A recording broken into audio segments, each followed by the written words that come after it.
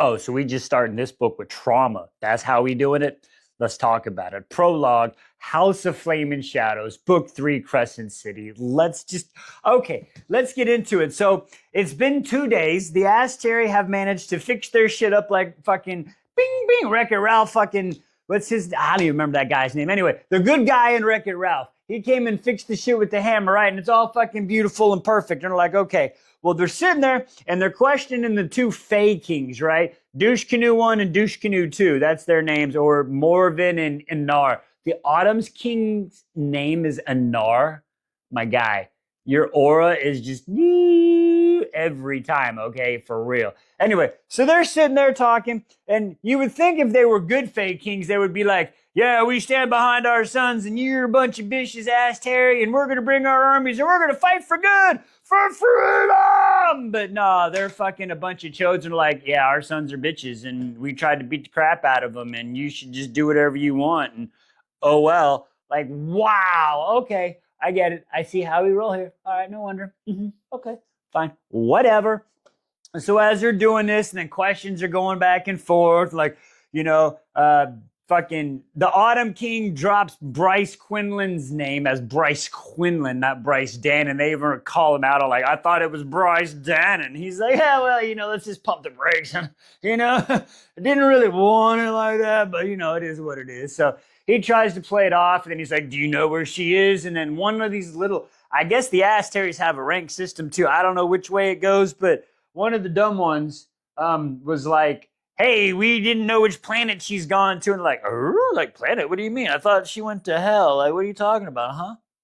Because the only difference is now in the whole Asteri Palace is the portal that fucking Bryce opened up, from what I understand, with two guards with white angels that are completely like fucking robot. Like, I will guard the portal, I guess. I don't know what they're doing, but they just standing there with their visor on. Kind of creepy, right?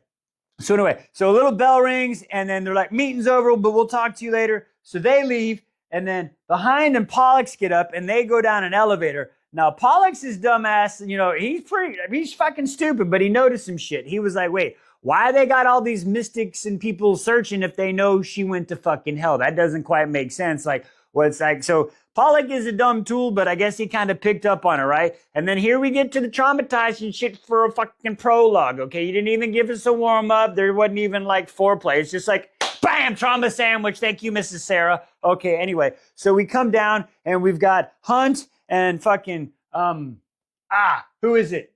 Farfig Nukem. Baxian. I couldn't think of his name for a second. And then we've got Rondanon, Crown Prince of the Valbar and Fae, and Rebel Spy, Prisoner of War. So they're all sitting there hanging, right? And they're all fucking hanging up, and they've been beaten, whipped, and it's not pretty good. And it's got to be super hard on the Hind, because let's be honest, she likes Rondanon, Crown Prince of the Valvar and Fae.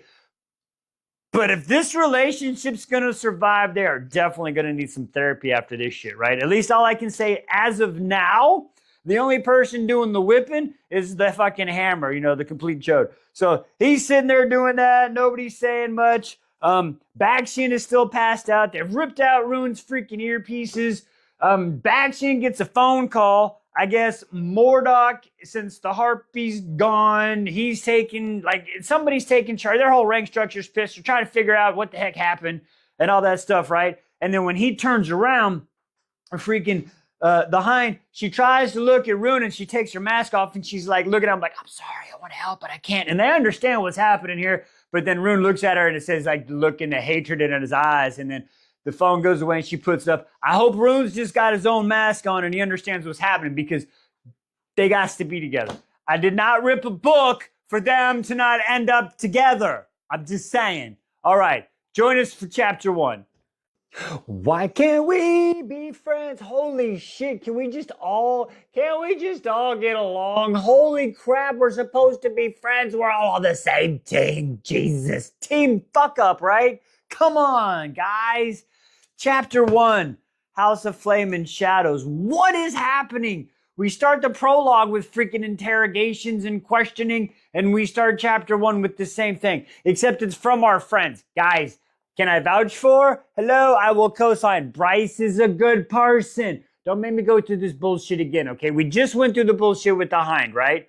Bryce is a good person, Reese. Amron. As I'm gonna need you to chill your tits out a little bit, As. Okay, let's talk about it. So they've got freaking Bryce, what I can assume is under the mountain in the little dungeon, okay? I don't like it. I don't like her there. She shouldn't be there. And they're playing fucking 20 questions. At least when she looks over, there's no like scary torture stuff, right? They're like, we just trying to have a conversation. And I get it. A person just fell with a sword from the sky, landed on the front lawn. Like, you got to be a little bit worried, right? But anyway, digressing. So they're asking her questions. They're trying to get through this. Reese is mind translating to fucking Az. Amron's trying to translate. They're trying to figure out what's up. Bryce doesn't know how much info to give up because she doesn't know if they're good, they're bad, they're indifferent. I mean, I see it's a conundrum, okay? We're in a big ass fucking conundrum. So finally, Bryce is like, you know what? I got to get back. I can't find. So she gives him like 75% of the story.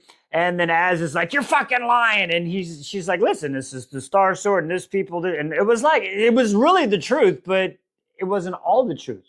So it happens. And then they start talking. Then it's like, okay, this, that, and the other. And it's like the truth. So basically we find out after everybody talking through the bullshit and the history lessons, we find out that apparently the Asteri used to be called the Daglin. Okay. The Daglin. And the Asteri. But Reese and Amron, they don't have fucking history on that shit. It's so old. They don't have the history no more. Just songs and legends, right? So they're sitting there trying to work this out. And then at this point, one point, freaking Amron's like, just go into her fucking mind. Jesus, Reese. And Reese is like, no. And she's like, oh, you can fucking mind talk? Like, yeah, I can see, like we don't do that no more. Thanks, Pharaoh. This could have been a whole lot easier if Pharaoh wouldn't have made Reese a good person too. Like, Jesus. Anyway, digressing. Reese, you needed to change. You were a little bit rough around the edges, okay? You were a good dude, but okay, cleaned you up a little bit. Kind of like Twisted Liz is trying to do to me. She's doing good, but this is a project she'll never finish. 95% the whole way. Anyway, digressing. So they're sitting there and they finally get this out and he's like, okay, we're not going to do that. And then she's trying to explain to him and it's just not working out. You know, it's like when I try to explain to you the stories. I try my hardest, but sometimes the words just don't come out right. So finally she's like, you know what, fuck it, screw this shit. Here, fucking look at my hand and shit. And they're like, what the fuck? So Reese is like, you know what, bet. So he fucking winnows out and she's like, oh shit, you can teleport too. That's so cool. They're like, well, we call it winnowing.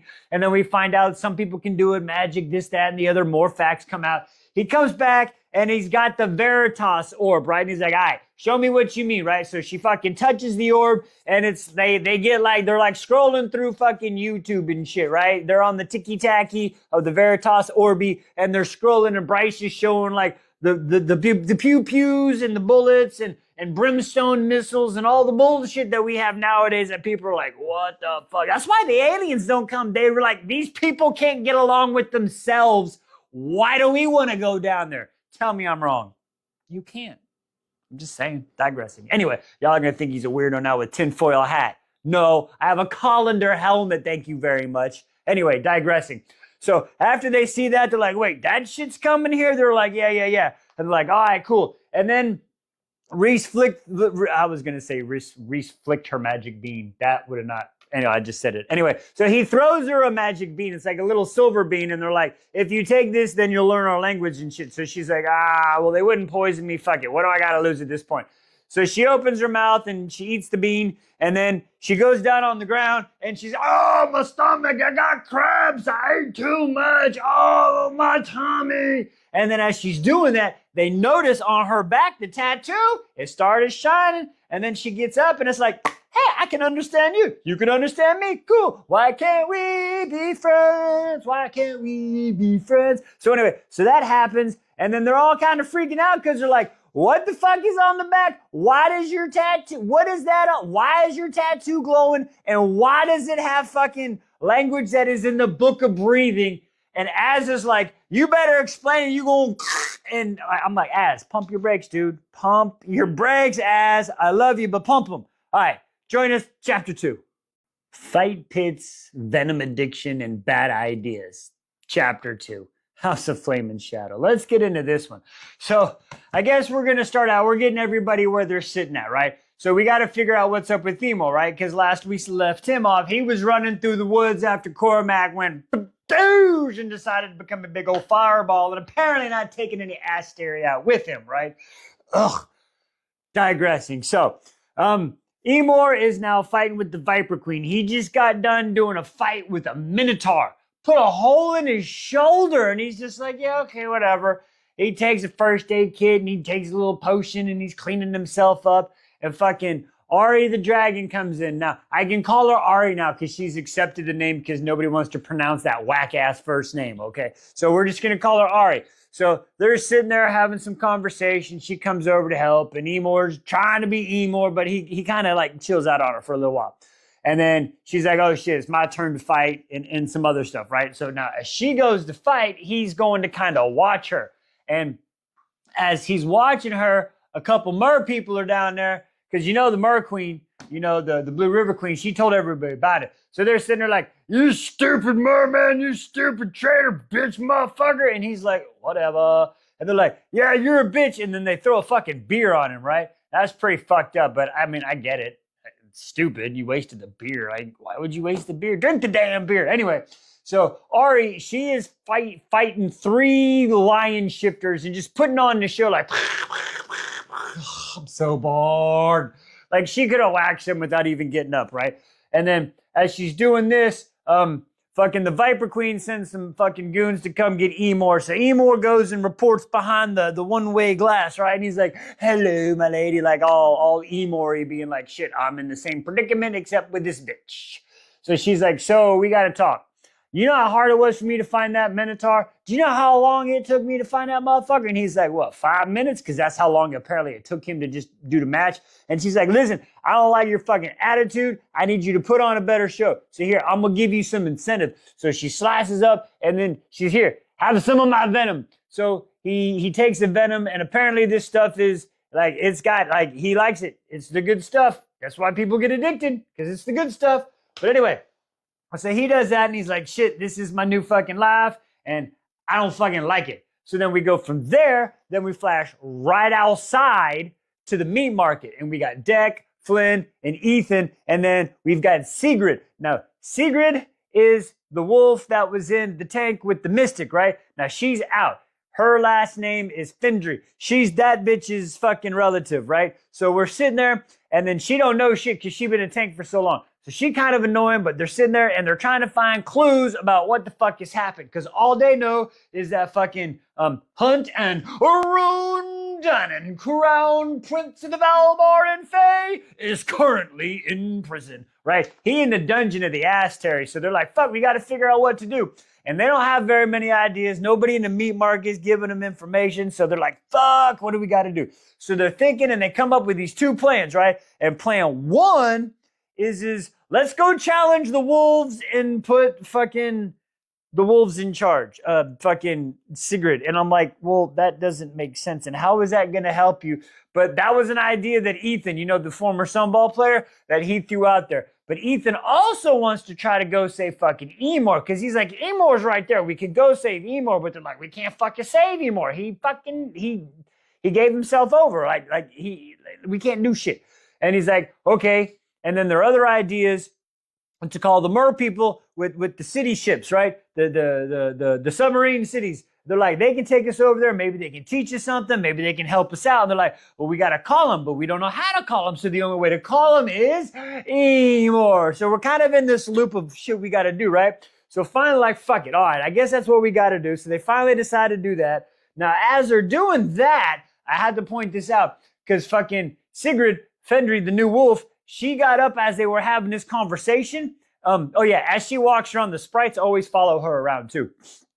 And she doesn't like to shower because she just makes her think about it and she's not sure about the stuff. And it's basically like when you see all those movies, like when they bring the man out of the ice and he doesn't know what the fuck, like, what is an emotional support sword? That has no concept of that. But anyway, okay, digressing. So they're going through that stuff and she looks at the opal and she's like, what do you mean? How do you know it has luck? How do you know the colors signify something? I don't know if that means something, but it was italicized, so I had to pay attention to it. So they pull her back from that, and they're like, all right, we're going to go talk to fucking Emor. He can't leave, but we can at least go in to talk to him. So they go talk to him, and when they're doing that, now there were some looks between people like Mark and everybody else. There are all these kind of looks. I don't know if something happened and I just didn't catch it. But when they knock on the door to get into the Viper Queen's meat market fighting pits thing, it fucking ended with there's a knock on the door opens, and then there was a scent of converging wolves. What the fuck is happening? I don't know. Join us for chapter 3, not part 3. Okay, I'm just going to need everybody to get on the same wavelength really quick, okay? I'm tired of this bullshit. We are all on the same team. House of Flame and Shadows, Chapter 3, okay? So we got Bryce. They're still trying to talk to her and figure out what the fuck's up with Bryce, right? Now they figured out that her tattoo is in the Book of Breathing, and they're like, is your shit made? What the fuck? How you do that? She's like, listen, I was blackout drunk. I don't know. My friend put it on me. How did your friend put a made piece? She's like, motherfucker, what do you mean? It's like me trying to read these stories sometimes. I'm like, what do you mean? I don't know what you mean. Once you explain it to me, I'll understand. But right now, I don't know what you mean. And then they're like, well, let's go get fucking Nesta. Oh, my girl Nesta. I love me some Nesta now. So fucking Reese winnows out, goes get some fucking Nesta. Nesta comes back, and she's looking at the tattoo and like, do you realize since the maid and just that and the other? And is like, yeah, we got the maid. And he's like, all right, cool. And Nesta notices that Bryce is like, you know what, fuck this shit. I'm about to just pop off. Maybe I can take him. And she's like, you can't. Don't stop. You not on your bet. I don't know if current situations, if Bryce could even take any, I don't think it would happen. But anyway, digressing. So she's like, okay, cool. And then, but seriously, they're at this whole, like, they just need to help me help you type thing. They're not talking the same language right now. Even though she took the magic bean pill, they're still missing it out. What does made mean? What do you mean? I don't know what it means. So like, all right, we got to figure this shit out. Reese noticed that she's tired. She needs some stuff. She's like, all right, we going to leave. We going to go talk. We come back to you later. So they leave. And they leave her in the room. They bring her, they got the magic with the food there and this, in printing and shit. So they got the magic there with the food and she's eating. And she tried to open the door once and it opened. It's not locked, but it got the black, the blackness and the stars and it could be a word. She's like, do I try to escape? Do I stay here? Fuck it. So she's sitting on the ground and she's throwing peas in the big grated hole at the big scary monster going, what the fuck are we going to do? Oh, and when they left, she asked Az, like, where the fuck is my star sword? He's like, it's cool. It's safe. Don't worry about that shit. And then we flash back over to the meat market right now. They just fucking knocked on the door to open the door and the convergence of wolves. Ow, ow. So they're like, shit, we only can do a couple things. We either stay and fight. We don't know how much it is. And we don't know who it is. And then they realize it's fucking Emil. That's like the second baddest wolf pack in the town. Like, fuck, I don't know if we can fight them. So maybe we got to run. But we can't go fucking hide nowhere because, Rune Dunn, Crown Prince of the Valbar and Fae. Well, since he's a prisoner with the Asteri and we're like his good buddies, we really got no place to like be safe and stuff. So like, fuck.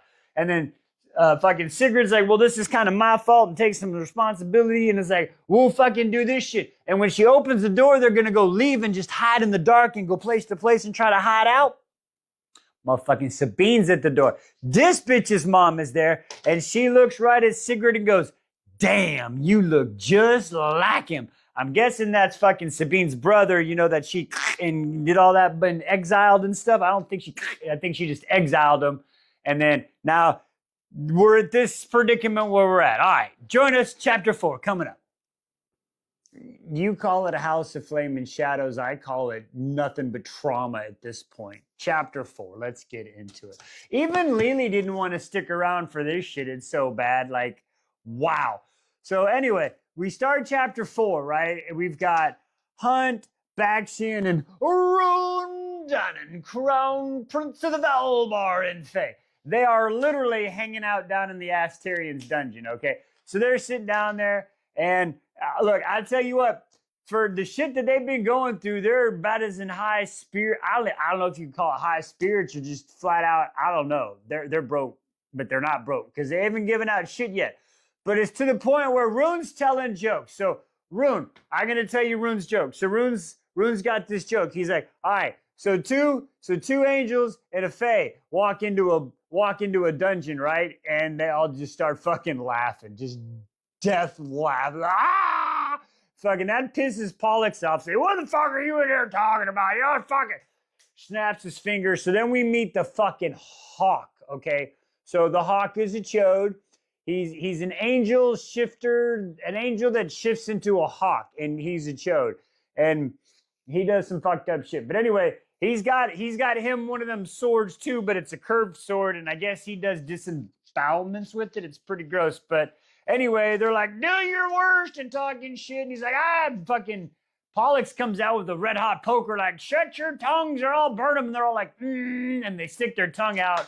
And then as that happens, then the hawk comes in with his little curvy sword. And I guess he goes to Rune first because all of a sudden Rune looks in the corner and he sees these shadows, kind of like Cormac's, but a little bit not. And all of a sudden he just hears, night, night. And the motherfucker wakes up on the mental bridge, which tells us that this man he's like that far away from being okay, even though he's immortal, he's like that far because he can't fight it no more. So he's on the mental bridge, and the Hind is talking to him like, "Are you man? I can't believe they did this to you. I want to help you, but I can't." And Hunt's like, "Listen, fuck off. You're a bitch. Why you let this happen? You do this shit to all the other people." And she's like, "Listen, Rune, you have to know." And he's, "Don't you fucking call me by that name. You call me that name." And she's like, "Please listen to me. You have to understand." And he's like, "No, I'm not fucking talking to you. Fuck off, bitch." And he just kind of like rolls into the water, into the mystic waters of the mental bridge. And that's where we end the fucking chapter. I don't know. I'm only 64 pages in, and I'm about to put the fucking colander back on because y'all got me scared at this point. Anyway, chapter 5, join us.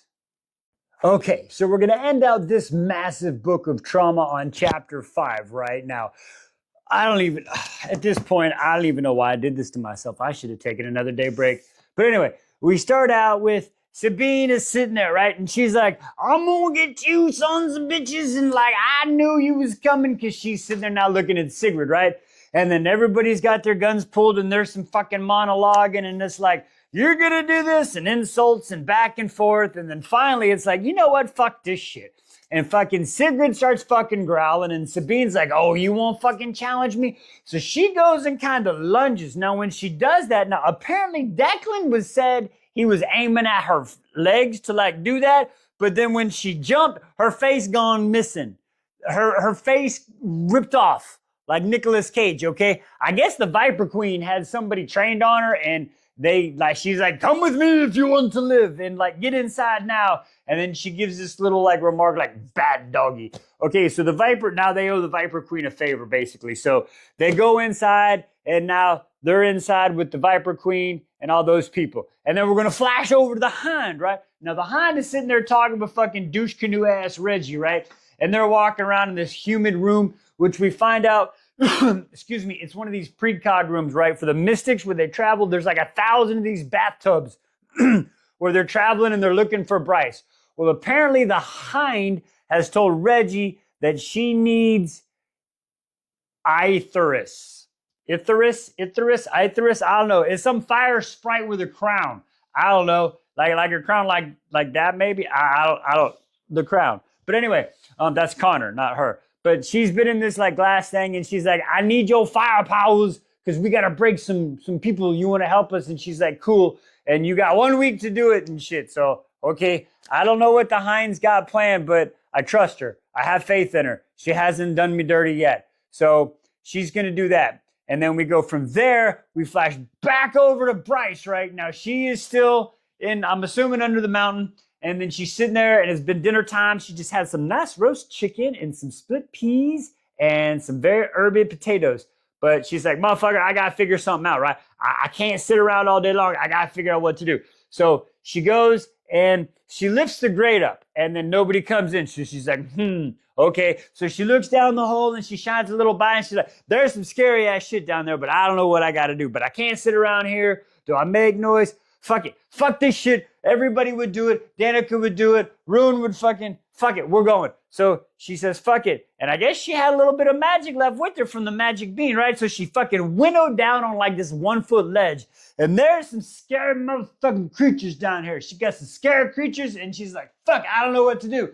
So she's kind of looking around. She's like, shit, maybe I should go back up. And she can't go back up. She got no magic. She can't winnow. Maybe she needs some salt. I don't know. I'm too tired to winnow right now because I'm just like her. It's draining. It's like 1 in the morning, but I love it. Anyway, digressing. So we come and she's there and then she's like, she's turning. Oh shit, there's a tunnel. Oh, there's another tunnel. When I turn this way, my shiny light is not too shiny. But when I turn this way, my shiny light is super shiny. Oh, wait a second. I was told that my shininess would fucking guide me to people who are my allies. And she looks down and wait, it doesn't, maybe these little scary things are my allies. You know what? Let's figure it out. Let's try it out. So she said, fuck it. What's the worst that could happen? I could myself. So she says, fuck it. So she goes down and they're like, but they don't do nothing. They just kind of walk and they kind of move out of her way. All right, I like where this is going. And she's like, well, fuck it. I guess I'm going this way because the light says to go that way.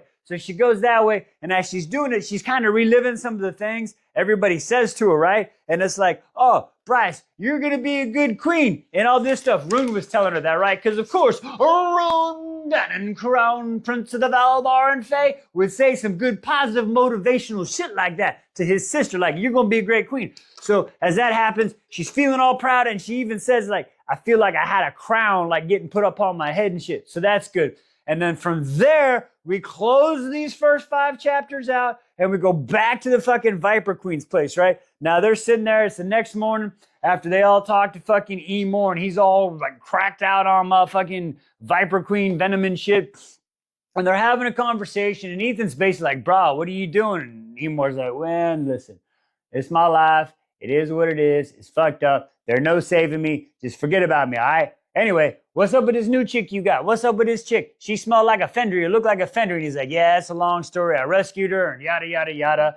And they're like, oh, shit. Okay, so what are we going to do? I don't know. But again, don't worry about me. Figure out what y'all going to do. Okay, cool. So then he sits there and then Ethan goes and talks with fucking the new wolf. God, I keep wanting to call her Sabine, but it's not Sabine. It's Sigrid. So he goes, talks to Sigrid. And Sigrid, remember, she don't know none of this stuff. And he's like, why are you doing this? And well, if you rescue me, why do we go to your buffoon of a friend's house? And he's like, hey, those buffoons are some of the best fighters and the people that are trying to help you. Shit might not be going good right now, but we're going to fucking figure the shit out, right? And then she's like, all right, well, I guess I'll trust you, but we're going to do better. I guess we're going to call them Team Fuck Up Team B, because that's what this is right now. I don't even want to know what's happening. I mean, I want to know what's happening, but I'm so scared. Everybody's getting hurt. Nobody knows what to do. And fucking Bryce is with some good people, but they don't trust her yet. So I don't know. Anyway, join us tomorrow, 6 through 10. All right, folks. Hey, this thing on? I don't know. So that was my impression of Bryce lost in the tunnels beneath the Hue City today on House of Flame and Shadows, Chapter 6. All right, so you got the gist of what happens in this chapter, right? Bryce, remember, yesterday she decided to winnow down into the tunnels and she's using her fucking Bryce Bear Stare Chest Star to fucking guide the way, right? And the little scary beast shadow creatures ain't fucking with her because she little chest, bleep, bleep, bleep, bleep, leave me alone, I'm a nice person, right? Like the hind, she's a good person. I'm just saying. I can't say that enough. Anyway, so she's going through and she's walking and they're not messing with her. And then she comes up to a door. Now, Bryce manages to open the door. She goes to touch it and the door opens and she's like, oh, wow, cool. The door opened. But Bryce, being very, very kind, very demure, very nice, she closes the door because she wasn't born in no damn barn like them kids in the 80s and shit, you know, where left the damn barn doors wide open, trying to AC the whole outside. That's why we have big old holes in the ozone layer and shit. Or at least that's what they told us on the news. Anyway, digressing. So she goes through here, and when she gets into this room, there's some more beasties, big scary ones, except they're behind bars, okay? So the beasts are behind bars, so she's like, holy shit, that was pretty scary. But we can do this. Where do I go? And she does a little chest slide again. Oh, we gotta go that way. So she fucking walks down, and she's walking for hours. Forever. All right. And then finally she's like, shit, I am tired. You know what? I don't need to stop, but I'm going to stop. So she sits down, stops.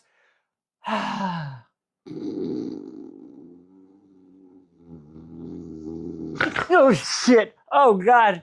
Wakes up a few hours later, and guess who's sitting there looking at her? It's our main girl, Nesta. Man, I tell you, I miss me some Nesta. Nesta, woo! Anyway, so Nesta's like, so here's some water. You're completely exhausted. Now, we can do this one or two ways. You can go back to where we came from, or, you know, oh, and she gave up. This is where she found out. She said, you go back to the prison in the Hugh City, right? Or we can do this the hard way. Now, Bryce, instead of reaching out and trying to be friends, Bryce is going to do it the Bryce way, or the Aelin way, or the Pharaoh way, or even the Nesta way. Let's just be honest. All of them are going to do it this way. I don't know why I haven't accepted it at this point. Like, nobody wants to tell the truth. But anyway, digressing. So she decides to go light bright, and she big old shiny bright, right? So, oh shit, she can't see. Now, I don't know where this, did Nesta give? I don't remember Nesta having shadows. I thought she did, but maybe, I don't know. But apparently some shadows come up. So the motherfucking shadow, wah! They come and get her, right? And they attack her, and they get her, and they're on top of her. And Bryce is like, boom, and she gives another light bomb. Well, that knocks the shadows back so far. Bam, bam, bam.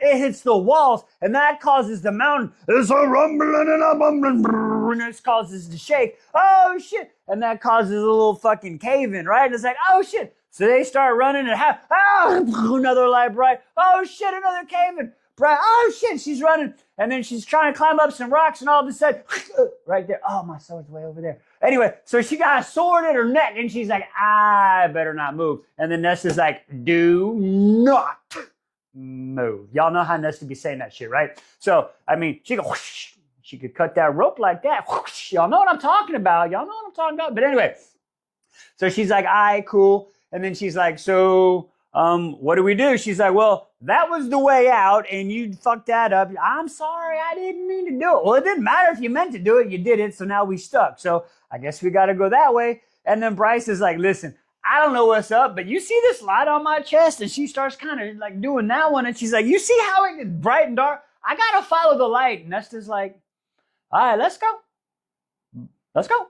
So they walking deeper into the unknown, right into chapter 7. See you then. Okay, I know that the Hind looks like she's being kind of mean right now, but it's for a reason. Trust me, she's a good person. Today, chapter 7, House of Flame and Shadows. Let's talk about it. Okay, so we start out with the Hind, right? Okay, so the Hind, she's got me a little sweating right now. I'm not gonna lie. She's looking kind of mean again. I'm like, don't go back to your old ways. Rune is still alive. Oh, hang on, I need my sword. Dang it. Ah! Okay, we're gonna keep that in because we need Rune Dannon, Crown Prince of the Valbar and Fae. Yeah, we don't see him yet. I'm assuming he's still in the dungeon, but you gotta be a good person for him. Save him somehow. And I think that's what's happening here. Because she's got a little sprite fairy queen, right? And she's going to the little torture room, but she's not going to the dungeon. It's more like an interrogation room. And this is where we learn that the sprite has like an eidetic memory, like, right? She sees it one time, boom, she knows what's happening. Like, I know it, like Sheldon Cooper times 50, right? So it's pretty cool. And then we also get her history. I can't pronounce her name. Don't even ask me to do that. Don't even try. Anyway, so we find out like she wasn't even queen for like 2 days. Like she became queen and then she inherited the crown from another group of fairies because their queen had passed and then it transferred to her group of fairies.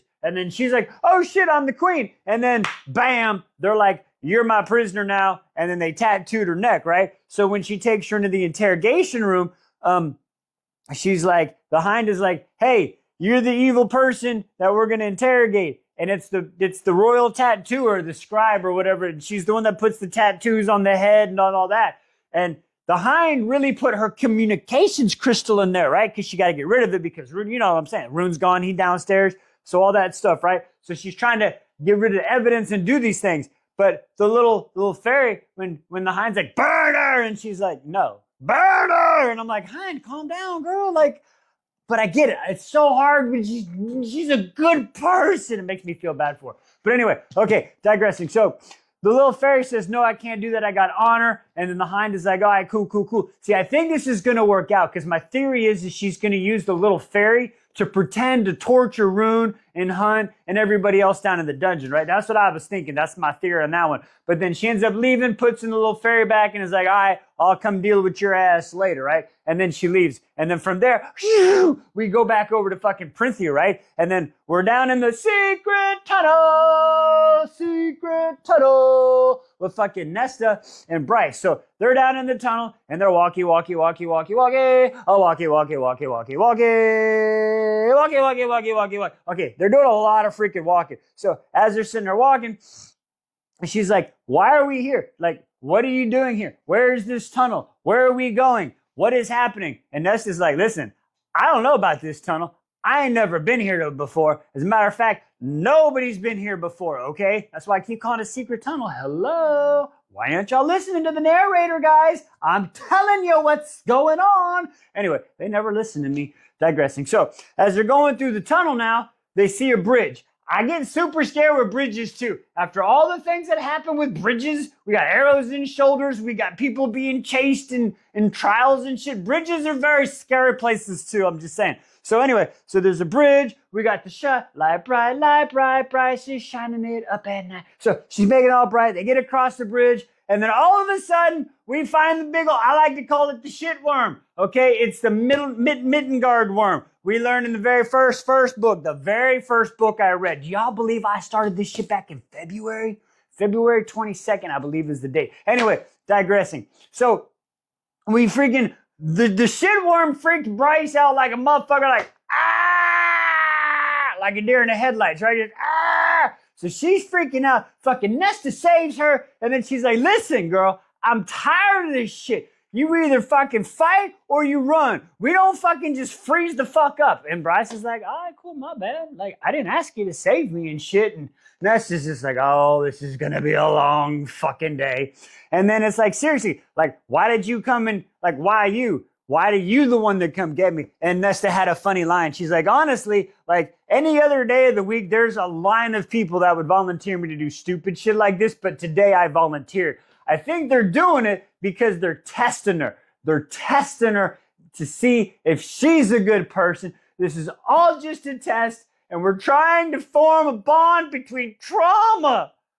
Why do we do this to ourselves? I don't know, but let's just continue the trauma in chapter 8. See you then. Okay, you figure by chapter 8 we would finally get a breath of air. No. We just still going. Bring on the drama, everybody. Here's some more. House of Flame and Shadows, chapter 8. Let's get into it. Okay, so we start out with fucking Rune and Crown Prince of the Belbar and Fae, Baxian and Hunt, right? And they're just hanging out. Okay, that was a bad joke. I'm sorry. I'm trying to make light of a bad situation here, all right? I don't know how to do it. It's my default. I'm sorry. Okay, so anyway, Rune and Baxian, they're racked out, passed out. Hunt's just sitting there hanging and he's looking around. Basically, he's like, I'm piece of shit. I should have done more. I tried to take on the Asteri once before and it fucked me up. And I tried again.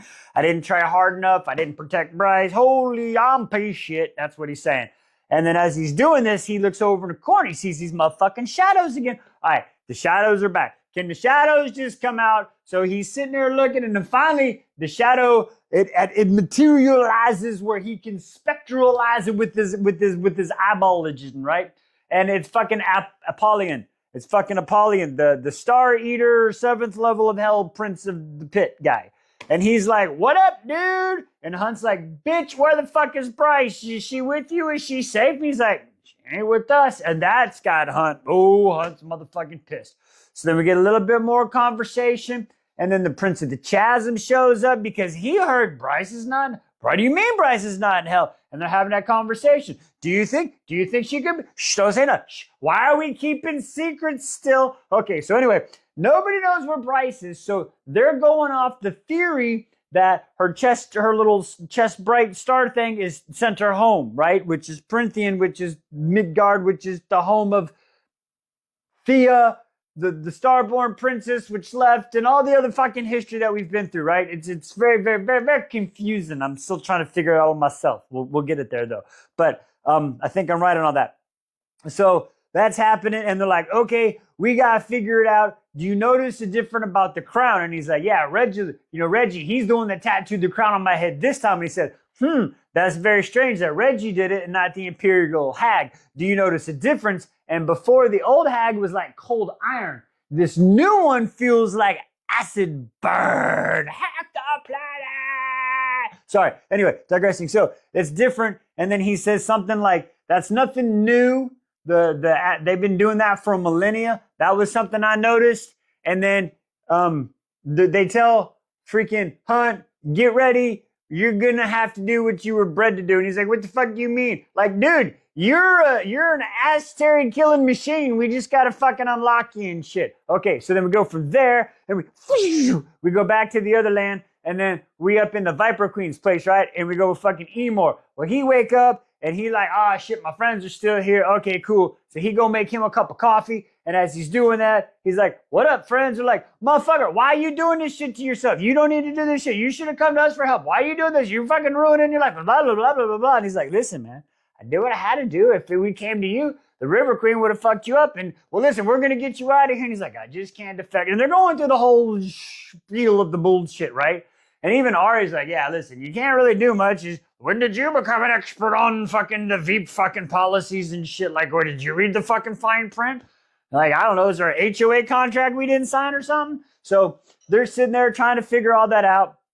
And then as they're doing this, Sigrid is coming back and it's like, wow, you really got these friends and shit. And then they hear the Vipe. She's fucking talking with somebody. And they overhear her say, I gotta go get the poison. It's in another place because it's not very well used. And they're like, And then Ari said some shit, and then she closed the door. I think she did that so the Hind wouldn't see her. I don't know, but it was very suspicious right there. So then that happened, and then as the Veeps walking by, Sigrid tries to woman up, and she's like, I'm a big man, scare wolf, let my people go. And the Veep's like, bitch, get out of here.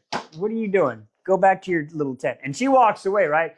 And then the door closed, and the motherfucking Hind, a good person. Listen, I gotta keep telling myself she's a good person. She's a good person.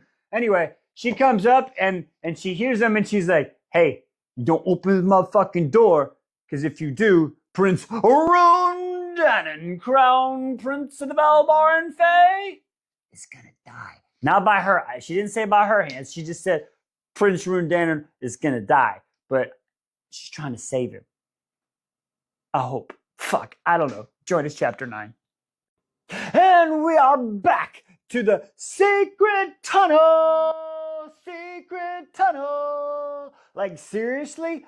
Do we know how many things we have found to be ancient and mysterious that we have found in this land of Printhia that nobody seems to fucking know about?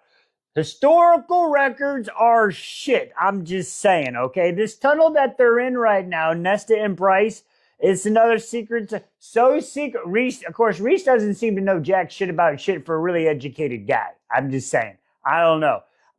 How do you not know about secret tunnels in the Hugh City? I get it, it's super old and shit, but did you not go adventuring?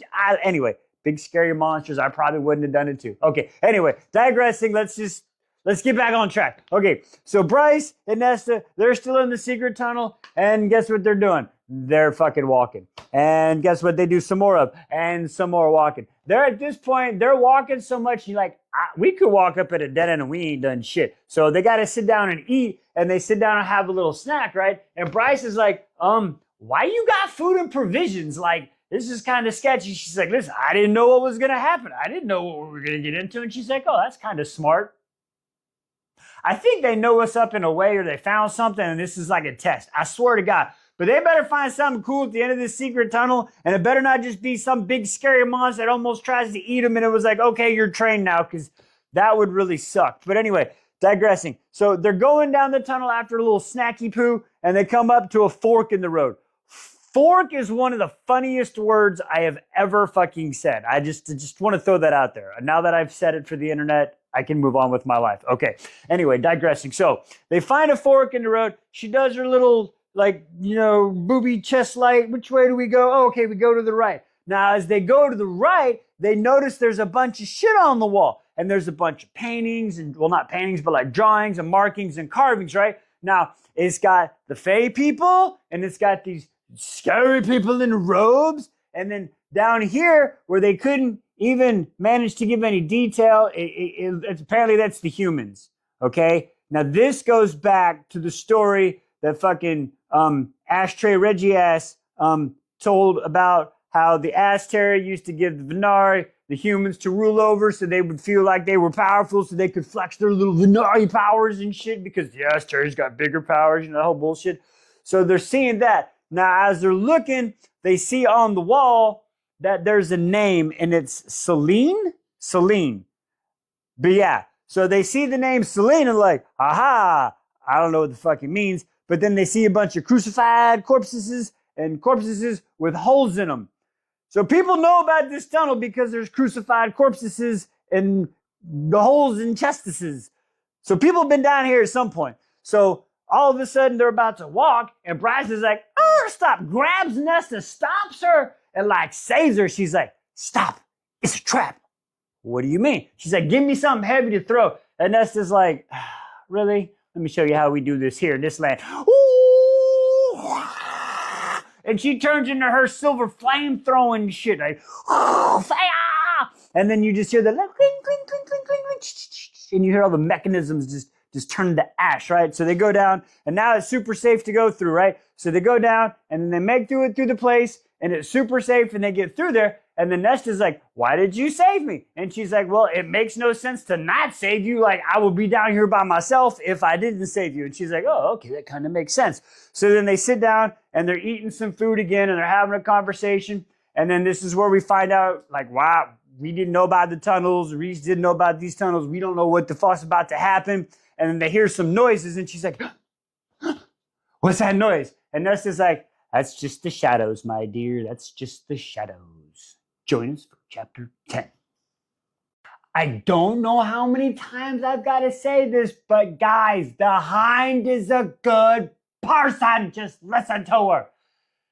Flaming Shadows, chapter 10. Let's get into it. Okay, so we're in the motherfucking meat market in the Vipe Queen's place, and the Hind just told him, shut the fuck up, don't nobody say nothing, or Rune's gonna die, right? Now the Vipe Queen's gone, and we get this conversation where basically the Hind is like, listen here, you sons of bitches, I'm a good person, I'm Agent Day, you need to fucking help me, and if you don't help me, we're gonna lose fucking Hunt, Bakshin, and Rune Dunnan, Crown Prince of the Valvar and Fae, and the guy that I really have a fucking thing for right now. So if you don't fucking help me, that shit's on you and it's gonna piss me the fuck off, and I'm gonna come and find you, and you understand? Hind is not fucking, I like her when she's like this. She loves Rune. That's all I'm gonna say right there. So finally, after all this back and forth, they're still like, fuck, I don't know if we can trust you and shit. Like, basically, and I get it. I get it, okay?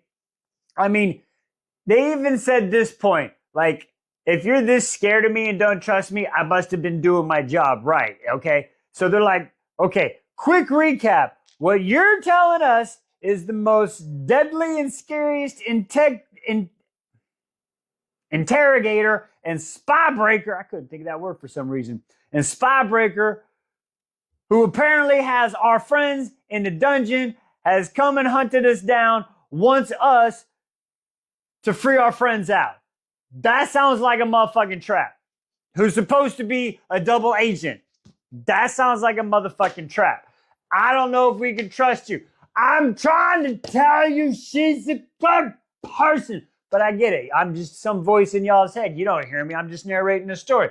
So Ethan comes out because him and Sigrid got sent the fucking away, right? They got sent away because they've been yappy. Ethan comes out and he's like, I smell Rune on her. And they're like, well, she could have rolled in the bed. Like, nah, it's a deeper scent than that. And then all this stuff happens, right? She's like, listen, in 2 days, Reggie's going to get tired. And again, if you don't come and help me, I'm going to come back and I'm going to kill you. That's just what's going to happen. Okay? That's what's going to happen. So she's like, all right, cool. So, And then as they're doing that, she saw the 3 little sprites, right? So she goes and she asks the sprites like, hey, your queen, is she a good person too? And they're like, listen, we really don't know our queen. We never met her, but our queen is honor personified.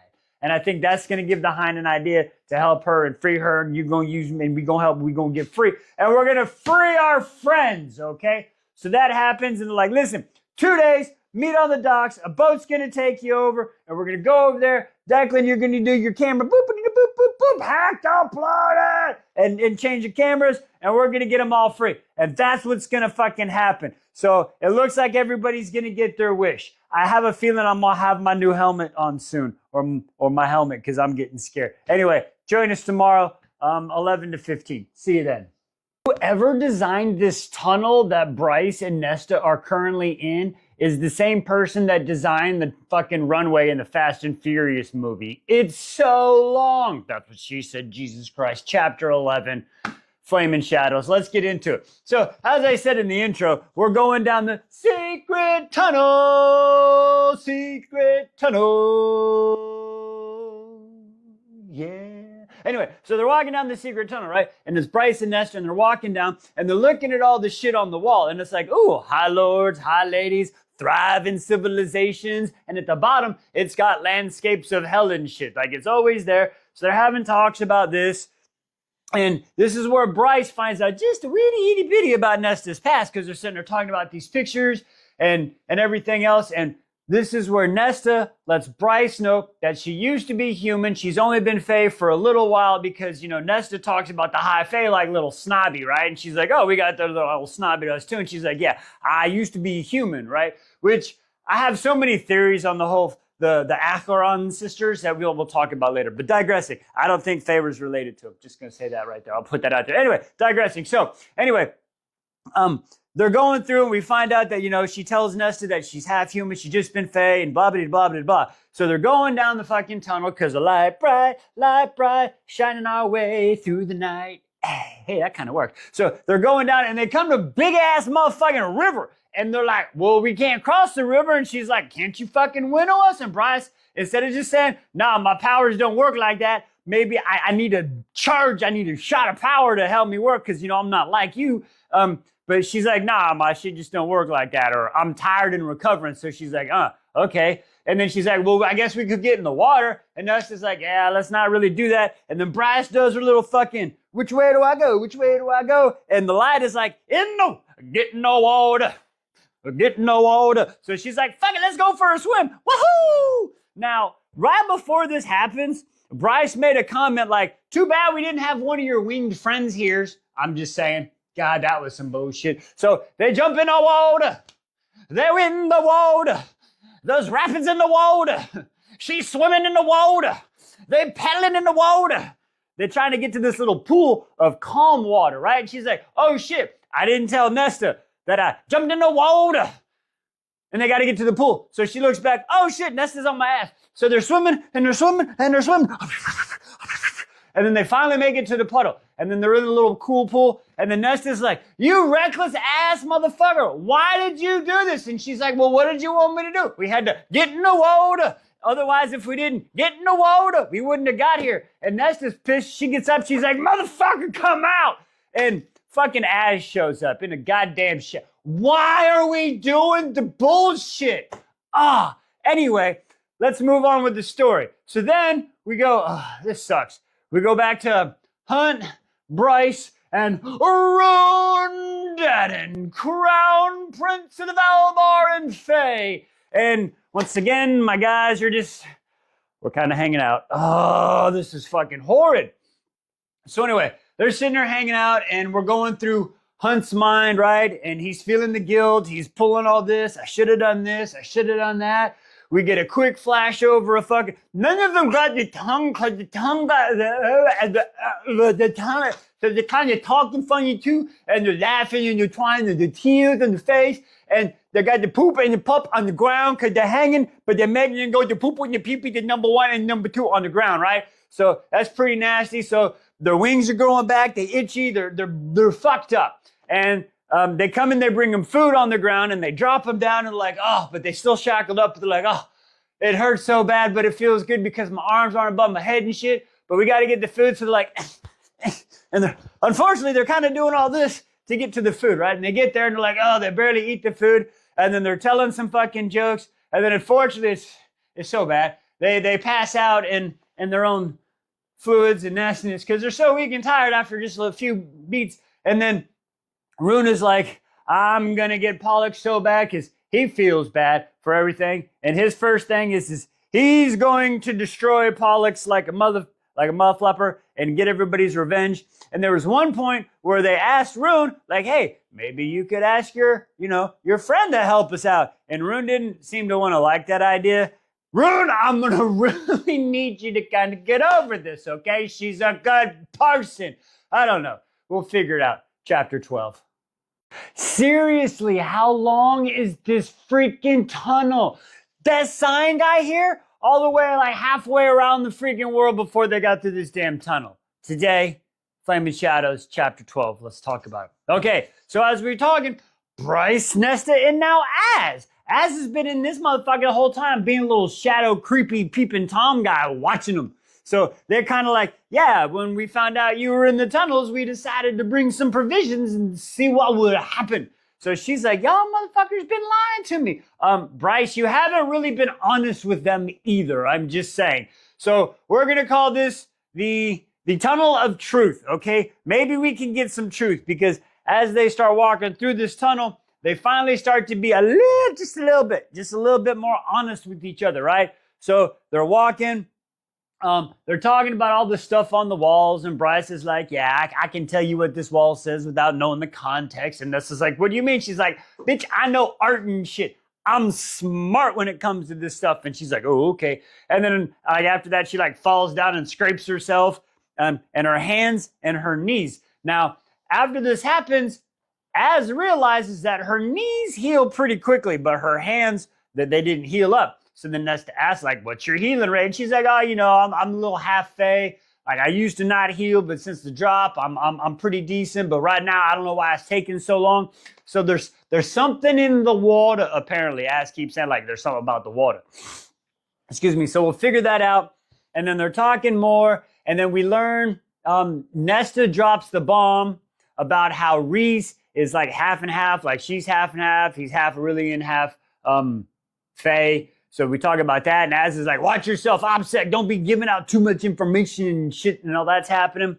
So then they're walking, they stop for the night, what they assume is the night, so they've been walking for, I think we're on like 3 days of longest secret tunnel ever. But anyway, so that happens, and then as they're sitting there, are you going to get in this? Nope, she's walking away. She's walking away. She's going around the side. She didn't want to be in the camera today. Sorry, folks. So anyway, so they're sitting there, they take a break, they wake up the next day, and they're walking down the secret tunnel again.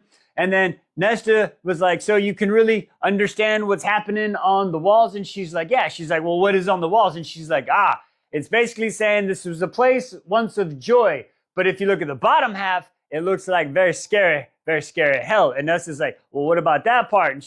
And Bryce is like, we don't talk about that because nobody wants to talk about that. We just want to talk about the joyous part. So there's that. Also, during this whole walk now, okay? Now, this is happening during the walk, but I'm going to put this to a side because it's very important. This is my version of italicized. I'm singling it out.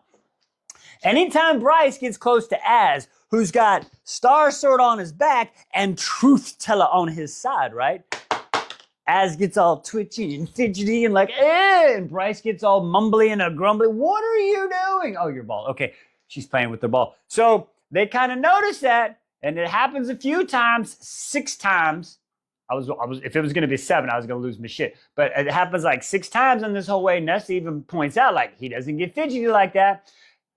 Why don't we try putting the swords together? Okay, I understand why. We are in a dark area in a cave. We don't know there could be a big explosion. So why don't we, once we get outside, why don't we go to like a mountain range where maybe not a lot of people are at and link them together? I'm just saying that could be an option. Maybe in the cave we're going to link it. I don't know. We're going to find out next chapter. Lucky 13. Let's do it. A few things I've learned since I've started reading fantasy books these last year, right? One, like Nesta says, something always happens and you just got to kind of follow it. And Two, as soon as you think you're about to find something, some shit happens and you're fucked. Let's talk about it.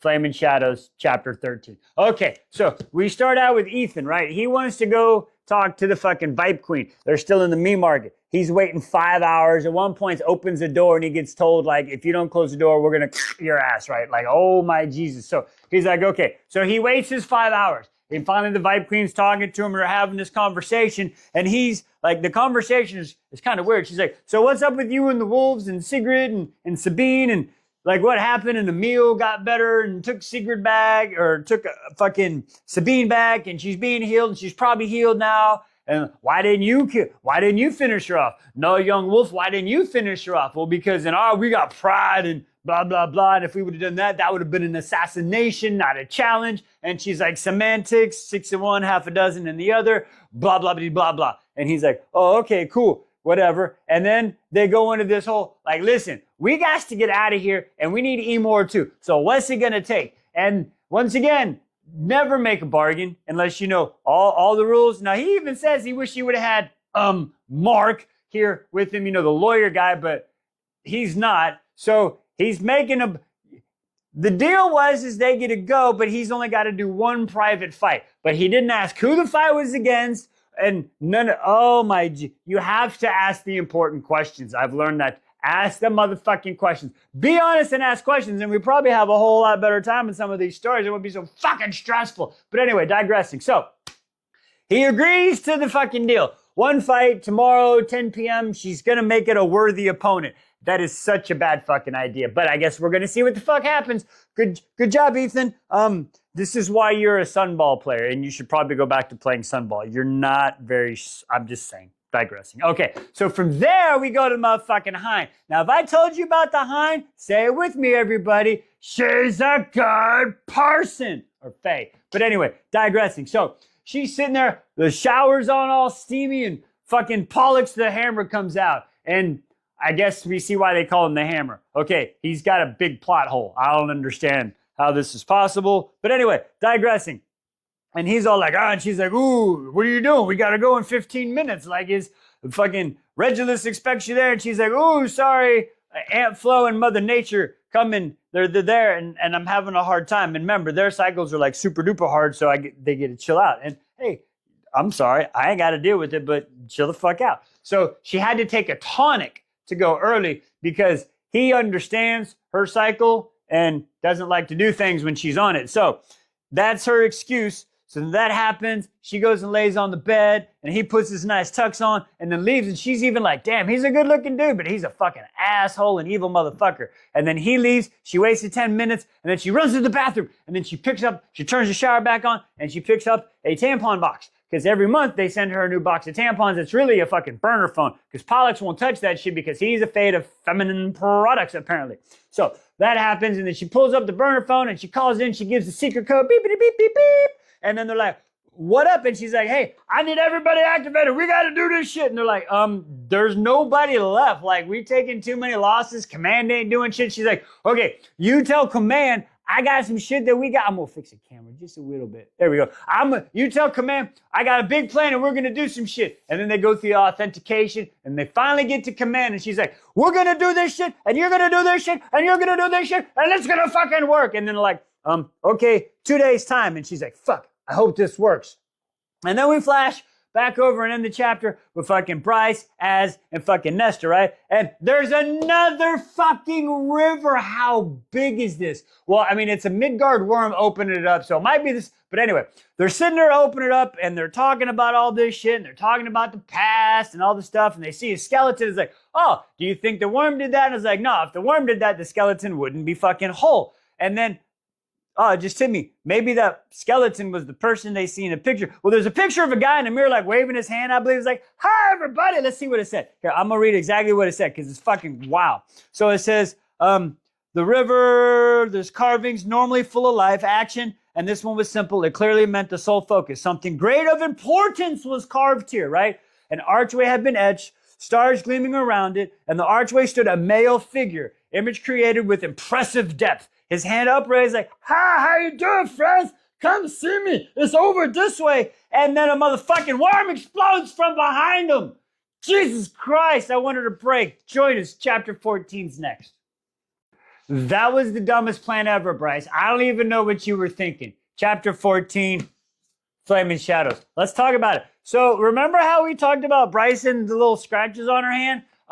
Yeah, she did that shit on purpose. Like, for real, and kept picking the scabs off and scraping it. She was calling the fucking worm. Bryce, this is the stupidest plan ever. So bad, after you called the worm and it starts attacking your new could-be possibly friends to help you save the world, you ran off and then all of a sudden you started having some regrets. And you're like, maybe that's not a good idea, so I should go back. And then you see your friends lying down on the motherfucking ground. That's not very good. That's not very good at all. Nah. But then when you get close, they got you. Like, what are you doing, motherfucker? You've been doing this the whole time. Yeah, sorry, my bad, but I didn't know what to do.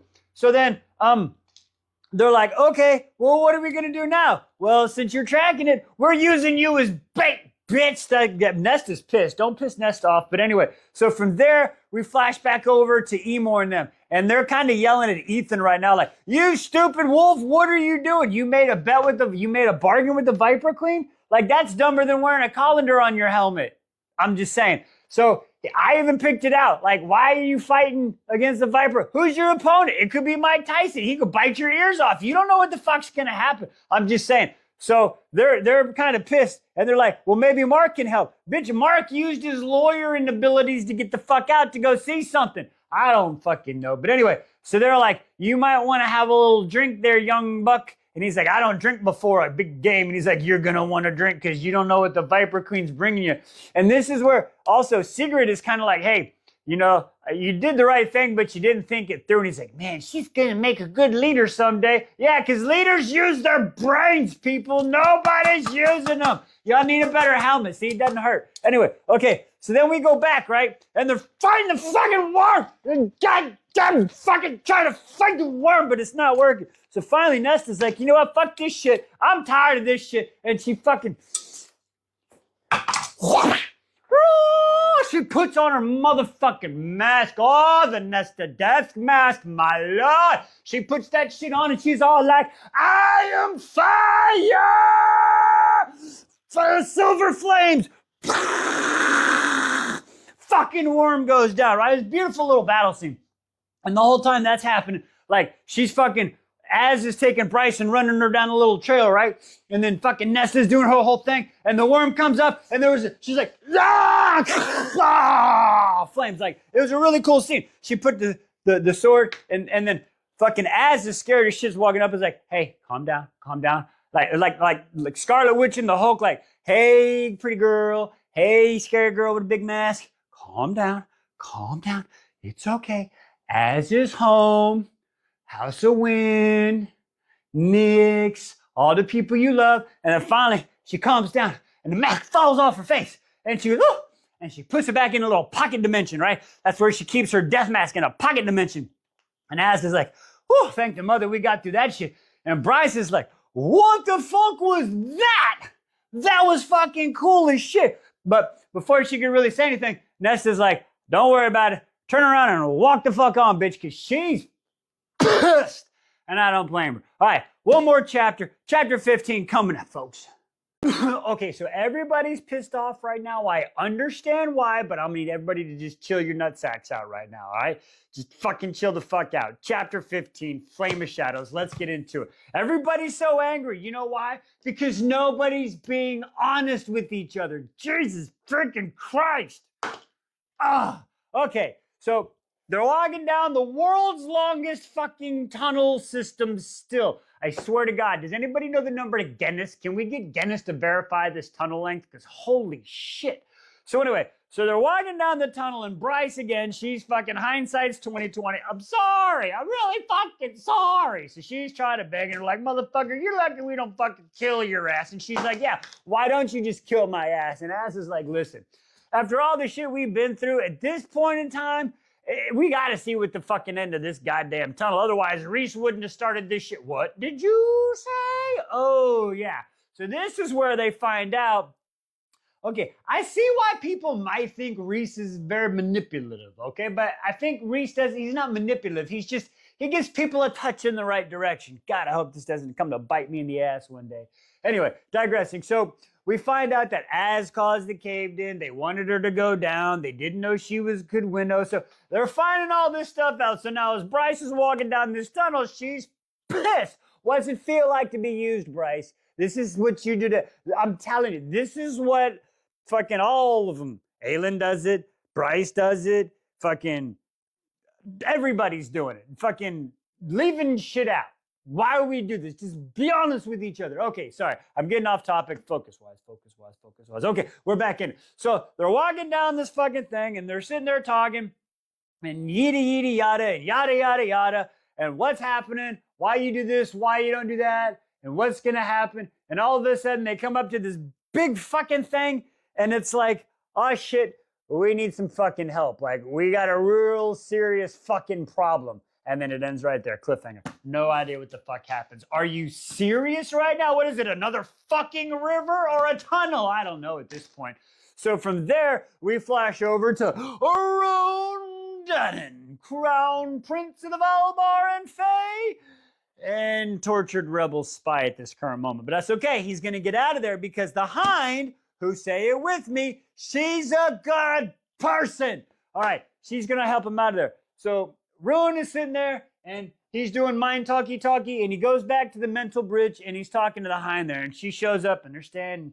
You can see she's like, fuck, I'm sorry, Roan. I'm sorry. I want to be a better person. I'm trying to help you. Listen, Bryce is alive. I got some intel. Bryce is alive. He's like, how do you know that? Well, they're talking. He says he got some info. So they're talking. Bryce is alive. Apollyon came to talk to us. Didn't seem to freak out the Hunt. She's like, listen, I know Bryce has got to be alive. And Rune's like, how do you know that Bryce is alive? And she's like, because motherfucking Reggie's got 1,000 mystics. Well, what do you mean? And she's like, listen, motherfucker, use your brain. I know you're getting tortured right now and you're mad at me, but you're a smart person, Rune. Use your brain. He's got 1,000 mystics that normally are doing 1,000 jobs. Now he's got 1,000 mystics doing one job.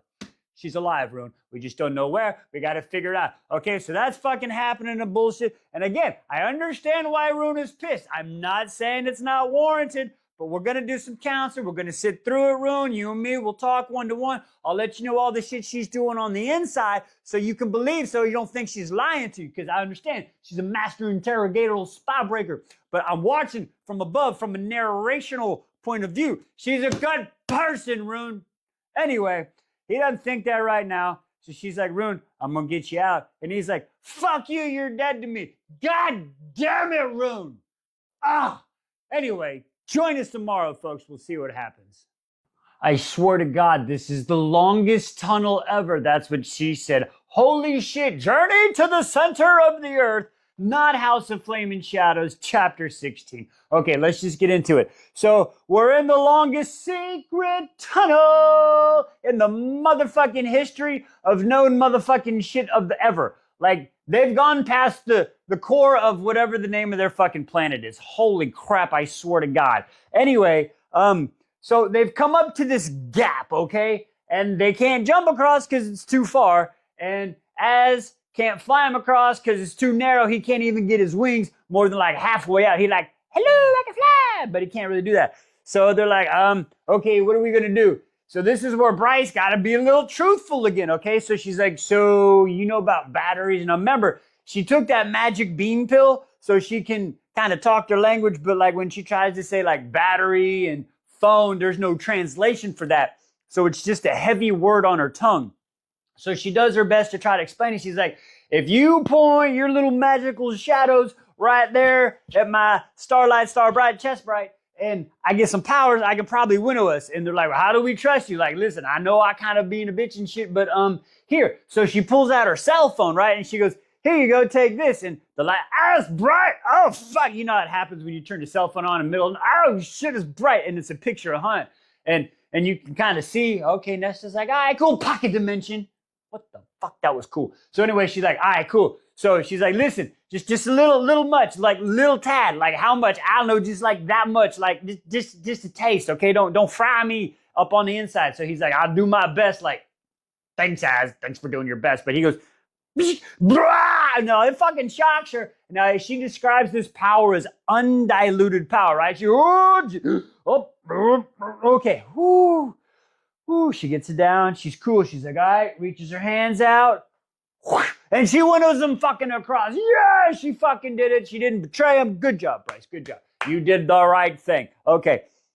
So now they've made it across, right? So now after they've made it across, what happens? Oh yeah, they make it across. Now they start walking again. Here we go. Holy crap, they're walking. So as they're walking, she's like, here's your phone back. And she gives her back her phone, and they're having a conversation, and they're looking at all the shapes on the wall and stuff. And we see the cauldron. So they tell her about the cauldron, and that's where all things are made. And she's like, I don't have that, and I got this. And then they're walking down more, and then we see a picture of fucking Malrama with the motherfucking 3 stars, right? And then they're walking again, and they're walking, and then she's trying to explain tech to him, like how a phone works. Like, it takes like the phone, you hold it up, and then you press the button, and somehow, I don't know how it works, but it takes a little, a picture. It makes a picture of a snapshot in time, kind of like if somebody were to draw it, but it's instant, but I don't know how it works. And then, like, you can call, but she's like, Nesta's like, ooh, you can mind talkie-talkie with people? And she's like, well, not really. Like, this device can call another device, and then we can talk, and our voices go through an instant time. But again,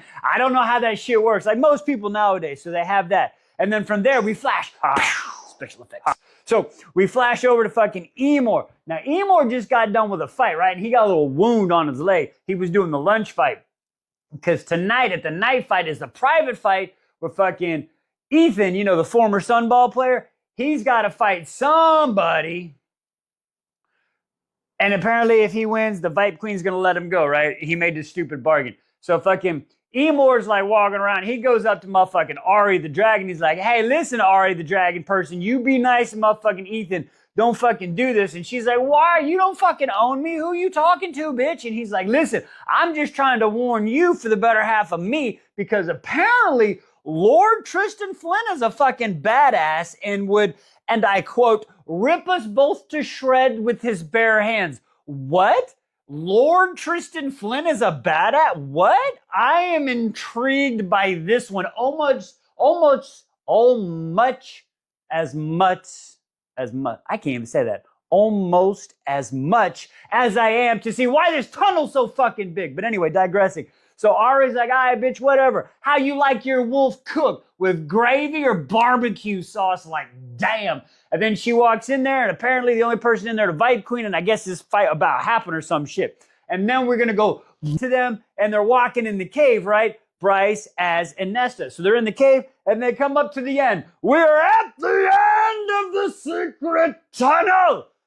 And it's a big metal fucking door. And on the big metal door is the 8-pointed star.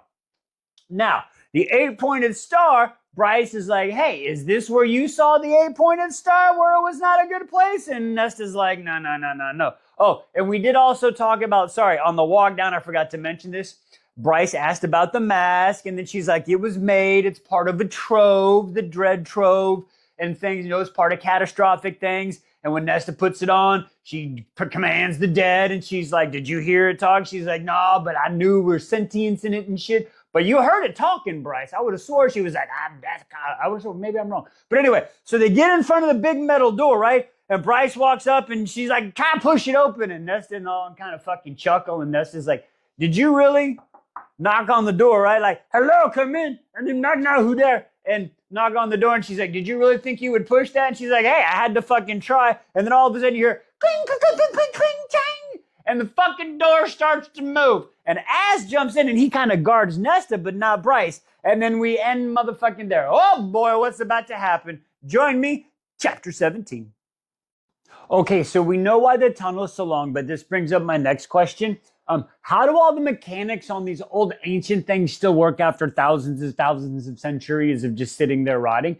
Makes no sense. Let's talk about it. Flaming Shadows, chapter 17. So we've gone to the end of the secret tunnel. Secret tunnel. All right, so we've been walking fucking days, okay? I don't know how long exactly, but they came up to a metal door and it fucking opened. So they go inside the metal motherfucking door now, right? And then as they go inside the metal door, they're like, ooh, wow, this place is ancient and dark and mysterious and very dry. So now they come in here, and Bryce is like, what the fuck is this place? And everybody else is like, we call it the motherfucking prison? Okay, that kind of makes sense.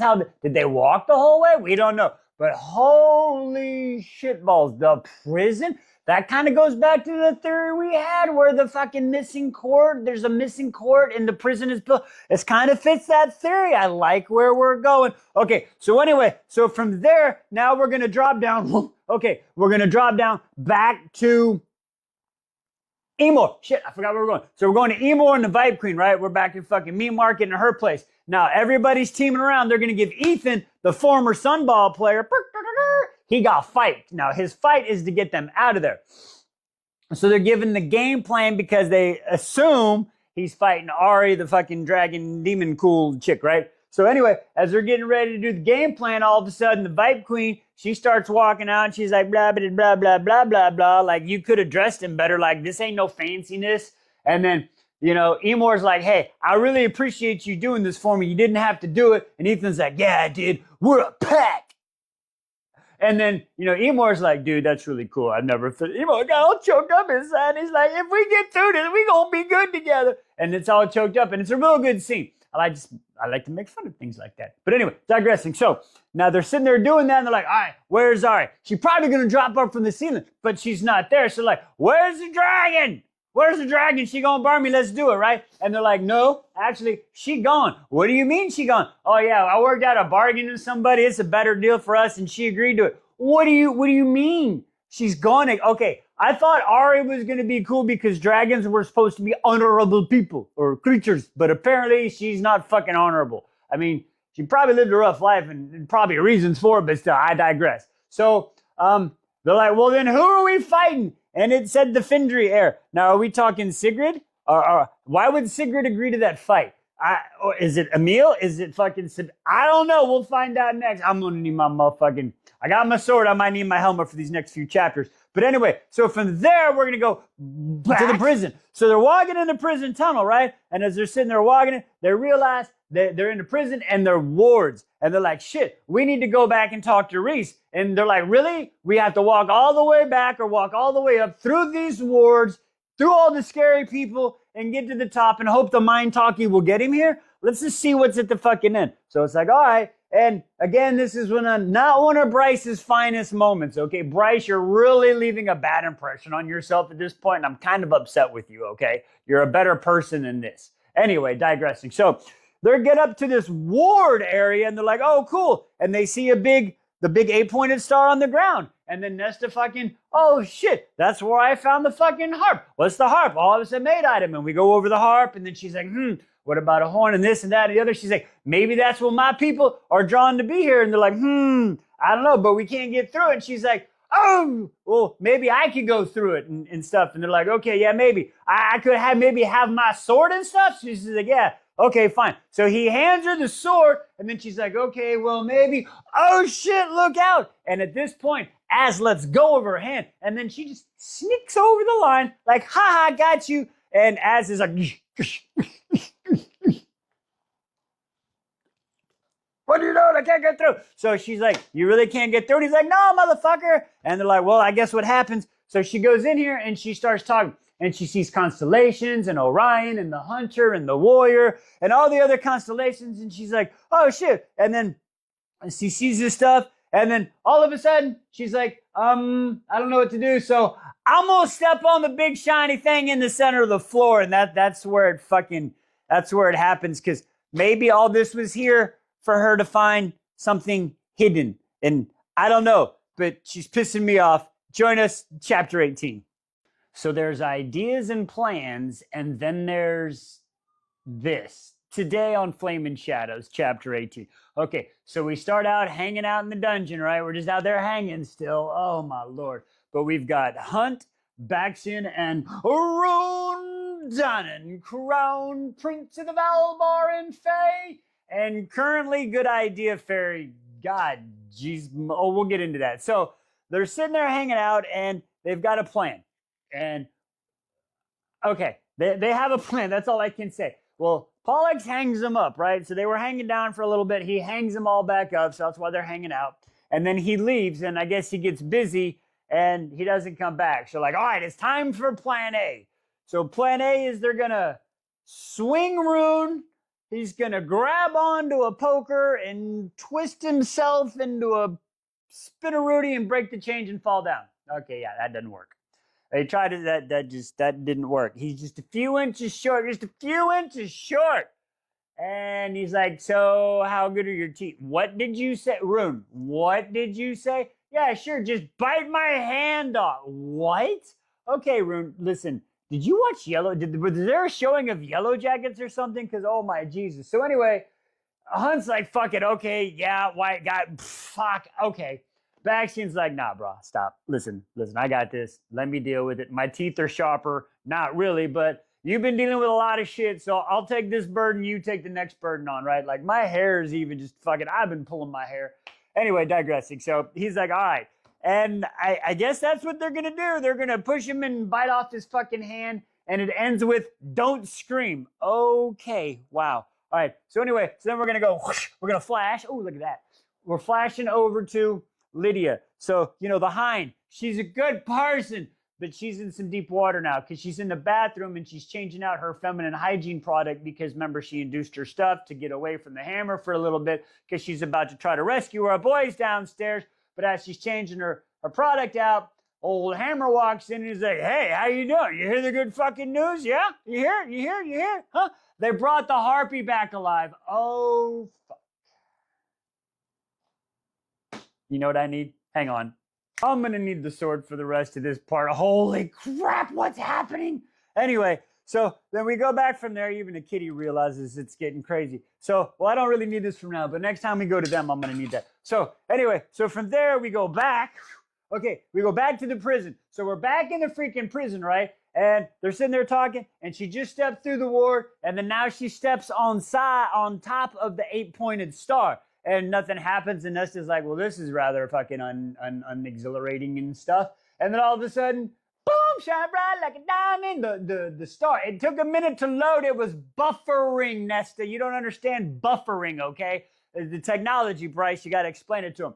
So a few minutes, it starts lighting up, and then she starts, and then all of a sudden, it's like, boom, we got a movie going on. A fucking hologram image pops up, and it's the beautiful girl, Celine. Now, remember Celine? We saw her on the murals at the very start of this cave, way back in motherfucking the Hewn City, but we're now in the prison. Fuck. Long walk. But anyway, they're like, wow, that's a beautiful girl. And then she starts talking, and she's like, help me, Obi-Wan Kenobi. That's the different series. Sorry. She's like, hi, my name is Celine, and I want to tell you the story of my people. Our people were ruled by a bunch of fucking douche canoe assholes, and they like to fucking take our power and make us give a little teeth, and we'd have to fucking calm down, and they take our power. And anytime we try to fight them, the bitches beat us. Well, now I'm here to tell you the story of my mother, who worked and served behind these monsters for many centuries. It is Thea. And we fucking end there. Jesus Christ. What is happening? I don't know, but join me, chapter 19. So you know that saying there's 3 sides to every story? Bryce is literally figuring that out today. Flame and Shadows, chapter 19. But before we get into that, Lydia's finding out her world's getting turned upside down. That's right. She just found out by the hammer through some secret project, fucking Ask Terry and Reggie, Jesus Christ. They're bringing back the fucking harpy. They've managed to get her fucking alive. I don't know how it happened, but they did it. So she's coming back. Should be in a few days. And then the hammer's like, to celebrate, we're going to have some shower fun. And she's like, but my cycle, he's like, I don't care. Like, oh boy, that's not good. So from there, now we're going to flash over, to fucking the fight. And we're back at the fucking Vibe Queen. And he's like, you got to fight Sigrid. He's like, I'm not fighting Sigrid. I told you, bitch, you didn't. Oh, you can't make a bargain unless you know what you're bargaining for. Never leave it open to interpretation. But anyway, she's like, well, if you don't fight Sigrid, then you're not leaving. Ha, ha, ha, ha. Winner, winner, chicken dinner. And Sigrid's like, fuck it, I'll fight. And then, what did you say? So I guess Ethan, the former Sunball player, is going to fight Sigrid the heir. I don't know what's about to happen, but okay, let's do that one. And then we get the fucking history lesson. Now listen, hey Bryce, ooh, sorry about that. You asked for the truth. Well, here's the motherfucking truth. You know how it says, you want the truth, you can't handle the truth. But we're going to get the truth. So I'm going to try to give you a rundown of the truth. Here's my very, very, very short hand version of it. Okay. Whew. So it starts out where Thea, she served the Daglin, okay? And then the Daglin had the trove. And the trove consists of the mask, the harp, and the crown, which we knew of, but also the motherfucking horn. Now, Nesta got the mask, the harp, they moved that, because remember, we used the strings before, and the crown with the witches, the witches, right? I believe it's with them. And then the motherfucking horn, which is now on her back. Okay, so from there, the Dag were always arguing over the trove, so nobody really kind of used it, right? And then we find out that Thea had a secret love of a guy named Fionn. That was a secret love. And that's apparently, they were together and stuff. And there was the cauldron, and the cauldron was there, and the cauldron was good. It released the good. And then the Daglin made it release the bad. And then that was very bad. And then they fought the Daglin and stuff because she found the troves because they were too busy fighting it. So they used the troves to fight the Daglin, and then they won, okay? And then Fionn becomes the High King. And then Mom, Thea, took the land, the island, which is now what they're on, aka the prison, or Thur and Dusk, right? I believe that's how this goes. Okay. And then from there, they have Mom and Dad, Thea and Fionn, have argument over who the crown's supposed to happen to, because she finally had children many, many centuries later, and it just happened to be 2 children within the matter of 5 years. And then the arguments over who gets the crown, Mom wants to give it to this one, Dad wants to give it to this one, the older one, but it's not ready. And then motherfucking Dad leaves and has him a fucking Baratheon incident where he's going out hunting and shit and ends up getting himself fucking waxed. I guess falls into some water after he gets, and then the dad, it's really weird because he's not a very giving person, but as Thea and Peleus, who's the general, God, these things are so fucking hard to remember, are sitting there at the water, the Star Sword and Truth Teller comes shooting out, so they now have those, so she goes back, and now she's got the swords and the dagger and all the troves and all the power. Nobody else got no fucking choice but to kneel. She's a power-hungry bitch, apparently. So then she's like, we need to go conquer some motherfucking lands. And they're like, let's go conquer some lands. People are like, no. But she's like, yeah, we're going to go do this, and it's going to be good. So fucking that happens. And then Peleus, who apparently tricks her, gives her coordinates to what she thinks is a land that the Daglin really motherfucking wanted, but apparently it's really just the land to the Daglin, and he's tricking them.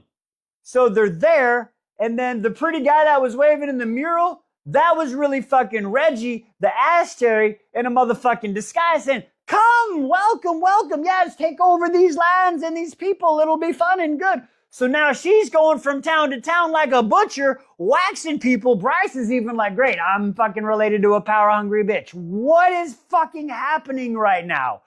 Okay, so then we figure out they're going city to city. They're going, Bryce makes the comment, great, this chest in my star is nothing more than a light of a butcher. And once again, Bryce, you wanted the truth? You can't handle the truth. I don't like it either, but we'll figure it out, okay? We're going to get through this together. We got to save our boys in the dungeon, okay? Join us, chapter 20. The first rule about Fight Club is don't talk about Fight Club. And then 2 is at least know who the fuck you're fighting. Jesus Christ, Ethan, former Sunball player, dumbass. Anyway, let's talk about it. Flaming Shadows. Chapter 20. Okay, so we start out literally. We find out Ethan's got to fight fucking Sigrid. Yep, that was the Fenrir she was talking about. I had a strange feeling about it. So anyway, Ethan finds out how much of a badass the Fenrir airline is, because she is an alpha of the alphas of the motherfucking alphas. And she's beating the shit out of him. He's scraped up on the side, beat down. It is pretty fucked up. So fucked up that Emor is like, can we stop this shit? Flynn is so pissed, like, if we don't stop this, I'm about to jump in, and then Emor's stopping it now. I'm not going to lie. I'm kind of like Emor. I want to see what old Tristan Flynn can do. Everybody says he can pop off. I want to see this man pop off. Anyway, digressing. So they're sitting there and they're like, Ethan can't fucking do it. He's not going to fight the alpha. And literally at this point, Ethan is getting a history lesson of how much he's getting his ass kicked and how bad the Fendry line really truly fucking is, right? So then from there, we're going to flash back over to motherfucking, where do we go? We go from there. We go back to Bryce and everybody else and Nesta and Az, and they're watching fucking Discovery Channel, right? And they're learning Ancient Aliens of Bullshit episode, and they're finding out their history. And so listen, we go back to it now where we found out that, mom came back, took power. She got tricked by Peleus to go into the other world, and she's walking around conquering, city to city. So as she's doing all this conquering, she realizes that more Fae are starting to show up, and she's like, wow, these Fae are different. They've got elemental powers and shifting powers and all this other stuff. And then all of a sudden, she's like, wait a second. These Fae, they're only answering to fucking Reggie and these motherfucking people over here. So then she's like, okay, wait a second. Some shit's not right. Some shit's not really happening here. I don't feel good about this. Walking around one day, and then she goes out to the back, and what does she see? She sees Peleus dropping a body in a van down by the river, okay? So she's like, wait a second, some shit's not right here. So finally she's like, I can only trust my kids.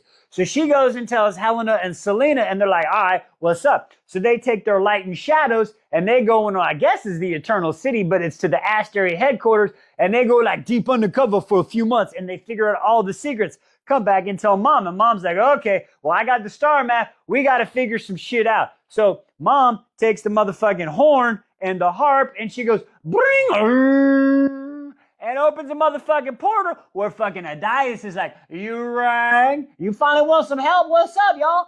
And I'm like, oh, okay. So I guess that part of the story is kind of true. I don't know. I'm fucking freaking out. But from there, we then go to Hunt and the boys. Now, they're doing the play where it's called Flip 6 3-hole if you can bite off my hand. Oh my God. Baxton's having a hard time. He's having a hard time keeping it down. This is definitely an episode of Fear Factor, I tell you what. So anyway, he finally gets through their hand. They push him. He's struggling. They fucking get up there. Yes! All right. Now we're going to, well, I guess he was like clapping that way. I don't know. So he didn't have a hand. So he's like, I don't know. Okay. So they're there. And as it starts working, they hear more clapping.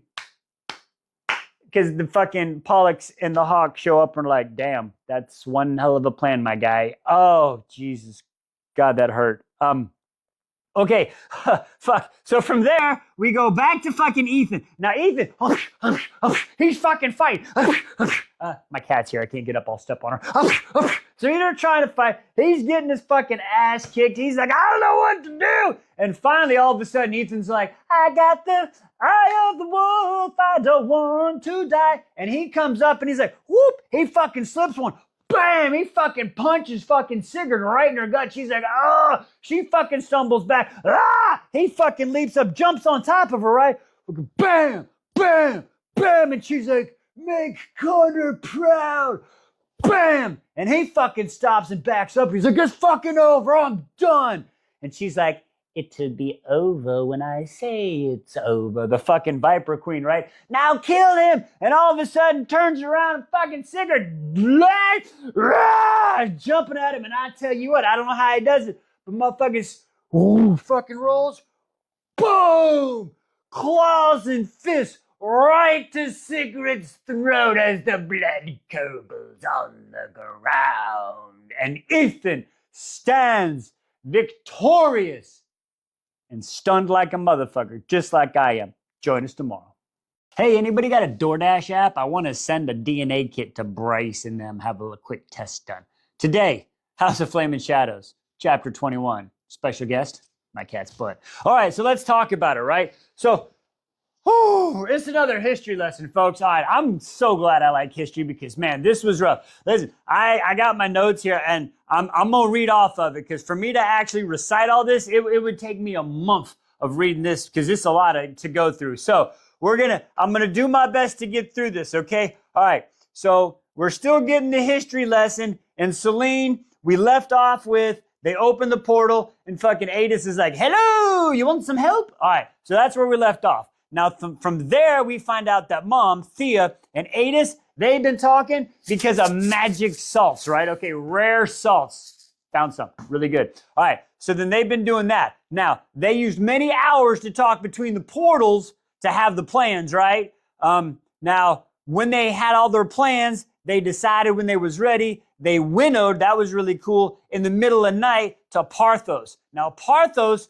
was the library city that we learned about where all the books, right? So when they got there, they had a bunch of meetings and were yapping with all the leaders, and it was really a bunch of old people arguing about some bullshit and who knows the best. It was kind of like our government right now, but anyway, I digress. So, and then from there, then, we find out at the meeting, the humans give us the information that the Asteri have fucking put parasites in the water. The parasites in the water. There's parasites in the water and the food, right? Now what happens is those parasites get in you, and then basically if you don't make the drop or the teeth to donate your power, you will die of old age. But if you do the drop at a registered center, it kills the parasite. So that's like the antidote, okay? So the humans told them that, and the only reason the humans knew is because the Asteri were like, the humans are too fucking bitches to not know shit and say shit, so we'll just talk shit about everybody. So then the humans end up saying that, right?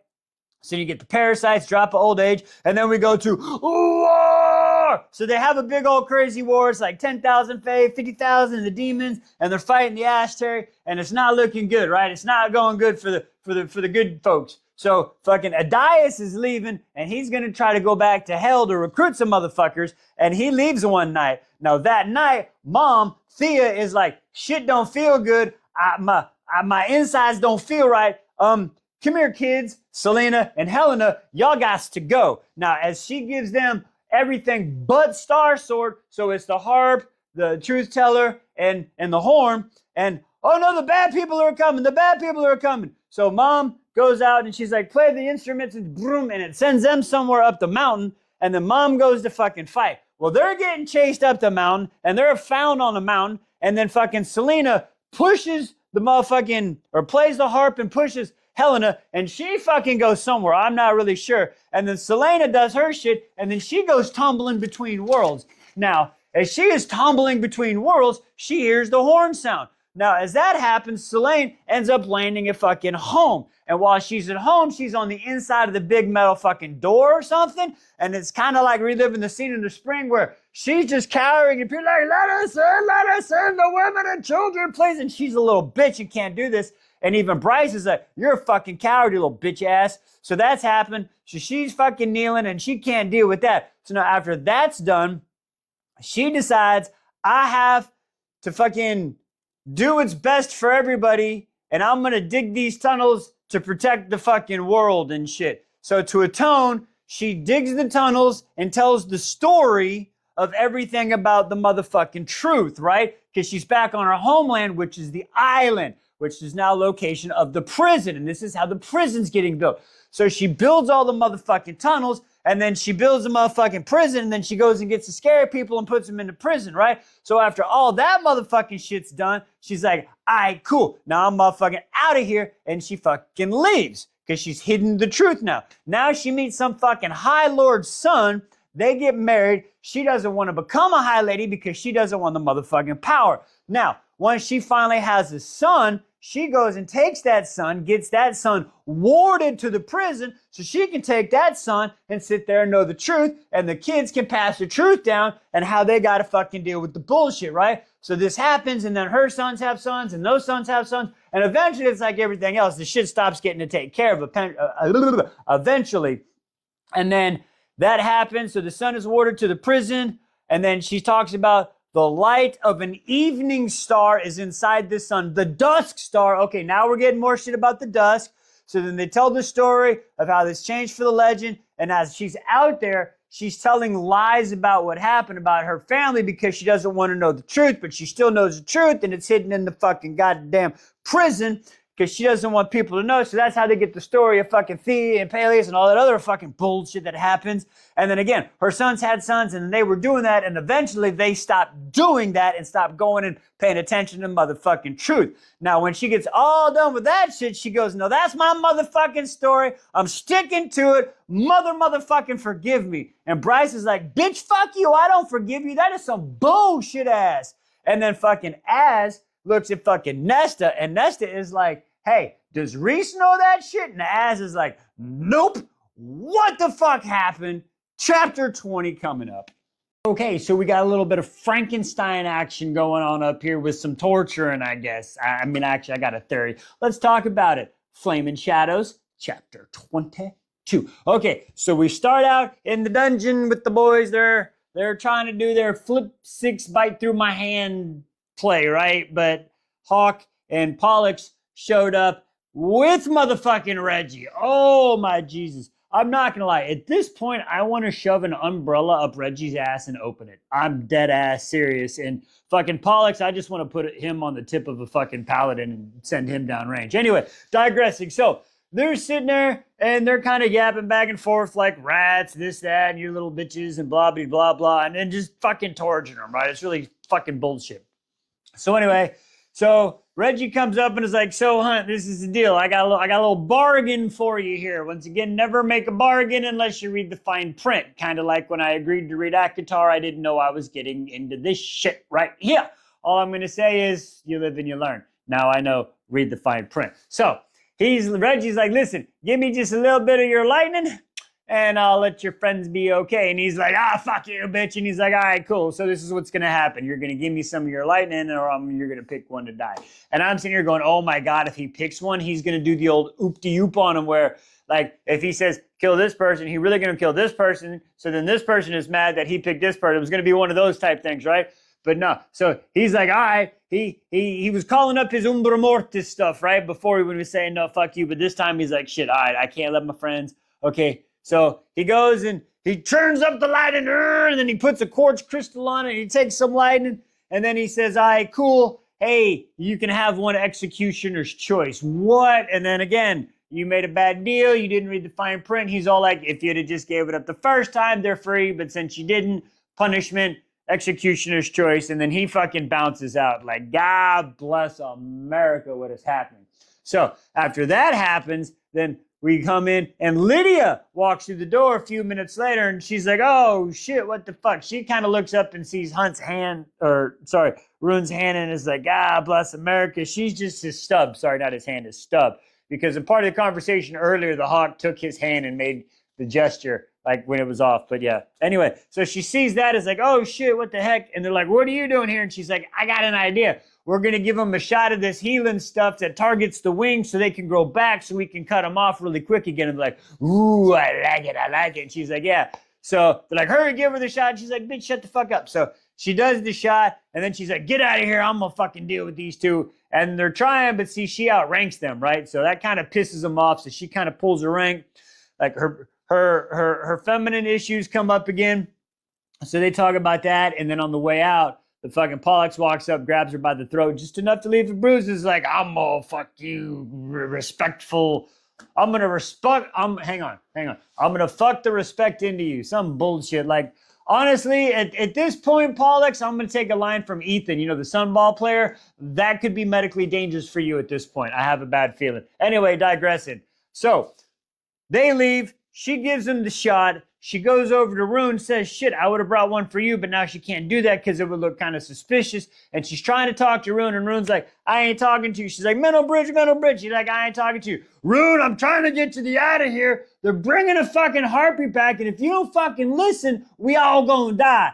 But Rune closes his eyes and doesn't want to listen. Listen, I understand why Rune doesn't, but this is one of the times as the narrator, Rune, she's a good person. Just listen to her, please, for the love of God. Anyway, so from there, we're going to flash back. Okay, to the history lesson, right? So they just got the history lesson, Bryce and all them. So as we get the fucking history lesson, she's like, this is some bullshit. Nesta counters is like, well, what would you expect? And she's like, not them to be some fucking bitches. And then from there, this is where it gets kind of fucked up. Az is like, we need to tell Reese immediately. And then he's like, hey, where the fuck is the horn? And Nesta's like, motherfucker, you don't get it? She's the horn. That's why she can travel between worlds. Duh. And he's like, oh, I'm gonna cut that shit out your back. And she's like, the fuck you are. So then they start doing this little jockeying in position, and Nesta starts distracting her like, you're a liability to this world and your progressive insurance isn't taken here. You need to get our insurance, Valerian Farm, and it'll be better. But instead, fucking Az tries to go and she fucking little ducks out of the way. And as she's doing this, she realizes my inheritance are in the stone. So she goes running, goes over to the big shiny thing on the ground where the heart is, and like fucking Hulk smashed the floor and fucking puts her hand on the light and feels the good and sucks up an evening star from the stone in the ground and takes it and fucking shoves it in her chest. And as this happened, Az is like, oh shit, I gotta go. Tries to motherfucking leave. And then he tries to leave. No, Bryce is like, I've got the power. Fucking, brrr, and the land comes alive. And he's, no, you're not leaving. And he can't fucking leave. And Az is like, no, stop, motherfucker. And stalagmites and stalactites and fucking duck, dip, diving and dodging. I don't even know how to describe the shit's happening. And they're like, motherfucker, you need to stop. Do you know the motherfucking creatures that are in the motherfucking prison? The bone carver's gone and the other one is gone, but there's still some scary motherfuckers. Please stop. What the fuck is happening? I didn't sign up for this. Ugh. Join me, 23.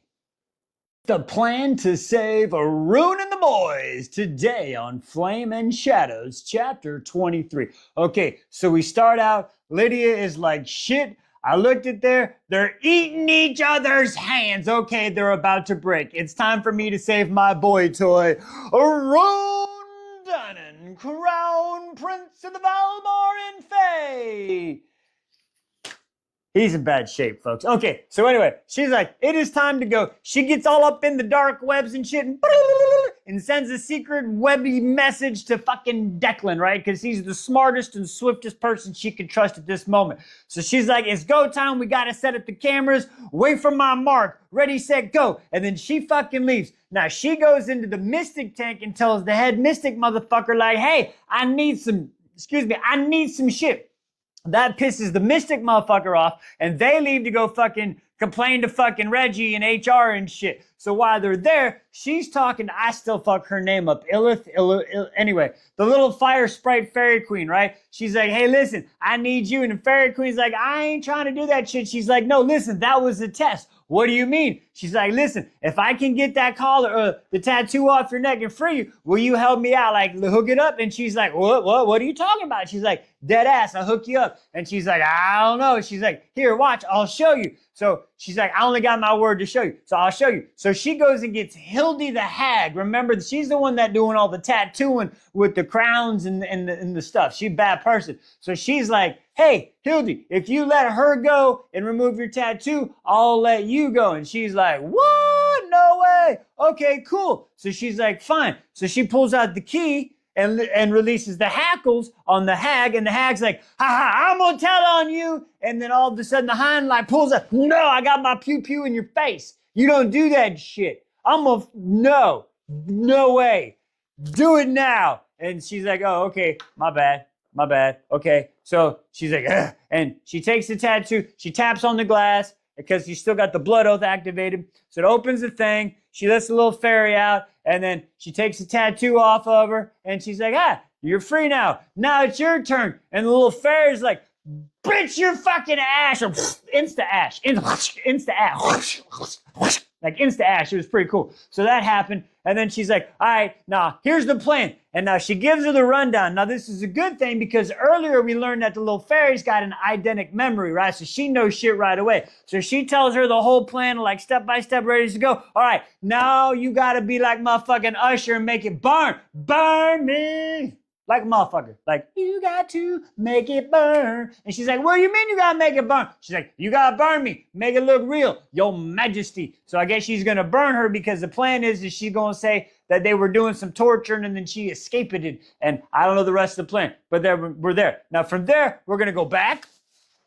Ha, that's cool. To the fucking cave. Now, in the cave, Bryce just went and sucked up a star that was underneath. And she put it up in her chest. And then there was a little skirmish in the scrimmage. And while that happened, the floor kind of collapsed in because they don't want to release everybody. And it's like, no, the motherfucking monster's in the prison and shit. So they're back there and it's like, oh my God. And then she's remembering all this shit, how when she got this power now, it's not a temporary power, okay? It's not like when Hunt gives her a little when Hunt fills her up or anybody else fills her up. It's a permanent like power. It's like calls to like power. It's the good power, okay? And then all of a sudden, they're in this new chamber underneath them when she sucked the power up, and is a quartz sarcophagus with a beautiful, dark-haired person. But then she's remembering in all the videos that they watched on the hologram that here evil lies beneath them. Literally, evil lies beneath them. So my question is because she was talking about like the light, she's got the light from the one because she was related to Thea in her chest, but now she just sucked up the other light. So she just take both lights in? Is that what I think happened? I'm not 100% sure. So I think she got both lights all up in her now. Like, she all filled up with the lights. I don't know. Join me for 24, man. This shit's wild. This book is called The House of Flame and Shadows, but it should be called Torture and Bad Decisions at this point. Chapter 24. Let's get into it. Okay, so I don't even know what to do. We're with Bryce in the bottom of the prison island where she's taken a star from the floor, put it in her chest, has power. And now we've got a fucking quartz sarcophagus with no doors in a room where literally everything's been built on top of it. That's how we're starting out. Okay, let's do it. Let's look at the fucking Sleeping Beauty, Snow White, because I don't fucking know who this bitch is. Oh my Lord, we gonna find out. So we walk up and they describe her as a pale ass motherfucker who is glowing like a full new moon. Hair is so dark it doesn't reflect light, so like a Vanta black, but she's wearing BJ red lipstick. What the fuck is happening? Okay, anyway, so that goes there. Azrael's like, do you know about this? Bro, I don't fucking know shit about shit. I'm not from here, bitch. Anyway, so that's happening. Like, okay, what do we gotta do? Do you know who this is? And the motherfucker, it starts breathing and yapping, release me! Like, what the fuck? Like, do you know who I am? Yeah, I know who you are. I'm a blacksmith. I made all that. Like, what the hell? It's a fucking ass, Terry. Jesus Christ, when they said evil lies below, she wasn't lying. Oh my God. So now we have a fucking ass, Terry. I thought it might have been the one that freaking Apollonian fucking ate, but we didn't get a name yet. But anyway, this was the Asteri ruler of this planet that I think they said Thea might have had a thing for. I'm not really sure. Anyway, but from there, we're going to jump over to motherfucking Emor and shit, right? Now they're leaving the motherfucking meat market and they're walking their way out, and it's fucking Emor and Ethan, the former Sunball player, now a prize fighter, who just had to put Sigrid down. Now, the way this fight goes down and they talk about it, it says, Ethan threw the punch and Sigrid went to dodge, but she dodged the wrong way. I think Sigrid jumped into the punch. I do. I think Sigrid jumped into it, knew that she couldn't do nothing, needed to give Ethan that power. That's the way I was thinking, the way Sigrid kind of person seems like. I think that's what happened. I might be wrong, but anyway, digressing. So that happens. So they get out there to like, fuck, what we got to do. Emor's like, shit, should I go to the water? Digressing about all this stuff. So then they get in the car, and as they're getting in the car, they all kind of take a breath like, damn, I can't believe we just did that. And then Ethan's like, fuck, yeah. I don't know if we should have fucking blah, blah, blah, blah. And then as soon as that's happened, they're getting ready to go, and all of a sudden it's bam, bam, bam. And the little fight forgot the Sprite triplets. God damn it, Declan Flynn. How do you forget the little fucking Sprite Flynns? So they're like, go, go, go, we gotta go. Like, oh shit. Fucking Jay spins, fucking peels out. Like, what happened? Like, we gonna watch that bitch burn. What do you mean? They turn back and it's burning like the 4th of July. Fire it up, fire it up. Woo! They burn that shit down and they're like, oh, fuck. Well, I guess there's no turning back now. Like, what are they going to do to us at this point, right? Fuck it. Let's to the ocean. And they're driving to the fucking ocean. And they're like, we're on the way with nothing but our fucking consequences and repercussions back to it, right? All right. So from there, we're going to go back to the motherfucking cave, right? So now we're back to the cave. We're at the fucking Asteri in the sarcophagus, like, get me out of here, I'm tired of you bitching, and I'm fucking better than you, motherfuckers. I made all the shit, like, I know you got the mask and the horn and all that other bullshit. And Bryce is like, I want motherfucking answers.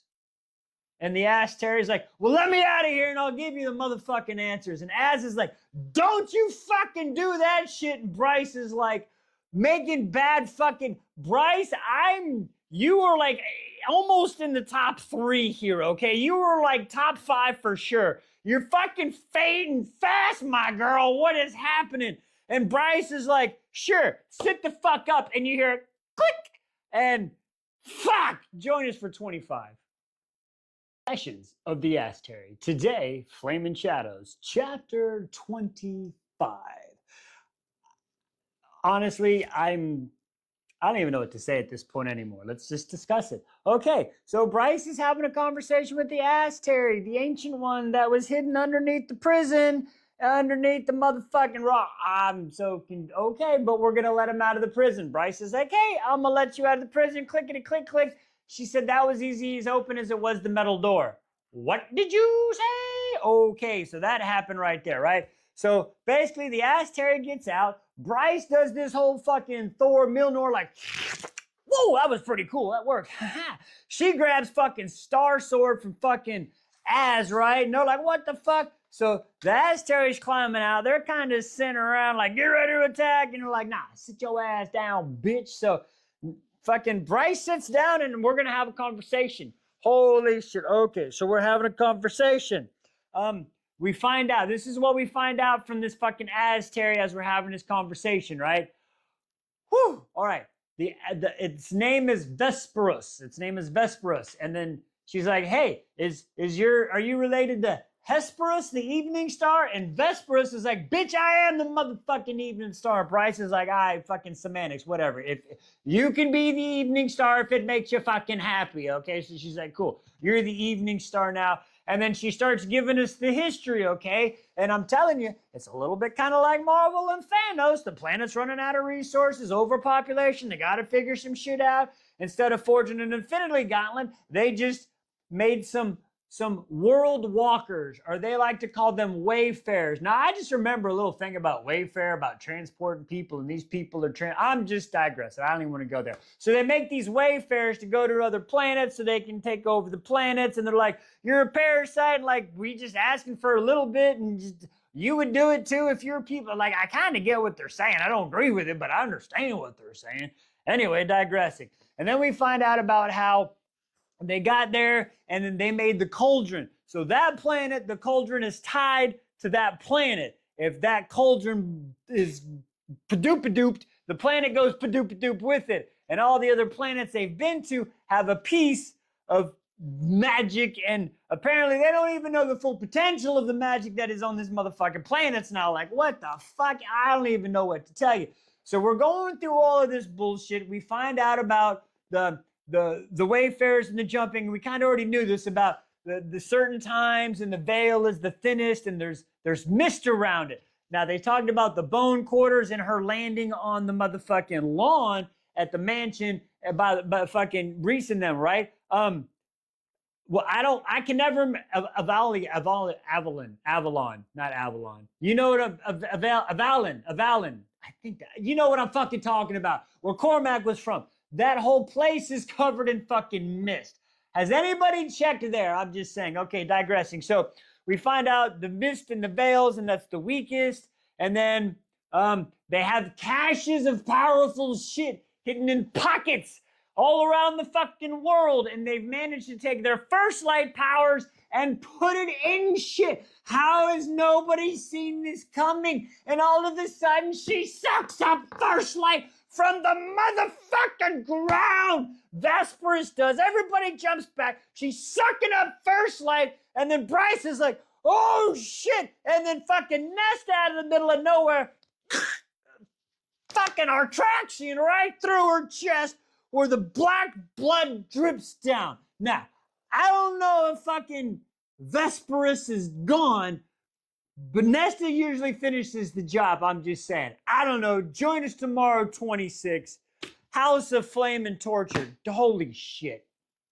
At this point, Ethan's a whiny bitch and should go back to playing Sunball. That's all I'm going to say. Today, Flame and Shadows, chapter 26. Okay, as I said, Ethan's a whiny bitch. He's in the back of the car. We got Ethan, Declan, Flynn, Emor, the Sprites.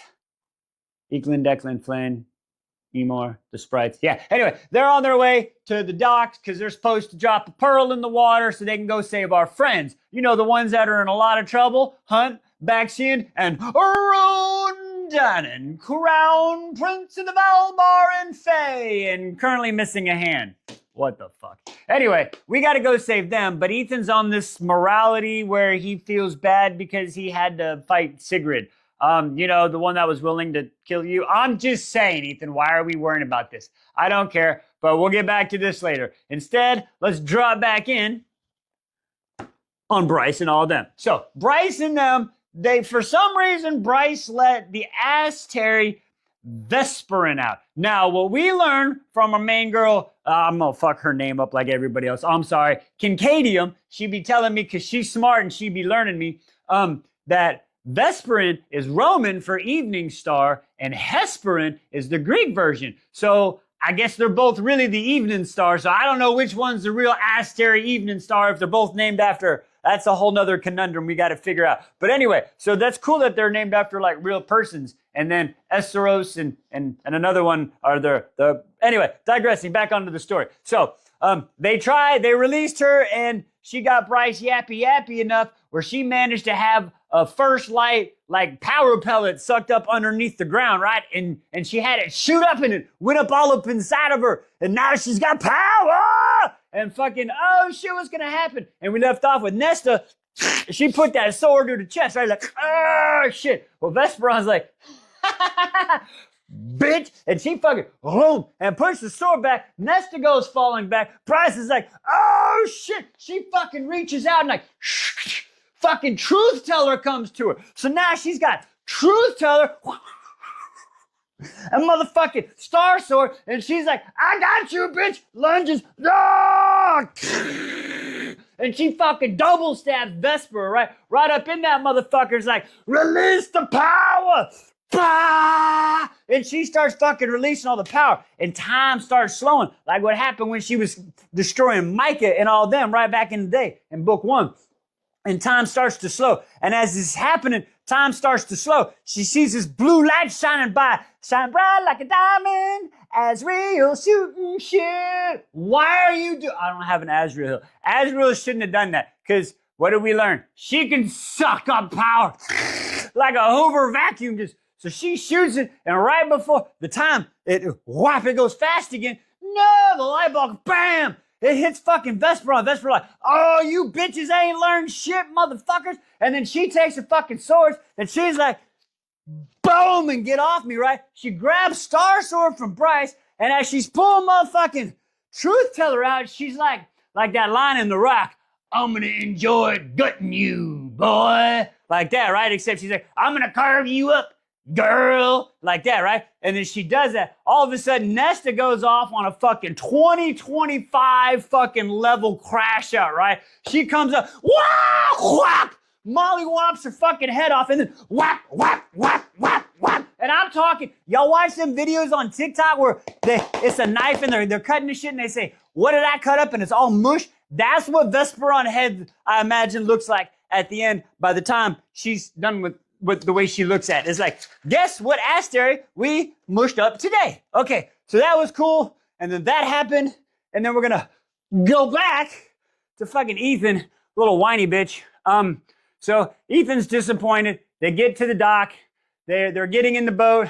And Ethan's like, I can't. I gotta go back. I gotta make it right. Emor's like, dude, what do you mean? I gotta go. Bye. And fucking flashes and Wolf Foreman takes off and Deck and Flynn are like, what the fuck? Get in the boat, bitch. We gotta go. And they're getting in the boat and they leave. Join us. 27. Bryce, I'm at a loss for words for you at this point, Bryce. What the fuck? Let's talk about it. Flaming Shadows, 27. So Nesta just decapitated Vesperin, the Azteri that was named after Vesperin was the Roman star. Hesperus is the Greek star. See, I learned that last video. Hey, baby girl, you coming? Ladies and gentlemen, Hubie and her tail and ass. So anyway, sorry about that. So you're distracting me, kitty girl. Okay, so we just found out they killed Vesperin, right? So they're wagadoodled. Bryce is pissed, like, what are you doing? I wanted to learn more. I could have captured her, trapped her, and had all my questions answered. And fucking Nesta's like, what are you talking about? That motherfucker is a demon. It's a beast. Yeah, I knew that. Then you're a bitch for fucking releasing and knowing that information. You're fucking deadly. Az is like, you're coming back with us. Fucking Bryce is like, the fuck I am. What is happening? They're friends. What is going on? For real, even she's not happy about it. So anyway, Bryce gets this bright idea. She's somehow gonna I'm opening another fucking portal time rift. She's got both Star Sword and Truth Teller. She's stealing Truth Teller? What, Bryce? I love you, but like she says, love will make you do crazy things. So yeah, basically we just spent 27 chapters of Bryce traveling in the longest tunnel known to fucking man. We got to put it into Guinness. It's definitely longer than 35 miles. It's gotta be. Anyway, she got there to get a history lesson that I still don't fully understand. She did manage to get Truth Teller, and she's got her own personal battery now. That's what we've been spending the last 27. What the fuck is happening? Bryce is tumbling through fucking portals. Hopefully she's going home. I don't know. Join us at 28. Did my wife sign me up? Am I on the Truman Show? Is there a camera somewhere? Because this shit can't be real.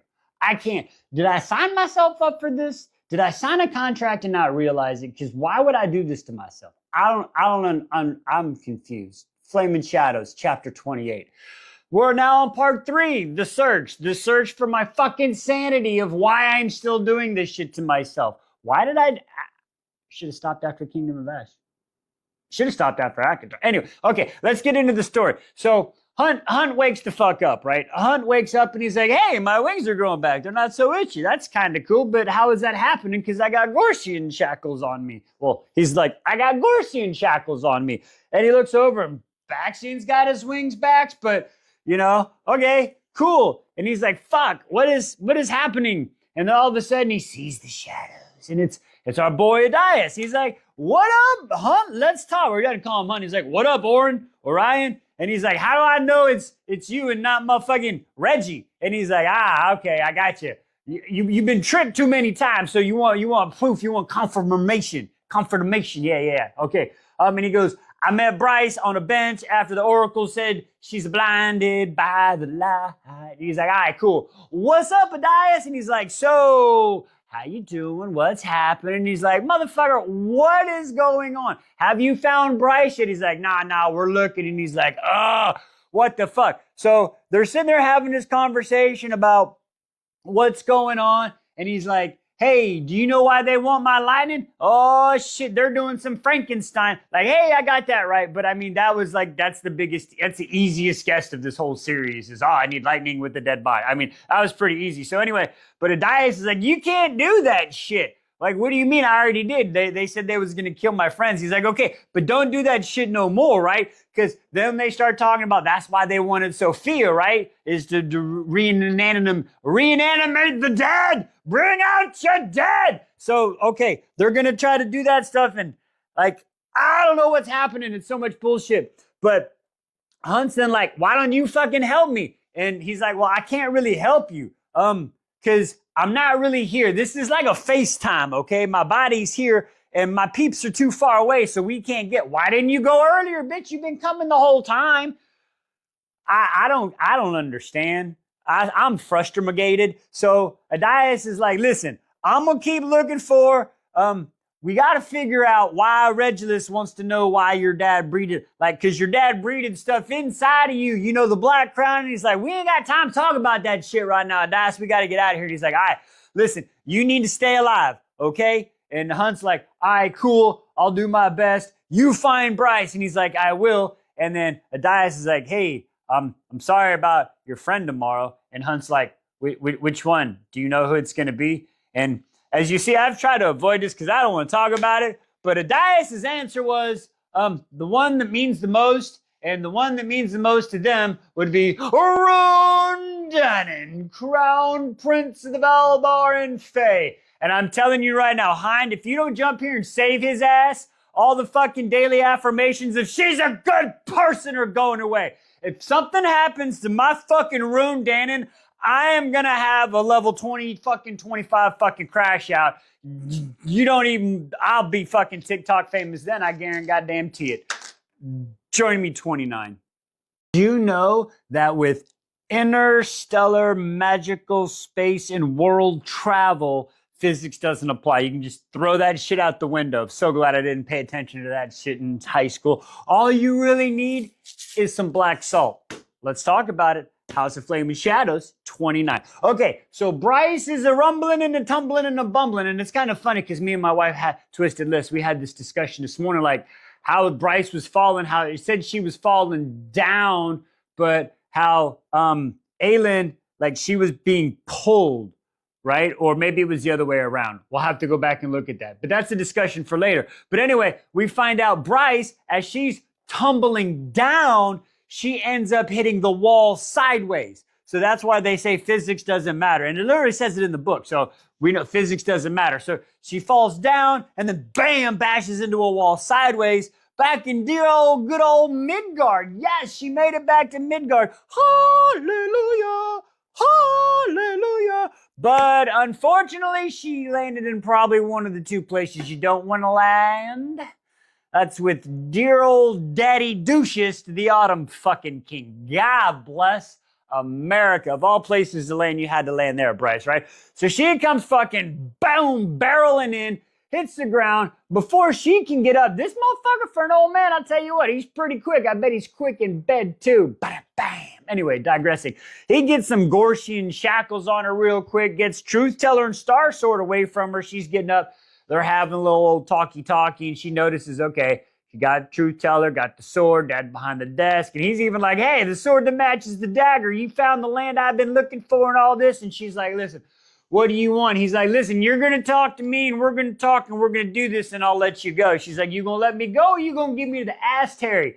And he's like, well, bitch, that depends on you, motherfucker. I'm like, Bryce, can you shine bright like a diamond on him? I know you got the shackles, but you got the superpower in you.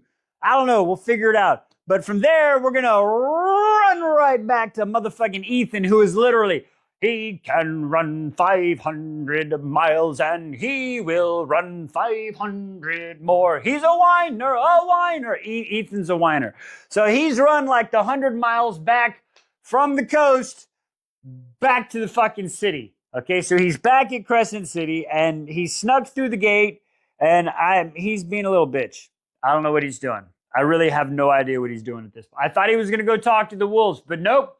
He walks through the village, past Danica, Bryce's old apartment, reliving all this shit, and then knocks on his big, scary metal door with no fucking guards and just a bunch of scratch marks. Dush, dush. Nothing but endless night is below. And he walks in, and the door closes, and locks his ass in to the House of Flame and Shadow. All right, 29 chapters in, and I guess we're going to really learn about these flame and shadowy fuckers and more about Jezebel. All right, join me, chapter 30. Let's have dinner with dear old douchey dad. Today on Flame and Shadows, chapter 30. That's right, ladies and gentlemen, it's dinner with dear old douchey dad. So I guess one good thing about the Autumn King, if we were having to say nice things about people today, is I guess he can cook. So he makes a mean chicken with some herbs. I mean, everybody in this fucking series seems to make a mean herb chicken. That's all I'm going to say. Nothing fancy there, Autumn King, whatever your fucking name is. Not even worth me remembering at this point. But anyway, he is basically locked Bryce up, taking all the tech away. No headlines, no TV, no phones, no nothing, no newspapers, no snail mail, no web mail, no not or nothing. She ain't got shit. Okay? So she's just sitting there. And he's like, come on, it's time for dinner. So they're sitting there eating dinner. And she's trying to ask questions. He's like, I'm in charge here. We're going to play the rules this way. I ask a question, you get an answer back and forth, okay? So this is what we get. He's like, did you really go to the Fey world? And she's like, yeah. Okay. He's like, very interesting. And then she's like, so what about fucking hunting Ron Crown Prince of the Valbar and Fey, and currently missing a hand and on his deathbed and possibly about to be the one. Okay, let's just say, I'm just saying, somebody saved my boy. Anyway, so she knows they're alive. And then he comes back with, okay, let's see, where was it? Fey world, yes. Are they alive? Yes. What was it like? I don't really know. I was in a holding cell and then some tunnels. That's it. Okay, I don't know shit. But she did kind of little edge him on, like, they seem free and they definitely got more powers than your bitch ass. And he kind of like, motherfucker. So he took that one, so they're free. And that was a stinger. And then how long was I gone? 5 days. So now we learn that the timelines are kind of the same. All right, so what we've learned in these 5 chapters really quick, like, is the timelines are the same and physics don't work. You can fall down, but when you hit the other world, you can go sideways. So, like, the world might be turned sideways. So it's not pancaked like a house stacked. It's not stacked because she fell down, but she hit the wall sideways. So physics don't really happen and the worlds aren't stacked. That's what I've come up with. But anyway, so that happened. And then, let's see, where was I? Oh, how did you get there? It was an accident. I don't know. And then she's like, why haven't you saved Rune? Rune gets what he fucking deserves. And she's like, motherfucker, I'm going to give you what you motherfucking deserve. And he's like, oh, you want to have this? Fuck it. We done. Conversation done. Dinner's over. Excuse yourself, young lady. And she's like, bitch, fuck you. And goes to eating her food in true Bryce fashion. Bryce, you can be a douche to this, like to the Autumn King and anybody else, but you don't do that to our friends. They're our friends. You stole the fucking dagger from him. I get why, but you better fucking return it. How is the next book gonna come out? He's got no dagger. Y'all realize that? He got no dagger now. Oh, shit. Wow. Okay, anyway, so from there, we go, where do we do? We'll go into the darkness. It really went dark. That was kind of cool. So anyway, we go into the darkness. You can't see. Ethan's walking down the stairs. Apparently, we got the stairwell to heaven. He's on the stairwell to hell. It's dark. He can't see shit. Bam! Fucking right into a metal door. Like, oh, that's fucking smart. He's gonna have a little fucking horn on his head. Like, bing! Gonna look like a narwhal. He hit his shit so hard. I mean, seriously, hits it so hard that Jessica fucking Roga comes up and is like, well, that's one way to knock. I'm fucking scared for this part. All right, join me tomorrow. Chapter 31. 31. Yeah.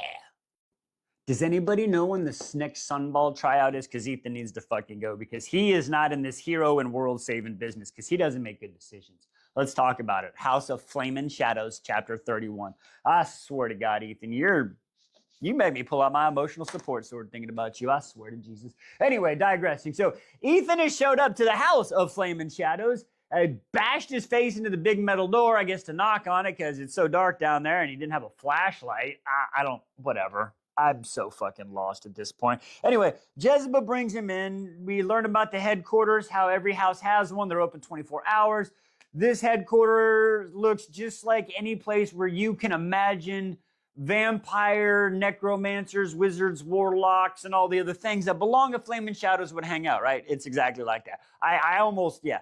Business guys, suits, computers, couple people over there naked, drinking blood in the background. You know, it's great. So that happens. And then now after that, she walks to the bar, right? So she walks into the bar and she orders a smoke show, which is just a whiskey, a little bit of ginger and some magic. It sounded really cool. He didn't know if it was like, should I drink this or not? She takes the shot and he's like, well, I guess if she did, bitch, you didn't see him make it. They could have put the poison in yours, but whatever, digressing.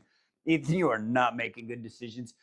She's like, what do you fucking need, my guy? What do you need here, young pup? And he's like, well, I need a necromancer. And she starts, blah, blah, I need a growl. Everybody fucking, the music stops. It's like one of those scenes. Y'all know what I'm talking about. She's like, it's okay. Fucking music comes back on. Everybody goes. And she's like, Connor's been gone for too long. Oh, it's not for fucking Connor. Dude, okay, I get it. His answer is when she says it's for fucking Sigrid, the lost Fendry heir. Doesn't say her name, but I'm sitting here going, okay, time out. Hold up. Wait a minute. Let's think about this. 1, you decapitated her. 2, you don't have the body. 3, the sprites let the bitch on fire. Do you not need the body to fucking necromancy some?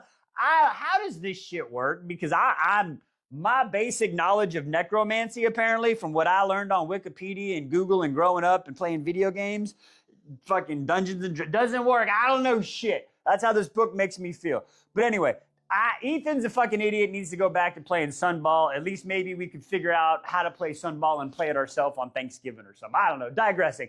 Let's fucking, now we got to go back. Woohoo, those were fun. To Bryce and the fucking douche king. I mean the Autumn King. So they're sitting there. I don't think he can cook.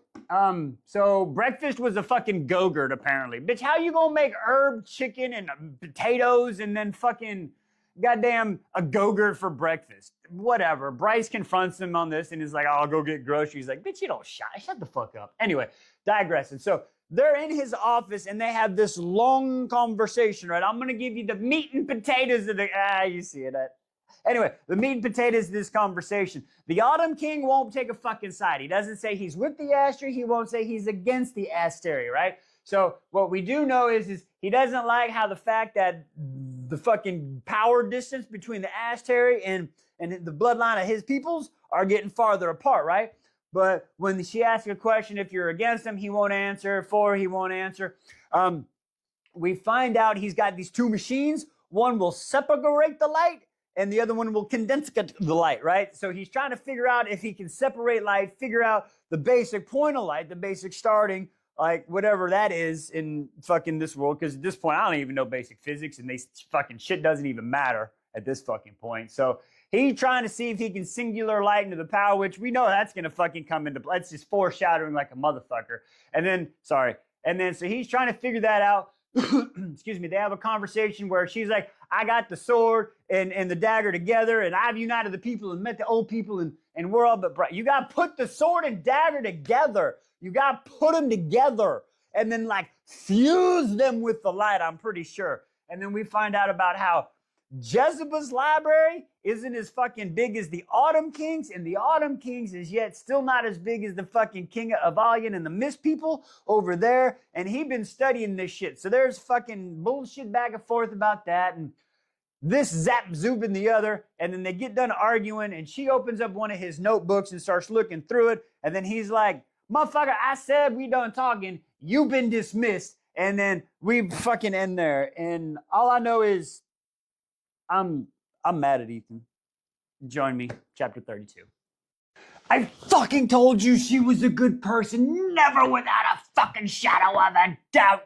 Flaming Shadows, chapter 32. Holy shit, it's happening, folks. Okay, oh boy, it's fucking happening. Okay, woo. Okay, here we go, it's happening. Okay, so we're going out.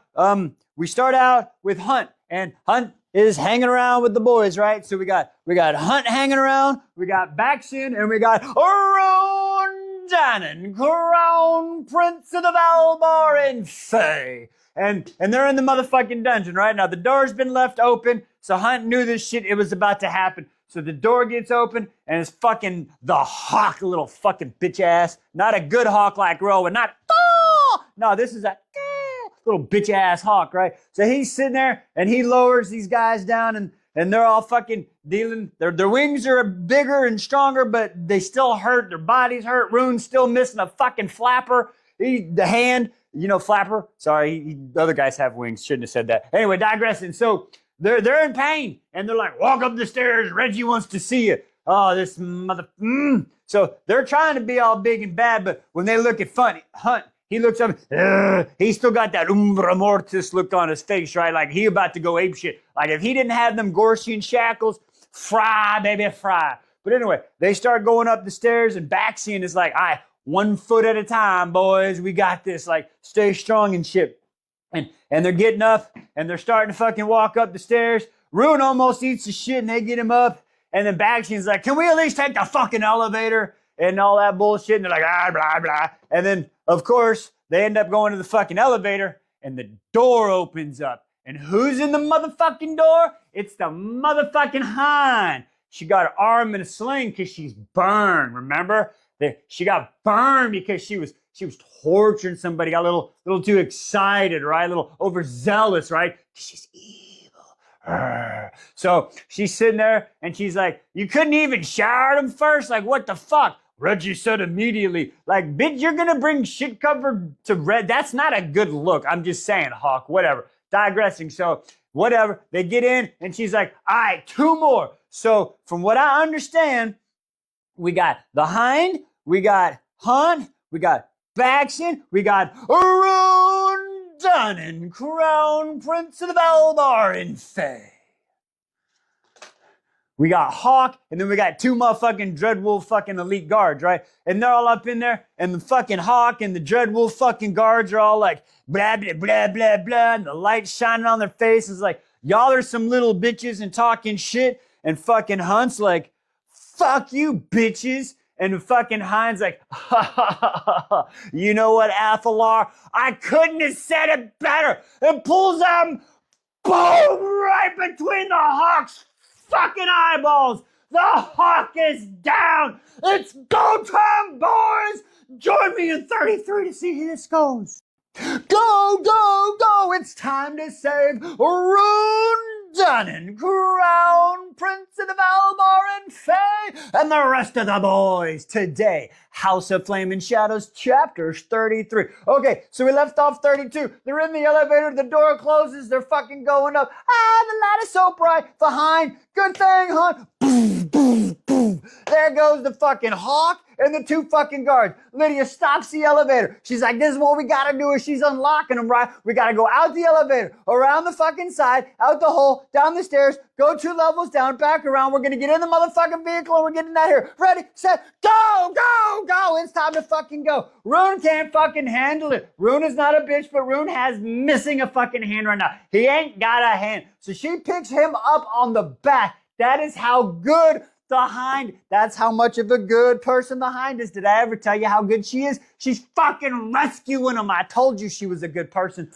Oh, anyway, so they're fucking trying to escape, right? So as they're escaping, they go down, they get into this Jeep as they get down there. So they're in the Jeep. Baxian, you get on the gun. Gotcha, brother. So they're sitting down there. She's drifting around the corners, fucking garage. Fucking coming around. Ah, 6 cars ahead. Baxian. Fucking guards are going. They're coming around. Now they're going to the fucking base gate. Ah, they got people behind them. There's guards in the front. One angel jumps up. Hunt's about to look at it. Baxian's like, I got this shit. A red mist falls down upon them. They crash through the fucking gate. Now they're in the fucking city. They're going through the city. A call on the radio. Is it ready? It's ready. Location 1, 2, 3, 4. They start listing 11 locations. Light it up. Whatever the fairy's name is. I still can't get her name right. It's my pleasure. Boom, boom, boom. And the spine starts to explode. 11 different locations that the rebels have tried to fucking explode. All the weapons depots, everything. Gone. Let's fucking go. So now they're trying to escape the city, right? As they're going, they're trying to escape the city. Their distraction is, what the fuck, Lydia? It's a distraction. She's realizing that Rune never told anybody that she was a double agent. Rune's such a good guy. Anyway, digressing. So now they're trying to escape. Oh shit, it's the big fucking city fucking gate. It's closing. Punch it. Wah! Excuse me, kitty. Thank you. Wah! Oh no, the gate's closing. They barely get through. Yeah, we did it. They look back. They're missing the gun and backseat's like, I'm okay. They're getting there. A van pulls up. It's fucking Flynn in the van. They're like, okay, you're good. Yeah, go. So they're fucking driving. They're talking about how fucking, whew. They get on the radio now. Declan's like, hey, cool, you bet. You're like, fucking Rune is crying. He's happy. I love you guys. You're like, I love you too, Rune. We'll see you in an hour. Bye. All right, put the fucking Agent Daybright on the radio. All right, so back on the radio. All right, listen, good news, bad news. All right, good news first. All right, the distraction work. You pretty much got out of there, but there's a little bit of bad news. Fucking Mordok and some bitches got out the southern gate because they figured this shit out. They'll be catching up with you 10 minutes, but you got Flynn in tow. What's the plan? The plan is we gonna meet at the coordinations, have the ship ready, but get ready for a motherfucking aerial landing. Oh my Jesus. Join us for 34. I swear to God, if I lose, now that everybody knows she's a good, if I lose, why do I do this to myself? Let's talk about it. Flaming Shadows chapter. Like, seriously, I'm upset now. I was all excited. Adrenaline was up here. We had a big old chase scene, and now I don't know what's happening, and I don't like it. So, but before we get into that, we got to start with Bryce. Okay, this is probably very important, but she's wedged it into these scenes, so I'm missing everything, or it might just be a fluffer scene to just fuck with your emotions. I don't know the purpose of this scene with Bryce, but Bryce is walking around the Autumn King's manor. Everything's locked. All the fucking, any access to the outside world's gone. Big ass kitchen. She eats some like poached trout and has champagne for lunch. Like, walks around, shit's locked. Rune's area's open, sees the posters, concert tickets. Sign of a rebellious youth. When did he leave? Maybe after the Star Sword. Did he leave? Did Dad make him leave? Cat's coming in the way. Cat butt. More shit. She's looking in the place. She looks in some drawers and she sees some silver nitrate, which is burn cream. She gets mad, puts it down, and lays in his bed. That was the scene. Is it important? Probably. Can I think about it? No. Why? Because we're gonna flash back to motherfucking Lydia, the Hind, the good person, Hunt, Bakshin, and Ron Denon, Crown Prince of the Valbar and Fae. And they're trying to escape. The aerial landing, shit. She turns off the main road, goes to the side road. Hunts, what are you doing? She doesn't say. She keeps driving. She fucking stops. Fuck, shit, motherfucker, what is happening? I thought I could get us closer to the water, but we can't. Can you bitches fly? Yeah, cool. You carry him. What about you? Faction, I can carry you. Don't worry about me. I'm a bigger fucking toe. What did you know? Don't you? Yep, she's going to do what you think we're going to do. Yep, she's going to try. I'm so tired of people I get it, but God damn it, I want her. I hope it's not the end. I'm having faith it's not the end. But anyway, she fucking shifts into deer form. Beautiful, golden, fucking beautiful fawn, deer, doe, whatever the fuck she is. I can't even think straight right now. Because I don't even want to know what happens. Says goodbye to Rune, who can't even fucking look at her eyes right now, right? He's just like how I talk to people. Like, I just don't want to look in your eyes. You're fucking looking into my soul and shit and realize there's nothing there. But anyway, digressing. So she fucking sad and is like, get him out of here, and fucking leaves. And then they groan and take off, and they take off, and they're looking back, and now Rune wants to fucking, go back for Lydia. Fucking chode. Right now, I'm upset with you. I get it, Rune, but still, I can be upset with you. It's my feelings. Shut the fuck up. Anyway, she's fucking running. Pack of fucking Dreadwolves is behind her. They're fucking catching on her. Fucking aerial fleet in the sky. Turn, run, fucking fly. They can't see her anymore, just a fucking glimpse. They catch a slip airstream, and they're fucking flying, and they look back, and all they see is the pack chasing fucking this doe, barely little sparkle thing, and it's a big fucking cliff with the drop. I swear to fucking God. Join us for 35. I don't even know what's going to happen. Hey, Ethan, sorry for what I said earlier. Can you ask Jezebel if she got another one of those necromancers? I might need one on standby. Let's talk about it. Flaming Shadows, 35. I'm not happy at this point. I'm just gonna say I don't like where this is going, and I'm not motherfucking happy, and I don't like it. And fuck. So, Hunt and backs in and and crown Prince of the Valbar and Faye. All right, the Hind is fucking rescued them. Son of a bitch, I'm dropping. I can't even focus right now. The Hind is, they're up in the air, the three boys, and they're flying and going on the ship. The depth charger opens up. They see the hatch opens up. It's our boy fucking Emor. Emor's there. Now he's screaming, yelling at him, but they can't hear him because of the sound and all the stuff, right? So they come falling down super weak. They got a bunch of angels in fucking tow. And they land on the ground so weak they end up falling like the last 5 or 10 feet. And he's like, motherfuckers, I told y'all to land in the hatch. And they're like, bitch, we do what we can. And then fucking Rune is like, fucking help her. Rune, I get it, but nobody can help anymore. What are you talking about? And fucking you, go help her. And he's like, fuck, all right, I'll go play hero. He gets bucket naked and he jumps in the fucking water, right? Yeah, he got no water. And he turned into a cool merman and fucking swam off. And I was hoping he was going to pull off some fucking cool rescue, but currently, with the way it stands, that's not what happened. But then we're going to flash over to the motherfucking Heinz POV who's running in deer form and she's escaping. Well, she's trying to. And she's running and jumping and ducking and dipping and diving and dodging. And I don't like this. I don't even want to fucking talk about this. Dead ass. I hated reading this part because I don't like where it's going. But we have to get through it, so we will. This feels like chapter 89 again. This is how this feels for me, just so y'all know. Chapter 89. This is how this feels for me, reading this shit. It sucks. So she's escaping and she's trying to spiral around. She gets to the top, soft material.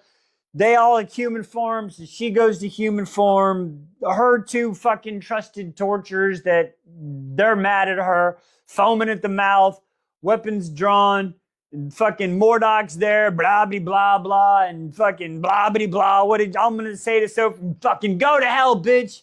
And she fucking turns and runs and jumps the fastest she's ever run before. She dodges the first two pew-pews. They miss her feet. And then she's jumping. I'm like, yeah, she's fucking airborne. And she's fucking airborne. And then all I get is, and I can't.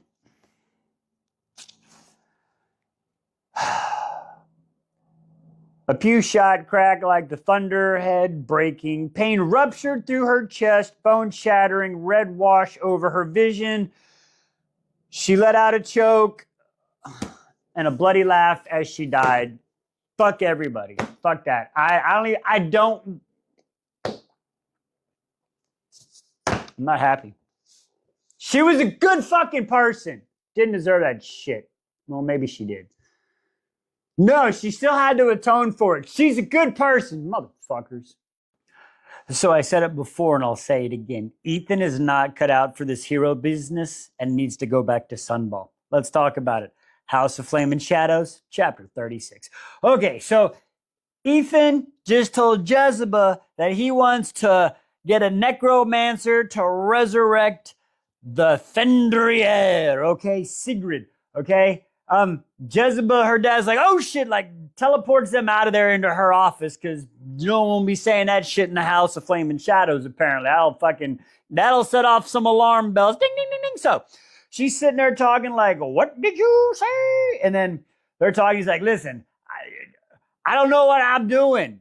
Nobody knows what you're doing, fucking Ethan. And Jezebel even points out like, bitch, you don't even know what you're doing. Of course. Like, you don't even know what you want. Like, why do you need to do this? He's like, well, they need an heir. They need to have a change. And she tries to point out, motherfucker, the wolves in the fight, they were told not to go, but you went and they followed you like, hello, you be the motherfucking heir.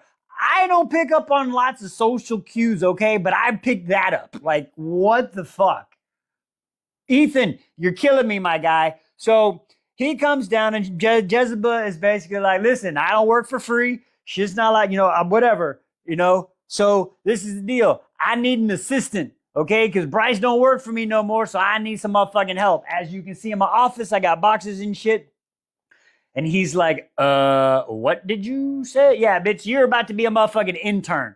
So Jezebel's like, listen, I'll go get the body from wherever the River Queen got it. We'll put it on ice. We'll keep it ready for you. You work a couple days, little trial basis. If this works, and I'll hook you up with the good necro, right? All right, cool. Let's do it. Opens up the computer. Hey, the computer's over there. Password, Jelly Jubilee. Greatest password. Hey, the J's, they're capitalized. That was Bryce's computer. Okay, so we go there. And then from that, we tumble on down to Bryce and the fucking Autumn King now, right? So Bryce is sitting there and she's just walking around the house trying to stay away from fucking douche canoe old dad, the Autumn King. Because why do we want to talk to him? Seriously, I get it. So finally, she's like, dinner time. She's like, I don't want to play fucking 20 questions. So she goes and she makes her a ham and butter sandwich, okay?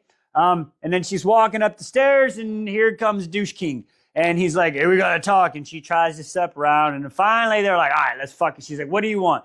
And somehow, even though she's shorter, she does the whole look down her nose thing. That was very important, I think.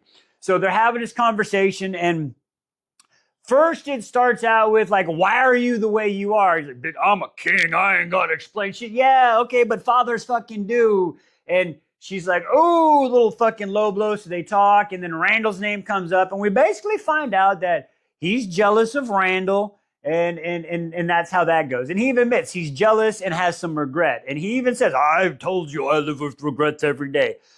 I don't know. Maybe he does regret doing what he did. He says he's always regret. I don't understand. But you did what you did. You fucking consequences, repercussions. Stop being a chode ass. But anyway, it goes from there. What the heck? It goes from there until they're talking about like the sword and Truth Teller, the Star Sword. And he's like, and you put them together. She's like, I tried to put them together. It couldn't kill an ass, Terry, and whatever. And through all the conversation, sorry, I know I'm kind of scattered, but I'm worried about what happened to the hind, okay? I'm sorry. I just need to get to that part.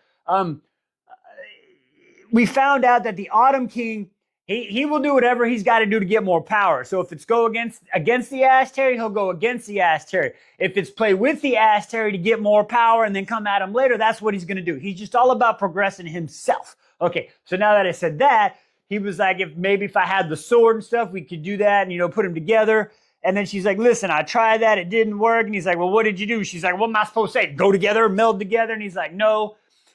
And he says, I saw something in the archives where the sword is matter, Truth Teller's antimatter. You have to tell the dagger, he doesn't know it's Truth Teller, but you have to tell the dagger to made and unmade, to unmake the sword and maybe meld them together that way, but he's not really sure. And they're like, well, let's go to fucking Avalion. And then this is where we find out where Bryce is not welcome because they still living in like the 1800s and shit, where, listen, I'm not going to, Bryce is a little harsh for me sometimes too, okay? She got mad. Like, say what you want to say. I say what I want to say, but damn, Bryce is nippy. But she go here, it's going to be different, okay? So she realizes she going to need her dad, plus they got these bass acts, which is weird because they said no females were allowed to go in the Cave of Princes for the fucking Star Sword because women couldn't wield it because that's not how it was. But if Thea used to fucking weld Star Sword, then why can't I don't fucking get it. What? Like, Bryce, just tell him right there. But it made no sense. So she basically realizes that she's got to fucking work with her dad to figure out how to fucking make fucking Star Sword and Truth Teller go together. And then she's like, fuck, I got to go to bed. And then instead of going to her room, she goes and chills in fucking Hunt's room and then falls asleep. And we end there. Now, join us for 37. Hopefully, we'll figure out what happened to the hind. Because you know what? She was a good person, and I'm afraid she's dead, and it's going to fucking piss me off. 36 coming up. We are currently going under the sea, under the sea, under the sea, under the sea. House of Flaming Shadows, chapter 37. Okay, so we are under the sea, as I said. We are on the depth charger. Oh, fuck. All right, first we start with Janin, Crown Prince of the Valbar in Fae. Now he is sitting next to Lydia, I'm a good person, Servos, right? And she is trying to recover. Now, I don't know how they've managed to do it. I do not think we are in the clear yet. I don't think we're in the fucking clear yet. But we're on life support. So they managed she jumped in the air. Now, apparently they took a 50 cal Gorsian and it fists in her chest, whole heart gone. Yeah. Her healing, Venari healing tried, and then she splatted on the rocks. That's where a lot of the damage came from. Now, Emor did manage to do some water to help kind of push her down, but she still kind of splittity splatted, okay? I don't want to talk about what happened. It wasn't pretty. But they managed to fix the hole in her chest, put her heart back together, fix her ribs, put her brain back in, and she's breathing. They had to give her all the first light potions on the ship, okay? And they don't have very much of that. So they gave her all the first light. Hunt even had to zap her a few times with his lightning, like a defibrillator, to get her going. But she's on life support now, so whoo, thank the Lord. And pass the ammunition, because damn it, I want some revenge on these motherfuckers. Anyway, digressing. So Runa's sitting there. He won't leave. Deck and Flynn are like, come on, buddy, we got this. We'll take care of your girl. She's not my girl. Rune, motherfucker, she is your girl. You just need a little bit of time, okay? I'm sorry. And he's like, listen, the last thing I said to her was like, I wish you were dead, or you're dead to me. And you didn't mean that, Rune. You were upset, and I get it. It's okay. She used to be a bad person, but now she's a good person, and it takes time to accept that, okay? Even Toe agrees, and she's coming up to say that she's a good person and you can let her go, right? Okay, let's not put our ass on this TV. All right, so now from there, we're staying on the boat. We're under the sea the whole chapter, but we're just going to go to Hunt and Emor, right? Now, Hunt goes and sees Emor. Girlfriend, I love you. I'm going to use your tail as a microphone. All right, so Hunt goes and sees Emor, right? Now, they're having lunch, and they're having some poached fish on the boat. Kind of weird that a merman is eating poached fish. I'm just saying. Seems kind of weird, but what else would they eat? They live under the sea. Anyway, well, thank you. Don't put your tail there. So they're having a conversation. How you doing? I'm doing. Emor's leaving out the part about where he did his stupid bullshit and all the Ethan's bullshit and that. And they're like, all right, so I know I've asked a lot from you, but I'm going to need a favor. Can you maybe try to get in touch with the Ocean Queen? And Emor's like, oh, fine. Yeah, I got you. And, they talked about how even though they didn't like, why'd you do this? Because, like Ethan said, you were a pack, even though I don't like the wolf references. So that's why he does it. And everybody's being happy. You can't sneak. You're not small. You can't. Okay, just stay there. Anyway, so then after that, he leaves and Hunt goes and talks to Baxian. Now, Baxian, he's getting swole up in the gym, right? He's lifting like 600 pounds. He's at like 85 times. He says, I want to get to 100. Holy shit, that fucker's strong. Anyway, digressing. So they're having a conversation, getting better. How's the crown on his head, Hunt's head? It feels different than the last one. He tries not to look at it when all the mirrors were going through that. Hunt has filled him in on everything. So him and Baxian, they're there and there, right? They are there. They understand what's happening.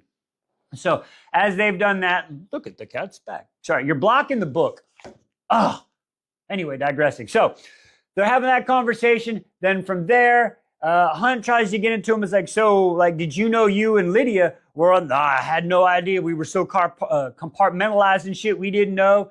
And then he's like, so when did you change over? Was it like with Danica? And he knew it was a sketchy hill to talk about, but he's like, well, let's not talk about the past right now, okay? Actually, I'm kind of sketchy about you when you said that, but I think you're a good person. You just don't want to talk about the past. That's what I'm going to go with. So he says, we'll figure out the future. And he's like, well, what's the future for you? And as long as it's kicking the ass, Terry's ass, I'm all fucking down for it. Team fuck up on 3. 1, 2, 3, fuck up. All right. Then from there, so they're on the same page. And then from there, we go back on the boat. We're still on the boat. And we flash over to Emor and them on the boat. Now, Emor's now talking to Commander Sens. And Commander Sens is like, hey, what's up? Sorry about having you wait. And he's like, don't ever apologize. After everything you fucking done for us, never motherfucking apologize, right? So they're having a conversation. He's like, but of course, I've got another favor. My bad. Seems like that's all I'm doing. And she's like, it's cool. What's up? And he's like, so is it by chance possible I could get a meeting with the Ocean Queen? Gulp. Well, if you can't, don't worry about it. She's like, yeah, no, don't worry about it. You're going to have that meeting tomorrow because she's on her way here. Oh, shit. Why is that? Well, because apparently motherfucking River Queen and fucking Viper Queen are threatening war for harboring fugitives. So that's where we stand right now. fuck me running. But hey, Lydia's, she's on life support. We've got a chance. Join us, 38 coming up. So yes, y'all were 100% correct. Jezebel is a certified badass. Okay, let's talk about it. House of Flame and Shadows, chapter 38. Okay, so like I said, Jezebel's a badass. Her and Ethan, they've been working down. She's working Ethan to the bone like a fucking intern, trying to get all this shit categorized until she feels he's done enough work where she will get him a necromancer so he can bring back this Siegfried Findery, the Findery air, and make the wolves a better place. So as they're doing this, it's been a few days. He doesn't leave. She's just door dashing some food from the kitchen and shit. He's sleeping in a little ball like the wolf he is, like the dog you are. But he's like, yeah, whatever, fuck it. So he's sleeping there, it's cool. And then finally, after tackling a book that's sentient and shit, he's like, what the fuck's up with these books? And we find out that Jezebel put spells on the books to make them be like guarded so they could guard themselves. But then they became smart and kind of became a life of their own. So that's why she had to get like Lily, right? Anyway, so she had to get Lily to protect the books. Now, it is what it is. Why don't you free the books? Because then my magic will be out there and that's not good. And then he's like, so where are the books from? And then we get the whole story of this and we get Jezebel's history, right? So the books are from fucking Parthos, right? The library and the thing in the big time. We find out that, 10,000, we knew 100,000 people fought. They put the books on the ships and all the priestess ladies left. Well, this is where we find out that Jezebel was one of them priestess ladies 15,000 years ago, right? So how is she this old? Well, apparently when she was on this ship, fucking Apollyon, right? Apollyon found her on this ship and was like, wait a second, y'all running these books gotta be weapons because people wouldn't be after people with books unless it's a weapon. So he thought it was a weapon. So he cursed her to live fucking forever and look at the same age. So like Jezebel doesn't look like she looked like she had this small bob, right? And looking all, and when he said that, she like long hair, looking all young and shit like she used to look. I forgot to mention that. So they're having that conversation. Apparently, Apollyon had touched her. I don't know if it was a friendly touch or I don't know what kind of touching happened. I mean, I know what happened, but I don't know if it was the friendly kind or the unwanted kind. You know what I'm saying? Okay, so digressing. So that happened, but Apollyon did that right after he ate Ceres, the Asteri, and absorbed the power. So when the touching happened, she got some of the magic too because he only cursed her to live forever, but she didn't have the power. So since she's been alive for so long, she's been able to work her power. And that's why she'd be going lizard to people and shit, right? So he's like, oh, okay, cool. And tell you what, Ethan's an idiot. He might as well just ask her age or something. But then after that, he's like, do you ever want to be young again? Like, give the age back? Like, brah, you ain't on that level yet. Like, I get the question, but not right now. But anyway, she's like, not yet. What do you mean, not yet? She says, I will when the books can be safe, when it's the time for the books to be safe. So literally, Jezebel's just a motherfucking librarian that wants to save all the amazing books. I get it now. I get it. I take it back. I still don't like that she wants to turn everybody into a motherfucking lizard. But anyway, digressing, 39 on the way. See, this is the Bryce we like. This is the Bryce we want to have for the rest of the book. Not the one that was acting all bitchy ass and fucking Printian, right? All right.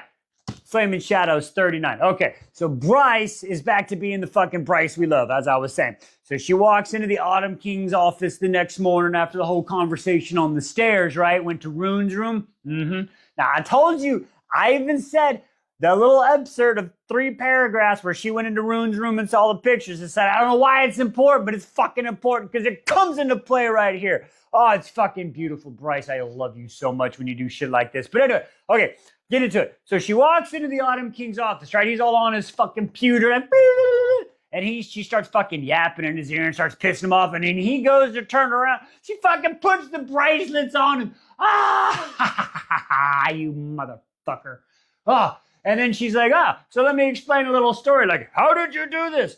Bitch, Rune had a key made because, when you used to burn him and send him off to his room with the fucking bracelets on? Yeah, motherfucker, that's what you get, bitch. So anyway, she takes him and basically says, oh, so you think I'm fucking stupid? Nah, she meant to fucking go there. I thought she just tried to go home. I didn't know she knew she could pinpoint some shit, okay? I didn't think she couldn't. I just didn't know if she knew she could and didn't want to try.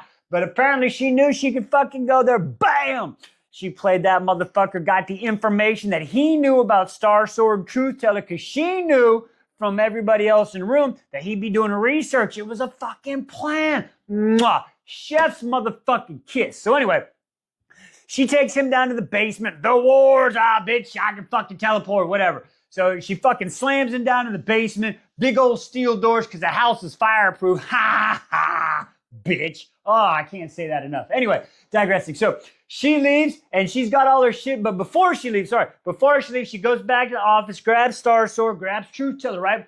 And she's looking at his cool little toys and shit. And she's like, oh, let me look at this light. And she's looking at the light and sees a rainbow prism. And she goes, I wonder. And she shines some of her rainbow light, Bryce light in it, right? And she's looking at the light. This light is different. This light isn't a spectrum of like the rainbow spectrum. Nah, it starts out bright, shining bright like a diamond, all that pure white. But then it fades into the shadows. It's dust. Bum, ba-da-da. I hope that means something. And then it's the shadows can carve the light and mold the light. So she looks at that and then she says, well, I wonder what would happen if I would point this light at the other machine. So then she fucking whips them around and then the light, bam, and it puts each other in a little explosion. And then she's like, oh, cool, I made an explosion. That's neato. And it's a little tiny explosion. And she goes, I wonder what happened. She walks into the shit and says, I want to go home. Well, of course, for her, home is Hunt. Woo! So I hope she's gonna fucking teleport to the ship. It's gonna freak a lot of motherfuckers out. And I tell you what, I hope Hunt is not in the bathroom right now, because could you imagine if you were to teleport and like, I want to go see Twisted List, bam, and she just happened to be in the bathroom. I'm like, honored, like, we'd be pooping buddies, I guess. I don't know, digressing. Pooping buddies. Sorry, yeah, that's going in. Anyway, so then from there, we're gonna drop down to the fucking boat, right? Now we're on the fucking depth charger. I didn't even write notes for this fucking part, like dead ass.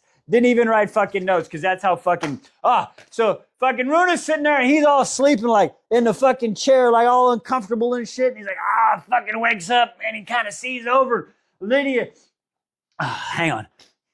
Runa's sleeping in the motherfucking chair. Rune Dannon, crown prince of the Valbar in Fae, right? So he was sleeping in a little motherfucking chair, right? And he wakes up and he looks over and he's looking for Lydia. You know, Lydia Servos. She's a good person. Yeah. Anyway, so he looks over and she's still sleeping. And then Declan, and he notices Declan and Flynn have been coming in. And Flynn's like, oh, hey, good morning. I'll go get you some coffee, or Flynn. And then he leaves. And then as some shit's happening, he looks over and he sees Lydia. And Lydia's awake. And oh my fucking God, Lydia's awake. Okay, cool. So Lydia's awake. And then all of a sudden she's like, wait, am I dead? And he's like, no, you're alive.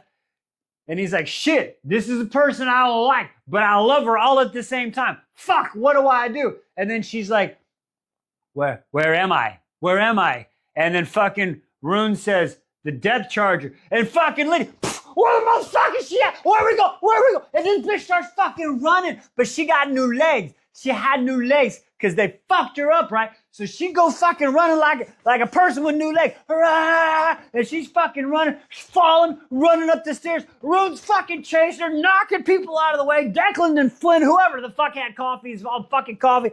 She comes running in, fucking boom, kicks in this fucking schoolroom, right? Kicks in the door for the school kids, like looking around. And she's like, little boy fucking comes running up. And then another little boy fucking comes running up. And Rune's like, are those your brothers? Nah, bitches, they're her sons. Oh my God, Lydia's got sons. That's why she changed over. Oh, listen, I know you don't get to choose who your parents are. I hope their father is not Pollux. And if so, Rune, Rune, you fucking step up, Rune. Rune, I've put the respect. I haven't asked for shit from you, but I tell you what, you get over your Lydia shit and you fucking be good to her and you fucking take care of them boys. Or I will no longer call you Rune Dannon, crown prince of the Valbar and Fae. You'll just be fucking Rune Dannon. Do the right thing, Rune. All right, join me for 40. Okay, so we're about to meet the motherfucking Ocean Queen, and she's a scary bitch. Chapter 40, House of Flame and Shadows. All right, so we start out, we got the boys in the big old conference room B waiting to meet the Ocean Queen, right? And they're like, have you ever met her? I ain't never met her. Hell, I ain't never seen her. I don't know what to expect. Wow. Well, when she comes in, like, it's talking like they could feel when she's approaching and shit, because like the power would be draining, and they just knew. Like, Emor's like, oh shit, she's here. Commander Sins walks in, and then the Ocean Queen walks in. We don't know her name yet, just Ocean Queen. And she a little tiny person. She like 4 feet. She's smaller than Twisted Liz, y'all. That's crazy. She's just a cute little queen. But I tell you what, she commands the room, and she's like, be seated. And then she sits down, and they all sit down. And as she sits, they sit down. Hunt and Baxian, who somehow have been put to the front of the table, are looking at each other like, bro, I'm about to shit my pants. What the fuck? And Emor's like, gotcha, thanks for kind of protecting me, guys. Hunt's like, I gotta ask these questions. Hopefully she doesn't fucking shoot right into Emor, right? And as she's sitting down, she looks at these motherfucking angels and these bigger people, and she's like, I need to be bigger too. And she fucking grows and shit. It's really cool. Now that happens. Now, before we get to the rest of that conversation, we got to flash down to the other ship, right? Not other ship, but other part of the ship where fucking Lydia. Now, I thought she saw her boys. Now, she saw them, but she didn't get into the school area, right? She like looking on the outside and like, that's my boys. Like, one of them kind of looks at her and kind of, the other one's just sitting there. And the school director's like, Lydia, come on, ma'am, we got to talk. And Ron Dannon, Crown Prince of the Valbar and Fae. He's there too, right? And they're like, listen, it's what's best for the kids. And then we get the kids' names, Bran and Acetone or Acetin or whatever. And they have adopted parents. They've been there for 15 years. You're like, listen, we're not saying you can't see them, but this is not the right time and the right place. Do what's best for the kids, Lydia, like you have the last 15 years. And Lydia's like, all right, you're right. And as she starts to walk back, she fucking faints and passes out. Rune tries to catch her and doesn't catch her. Now, I understand what she's going through. That's a lot of shit going on. We're going to take a breath, and everybody's going to remember that Lydia Servos is a good person, and we're going to fucking give her the benefit of the doubt. She was bad. She came to the good side, okay? She's paying for her crimes now. I need y'all to cut her some fucking slack. If you don't want to deal with it, fucking meet me in my Star Sword. We'll see fucking what happens. The Hind's a good person. I'm fucking hill I'm dying on. Anyway, digressing. So we go back to the meeting now. So they're having a meeting, and Emor's like, oh, hi, how you doing? And the queen is like, listen, we got a fucking issue, right? I got the Viper Queen fucking telling me I need to hand you over. There's a bounty on your head for fucking 3 million marks.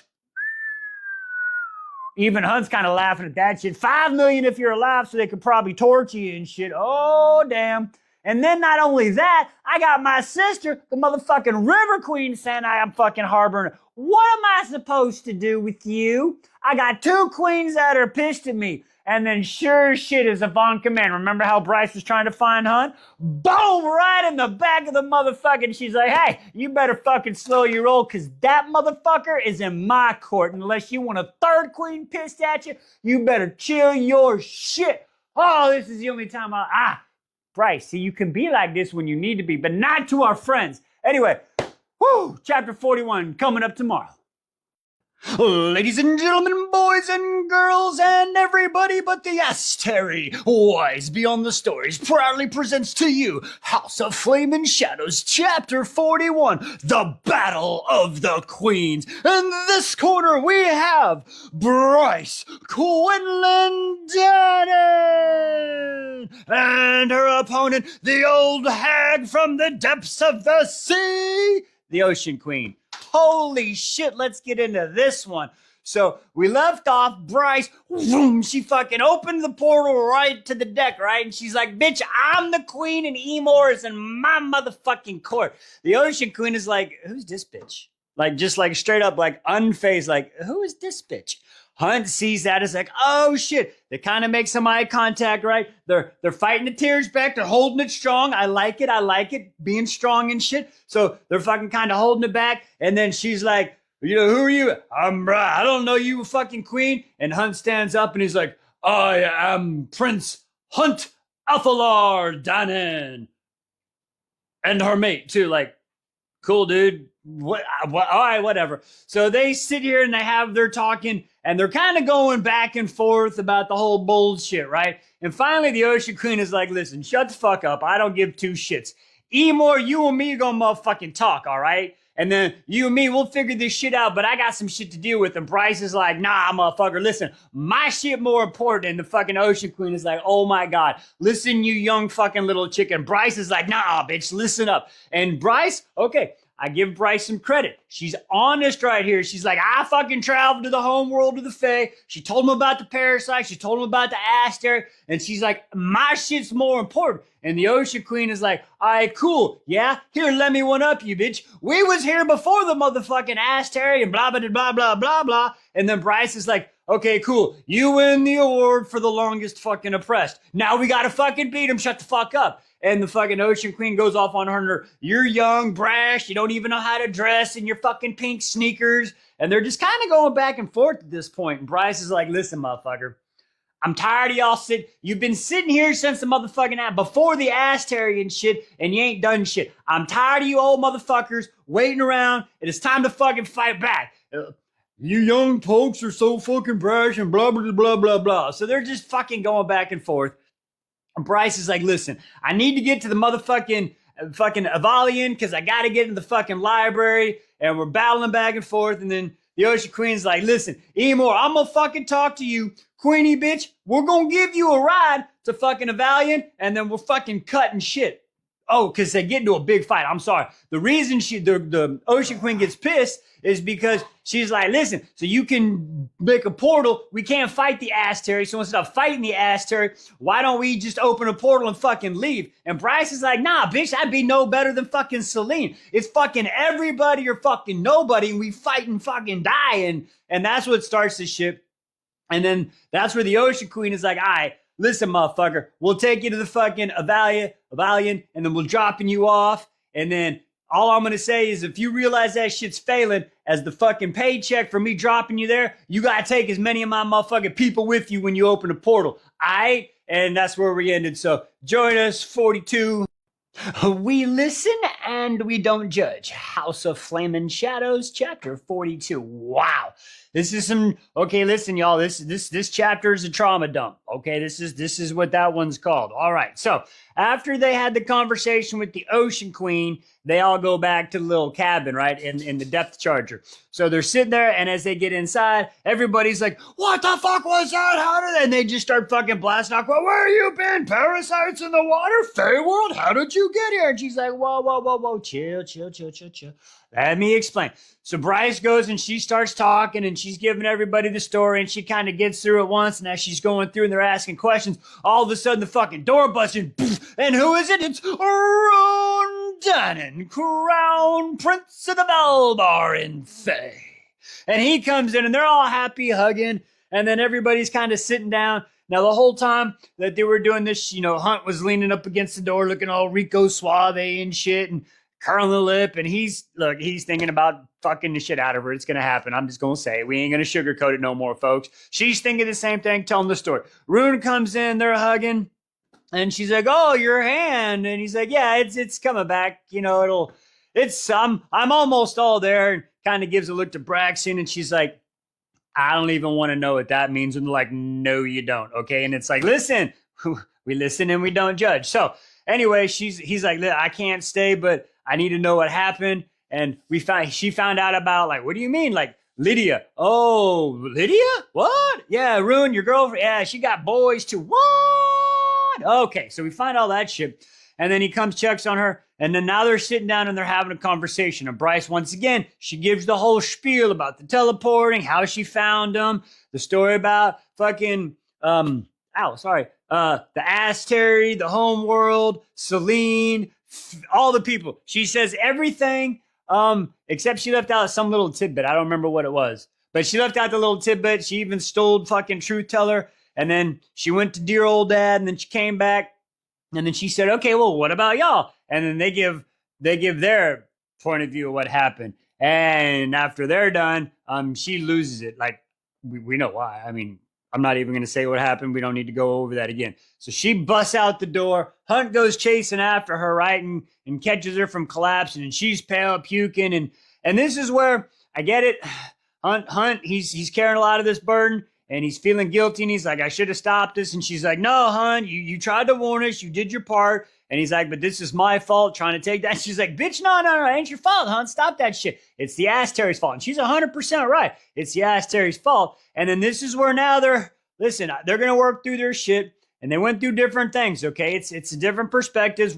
we don't judge people's trauma, and one person's trauma is not worse than another person, okay? We don't do that. We don't do that here, not here, no, not or nothing. Both of y'all need to motherfucking stop.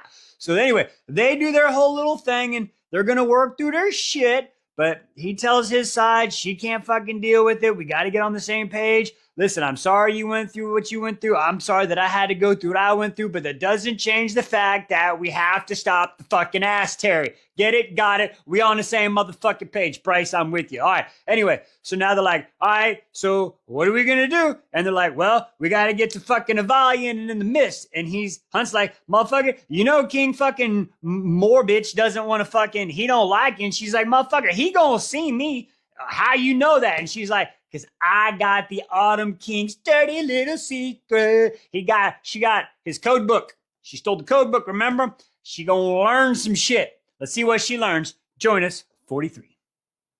Well, that went about as well as expected for a long-lost mom revisit. Fuck.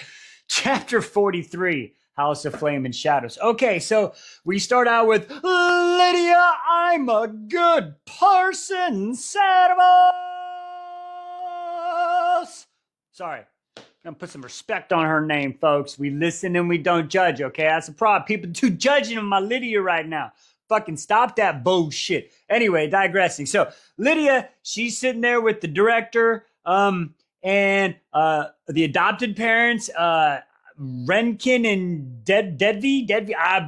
Y'all know me in names. And then we got her boys, Bran and I call him Acetone. They call him, Ace. It's like Actoni or something, but they call him Ace. So basically, Ace is a nerd. He takes shit apart, puts it back together. Nobody can keep up with him. Fucking Braun he's Ethan. He's an Ethan. What you see is what you get, okay? He's pretty athletic, but yeah, that's him. Okay, so that's the kid. So she's kind of sitting there and they're kind of talking. And I tell you what, Lydia's fucking man. Lydia's a beast. She doesn't push her shit. She's not demanding nothing. She's just, I'm glad to see you. How you doing? Okay. Fucking the great foster parents. Thank you for taking care of my kids. Like, think about this. We find out she hasn't seen them since they were 8 months. She hasn't been on that ship for 15 years. She just woke up after taking a 50 cal Gorsian bullet to the chest, falling hundreds of feet, being put back together, and the first thing she does is wake up, knows exactly where the school is, knows exactly who her 2 sons are. You cannot tell me that it's not a good fucking person. She knows. Everybody gotta stop judging her. But anyway, so she's going through it. Everybody's trying to do good, and Bran's like, all right, cool. And then all of a sudden, fucking Ace opens his mouth like, we know who the fuck you are. She's like, I gotta do some work, and then I'll be back. Yeah, work is the hind. Hey, listen, and we don't judge, kid. Okay, the boy needs to be whooped. I tell you, I usually don't, but he needs to be whooped because that was not nice. He was a not nice person on there. Anyway, digressing. So they get through the whole conversation, like, let's digress this shit. We'll come back later, right? See, even Kitty agrees. The kid was not nice. So she leaves, and as she leaves, she's trying to choke down the tears. And again, she's like, thank you for being such good people. We'll revisit this. The kids are like, blah, blah, blah. Now, Renkin, I believe is the father, he comes up and he's like, hey, excuse me. He's like, listen, we didn't know who you were, and I just want you to know we didn't teach him to be like that. We didn't even know who you were. So don't think that we put bad thoughts. And she's like, that never crossed my mind for 1 minute. Please, like, you've done an amazing job. I can see that you love him. And then he's giving history. Hey, we got lots of uncles, brothers, grandparents. Everybody's taking care of the kids. So she's like, I appreciate everything that you did. And he's like, hey, here's my card. Talk to me if you need me. We'll work it through. Lydia, please don't leave that card on your persons if you get captured, okay? That's a bad idea. But anyway, so that happens, and they have good conversation. They're good people, and she's a good person. And then he leaves, and as she's walking, all of a sudden, a fucking messenger shows up, gives her a little seaweed. Ah, shit. Gotta go talk to the queen. So she walks down, goes and talks to motherfucking Ocean Queen. So now the Ocean Queen's talking to her like, hey, Lydia, I don't appreciate you bringing the motherfucking ass Terry all up in my business here. I'm supposed to be secret, help a few people, just be in a taxi. I'm on the motherfucking radar now. And she's like, no. I distracted him enough. You're good to go. And she's like, listen, I don't give a shit, okay, the Ocean Queen. She's like, Lydia, I'm dropping them off in fucking a volume, right? And you're getting the fuck off too, and you need to go back to motherfucking work. And she's like, all right, as you wish, doing whatever. So she's like, all right, cool, get the fuck out of here. So then Lydia fucking leaves, right? And as she's leaving, she's going to her room. Now she's going to her room, coming out of his room, getting ready to go to the gym is Arun Dunnan, Crown Prince of the Valbar and Fae, and guy currently being a douche canoe right now. I'm a little upset with him. He's going to get over it, and we'll be fine, and he'll go back to being a regular old Arun Dunnan, okay? But right now, and I get it, though, okay? I understand what he's going through. He just realized that the girl he was spectrally bridge mind having sex with that fell in love with is the hind, and she got kids. But the hind has got a very valid point here. She's like, bitch, you didn't want to listen to my story until you thought I had some sob story, okay? And say, oh, what if I didn't have, why does it matter if I got these kids? It shouldn't matter to you. You should have it shouldn't matter why I came good. You should just realize that I became good and I realized I was fucked up. And she's 100%. And that's why I'm on the hind side. I knew she was a good person. I've been trying to tell Hind for fucking a book and a half. She's a good person. But he didn't want to fucking believe me. Now you got to deal with consequences and repercussions. Anyway, this one's getting long. So they have the conversation and she's like, it didn't fucking matter. It should have fucking mattered. And we'll fucking deal with this shit later, I guess. All right. So that's where we're going. Fuck. They got to get their shit together. Can I just get them in a room together for like 30 minutes? That's all. Give me 30 minutes. We'll get them TT tight. All right. Join me 44 coming up. Do you know who thinks that the hind's also a good person? It said it in chapter 44 today of House and Flame and Shadows. It's fucking Bryce. I told you she's a good person. Anyway, we'll get into that. First, we got to start talking about Ethan, right? So Ethan's still working for Jezebel. He's doing some shit. Her phone goes off, and apparently it's this fucking death screech. It almost scares the shit out of him, causing him to drop something, but he holds on strong and is like, what? She's on the phone like, what? Who is it? Okay, fine, whatever. Tells him, he's like, hey, you need to go get the pew-pew, the big rifle, the God Slayer rifle, right? The pew-pew thing, and come with me. So he like gets it and grabs it, and then they're fucking walking down the big old thing, and everybody's all quiet and looking at him, and all of a sudden they walk up, and it's a motherfucking astronomer, and he sees Ethan, he's like, fucking thief! And that place goes quiet and just stops there, right? All right, so that one's leading up to a scene that we're going to talk about a little bit later. All right, so from there, we got to go back to the motherfucking boat, right? So now we're on the boat and we're having some dinner. They're all in the crowded chow hall eating dinner, and they're sitting there talking, and they're basically like, all right, this is the dilly, yo. This is the plan. We're going to divide up into 2 teams when we get to fucking Valiant, right? And we're going to have team... Hi, kitty cat. All right, we're going to have team... You can't put your butt on the internet. What did I tell you? Sorry. All right. The 2 teams. We're going to have Team Cave, which apparently is going to be Bryce, Hunt, and Baxian, right? And then we're going to have Team Archives, which is going to be Rune, Declan, and Flynn. And then the Hind is there too, and she's like, well, what team am I on? Well, they'll ask her, what team is she going on? She's like, I'm not picking a team yet, because like you said earlier, I got cat hair in my mouth. Anyway, I got to figure out what team I'm on, because like you said, they're a bass backwards place, right? And they don't have technology, no interweb, no nothing, and women ain't allowed in the archives and in the cave. Like, how are you going to do all this? And they're like, well, stop putting your butt on the internet, y'all. Jeez. Anyway, digressing. Sorry. Not trying to sell cat butt on the internet. Anyway, so they're like, we'll figure it out. But I'm not supposed to go back because the fucking Ocean Queen has told me I'm too valuable with the connections and shit. So Bryce is like, all right, cool. I'm kind of feeling the Hind. I'm kind of liking her. Okay. The whole time, Emor is just sitting here going like, fuck, man, my friends are going out there and I'm stuck on the ship. I'm a piece of shit. And Emor is just going through it, right? So then they have their fucking plans. They get their ideas and everybody's kind of like, all right, cool. Ready. Break. And then they fucking leave. Now, on the way out, Bryce decides to go and talk to fucking Lydia, right? And she goes, not your ass on the internet, kitty.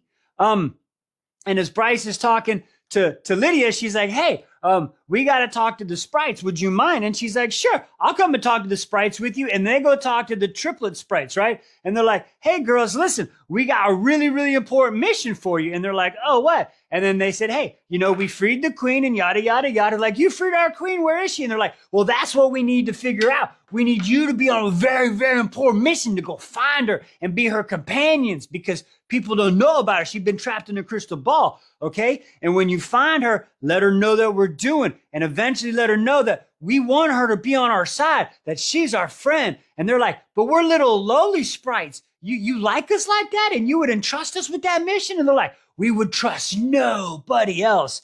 Again, kitty, butthole, internet, jeez. So guys, all of y'all, you're killing me. Cat attack. Anyway, so they're like, we would trust nobody else but you. And they're like, oh, okay, wow. So the sprites are like, we fucking got it, man. They're all pumped up. It's like a Braveheart speech, like, freedom! They're fucking hyped, right? So then Bryson and Lydia, they're walking back and they go back to the fucking living quarters and they start to leave. And then Lydia goes to her room and as she's unlocking the door, Bryce, it's the whole walk a few steps, stop. And Bryce looks back and is like, hey, Lydia, I'm really glad you're here. And she's like, hey, it's nice to meet you. And I'm glad we're working together and da-da-da-da-da. And then she kind of looks and then takes a breath and she's like, hey, if you need somebody. Oh, wait, she also said, I owe you a big thanks because not only did you save my mate, my brother, but my best friend's mate, you know, the three most important people of my life. Okay. So she's acknowledged that fucking chef's kiss, Bryce. All right. So that happens. And then as she leaves, she's like, hey, if you ever, need somebody to talk to other than Around Dannon, Crown Prince of the Valbar and Fae, and currently temporary chode for the way he's treating her right now. But we understand. Sorry, cat butt. So we get it. So yeah. So she's like, cool, I appreciate that. And then now Bryce goes into her room and there Hunt's there. And now they're sitting there going, and Hunt's like, I've been thinking about you. And they're sitting there talking. And she's like, hey, like tonight, can we just kind of, he's like, oh yeah, no, I got you. So they're kind of talking back and forth and they're going over the plan. And then this is where Bryce, she's being honest. And she's like, hey, so Hunt here, my guy, listen, I've only got the code book. If that don't work with the fucking king, with King fucking Morven, I ain't got shit. I don't know what else to do, so I figured I'd just tell you this right now. And this is where Hunt's like, listen, I know you're going to do the worst thing at the worst possible time, but it'll have the best outcome. So we're just motherfucking here for the ride. And she's like, now you fucking get it. Like, oh my Jesus Christ. Okay. We're in it to win it, folks. We are in it to win it. All right, now we finish this chapter off. Let's go back over to motherfucking Ethan and Jezebel, right? So we're with Ethan and Jezebel. They're sitting there, the astronomer, you stole my fucking property, motherfuckers. And Jezebel's like, nah, bitches, the deal with the fucking sprites and the fucking dragon, that shit's been taken care of. I don't want motherfucking hear about that bullshit. And he's like, that's not what I'm fucking talking about. You know what I'm talking about. The Fendrier. And this is where motherfucking, she's like, and all of a sudden the hush falls over the crowd. And it's motherfucking Queen Hypaxia up in this motherfucker. Oh, shit, son. What's about to happen? I forgot she was a necromancer. Oh, let's go. Y'all wasn't lying. Jezebel's a motherfucking badass. You didn't tell me she was second in fucking command. What the fuck? That's wild. Let's talk about it. Chapter 45, House of Flame and Shadow. Okay, so the astronomer's still there bitching about he wants motherfucking payment and blah, blah, blah, blah, and future money. And they're finally like, how much you want, bitch? And he's like, 10 million marks. And Jezebel's like, fucking done at it to my monthly fee. Like, what the fuck? Ethan was like, I'll pay for it. But after he found out, like, Jezebel got some fuck you money. And then later on, we found it's just going to be a tax fraud. Jezebel, one, can I make a loan? I'll come file some shit in your computer system. I'm just saying. I don't want 1 million. Just give me 1 million. I'd be happy. My family would be set for life. I'd make so many good decisions and shit. Just pay off. We'd be all right. 1 million. How long I need to work? I got black salt. I can teleport. I'm just saying. Hook me up. All right. Anyway, digressing. So she pays that off. Astronomer leaves. Queen Hypaxia. Well, I guess we just call her Hypaxia now because she's like telling the story. She's like, shut the fuck up. We go to my office and talk later. So they go get a sandwich and then they're going. And then she's like, all right, what happened? And she's like, well, I was overthrown by fucking General Morgathina and shit. And she's like, what the fuck? And then she's like, listen, we'll talk about this shit later. You need to go plead your motherfucking fealty of the motherfucking docks before sunup, right? And it's like, yeah, okay. And it's like, oh shit, wow, what's about to motherfucking happen here? So as she's leaving out, she's kind of like, blah, blah, blah, blah. Jezebel is saying how she should have fought and done this other stuff, right? Now, we'll get into more of that later, but this is where Ethan's like, actually, I got to tell you some shit. Now, again, we'll talk about that later, but then we got to go back down to the boat really quick, right? And Lydia is asking to say goodbye to her sons because that's what a good person does because Lydia is a good person. So she's trying to say goodbye to her sons. And I tell you what, I don't condone violence and stuff, but to fucking Ace, I tell you what, digressing. So she's there trying to be truthful because the kid said she wanted truth. And she's like, listen, I got to fucking leave, but I appreciate you seeing me and having this conversation. And I want you to know that I don't regret the decisions I made to give you these amazing parents and to give you this life, because if I would have kept you, you would have not have been in a good situation. And it's a hard decision, but it's my fucking story and I'm sticking to it. And Bran's like, you know, I fucking appreciate that. Okay. And thank you for my parents. And he's trying to be good. Like, and then fucking Ace is just being a fucking chode. Okay. And I get it. He's allowed to be. But God damn it.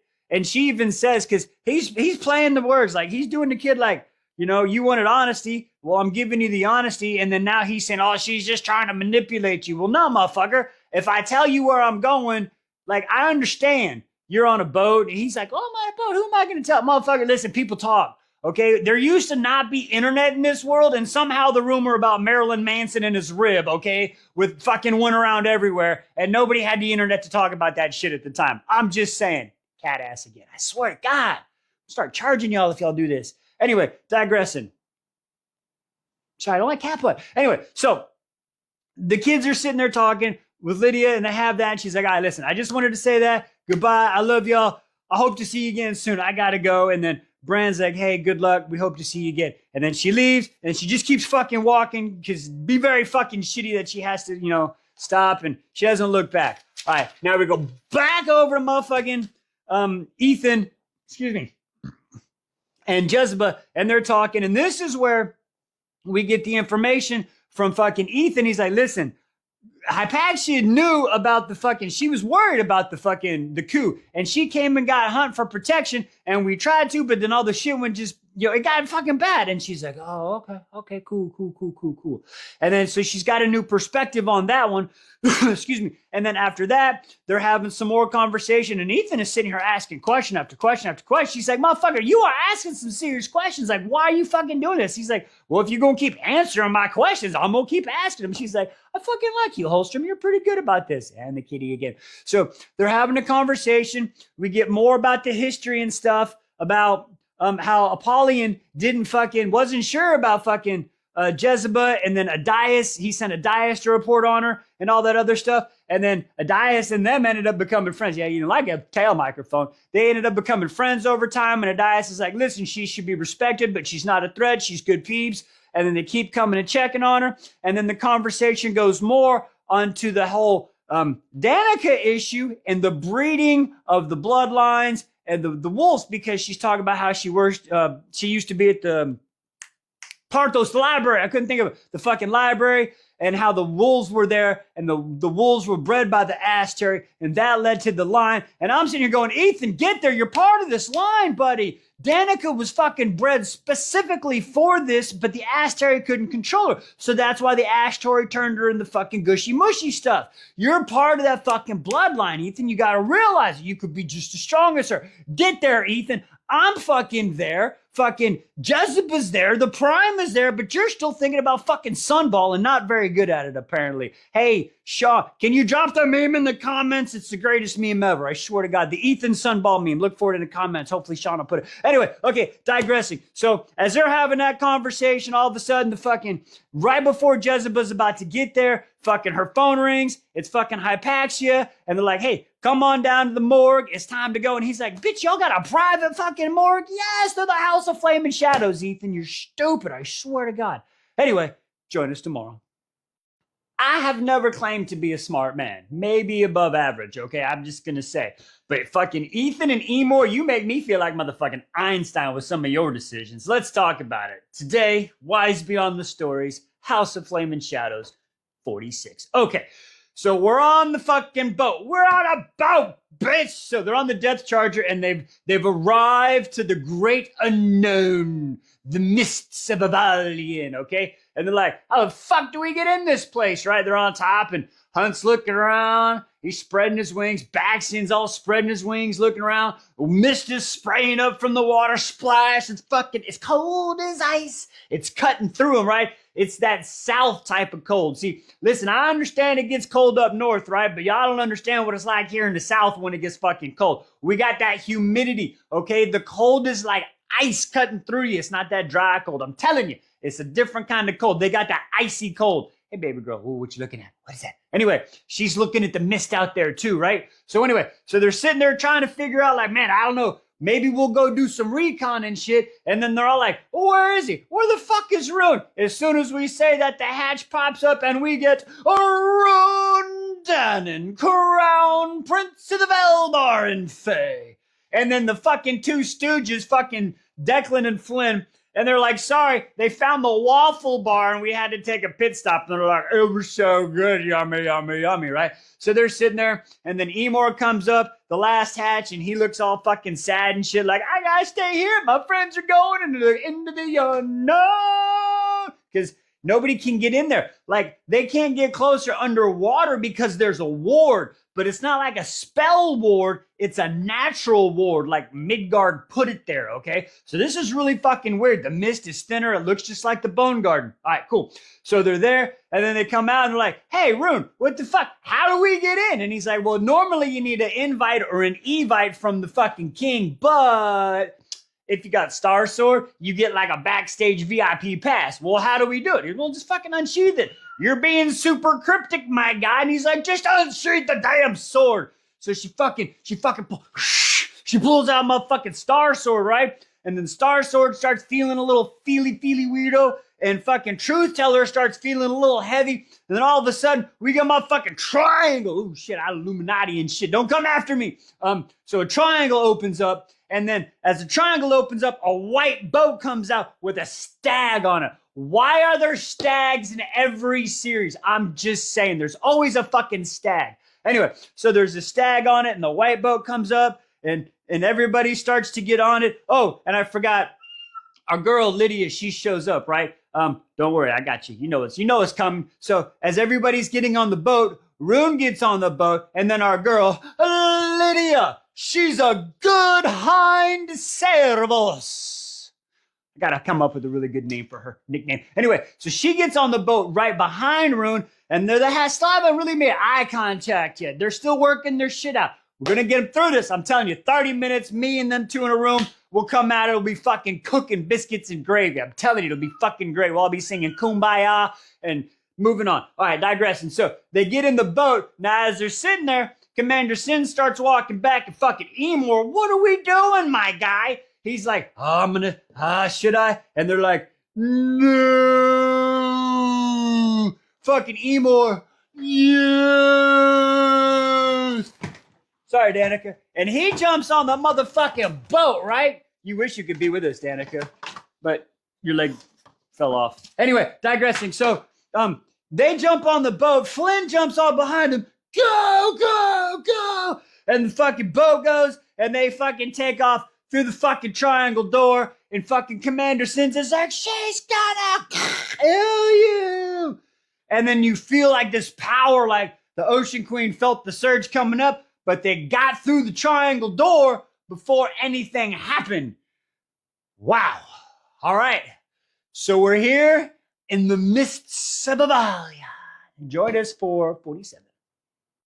I stand by it. It's a new fucking hill for me. Ethan and Emor are the dumbest motherfuckers in this series. I swear to God. Today, Wise Beyond the Story, Flame and Shadows, chapter 47. Okay, so we start out with fucking Ethan. They've brought him down to the morgue, and he's asking questions like, why do you guys have a morgue?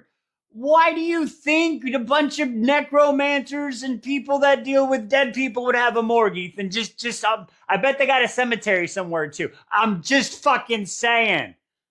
How stupid can you be? Anyway, digressing. Okay, so he's sitting there, and then the next big fucking realization Ethan has is she has to sew the head back on. Ethan, you separated the head from the body. Hello, decapitation. Mollywopped it off. Like, what are we talking about, Ethan? They say no, there's no dumb questions, but you're making me question that question or statement, whatever the fuck it's. You're making me talk like you now. Anyway, okay, digressing. I'm back under control. All right, so Hypaxia is basically like, all right, this is what we're going to do. I'm going to sew her head back on so the tendons can grow. I'm going to bring her back to life when she's breathing. I'm going to inject her with the shot of first light. She should be good if it's not too late. All right, you sure you want to do this? And Ethan's sitting down like, oh, God, I think I'm going to be sick. But he can't say anything. All right, so here we go. Hypaxia starts chanting, hum num shiba, hum num shiba, hum num shiba. And while that's going on, we're going to flash. Yes. Transitions. Over back to the fucking mists of Bavalia now. So they're there and they are in. King Morven's a fucking chode. Oh my God, this dude is a textbook chode. If you look in the Midgard Webster's dictionary for chode, it's his high school fucking photo. I swear to God.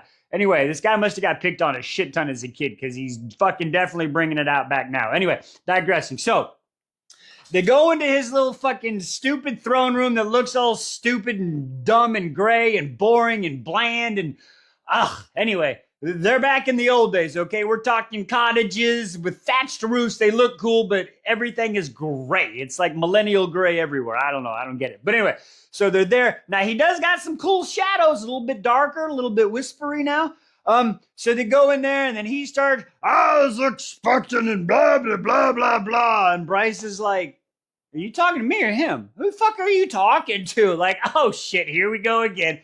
Like they're behind her core behind her fucking like, oh shit, it's about to start, right? And fucking Morven's like, you don't fucking talk unless talk to because you're a fucking woman. Like, oh my God, he's one of those fucking dudes. Like, mollywop his ass really quick. So she's like, oh, Rune, I guess he's talking to you. Rune, you don't fucking talk to you because you've been disowned, so I can't fucking talk to you. So fucking Bryce is finally like, all right, anybody, if you have been disowned or you're a piece of shit, raise your fucking hand. So everybody raises their hand except for fucking Flynn. And Flynn is like, all right, cool. I guess I'm the spokesperson. All right, bitch, listen, what's up? But Flynn, you need to fucking act right. And Flynn's like, oh, I do? Like, I do really need to what's happening? And as soon as that happens, motherfucking shadows that came up behind him, even Hunt couldn't detect him. Hunt, oh, I forgot Hunt was going to talk, but Hunt couldn't talk because he got the slave brand. So he was going down everybody, right? And then the murder twins came out, and it's like, oh, shit, son. And then motherfucking the goddamn king is like, because your sister's in motherfucking trouble with her goddamn actions. And then Flynn's sister comes out. Sathi, whatever her name is, like, why Flynn got a sister and we needed a pile of bullshit. Just added extra scoop skeep of bullshit. Just a scoop skeep of bullshit. I got that one from Impractical Scoop Skeep Potatoes. Anyway, digressing. Join me, 48. I'm telling you, it's a day of dumb fucking decisions. That's all I'm seeing here. Today, Wise Beyond the Stories, Flame and Shadows, 48. Okay, let's get into this shit. So we're back. We're still in King fucking Morven. I'm telling you, this dude is the epitome, or as we like to say, the epitome of fucking douchery, okay? This dude is the epitome of douchery. Deadass. So he's a fucking chode. He's mad because Flynn's sister won't marry the murder twins. And he's like, I'm king. This is my land. My rules are if the people want to come here, they got to be married. If not, you got to be a single female and you got to fucking marry. Like, what kind of bass ackwards bow bumpkin motherfucker? Will somebody just mollywop? Like, he doesn't need to be around anymore, okay?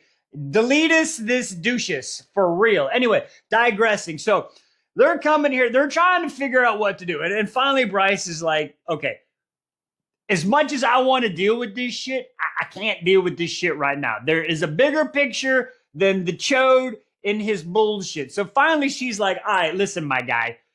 If this is how you're going to be, tell the motherfucking ass terry. Open up your mist. Tell the ass terry we're here because you preaching that you're fucking loyal. Listen, I just fucking do it. And he doesn't fucking do it. She's like, all right, that's what I thought. Listen, this is what's up. I just need to be in the archives and then go to the Cave of Princes for a few days. You can't do that. You have a vagina. Like, shut the fuck up, dude. Like, what about Thea? Like, seriously, I just want to smack this guy. But anyway, this is where Bryce is like, I got a motherfucking star sword and a motherfucking truth teller that says motherfucking otherwise, right? Well, she doesn't say the name. She just pulls them out like, and then he's like, oh shit, I feel the power, right? And he's like, oh wait, is that the? And she's like, yeah. And then she sees, she's them. Holy crap, that's a tongue twister. Sally sells seashells by the seashore. Wow. Anyway, digressing. So he's like, all right, cool. And then he's like, whatever, fine. A few days, and they're about to leave. And she's like, oh yeah, what's it? Sathia, she's coming with us. And he's like, no, she stays with me. So Bryce is like, ugh. So she's like, everybody's like, all right, listen, we really don't need to fight this motherfucking fight. And then she looks at the hind. I tell you what, Lydia, I'm a good hind. Servus.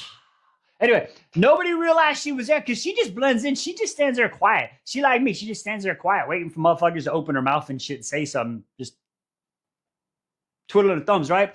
And then the hind kind of gives Bryce this look like, listen, nobody's ever fucking fought for me before.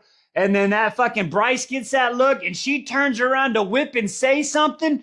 And Emor, once again, open mouth, insert foot. Oh, Mary Flynn's sister. What? Emor, go back to the fucking boat. Somebody just boot his ass back to the fucking boat. Because, Jesus, I swear to my... All right, anyway, so then from there, let's just go back to motherfucking the House of Flame and Shadows where more bad decisions are being fucking made. And what's going on? We've got the resurrection of Sigrid Fendery. Because, that's a good idea. 7 hours, 7 minutes, and 7 seconds later. That shit ain't lucky no more. The fucking ding slot machines ain't ringing with this one, bitch. So she tired, head sewn back on. 7 hours of that shit. For all of a sudden, fucking Jezebel fucking slams the computer down when she's like, oh, we're done. Ethan almost fucking picks up Hypaxia from falling down. What have you done? Fucking Sigrid fucking sits up, looks over at this deadless motherfucker and Reaper! What? I don't even know what to say. Join me for 49. A wedding or not a wedding? That is the question. Today on Wise Beyond the Story, Crescent City, House of Flame and Shadows 49. What the fuck? This is bad decision to worst decision to what the fuck kind of decision do you even try to make at this point? Okay, so yeah, let's get into it. So we're with King Douche Canoe Morven, right? Over in the midst of the fucking Avalion. And basically, Emor's like, I'm going to marry, what's her, Saphira, I don't know, Flynn's sister. Jesus Christ. Now, Flynn has described her as a prissy, bitchy, spoiled brat. I don't know. Sorry for the microphone. So I don't know. I'm fucking at a loss. Emor, what do you do? What the fuck is happening? And basically he's like, listen, if it was my sister, I'd have wanted somebody to stick up for her. So we're fucking doing this. I guess we're doing this. Like they're trying to talk. The others were trying to talk to the sister. And at one point she's like, fuck this shit. Let's go. Walks up to fucking Emor. Hey, we doing this shit? He's like, fucking let's go. And they walk up to the king. And like Bryce and everybody in the court's like, I guess we're fucking doing this shit. Like they're at a loss for words. And King Douche Morven, he fucking give me a priest like 5 minutes later, like trying to call Emor's fucking bluff, but I guess we're in a fucking wedding today. Holy did she like fucking write this book with D&D dice and just fucking roll for what happens? Oh, rolling D100s and like what is I don't even know where this story's going at this point. But anyway, digressing. So from there we gotta flip on back to fucking the morgue at House of Flame and Shadows. Cause now fucking Sigrid is a fucking reaper. What? Good job, Ethan. Everybody, give Ethan a round of applause. Ladies and gentlemen, Ethan should have stuck to fucking Sunball. Holy shit. Oh my God. Anyway, Sigrid sits up as a Reaper. The Underking shows the fuck up and is like, hey, thanks, I appreciate that. Like, what happened? Hypaxia's like, I had her at the archway to bring her through, and then the motherfucking, he distracted and she slipped through my fingers, and they're like, wait, you didn't give her a choice. Well, this is a choice. Oh my Jesus. So he's like, let's go, bitch. Come on, Fendrier, you're mine. And then tells Jezebel, I will deal with your shit later. Jezebel's not happy. And then they fucking leave. And they're gone. And Ethan is yelling, fix it. Ethan, how are they supposed to fix it? Apparently Hypaxia has an idea. Again, dumb. What are we doing? If we had a Thunderbird, you know, one of them thunder chickens, we could do this, but Sophia's dead. And the little boy's not one. So we can't do it, right? And Jezebel's like, I'll be back. What? What do you mean? What do you mean? So we wait. A little bit more than 30 minutes comes by. Jezebel comes back like, I got some good news and bad news. What do you mean? She found the body. What? Okay, is it possible? Yeah, listen, it'll just be a little gruesome because it'll probably past decay. Like, do we really want, we're really talking about this. You want to know where the body's at? Yeah, apparently it's in fucking Avalion with the goddamn king. What the, oh my Jesus. I thought it was on the boat, but now it's with the king. I'm chapter 50 coming up. What the hell? Does anybody know how to use the Dewey Decimal System for Avalion? Because I don't know. They ain't got no internet. This is going to be an interesting adventure in the archives. Today, Wise Beyond the Stories, House of Flame and Shadows, Crescent City, Chapter 50. All right, let's get into this shit. So we're in the archives. Now, these are some big-ass fucking archives. Like, it was compared to the Depth Charger floating city submarine ship, and it's bigger than that. But of course, it's gloomy as hell. This place, I swear, is like in an eternal color of millennial gray. That's like all I picture, is just like a gray haze. We're watching black and white TV or some shit. It's crazy. So they're all going into the archives, right?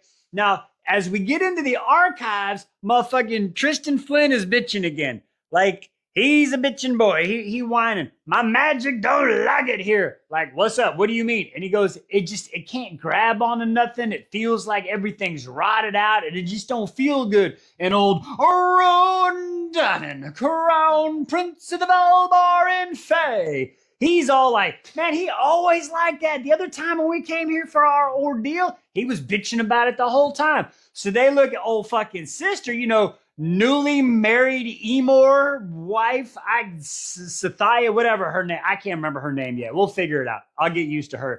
But now she's like, honestly, y'all, there's some weight to what he's saying. I got the same thing. I don't feel it right too. So now they kind of believe Tristan, like, oh, okay, well, let us know if you need some help there, buddy. Like, okay, fine, whatever. Tristan's like, fuck me, I guess.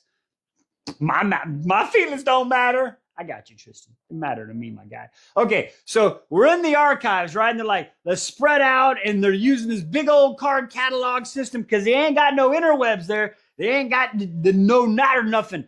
So they're looking, and then either Declan or Flynn, one of them gets the ideas to look at some maps. So we're looking at the maps of the world and shit. Now, they even made the comment, how do we know what the coastline looks like with the mist? So apparently the mists have not been there at one, because I'm so confused. But anyway, there's islands, but the islands disappeared in 100 years, right after the Asteri got there. And then Bryce remembers the story when she was in fucking Printheon, how there was islands, and when the beast got put in, the islands disappeared. So what is with islands? Like, is this Gilligan? Did we find Gilligan's fucking island? Is it a 3-hour tour? Is that what's happening here? Did we finally find this damn island? Anyway, digressing. So they're like, all right, keep this in mind. They're looking some more.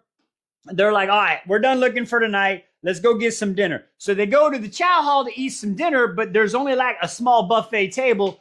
And little sis, newlywed Emor wife, God, what is her name? Sophia. So Scytha. Anyway, she's like, the rich bitches probably don't want to eat with us because, you know, we the Isle of Misfit fucking black sheep, you know. So they're like, all right, cool. So they sit down at this table that seats 40 and they're eating their mud and everybody's talking and chatting. And Baxian is like, all right, babe, we got to talk, Lydia.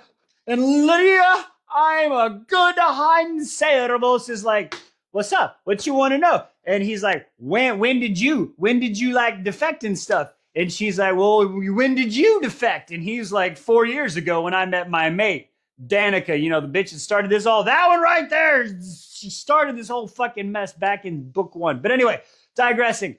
And then we kind of, she didn't answer the question. I'm guessing it's when the kids are born, fucking Bran and Ace, but we didn't answer the question. She didn't answer a question. But anyway, so that happens and they talk about that.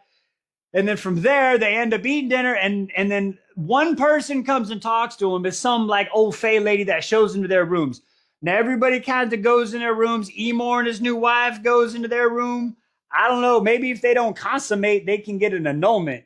Because I don't know. Fuck. I don't know the rules for the Fey, but apparently the Fey won't like her, but the other people just don't give a shit. So I don't know. We'll figure that out. And then everybody goes into their room, and then her and Hunt go into their room. Now, they just start talking, and they're having some conversation, and they try to fix some of the miscommunication that they had earlier. You know what I'm saying? She's like, listen, you don't need to hold this weight on your shoulders, okay? It's not, we a team. This is not all your fault. You got to stop that bullshit.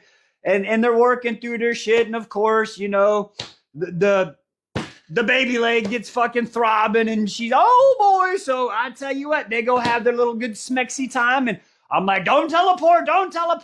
Well, they don't teleport. So that seems to be under control now. But we find out that their powers are interchanging. They not only can his power go into her, her power can go into him. Okay, power through, folks. That's what we're saying. So they're like, all right, cool. What does this mean? How does this change shit? Fuck, I don't know. That's just one more shit to the what the fuck did the author do to me? Because I don't fucking know anymore. I don't even know what's happening. We're just along for the ride. But then they're like, all right, let's go to sleep. Tomorrow, we got Team Caves. Let's go. And then she's like, damn it, I told you we should have made shirts. I'm telling you, we got so many shirt ideas. Anybody make t-shirts? Anyway, join me tomorrow, 51:55. See you then. What a lovely honeymoon for Emor and Sathya. What the fuck is going on? Today, Wise Beyond the Stories, Crescent City, House Flame and Shadows, 51. Okay, let's get into this. So, literally like the intro said, we got the wedding night of Emor and Sathya, right? So, after they did all their dinner in the original search in the archives where we learned about islands are fucking missing, right? They walk into the room, and Emor's like, so, here, you take the bed. And she's like, oh, thank you. And he's like, listen, I don't expect anything. She's like, yeah, me neither. Like, what the fuck? Like, awkward. So we're going through this. He tries to sit in the chair, right? And as he's sitting there, he can't get comfortable. He's like, you know what? Fuck, here. Let's do this back over. I am fucking Emor. And listen, we got some history right here, okay? Just so you know what you're getting into. Yeah, the River Queen, she got a bounty on my head. The Viper Queen, yeah, she put a bounty on my head too, because after I fucking like left the River Queen, indirectly I caused the burning of the meat market. So the Viper Queen's kind of pissed at me, and then to escape, I went on an Ocean Queen ship, and then she told me to stay on the ship, cat, and then I kind of left and came here. So cat, but So yeah, that's where she's like, oh, wow, okay, you got some extra baggage, motherfucker. And he's like, yeah, about that. And she's like, okay. And then he goes, oh, it's nice to meet you. And she's like, oh, okay, okay. Well, nice to meet you too. Husband? Like, wow, okay, that was pretty interesting fucking conversation there. It was very, very, very interesting. And then we go to sleep. And then we wake up, transition. It's a nice gloomy morning. Fucking, this place is just, it's so gloomy. Gloomy as hell. Anyway, so we start there with Lydia the Good Hind Servos.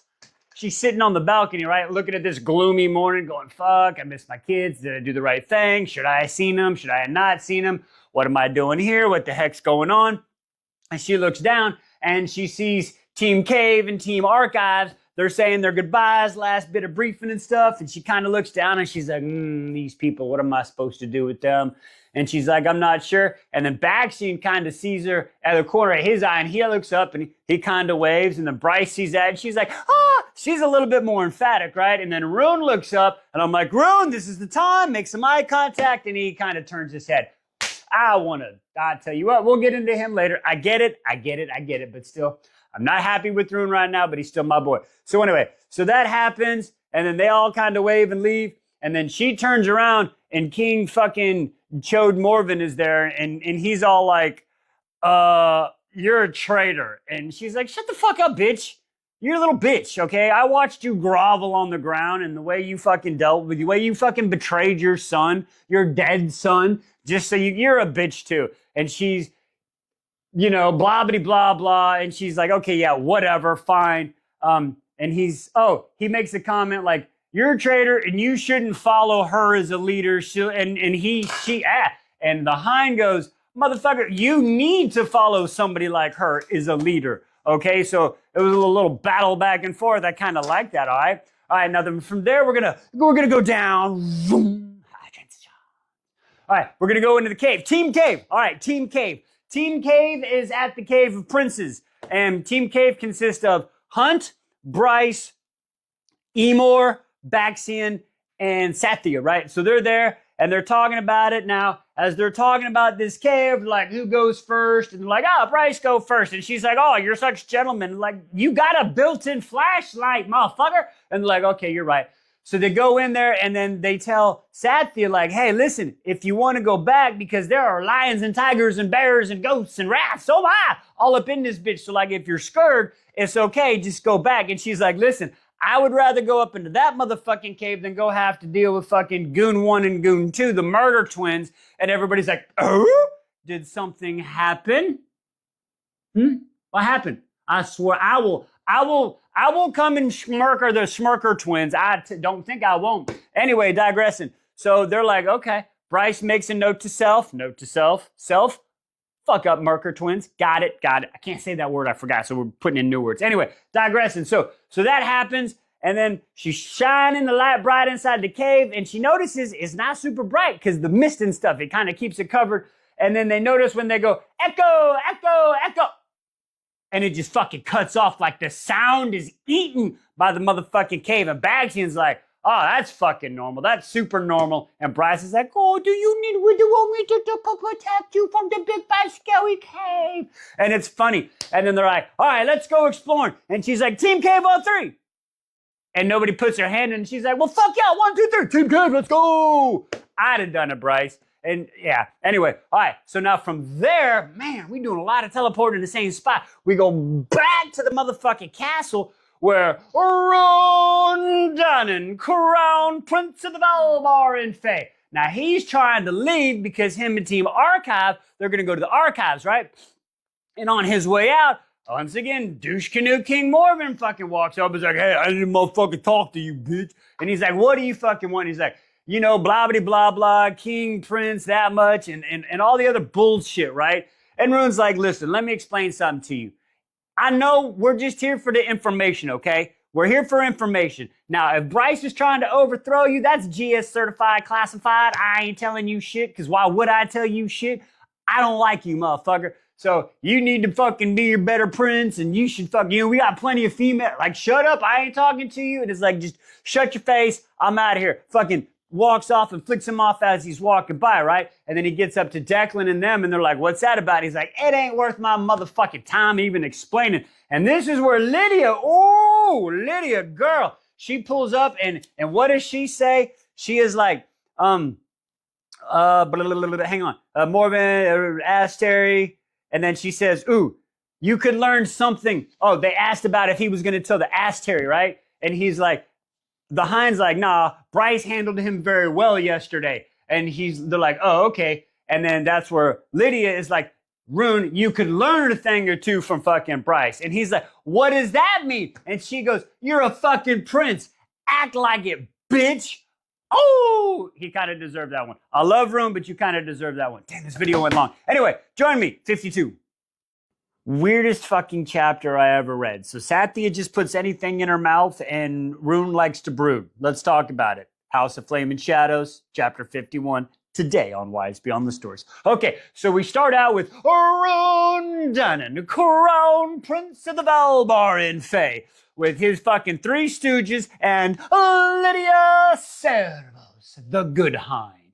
All right, they're Team Archive, and they're inside the archives, and they're doing the research, and Declan and Flynn are like, Rune, stop brooding. And Rune is like, I'm not brooding, you're brooding. And Declan's like, I'm allowed to brood. I ain't talked to my family, and I don't know where the fuck Mark is, and I can't contact him. Your people are here. What the fuck? And Rune's like, and in his mind, he just hears Lydia going, you're a starborn prince. Act like it. Like, oh, so it's eating him fucking up. And they're just kind of going through there. And then they're just battling back and forth. Rune looks down and he's like, hey, Lydia, you found anything? She's like, nope. All right. And then we kind of got that scene, right? We got to fix them. We'll get there. So then from there, let's drop into the cave. All right, that was so cool. Anyway, so we're in the cave. Now we got Team Cave, right? So Team Cave's in there. Now Team Cave consists of Bryce, Hunt, Baxian, Emor, and Emor's new wife, Sathya. And now as they're going in this cave, they hear all the scary, funky, scary things, and the noise goes away, and Bryce is telling them about the Mittengard worm. They're like, I don't want to know about it. And she's like, oh, it's a big fucking worm the size of 2 buses with double rows of teeth. And like, we didn't want to hear about it. So she's doing that. And then at some point, there's ghosts and goblins and ghouls and whatever and ghouls. And one of them goes to reach for fucking Sathya and misses and like claws the brick and shit. And this bitch just puts her, like, licks it. What? What are you just licking shit? Like, just licking. Okay. Sathya, she'll suck or lick anything. I'm just saying. Okay, digressing. That's going to go the wrong way. Don't go there, people. Anyway, so they go in there, and then all of a sudden, they come up to this. They finally find the cave markings that Rune was talking about on the wall, and they notice an 8-pointed star, and then they're talking about how this story kind of parallels the other story.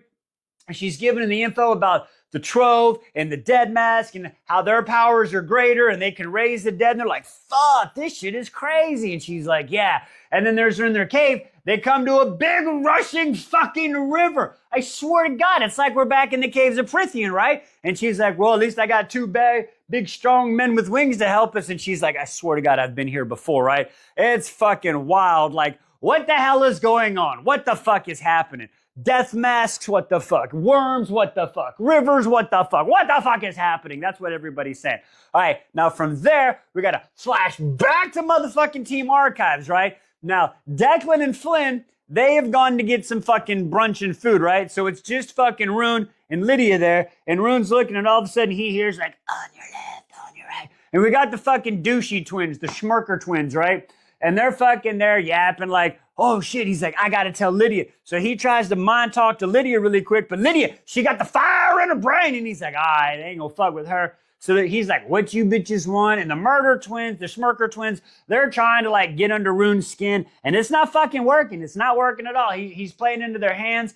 And then they try to get into motherfucking Lydia's, and Lydia's like, oh, your boss telling you to come? Yeah, I'll tell your boss you did a good job. Good doggy, get you an extra treat. And that pisses them off even more. And then since they can't get a rise out of nobody, they end up fucking bouncing out even more mad and shit, talking about your disgrace. And if we had our way, they'd tell the ass Terry and blah, blah, blah, blah. And they're a little bunch of bitches, right? They get theirs coming to them. And then they're sitting there at the end of the table. And then Rune and Lydia, okay, they started, little small talk, a little bit of this, that, and the other. And then as it goes down, like how to use fire, well, Night and Stars was taken. So as this goes down, they started working through some of their stuff, little conversation. And at the end, she kind of looks down and they're kind of doing a little glance. All right, we're on the path to recovery. I am okay with this. I'm telling you, listen, if something ever happens to my wife, I think the Hind might be the person that would probably be the only person I'd ever go for. But she's fake, so there it is. Nobody's for me. Don't leave me, Twisted Liz. Anyway, digressing. All right, finish out this chapter. So from then, after we got Rune and Lydia starting to fucking fix their shit, we got to go to fucking Ethan. Now, Ethan is, I don't like what Ethan's doing. I don't know. I still don't know what he's doing. But anyway, Ethan, we went back to him. He's in the House of Flaming Shadows, right? So now as he's in the House of Flaming Shadows, he just had his big-ass breakfast because they're about to go to the motherfucking land 2, Avalon, because they got to get the body from Sophia, you know, the dead Thunderbird that they're going to try to reanimate all grossly and detest because they want to reanimate Sigrid, like that is now a Reaper. What the fuck is happening? So as they're eating breakfast, he links up with Hypaxia. All of a sudden they hear, what the fuck is happening? Explosions in the ground and shaking everywhere. They go take off run. They bust into motherfucking Joseph's office. Like, what the fuck? Turns on the TV. Fucking Omega boats with brimstone missiles have been shot upon the meadows. What the fuck is happening? Join us for 53. Ethan is finally doing something smart for once in this book. Let's talk about it today. Wise Beyond the Stories, Flaming Shadows, chapter 53. Okay, so we just had the brimstone missile attack. It's hit the fucking meadows, right? Freaking Ethan and Hypaxia, they go running out. Hypaxia, she's got her little fucking vials of first light, and she's taking off, and they're going to heal people. These missile attacks happen in the morning when people are out and about. And remember, brimstone is so nasty, okay? When it hits just disintegration. There's gray, smoky clouds everywhere. Hypaxia is trying to heal up a family. Ethan's like, roar, wolf form. He goes running. He sees a little girl under some cement. She's scared shitless because of the fucking wolf. Ethan, go to human form. He comes back to human form. He's like, don't worry, I'm here to help. Lifts a fucking rock up. Girl comes out like, oh my God, what happened? I don't know. And then he starts looking around, and Hypaxia and him come up and like, damn, even if we had every medwitch in the world with all the motherfucking first light, it might not be enough. What the fuck is happening? Who did this? The Omega boats? Is that motherfucking the Asteri? Are they pissed? Why are we doing this? We don't know. We got to find out. We'll find out more later, hopefully. All right. Now, from there, we're going to go over to Team Caves. Okay, to Team Caves. So, Team Caves, we're in the caves, and they're at the big water crossing, and they're trying to figure out what they're going to do. Now, they're looking at the carvings. Now, I said earlier they're like the ones in Prithian, and they are on style, but they're not telling the same story. I want to make sure I got that clear. They're not telling the same story.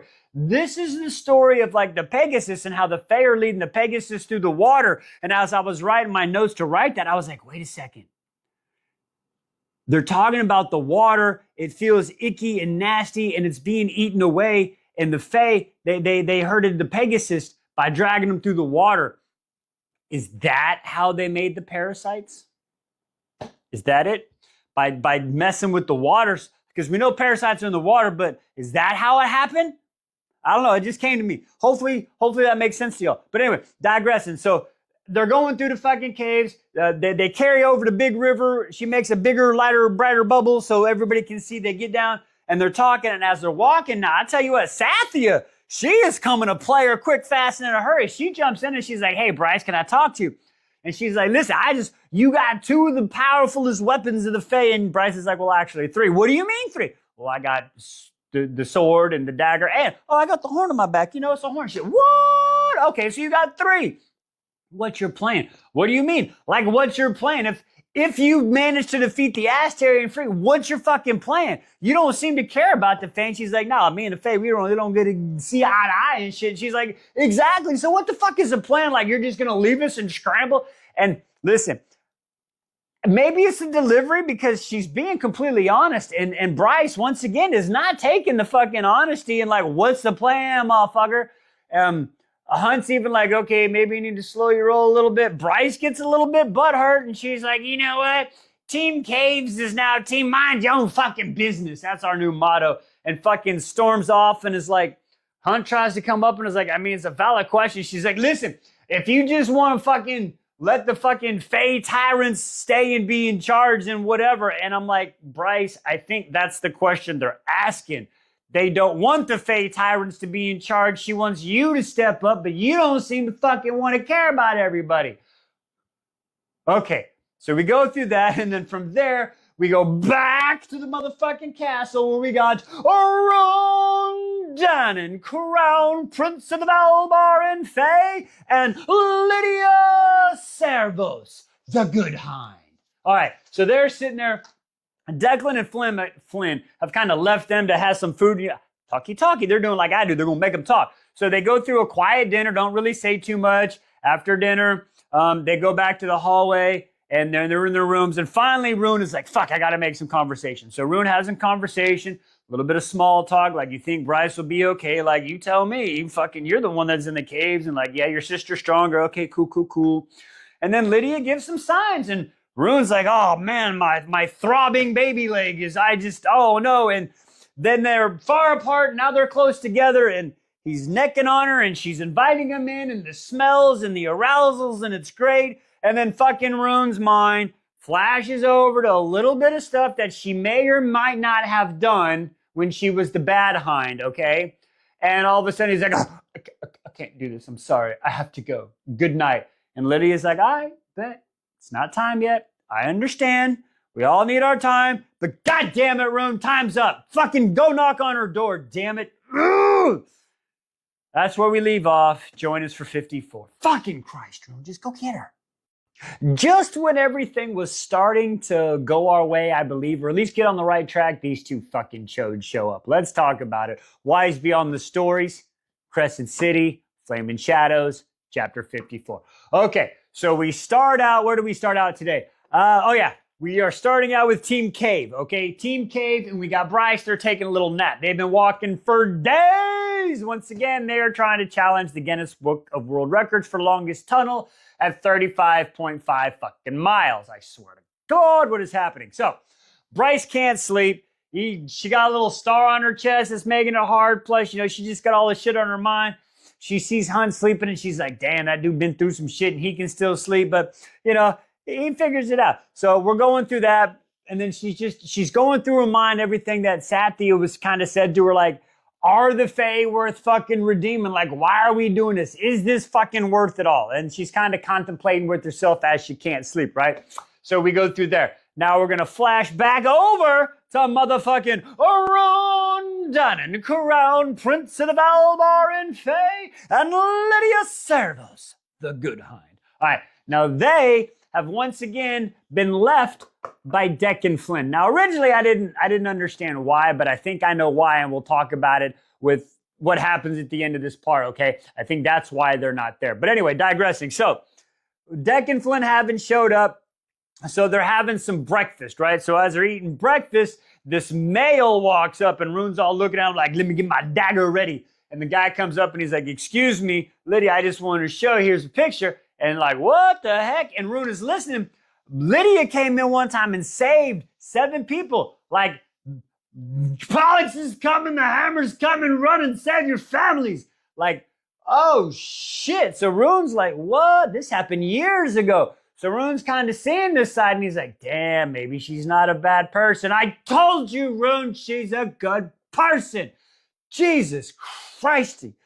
So anyway, so that happens. So Rune's kind of seeing this different side of her, making him rethink everything again. Finally. So anyway, so now they're doing some research. They're kind of looking at each other, working it out. He's like, ugh. She's like, hey, you want some coffee? Sure, let's go for some coffee.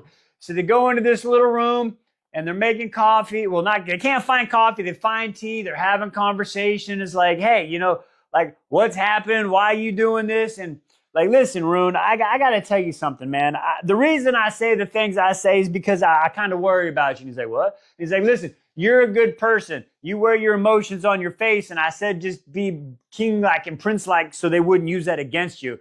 And And Rune's like, wait, is that kind of a compliment? She's like, yeah, Rune, it's a compliment. Just fucking accept it. So he's like, oh, okay. So then they go back to researching and stuff. And then he's like, so you found anything? And she's like, well, honestly, yeah, maybe. Like, I had this idea because the way that Flynn and his sister were saying the earth felt bad. It did earth magic. It didn't make sense because the way the earth magic works is the Fae, when they travel, the people that have earth magic, they go recon and they try to find the magic in the earth and stuff, in the stones, and they build on that.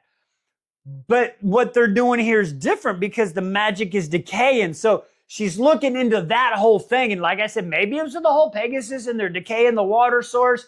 And that's why they asked Terry. So maybe there's something there. So he's like, okay, cool. So they're feeling it and they just kind of sense that something's off, right? All right, so they have that conversation. And then from there, now we're going to go back down. Whew. Man, so much back and forth. Slip, slap. Anyway, digressing. Sorry, we love The Office around here. Anyway, so they're in the cave and they're fucking going. Now, Baxian walks up to Bryce and he's like, hey, listen, Bryce, if you don't mind, can we have a little conversation? And he has this conversation and he's basically like, hey, listen, you know, not all Fae are bad. Do you know all Fae and this, that, and you can't judge 5 people's actions by other, and you have to understand people have wanted to change, but when you have leaders that hold you down for 500 and thousands of years, it just can't change overnight. You know, Danica knew this and wanted to change, and maybe she sees that you because people will change with the right leader. I'm just saying, see? So he reinforced that, and she's like, okay, cool. Yeah, I got it. A good conversation there. And then all of a sudden, Hunt is like, hey, we got some shit. It don't feel right. We need to get going. And all of a sudden, the mists and the shadows fucking pop up, and the goddamn motherfucking King Douche Canoosh, Morven, and the fucking Autumn King show up. Shit's about to go down. I don't know. We got one more chapter for today, so join me there, 55. And as they say, the truth shall set you free. We finally figured it. Well, I think I finally figured out why I like the Hind so much. Let's talk about it. Wise Beyond the Stories, House of Flame and Shadows, chapter 55, our final chapter for the day. Okay, let's get into this. So, we're starting out with Team Cave, right? Now, Team Cave, we just had fucking the 2 King Douches showed up, Morven and fucking the Autumn King, right? They're all sitting there like, aha, we've got you now, and you should do what we say. And fucking Aelin, I can't even call her. There's a reason I just said that name. I'm going to make a comparison here really soon. But anyway, digressing. Bryce is like, shut the fuck up. Why would I even care what y'all say? I ain't doing shit. And they're trying to play this, cause we've got your friends, and the fucking Schmecker twins, the douche canoes, they hold up Deck and Flynn. I told you last video, in the last chapter when I was writing my notes, I'm like, Deck and Flynn have been gone. I bet they were freaking kidnapped. I was right. It hit me. That was pretty cool. So they get kidnapped, and Bryce is like, I don't care. I don't give 2 shits. You ain't gonna do shit. Like, what are you saying? Like, even Deck and Flynn's face is like, what did you say? And she calls them out. She's like, they're motherfucking Fae Lords. You need them to breed, bitch. That's all y'all care about is fucking breeding. You need their semen, you jackasses. You ain't gonna do shit. And they're like, oh, blah, blah. And they're like, okay. And Hunt's like, damn, she fucking gets it. And then all of a sudden, like, how did you get out, Autumn King? I knew he wouldn't give you the book. And as soon as you left, I went and got him and blah, blah, blah. And all of a sudden, Bryce is like, cool. You know what? I'm tired of dealing with y'all shit. And all of a sudden, the motherfucking Autumn King, he notices this shit. He turns to fucking Morven chode face and is like, we better fucking run. And Bryce is like, that's the far smartest decision you've ever made in your life. And she starts, light bright, and fucking causes a collapse on their fucking asses, right? So that happens. And then we got to flash over to fucking Ron Diamond, Crown Prince of the Belbar and Faye, and Lydia Servos, the Good Hind. All right, so they're sitting there, right? Deck and Flynn ain't there. We know why, but they were having their little talkie. They've had their meals today. They've done their research today. Now they're walking back in, and Rune is like, hey, you want to come in, Rune? Let's just have some conversation, nothing more, right? So they're sitting there, and Rune is like, he's trying to figure out what to say and what to do it, and all of a sudden, Lydia's like, you know what, fuck it. Honesty. The narrator, the guy that's always yelling and screaming and jumping around, putting shit on his head, he always says this word honesty. She like heard it in her sleep. She's like, I'm gonna try to be honest with Rune. So she tells Rune the fucking truth. Okay, now I'm telling you, the parallels, okay, not the same. There's so many parallels from the Hind and Aelin. I think that's why I'm drawn to her. And you're, Wise, what are you talking about? Okay, hear me out here. Ready? Aelin was a young girl and like 5, right? 4 or 5. And she had to run and some evil person found her, right? Well, unfortunately, the Hind, very young, her evil father, power-bearing father, took her from the mom, right? Trained her to be a little protege, right? Aelin was trained by Arabin to be a little protege, right? They both did what?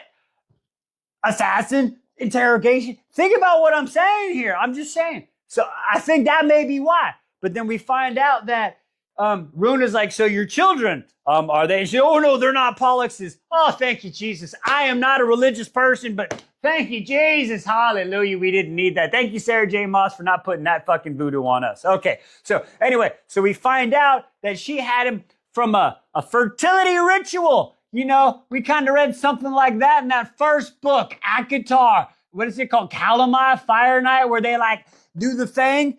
Maybe, I don't know. That would be kind of crazy, right? But I don't think they crossed over that much, but it's a ritual kind of like that. So then she ended up having, you know, knew she was pregnant, and then she had to stage her own kidnapping, ran to the rebel base, kept her there for 2 years, and then the Ocean Queen was like, the payment for this is to fucking be super evil and get all the way up to the ash chair and feed me information. So once again, say it with me. The Hind is and has always been a good person. Thank you very much. Welcome to my fucking TED Talk. Come again. The relief of that one, folks. If anybody wants to give me a Christmas present, I will take anything on the Hind. I'm just saying. Anyway, digressing. I'm just playing. No Christmas presents. Okay, so from there, we find that stuff out, and she's like, okay, I'm going to leave now. And then Rune is like, okay, no, Hind. Hey, they get into, I thought they were going to have a little smexy time, but not, because as Rune is doing some, let's call it mouth roll exploration, she has a little twitch, and he's like, oh, shit, that's okay. We're going to have to work on that. You know what? This is not the right time. I understand. Way to read the body language, Rune. Way to understand what is happening. Way to see her. Very good, Rune. Very good, my man. Very good. You are back on our good graces, and you deserve a Rune Dannon, Crown Prince of the Valbar Fae, for that amazingness. Man, pay attention. Anyway, okay, so that happens. So she's like, listen, why don't you just stay here with the knight? We ain't got to do anything. They both get completely bucket naked. They're laying down. They're cuddling. He could have easily just adjusted the angle and she wouldn't. No, but that's not what this is about, folks. No, it's about connecting. They cuddle and they hold each other peacefully. They both sleep until the dawn. Beautiful. All right, now we got to flash right back down to fucking Team Cave, all right? So now we're in Team Cave. They got motherfucking kings over there caved in. And Bryce, I swear to God, this is like fucking deja vu. Get in the water. What? Get in the water. What do you mean? Get in the motherfucking water. And Bryce jumps in the water and her Starlight agrees with it. Fucking Emor's like, I'm in the water. He jumps in, grabs fucking his new wife. They get in. Hunt fucking kind of stops and flashes like, what is happening? She doesn't tell me what's going on. She doesn't trust me anymore. Oh no, everything is horrible. Smack out of it, bitch, wake up. Backscene gets him out of it and they jump in the motherfucking water. Woo, what a fucking set today. Join us tomorrow, folks. You ever have one of those nights where you go out with a couple of friends and all of a sudden they start arguing and you're standing there going, awkward? Yeah, that's what's going on today. Let's talk about it. Wise Beyond the Stories, House of Flame and Shadows, Chapter 56. Okay, so we're down in the tunnels, right? Team Caves, let's go. So they're down there and they just jumped in the water because the fucking Autumn Douche and Douche Morven are there. And, you know, they tried to do all the bullshit. And she made the collapse and they jumped in the water. Now, deja freaking vu. Okay, the whole time I'm like, wait, she jumped in the water. There was a current. The current led him to a calm pool. They get out to a calm pool, to a little fucking sandy beach, and there's oh my god, it's a deja vu. And Hunt, he comes out of the water, wings all nasty, heavy, waterlogged ass boots, sloshing around, and he loses his shit. He lost it. I mean, I understand what's happening. But guys, this is not the place to have that conversation. This is not, why are we airing out our dirty laundry? One, in a fucking cave of scary shit, and two, in front of all our friends. Oh, bejesus. So anyway, he's like, what the fuck? And she's like, what do you mean? I'm motherfucking leading. And he's like, what the fuck? What do you mean you're leading? You just jumped in the water. And she's like, listen, motherfucker, I did what I had to do. I wasn't sitting around, blah, blah, blah, blah. And he's all like, well, goddamn, like, what the fuck? And she's like, listen, I don't care. I am focused on the mission, okay? You either need to get in line or fucking go away, because I can't deal with the bullshit. You need to stop worrying about the consequences. And he's like, I can't help it. I'm fucking scared. I don't want our friends and family to be... And she's like, listen, I would rather myself trying than live like the way we're living. Do you understand? That's the difference. And Hunt's like, I'm sorry. I didn't mean to be like that. And she's like, oh, fine, whatever. And then she goes through the tunnels. So they're having that argument. And Emor comes in the perfect time, like, well, awkward. So he walks up to Bryce and is like, okay, Bryce, all right, Legs, what's up? Like, how do we know about this? And then she's like, I've seen these caves before. Like, she's like, yeah. So when I went to the Fayho, it was kind of the same like this. So I kind of got an idea what's about to happen. And they're like, oh, okay, well, that kind of makes sense. Now, like, this whole shit could be stopped if Bryce just says, like, hey, I'm going to use the light on my chest. It's going to guide us instead of just going. Like, I get why Hunt's mad. Bryce could...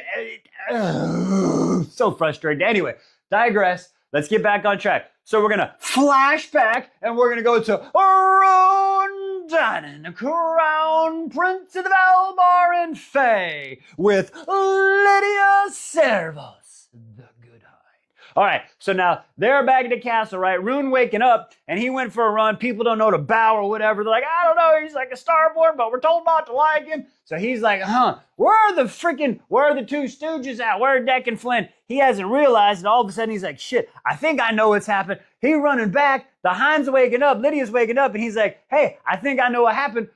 We gotta go find the friends. And she's like, okay, cool, but let's use our brain. And he's like, I've gotta go find my friends. And she's like, dude, I didn't say that. Chill, come with me. She goes and starts, getting strapped and glad. And she's like, all right, we're getting ready to do this. And she's like, we're going to go find them, but we're going to use our brain, Rune. Let me show you how to use that brain, okay? Beauty and Brawn, those power couple from hell. All right, so they're getting ready to go. They're all fucking locked, cocked, ready to rock, right? And then we're going to back down, to the caves, right? So now they're in the caves, and they're going through the archway, right? And then now she's saying, yeah, light, bright light. I just follow the little shiny thing on my light. We're going through the tunnel. And then we come up to this big fucking room again, right? And as they go through the fucking door, the fucking archway closes. A little triangle archway closes. Now there's another archway to come in. And they're looking, and there's a white marble fucking sarcophagus, and it's fucking Peleus, and like, oh, it's Peleus's tomb. And then she's like, yeah, yada, yada. And they're like, we don't know what to do. And then she's like, oh, watch this shit. I got a party trick. And she starts showing the light, and then Bryce uses super massive strength and pushes the sarcophagus out of the way. And there's a set of motherfucking stairs going down.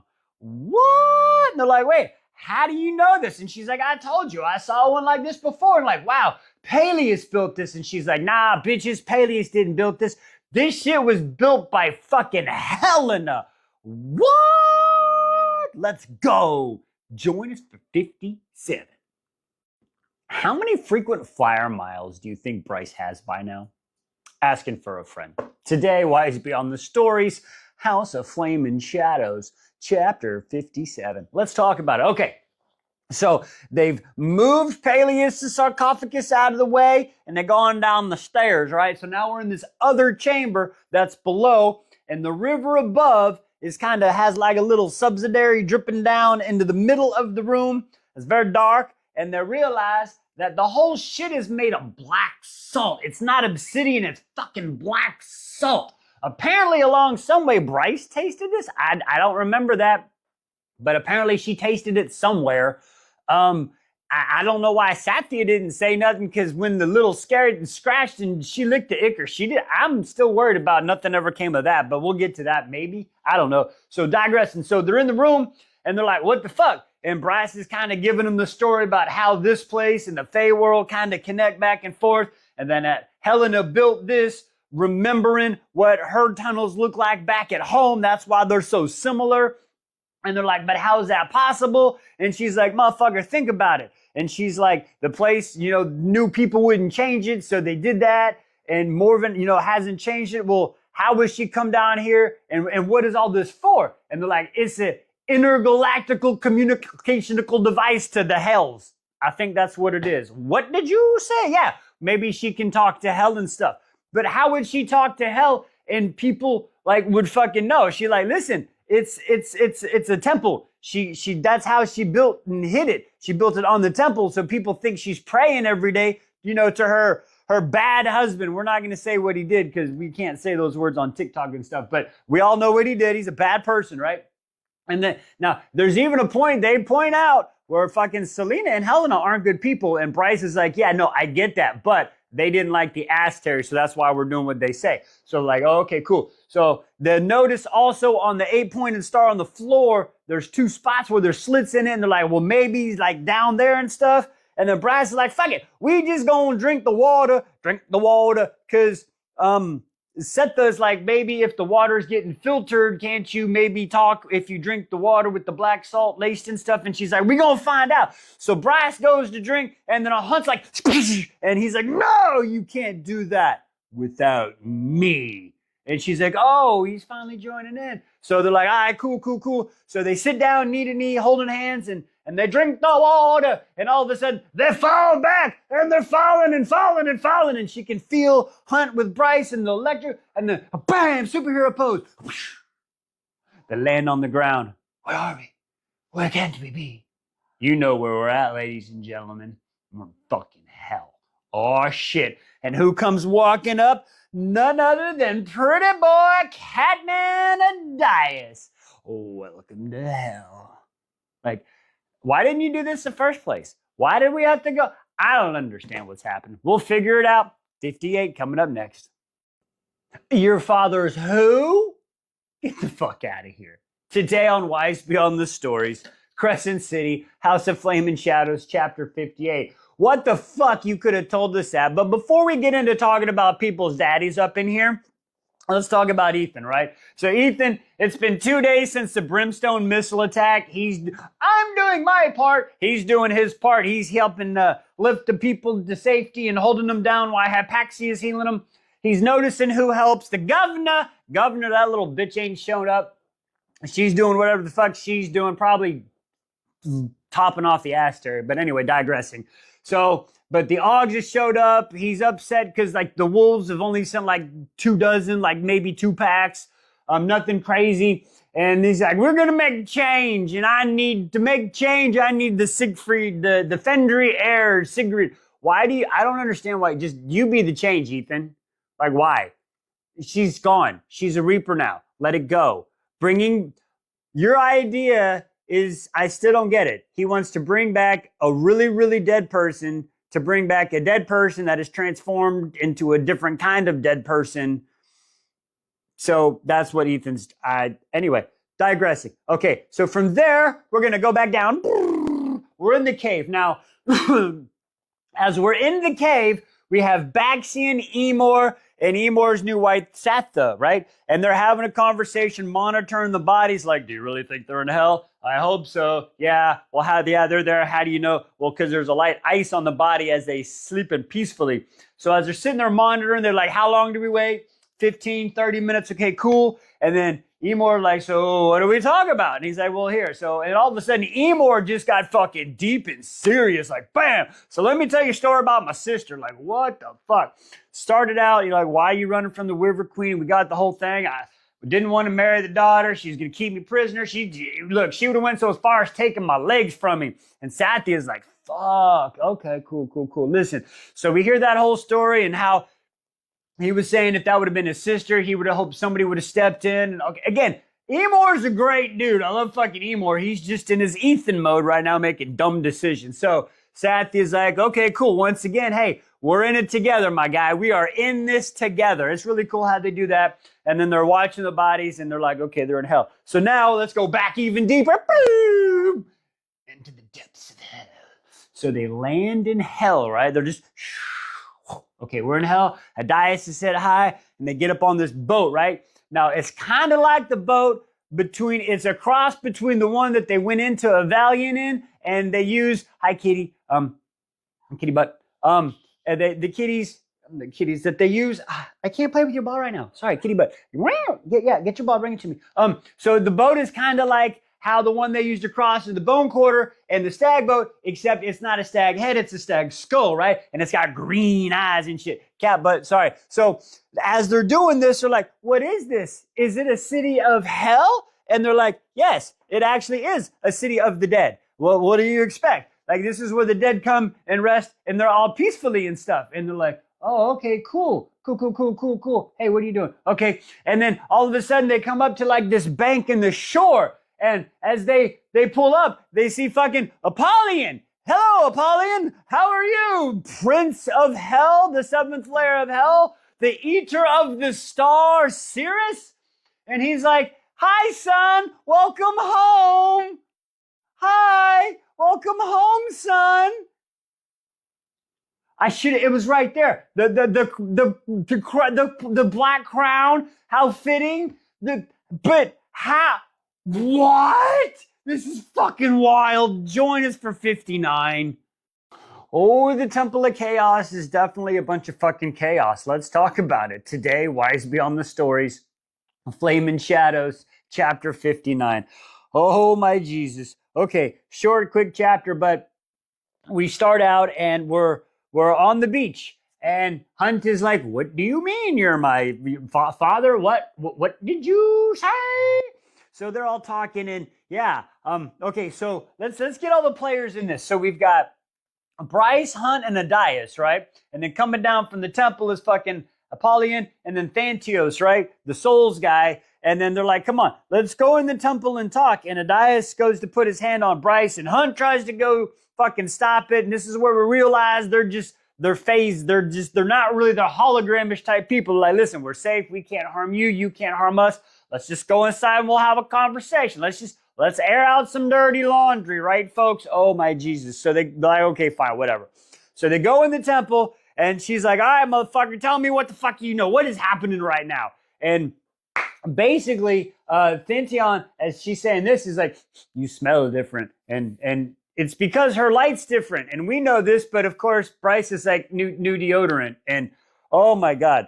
So it's like, tell us what happens. And first they're like, no, what's up with the crown on your head, dude? And he's like, what do you mean? And he's like, you know, you're the prince of hell and you can't be contained. What? It's like, yeah, that's their downfall. You're made, Hunt, by all the apparently that crown ain't doing shit on your head. What? Am I reading this wrong? I'm so confused. But, okay. So then we find out more, and they go to talk about his mom, and he starts to get mad, and they're like, oh, no, stop. It wasn't like that. We loved your mom. It was nothing bad, okay? Just chill the fuck out. So they're chilling that out. Bryce, tell me what the fuck you know. And they're like, all right, well, what do you know? So Bryce tells them, okay, we know this about the tunnel and the cave and all this. And then it's like, okay, yeah, so we know that.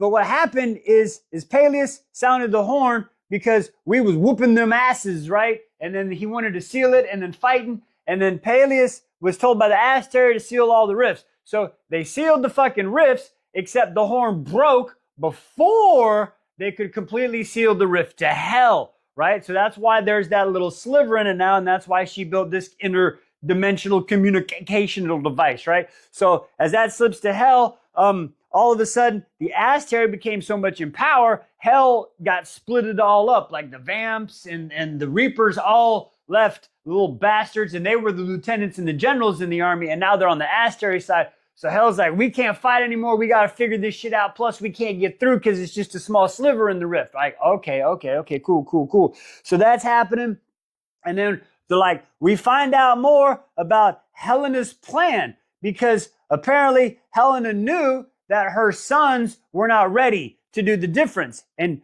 Bryce even made a comment about how do we know? Helena was a bad person. And Adias is like, listen, I know, but we all understand like Thea she was a bad person, but she realized it and tried to make it better. Too little, too late. Yeah, I know. We all understand that. So even the princes of hell are being legitimate people, or whatever we want to call them, are like, yeah, they were bad, but they tried to make it right at the very end. So let's give them some fucking credit, like for real. So then we find out that shit. And then she's like, well, why didn't she make a change? And she's like, well, because their sons like the power too much and were the Asteri. So we basically had to breed it out of them and make it until they would realize it would be a better people. And it really sucks. And then also they found out apparently that Thea did some shit in the last moments of fighting. So we'll hopefully learn about that in chapter 60, because there's one more for today and I have so many questions. All right, join me for 60 coming up. You know how I said there was 3 sides to every story? Damn, did that one come back? Wow. Let's talk about it. Today on Wise Beyond the Stories, Flame and Shadows, chapter 60, the final chapter for today. Okay, well, before we get into the mind-blown shit, let's talk about some really awesome shit right now. So let's start with Ron Dunnan, Crown Prince of the Velbar and Fae. And he's running in the caves with Lydia Servos, the Good Hind. Okay, so they are in the cave of princes, right? And Hunt's using his scent of smell, and he is concentrating on all his starlight power. Give him a little tiny flashlight. He ain't got like the whole chest strobe light. He doesn't have like 1.21 gigalumawatts of power in his chest, right? Oh my God. Speaking of that power. Okay, anyway, focus wise, digress. So they're running through the cave right now. As they're running through the cave, Rune knows, he smells his dad. He's like, fuck, how did my dad get here? So he smells his dad. He smells fucking King Douche, Morven, and the fucking Schmerker twins, right? So he smells all them bitches in there. And they're like, all right, let's go. And as they're running through there, Lydia is running with him. And she's like, hey, Rune, I'm sorry. Like, what do you mean? Why are you sorry? And she's like, for last night. What do you mean? Hi, kitty. Kitty butt. Oh, no kitty butt. Oh, you want to play catch? Watch. She plays fetch. Ready? Go get it. All right, we'll come back. So anyway, so he's like, you don't have nothing to feel sorry about. And she's like, listen, just sometimes the memories and stuff, they pop in and that. He's like, listen, don't worry about it. I understand. And she said, listen, I had to do everything on my own free will. Play fetch again? Okay. And I did it of free will. It wasn't like that. And he's like, cool. Anyway, don't worry about that. And then talking about it and gets a little sniff of her. Play fetch again? Okay. And then all of a sudden, he's like, brick. And she's like, hey, we need to calm down for a second. You might want to put that away. I don't think the ghouls and the ghosts are going to fucking want that. You really want to play fetch today, huh? Okay. So the ghouls and the ghosts aren't going to want that. They'll be offended. And she's like, plus it's only for me. Oh yeah, they're on the right track now, folks. Let's go. Okay, so now from there, we're going to back down into hell. Okay, now I'm just going to give you the meat and potatoes of this and hope I get it right, because there's a lot of facts. Definitely a double read chapter, okay, because of all the facts. So I'm going to try to give you the quick short version of this. So they learn that Thea, in her final moments, we know that she gave the power, right? But she split her power into 3. So there's the power that went with Selena, there's the power that went with Helena, and then she kept a little bit of her power that she kept in the Star Sword. And that's why she lost the fight to Peleus. Hey, so she lost the fight to Peleus, right? Because she's a little bit of power. So that happened, and then she did the whole thing. So the power's in the Star Sword. Helena found out about that. She had her power,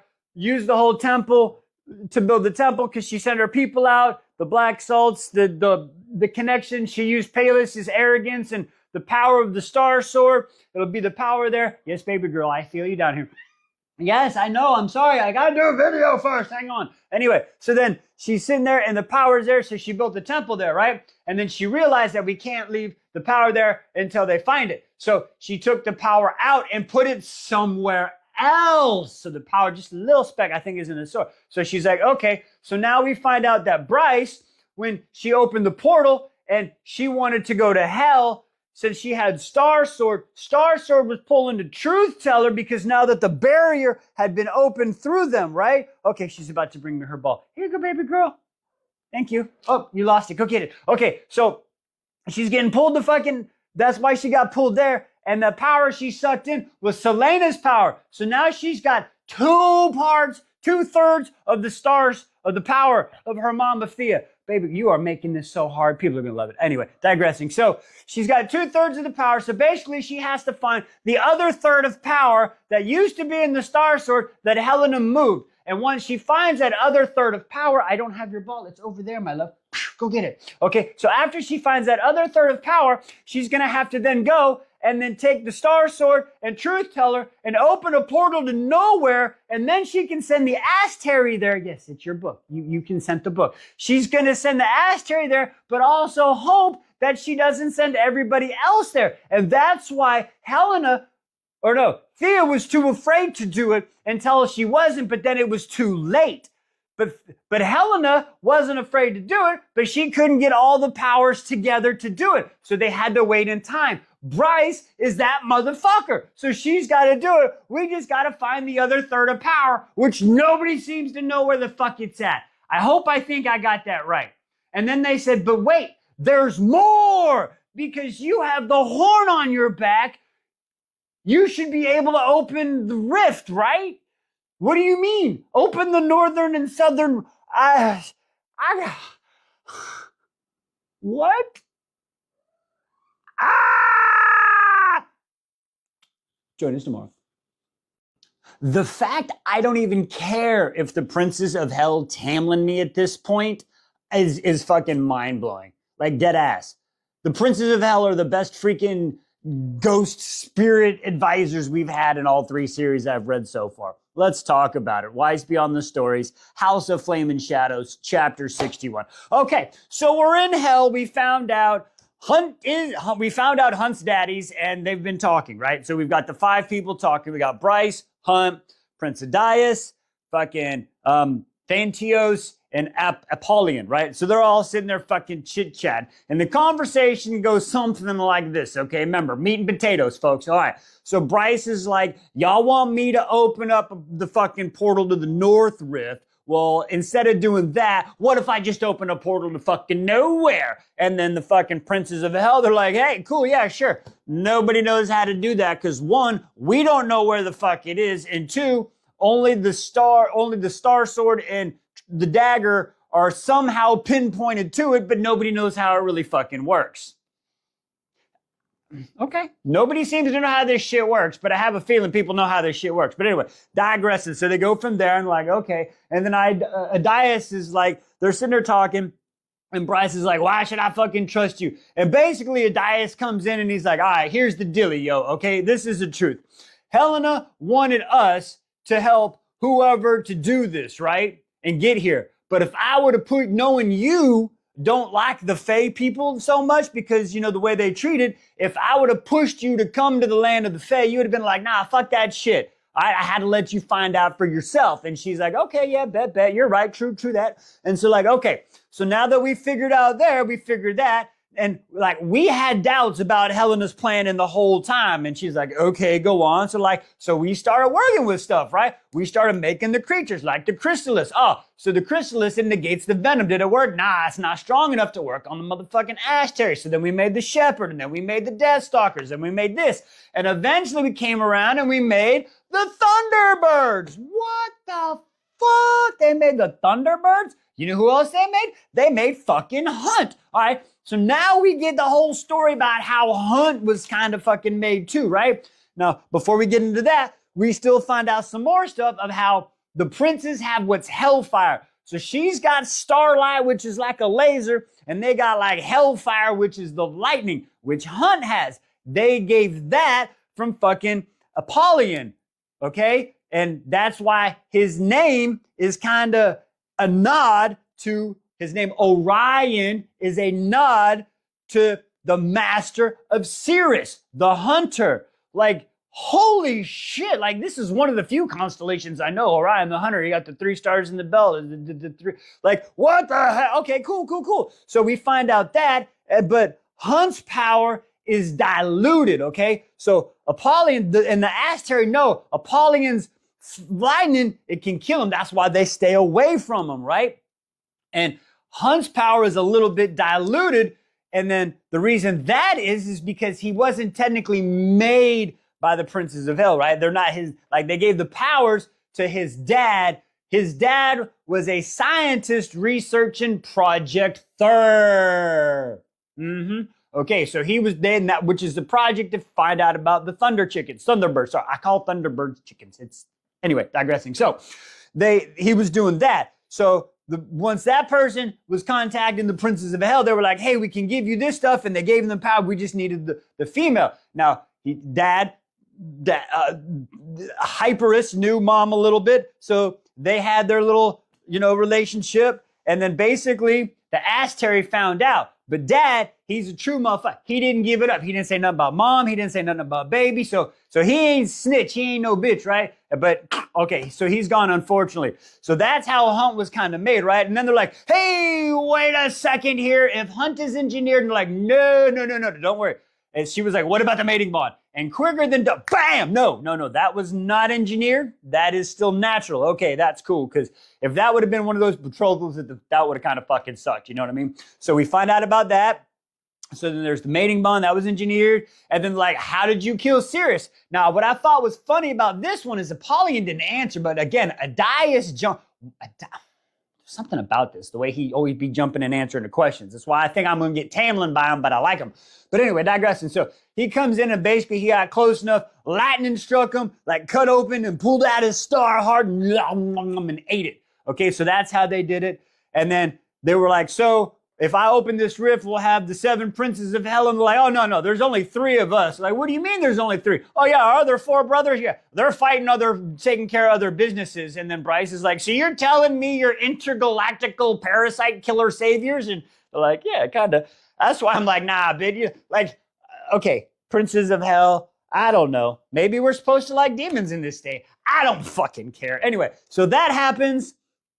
And then they're like, okay, so open the rift. Last time we tried to open the rift, those scary creatures came through. They're like, oh, those are our pets. They've been punished and they'll be better. And then Bryce is like, okay, maybe I'll think about it because now the powers are starting to flicker like they know that's about to be done.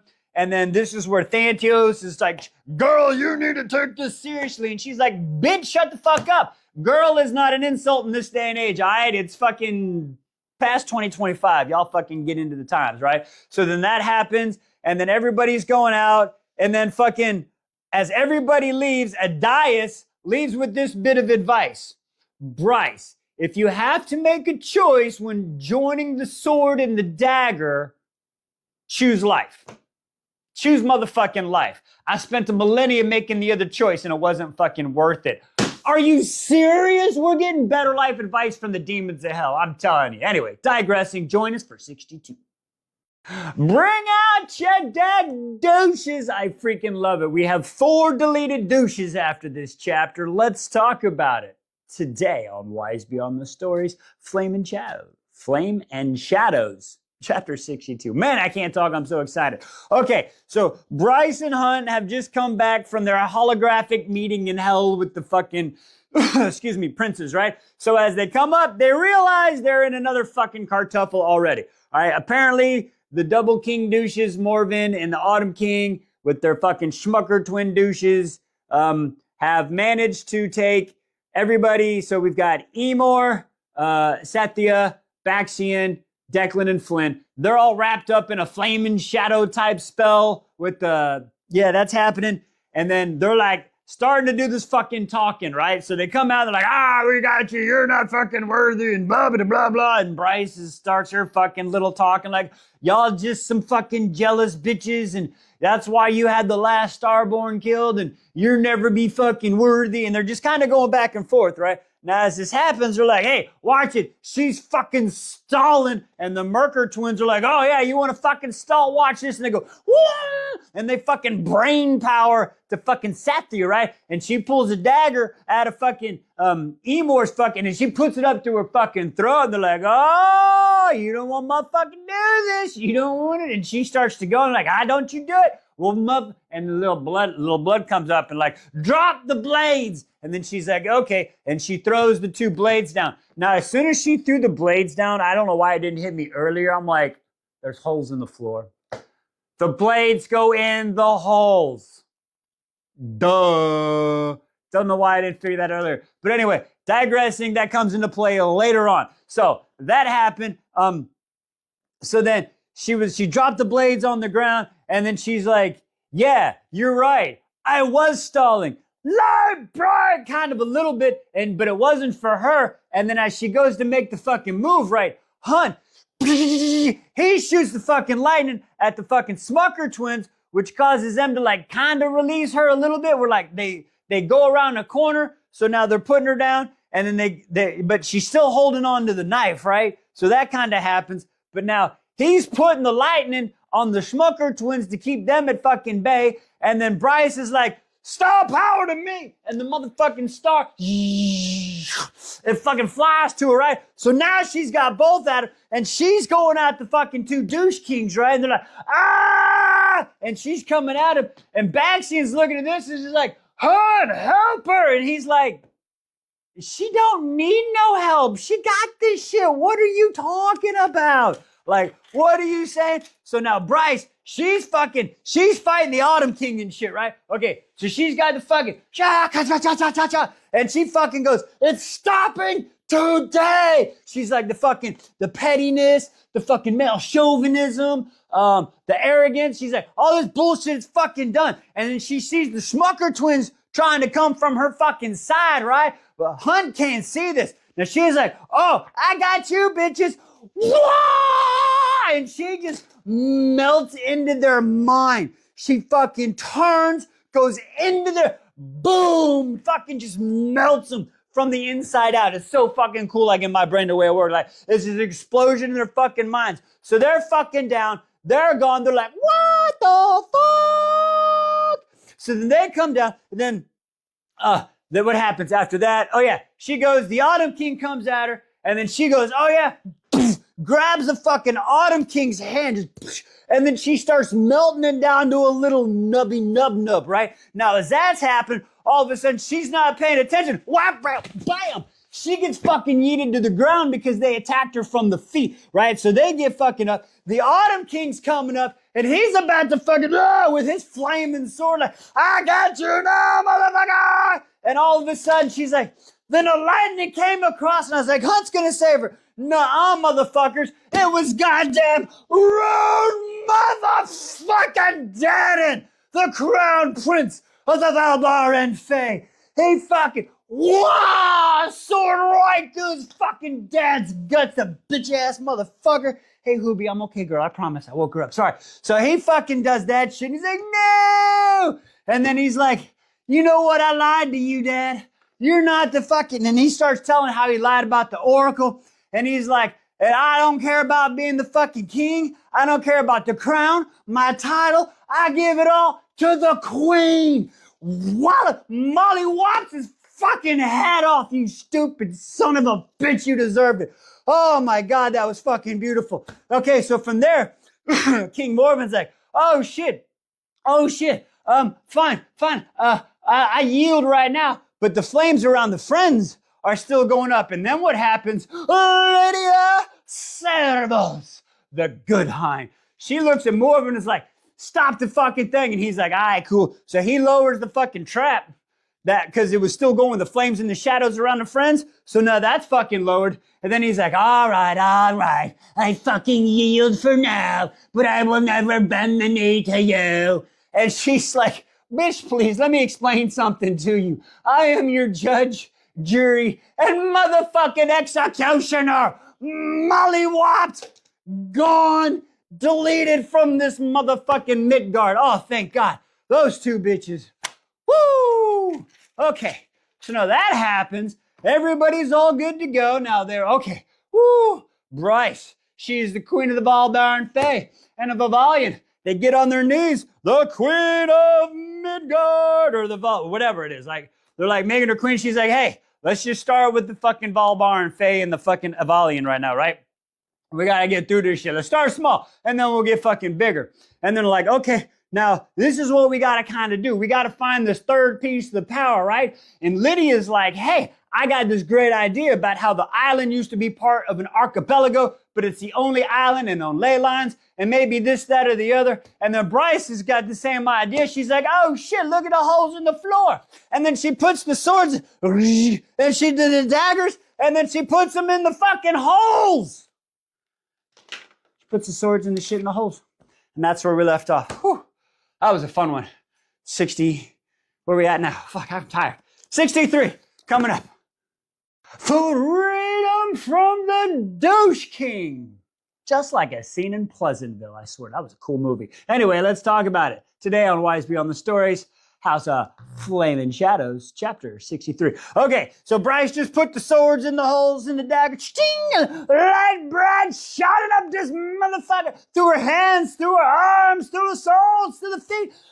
The light fucking shine bright like a diamond. The ground starts to crumbling and bumbling. The sarcophagus goes away. The dead bodies are gone. All the friends are pulled. They get brought to the motherfucking surface, right? They're brought to the surface. They're less than half a mile away from the motherfucking castle. They come out of the fucking land. It's green. Like I said, it's the scene out of motherfucking that movie Pleasantville back in the day with fucking Tobey Maguire and shit, where they're black and white and then the color and stuff. And then the fucking land, it just starts turning to fucking color, and then fucking a river comes out of the cave that they were motherfucking in, and then fucking Tristan Flynn and Cynthia Flynn, what's Emor's last name? Anybody know Emor's last? Kados. Cynthia Kados. She puts her fucking hands on the ground, and she's got like snozberries and blueberries and strawberries and shit coming out. Flynn does it. He's got fucking oak trees and forests are going through the land, fucking green lush fields, rivers, blue skies. You look out to the sea and it's a beautiful turquoise fucking green. Oh my fucking God, the land is back. It is showing what could be if they destroy the ash tree. It brings Bryce and Ron Dannon, the crown prince of the Valbar and Fae. They come together and they're embracing, they're hugging as brother and sister with tears of joy, because not only have they freed themselves from the evil clutches of their chode-ass douche fucking father, they now have a vision of what could be if they defeat the ash tree. Hey, that was a poem. I'm a poet and I didn't know it. But anyway, so they're fucking happy there. And then everybody's like, oh, and then hang on. And then Rune is like, long live the queen. And now you might be wondering, but why? What happens? He's no longer Rune Dannon, crown prince. No. He will always, just because she's the queen, he can still be Rune Dannon, crown prince of the Valbar and Fae. But you're like, why? What happens if she has a kid and the kid becomes the prince? I got it taken care of, folks. He becomes Rune Dannon, the uncle to the crown prince of the Valbar and Fae. Bitch will always have this title and will always get respect in this house. Join me for 63. When you've just freed the land, but yet you're still trying to process that you are nothing more than a demonic test tube baby. Today on Wise Beyond the Stories, Flaming Shadows, chapter 64. Yeah, it's a lot of process, hon. It's a lot to process. But really, you're not a test tube baby. I just want to throw that out there. And I'll discuss it when we come up to that. Okay, so the land has been awakened. It is free. It's beautiful fucking land, right? So everybody's fucking walking up. And as one last fuck you to the motherfucking King Morven's bitch ass, the land put a bunch of vines and trees and broke down his fucking castle. I love it. Karma's a bitch, motherfucker, and you deserve it. Okay, but now let's get to this shit. The people there are fucking terrified. They're like, I don't know what to do. Everything's in color. There's no more millennial fucking gray. It's like, a splash of color here and there. Not more than a splash, but anyway. Okay, so they're walking down to the fucking go talk to the peoples now, because they got to kind of tell everybody what the fuck has happened, where did this color come from and what happened, right? I mean, that's what I'm assuming. But as they're walking down, Bryce and Hunt are talking, and Bryce is like, hey, Hunt, are you okay? And he's like, no, honestly, no. I'm trying to process me being a demonic test tube baby. And she's like, hey, that might have been where you came from, but that's not you. And I'm like, well, you're not really a test tube baby, okay? That you weren't made in a petri dish. You weren't artificially inseminated. Like, two persons did the stuff hunt, okay? They didn't know each other. It was like a one night stand kind of type thing. But they just each had some extra, stuff in them. Some special magic, okay? Little special powers. But you weren't made in a lab. Don't say that to yourself. Be proud of who you are, okay? Anyway, so they're dealing with that. And then Bryce is like, hey, listen, I understand how you're feeling. It's a lot of process. But no, I'm here for you. And please know, I understand that you're afraid, but I can't do this without you. All of you. Do you understand that? And he's like, listen, I understand that, and I'm here with you, but I need you to know that my biggest fear is losing you. It's not the death. Death is nothing. It's seeing you die. That would be painful. You understand? And she's like, I get it, but what is worse? Seeing me die or living under the ash tree forever? And he's straight up like, I'm not gonna lie. A part of me is like, hey, I would rather live under the ash tree to know that you're gonna live. But we can't do that, so I'm here with you. Just gotta process it. And she's like, all right, cool. We're gonna process together, and we doing this in it. We in it together. Team fuck up forever. Okay, so they're going down to the town. He's like, thanks, Quinlan. They're doing that. Now they come down, and they're like, wait, the mists are all, they still can't see here. We got the mist. She got super mist magic now. She can control the mist. And she's showing all the cool magic mistiness. And all of a sudden, you notice Deck, his phone's working. So he starts running like, I got fucking signal. So he starts looking up on his phone on the interwebs, right? And as that's happening, they're like, how can we get people here? Maybe we can use this as a base. The Fae people ain't gonna be happy. And Bryce is like, I'm the motherfucking Fae queen. I don't give a shit. We're bringing people here. It's a land of free. It's freedom right here, god dang it. And she's like, all right, well, how do we do that? And then Lydia Sernos, the good hind. Sorry, I didn't mean to not put the respect on. I'm just into the story. So she's like, we could maybe get the depth charger and the queen and bring people. And Emor's like, fuck yeah. And Lydia's like, hey, Emor, listen, we ain't going back, baby. We ain't, no. Listen, the times of the unchecked kings and queens and power is over. It's over. I ain't going back. And like, but what about, like, there's no enemies. If we defeat the Asteri, there's no enemies of the Ocean Queen. She ain't got shit on me, Jack. We ain't going back. And then all of a sudden, as that's happening, everybody's all fucking motivated, like, yeah, we gonna fucking do this. Deck comes in and his eyes are all fucking teared up and he's like, the Asteri have made their move. They've sent fucking Mordouche and fucking Poliwag. They've attacked all the fucking rebel bases and have completely wiped them out apparently. And the fucking ashtrays have sent their fucking ashtray ass guard. And we thought it was 2 brimstone, it was 10 brimstone missiles. That's where fucking Ethan and Hypaxia have been dealing with up upon the meadows, saying it was a rebel stronghold. That's a shot at Bryce. All right, we got one more chapter for today. Join us, 65 coming up. So we have the plan for the way ahead. Let's talk about it. Today on Wise Beyond the Stories, House of Flame and Shadows, chapter 65.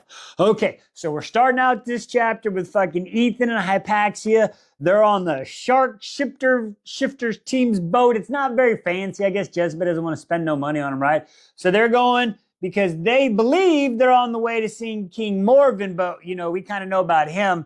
And he's promised that he ain't done nothing to the body of Sophia, the Thunderbird that they're trying to get back, right? So they're there, and they're talking, and Ethan's like, hey, hi, kitty. Oh, had the butt. Okay, so she's like, how are we going to do it? Only King Morven can open the mist and shit, and then we got it. Okay, cool. How do we do this? Can you fly there? No, we can't. And then all of a sudden, the mists open up, right? And it's a beautiful land, and she's like, wait a second. This ain't the motherfucking fucking Avalon I know. What the fuck? Something tremendous has happened. And Ethan, like, is that a good tremendous or a bad tremendous? Because I'm motherfucking scared at this point. You know what I mean? All right. So that's what happens up. And then they go through the mist and they're going to start to dock. All right. Now from there, we're going to flash up to freaking Bryce and Hunt really quick, right? Now, Bryce and Hunt, they're on the top of the hill because Bryce wanted to get on her phone because she had to make some phone calls. We had to do real quick before we get in this conversation. We find out that Ember, Mama Ember, Randall, what's his name now? It used to be Connor, but now I don't remember his name. Anyway, the new adopted boy, yeah, him, Sophia's Emil. It is Connor now. Yeah, I don't know. But the little boy, him, and then June and Fury have all gotten a helicopter, and they're apparently on their way here to be safe. Okay, now we figured that out. Now, Bryce and Hunt have this conversation, and Bryce is like, all right, listen, Hunt, I'm sorry. I apologize. I'm being a dick. I understand what you're going through now. I'm sorry, but I need you to understand. I still need you with me. And he's like, no, I got it. I'm with you. I understand, but we got to figure out what we're going to do. Like, what's the plan? And then now Bryce, for a little bit here, she kind of starts thinking, she's like, I mean, I don't know. This is a beautiful land. The ass Terry can't get here. I mean, we thought it was because of magic, but really it's just the quantities of salt and shit. So, but I mean, we could be safe and we could be happy. But I don't want to sit back and like live like a little bitch and be scared. And Hunt's like, no, I get it. We got to do what we got to do. But he tries to like change the perspective on it. And he's like, excuse me, maybe they realize that there's so much black salt here, you could bring the people here knowing they're safe from the ass Terry, and then you could go fight and whoop their ass. And they're like, yeah, I like that idea. That's what we're going to do. And he's like, okay, so how do we do this? Let's just say everything works, right? Like, how do we do this? Because we can't fight them one-on-one, right? No, they could rally their forces, so we got to get them all together. Now, how do we get them all together? They're too smart. We gotta figure out a distraction technique. Like we'll show them our boobies and they'll be like, oh, look, it's the boobies. But that won't work because they don't care about the boobies like if it was me and stuff.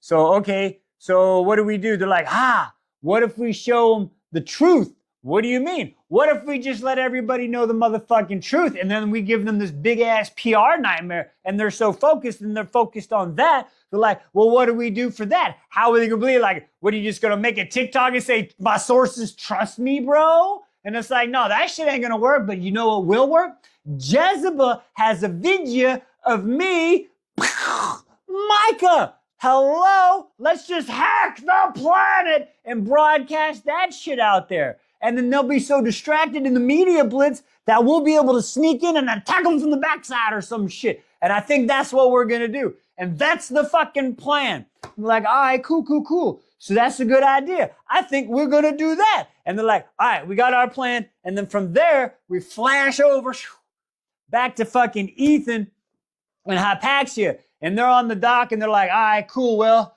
I guess we got to go to the castle. I was told it was just a mile or so inland, but I didn't see it on the way in. And then all of a sudden they hear this flap, and then Ethan, woof, and then wait, I know that smell. And here it comes, Hunt Athalar, bringing in Bryce Quinlan, Queen of the Valbarian Fae.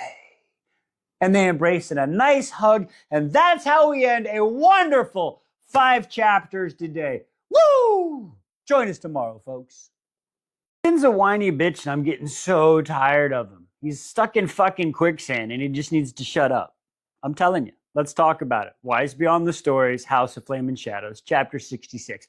All right, so we left off. We had a happy-dappy little homecoming, right? Because the Queen of Avalion has landed. Literally, she landed with Hunt, Hypaxia, and Ethan. They came over from the Shark Shifters, right? So they're there because they want to get the body of Sophia because they want to try to reanimate Sophia so they can use her to reanimate Sigrid, who's a Reaper. That is the quest line we're on for Ethan.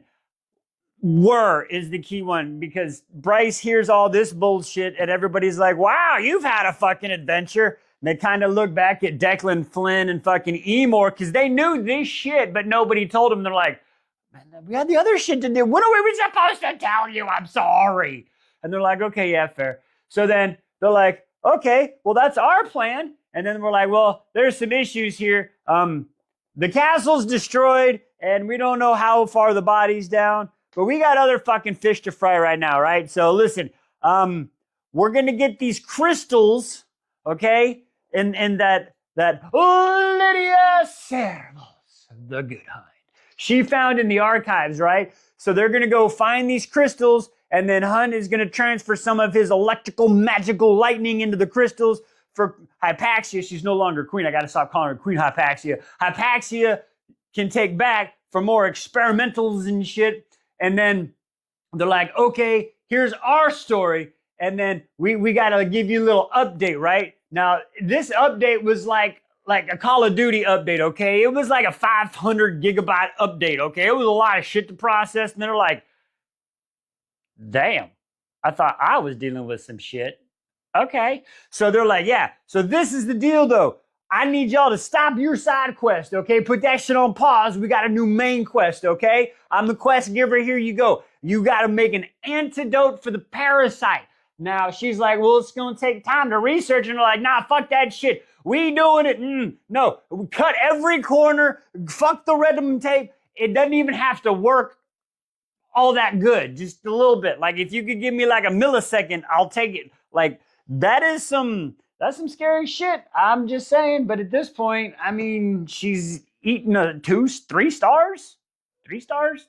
3 halves of a star? I don't know. She got all the shit up in her. So I'm pretty sure a little antidote ain't gonna hurt her anyway. So that's the mission now. So Ethan, what about me? I don't got no job now. But you gotta protect Hypaxia like you should have the first time she came and asked Rune and you were supposed to guard her and completely fucking failed the mission. I'm just saying. Remember how you were and they had to bring you back? Yeah, okay. I'm just saying. Just saying. Do your job this time. Okay, so then they're getting back on the boat. And now they're going to go back to the House of Flame and Shadows. And Bryce and Hunt just, they took off. So they're gone. And that's where we are. Join us for 6-7. So it's time to go over the plan. Today on Wise Beyond the Stories, House of Flame and Shadows, chapter 6-7. Okay, you know we got to do it. All right, so we start out the chapter. We got Hunt and Baxian, and they're in the stables, right? So they're in the stables, and Hunt basically comes up and he's like, hey, man, I just want to thank you for everything. You know, you're pretty cool, and I'm sorry about all the bullshit before. And Baxian's like, yeah, no problem. Listen, I couldn't find us a room. Nobody wants to stay with us, but, like, this is what I found us. You know what I'm saying? And they start making jokes like, well, I've been in worse. And Baxian's like, oh, trust me, I grew up in worse. And then we get Baxian's backstory, right? His father was an angel. His mom was a hellhound. He was a half-breed. Neither one of them accepted him. His dad worked for the 45th. His own people kept giving him the living death, kept cutting off his wings. It was horrible. Baxian had to run for his life. He literally became a spy person of his own kind. They called him the Snake. I'm a snake. So he was a snake, right? And he sold information, and that's how Sandra found him, got him, and they had this whole little bonding thing, and Hunt's like, listen, we've been through some shit, I fucking trust you. And Baxian's like, the good old Asteri dungeon bonding works every time. Like, damn, that's some dark-ass humor, I love it. So anyway, Hunt's like, okay, listen, I need you to be my second in charge. Hi, kitty butt. And he's like, what? Oh, you can trust me? He's like, yeah, I trust you. He's like, okay, cool. Yeah, I'd be honored to be your second in command while you're gone. But what's the plan? And he's like, kitty butt. And he's like, don't worry, we're having a meeting tonight and we'll tell you what it's about. All right, so now we go to the meeting and everybody's at the meeting, right? We're up on a hill. Fucking Flynn's got his powers. He's like, make some trees and shit. His power, kitty again. All right, come on, baby girl, kitty butt. Oh, dang. Anyway, so she wants me to use her tail as a mic. So now they're sitting in the meeting, right? And they grab the microphone and they're like, all right, so this is the plan. I guess you didn't like that. Well, there you go. So the plan is this. It comes down as this. Hunt and Bryce are going to go to Nina, whatever. Wherever the Northern Rift is, okay? And apparently they need fucking Mama Ember and motherfucking Randall for his brand of expertise. Whatever the fuck that shit means. But anyway, so they're going to do that. And then Deck, Flynn, and Rune were originally tasked to go talk to Isaiah and Naomi to get them to go rogue and come over and fight. And then Lydia's like, hey, Lydia Servos, the good hind. Anyway, she is like, I'm going to go with motherfucking Rune. And like, all right, cool, because Bryce doesn't like really control her and stuff, right? And then Rune Dunn, the crown prince of the Valbar and Fae, is like, why ain't Baxian doing this? He got wings and stuff. And they're like, listen, Baxian knows how to do shit. He gonna stay here and fucking guard Coop, and we need you to take Tweedledee and Tweedle fucking dumb shit over here and go get them people. And he's like, okay, so Rune's gonna get them. And then Emor has to go talk to the fucking River Queen, and he's like, Legs, this is a bad idea. And Sathi is like, I got you, boo. Don't worry. I know how to take care of them mean-ass rulers and shit. So that's going to be fucking interesting. And they're like, all right, cool. We got the plan. Ready? Break. And they fucking leave. And then they go to bed that night. Now they're all back into the stables, okay? So now we go back to the stables and we get Roan Danon, Crown Prince of Albar and Fae. And he's sitting there laying next to Lydia Servos, the good hind. So they're sitting there laying in their little hay pile, and they're talking, looking at each other, and we find a little bit more history. Like, she's like, Rune, how you doing with your dad? Like, I understand kind of what you're going through. You know, I had to, my dad, what you did? Yeah, I squished him with the mech suit and made it look like a rebel thing. You know, I wonder how the moms feel. Yeah, it's bad, but we're better off. Let's not have the feelings. And then they start having a little mind, like the whole conversation's in their mind. And then they start having a little mind, minding. They're mind sexting, you know what I'm saying? They're talking dirty talk in their minds. And then it starts to get a little hot and heavy. And then all of a sudden it's like, hey, are y'all about to do the nasty up in here? Ew, perv. It's fucking funny how that scene ended. And then we go there. All right, join us for chapter 68 coming up. Ethan, you are such a whiny bitch. Go back to Sunball. Seriously, Ethan, at this point, either fucking help shit or get off the pot or go back to Sunball at this point. Kitty cat. The cat's more help than you are at this point, Ethan. Jesus, let's talk about it. Wise Beyond the Stories, House of Flame and Shadows, chapter 68. Okay, so we start out with Ethan and Hypaxia, right? They're doing science and shit, trying to make a fucking antidote. And Ethan's like, I don't want to do anything. I'm stupid. I don't know how to do science. Fucking Hypaxia's like, brah, shut the fuck up. I need you to lock the fuck in. Go give me some samples. Where do I get samples? Are you fucking serious? It's in the water. Anyway, so he goes and gets a mug of water. Bitch, we need sterile samples. So she finally explains how fucking basic science and lab shit works, right? We learned that shit in 5th grade or 6th grade when we had to sign the sheets in fucking junior high, right? Swear to God, Ethan's an idiot. Anyway, so he's going around and he's getting some samples, and then she's talking about putting them in grids and do this. Now we need more. Go get some from the Istros, from the restaurants and all these other places, right? So he's going and he leaves the fucking House of Flame and Shadows, does that as he's coming back in. Big ass scary motherfucking Reaper with green eyes and shit. Walks up and Ethan's like, excuse me, sir. You please go through. You big scary Reaper man. I don't want you to kill my little wolf ass. So he opens the door. The Reaper goes through. Thank you. Like, scary ass Reaper. And then Ethan's like, yeah, I ain't smelling.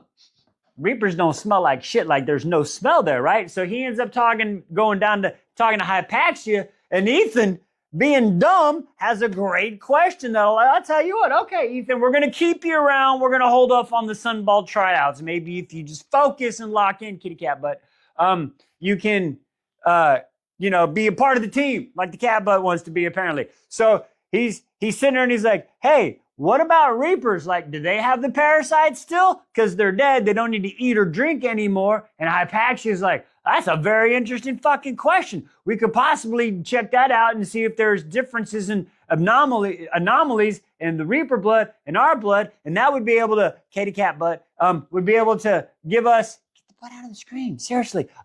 Let us know if there's anomalies in the blood and stuff. Ethan, go give me a Reaper. You were complaining about getting water. Now you're getting Reapers, Ethan. Way to upgrade. Okay, so from there we're gonna flash back over to the mists of Avalon. And we are with Bryce Quinlan, Queen of the Fae. Valbar and Alvalin. Anyway, she's a fucking queen now, right? So she's there and the helicopters land up. And it fucking lands and she's all happy and the motherfucking door's open and we got fucking sirens coming out. Yep, bouncing, licking her face, like all happy. And then she looks and then fucking Randall gets out. Oh, I forgot to say when they're landing, Fury's waving, hi, Bryce. And June's like, hi, Bryce, how you doing? Super fat, I forgot about them. And and fucking Syrinx gets out, and then fucking Randall gets out looking all proud and fucking stoic with his pack and his fucking rifle, like, I'm ready for a mission to help my daughter, man. Fucking love me some Randall. Fucking Cooper's coming out, and of course, you know what's about to happen. Mama fucking Ember gets out, and she says exactly what you think Mama Ember would say. Bryce Alec Quinlan, what is this bullshit about you jumping between worlds, young lady? Wow. Join us for 69. All right. I'm not gonna lie, these few 69s have been pretty disappointing. Let's talk about it. Wise Beyond the Stories, House of Flame and Shadows, Chapter 69. Okay, so as we said, I mean, it was a good chapter, but I was expecting more for a 69. I mean, seriously. So we start out with Ethan and Hypaxia. She wants a Reaper. So Ethan asks Jezebel to get a Reaper. So a Reaper shows up, some young rock Reaper looking all fucking wannabe Rico Suave rock star, thinking he motherfucking, like, I don't know. I got something in my ear. Sorry, that was gross. Anyway, so yeah, pants, boots, no shirt, thinking like he's a rock star. Ethan's all like, I'm a wolf, I got just whatever. It's stupid. So he sits there and Hypaxia's like, all right, I'm gonna just sit down in the chair. I gotta do an examination and shit on you. So she starts looking at him and he's all like sniffing her like creep ass moves and shit, like, you smell like this and that, and you smell like this, and she's handling it, and Ethan's like, you need to be nice and respectful, like he does, but Ethan, you don't, that dude will fucking kill you so fast, Ethan, he's a Reaper. But anyway, so she's like, okay, cool, got what I need. He leaves. She's like, yeah, you were right, I didn't sense anything there, so I'm gonna do some checks on you now. And then she does that, and then we get into a conversation how she feels sorry for the Reapers, because like, especially this one, because he's young and it's not really a life. And then Ethan's talking about how much he respects Hypaxia. Like, is he falling for Hypaxia at this point? I mean, that's what it seems like. And then he's all doing this and like, I respect you and you're trying so hard. And she's like, cool, cool, cool, thanks. We're going to do this. And then she's like, listen, I want to work on this, but you're fucking hovering. And he's like, okay, my bad. I'll be down the hall. And then they fucking leave. And then so Ethan leaves, and then we're going to flash back over to the fucking Isles of Babylon. And we're in the mist. And we're waiting for the helicopter to go out. And basically, this is really just a quick repairing of the broken bonds or wounds or friendship, whatever you want to call it, between June and Fury and Bryce. They have a conversation. June's like, you're going to do this. You're going to be great. You're making jokes. You're the queen of Avalion. Fury's like, let me go with you. No, I need you here because as long as Fury Axtar is here. What the fuck is the Fury Axtar? We still don't know what she does. I'm telling you, she's probably more like a fucking Amryn or something, Armin. She's probably like an Amryn, but we don't know what she does. But as long as she's there, they're not going to fuck with them. So that's happening. Randall's ready to go. He's in the chopper looking tired, like, fuck, sometimes I wish I wasn't knowing how to do all this shit, but I'm here for my fucking daughter and it's cool. And then she's saying goodbye to her mom. Oh, yeah, sorry. With Fury and June, she pulled out the picture and said, here, hold this. And then they're like, no, you keep it so that way we're all together and yada, yada, yada. And then she's talking to Mama Ember. And Mama Ember's like, wow, I can't believe the asshole is fucking, and it's really nobody. Like, yeah, decapitated, head on a skewer, sucked in by the earth and shit. She's like, wow, I never thought life would be without him. I can't believe you had to do that. And Bryce is like, it's okay, Mom. I'm okay with dealing with it because I had a badass mom teaching me what to do because you're the shit. And they're like, oh, that's so love. I love you too. And then she kind of looks over and Hunt's like, we gotta go. We gotta save the world. Embraces her mom just a little bit more. Join us, chapter 70, the final one for today. Okay, maybe now we'll like Ethan that his magical balls have fucking dropped. Let's talk about it. Wise Beyond the Stories, House of Flame and Shadows, Chapter 70, our final chapter for today, and we leave off on a fucking cliffhanger. Of course, I did this to myself. Anyway, let's get into it. So, Ethan is being a little whiny bitch here, fucking working for Jezebel, doing the stuff, right? Finally, he keeps looking through the door, hoping Hypaxia's going to come barging in any second now with a fucking cure, and he's waiting and waiting. Oh, he's such a whiny bitch at this point. But that's going to change. He walks in to go check on Hypaxia, and she's sitting at her desk like, fucking looking rough as fuck, y'all. Kind of like me right now. But she's sitting there and he's like, hey, it's okay. You're going to do okay. We'll figure this out. And she's like, oh, no, motherfucker. I figured it out. He's like, what? She's like, yeah, I figured it out. I got it. It works. But I used all of Hunt's lightning. And she gets all scientifical and shit. She's like, yeah, I did this and that. And the lightning's bonded it, but I used it all. So we got like 6 or 7 doses, but I'm too afraid to test it on me. And he's like, oh, okay. And then they go to this little fucking, like, what if you test it, Ethan? And he's like, I wouldn't know what to do. I blah, blah, blah, blah. Like, I'll defend me. And she's like, you'd be stronger if it worked. You could probably take on old fucking Sabine and shit. Oh, I don't want to be a leader. And then fucking Hypaxia's like, all right, you're a whiny bitch. You can't do this. You know what? Fuck it. I'm just going to motherfucking have to do this shit. And she's about to fucking take it. And Ethan's like, no, I won't let you. And super fast, like, whoosh, he fucking takes one and slams it really quick. And,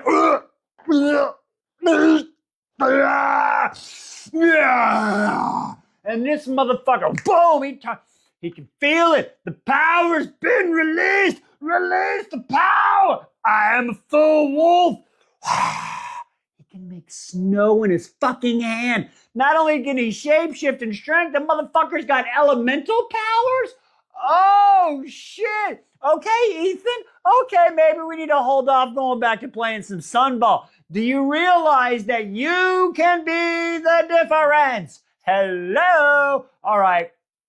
I think Ethan's about to fucking do it. I'm pretty excited. He's like, you need to get this shit to our friends.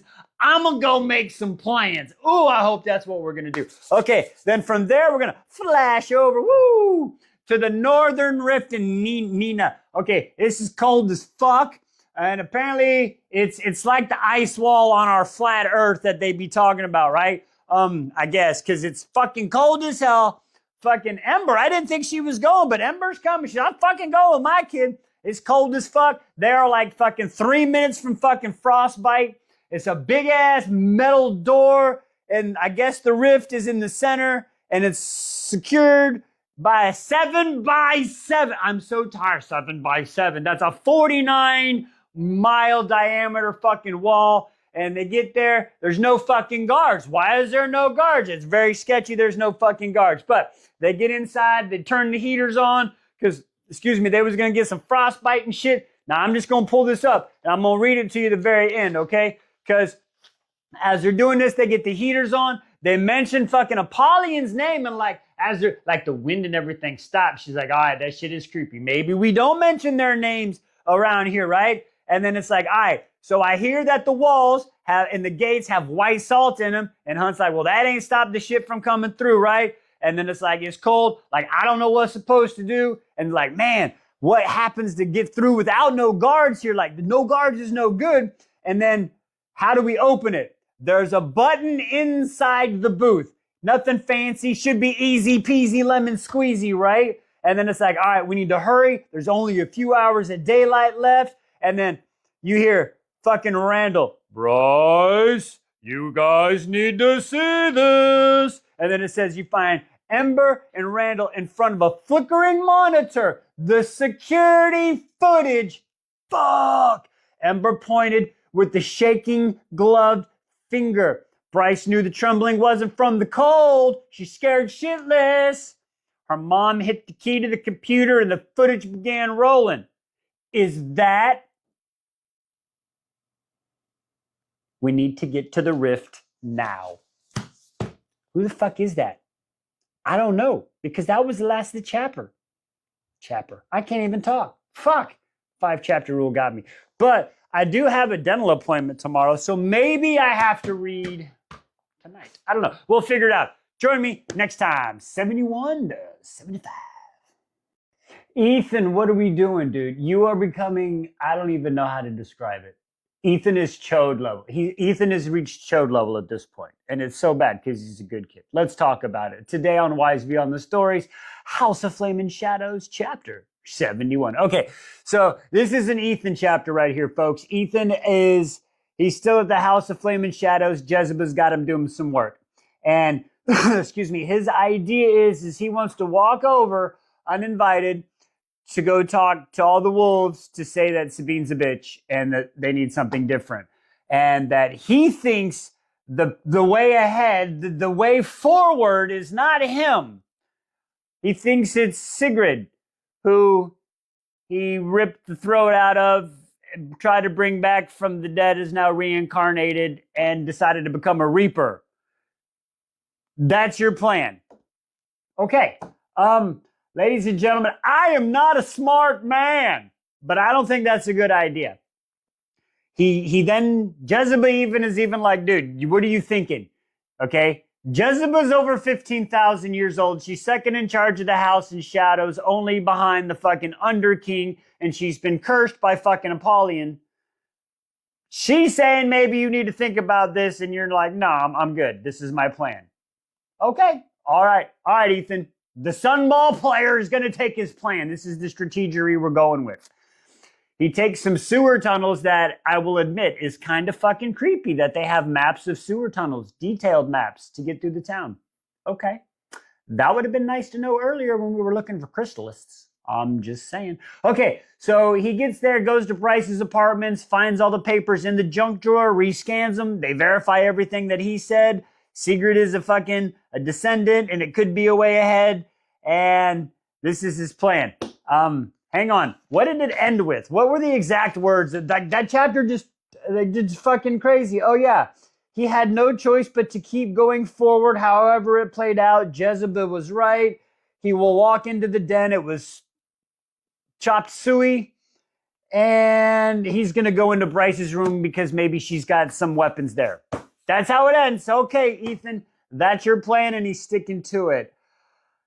Ethan, I don't think you're smarter than a fifth grader, but hey, we'll see what happens. Join us for 72. She's back. Fuck. Let's talk about it. Today on Wise Beyond the Stories, House of Flame and Shadows, Chapter 72. Holy shit, she's back. So we're up back in Nina in the Northern Rift in this cold ass fucking area, right? They were looking on the security cameras, Bryce, Hunt, Randall, and Mama Ember, right? So they were looking. It's the fucking harpy, or what appears to be the harpy, and apparently she has gone yellow jacket and eaten the fucking guards. What is going on? Fuck this shit. I'm out. I don't like the cold weather. Fuck me running. God bless it. Okay, so anyway, they're like, we ain't got time to fuck around. Hunt grabs Mama Ember and starts flying, and Bryce is like, hey, Dad, hang on. Winnows, woo, the fuck. I'm sorry, too much winnowing. I'm tired right now. Anyway, so fucking winnows all the way to the fucking center of it, right? Randall is not a fan of Randall's calling some down like Billy Bob, right? So he gets done with that, and he's like, wow, that's effective, but it's fun and effective, but that's fucking horrible. I don't like that shit. So they're sitting there doing that, and they're looking at this rift, and it's a big white rose quartz thing. Was it built to keep the enemies in or out or controlled or whoever, whatever? And Randall's asking the question. All right, I'm just going to ask this once as a father. Are we sure this is what we want to do? Is this what we want to do? And Bryce is like, I don't know if it's we want to do, but this is what we about to do. Hey, at least we're being honest with fucking somebody here at this point. Okay, so now from here, bam, let's go back. Okay, Ethan, I swear to God, this guy, ladies and gentlemen, I always say he's in quicksand. And if you don't know what that is, it's kind of like it sounds.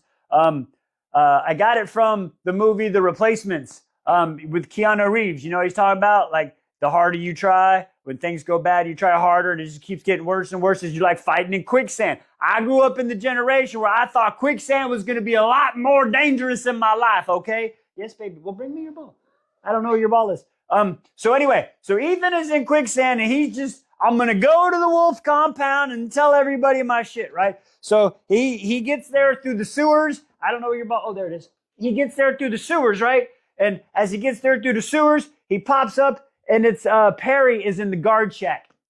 Now, they're not, the wolves, they're not mourning the missile attacks, right?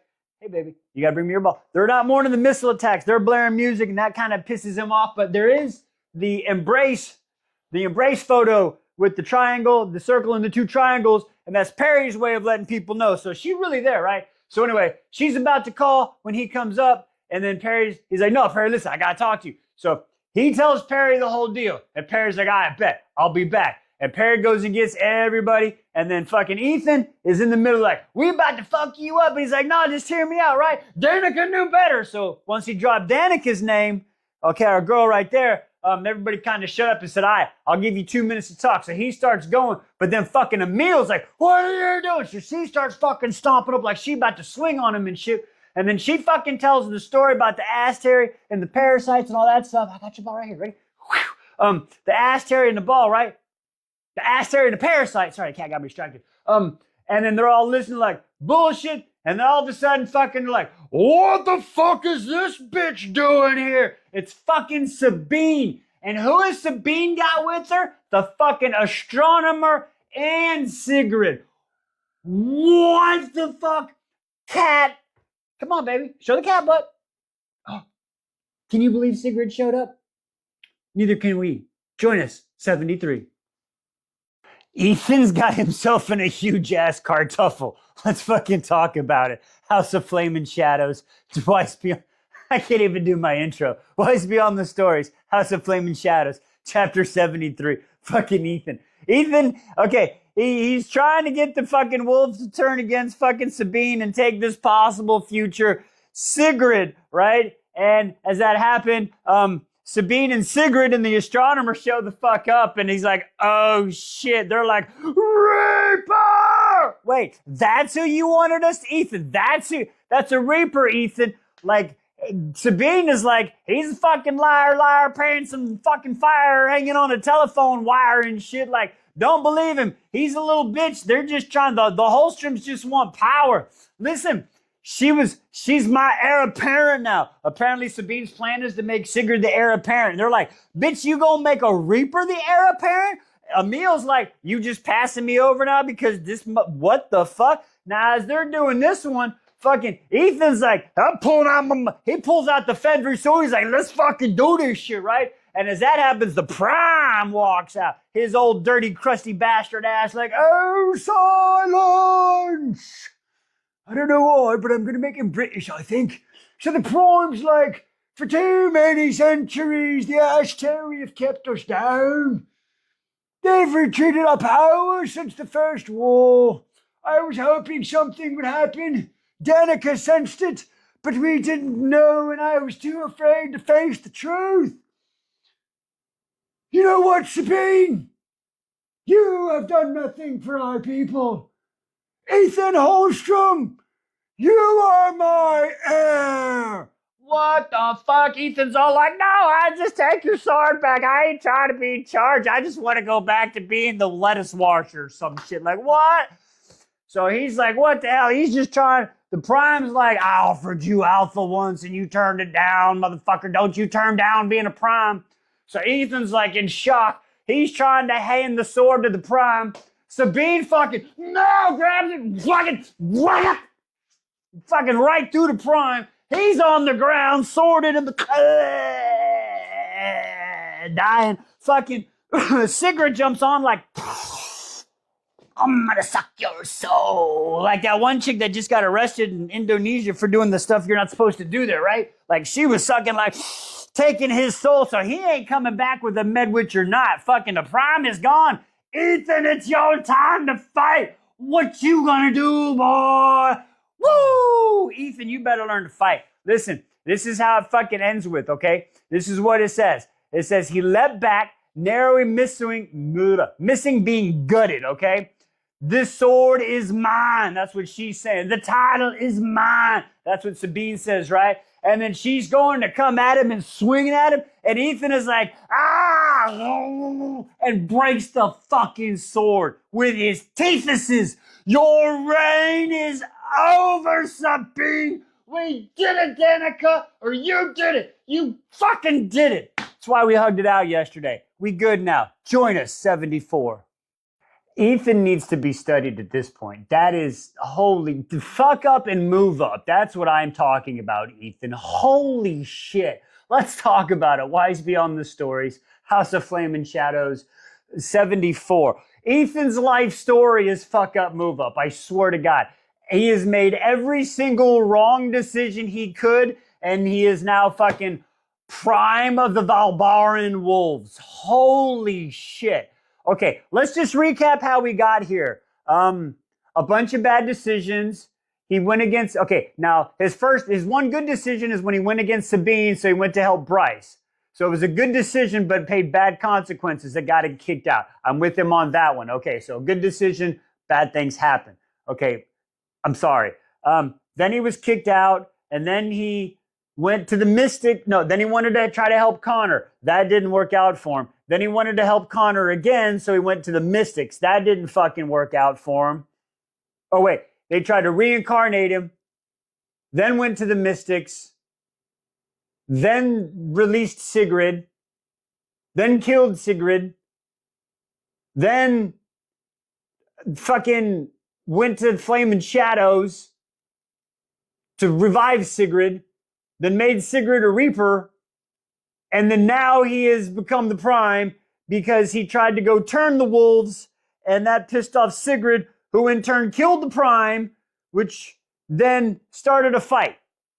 The fight goes real simple. Holy shit, Ethan, this is the greatest fucking arc ever if you think about it. You've made like one good decision. I'm fucking blown away, like, for real. I am blown the fuck away. One good decision when you left to go help all the people. Everything else has been... So I guess I'm wrong. I guess you've made good decisions. I don't understand what's happening. Were they good decisions or bad decisions? I'm so confused. Anyway, Sabine went to attack Ethan. Ethan, he bit on the sword, broke it in 7 fucking shards. As he's getting ready to fight Sabine, the astronomer is grabbed by Sigrid, who sucks out the soul like that one chick and then fucking kills him. He's carpuddled. He's done. Sigrid goes and leaps. He runs, slides, takes the shard upon her guts her out. He comes, finishes her off. Fucking Emil, as he's eating her up basically like a fucking yellow jacket in that fucking series because he's, God needs a bite to eat. Perry and Emil are like, no, stop, they're watching. And he turns around all in a blood fury rage thing. And they're like, we either submit or die. So they give up the neck and then he drinks the blood. And now he's the fucking Prime. Is that how it fucked? I'm just trying to make sure that's how it ended here. Because holy crap. Yeah, make your brother proud. Everybody was cheering and he heard some howls from the bone quarter. He literally fucked up and moved up. I'm done. Chapter 75, and that's it for tonight. Holy shit. It's the calm before the storm, and I'm as nervous as Rune is going on his first mission with his new girlfriend. Let's talk about it. Today on Wise Beyond the Stories, House of Flame and Shadows, Chapter 75, our final chapter for today. Okay, so we start out with Rune Danon, Crown Prince of the Valbaran Fae, and he's with Lydia Servos, the Good Hind, his new girlfriend. All right, so they have gone back to the city. It doesn't look like it. They've got the fucking Ash Terry and their fucking guards stalking all over the place. They're in the sewers, and he's like, all right, we got Declan and Flynn seeing if they can find Isaiah and Naomi. All right, they're trying to find them. We're going to go to the fucking big tower, the communion, or whatever the fuck it's called, see if we can find them there. And she's like, do you know what you're doing? And he's like, yeah, we got to do this. Do you know? She's like, listen, I know where every camera is in that bitch, okay? We're going to go here, here, here, here, here. Once we get to this place, we got to wait on your shadows. And he's like, damn, you know this shit? And she's like, hey, baby, I got you. Why you seem nervous? And he's like, well, this is my first mission with my girlfriend. And she's like, oh, yeah? That was a little nod to how when they first got together, he was like, oh, yeah? See, she's breaking down. I love these two. These are fucking, gotta be I'm telling you, they might be my favorite couple in this book. Anyway, digressing. So they're like, all right, we're going to do it. We're going to get in there, and that's the plan. So from there, we're going to drop in on fucking Emor and his new wife, Septia, right? Now they're over by the fucking water trying to get in the fucking River Queen in the Istros, right? And over there is all the Black Omega boats and all them. And it was the SQPS PQM, the Forsta, the one that was chasing them when they went to the yard, the cave place with the mechs in the suit where they found the Death Charger, right? Hey, kitty girl. So they see all the boats there. Ready? Go get it.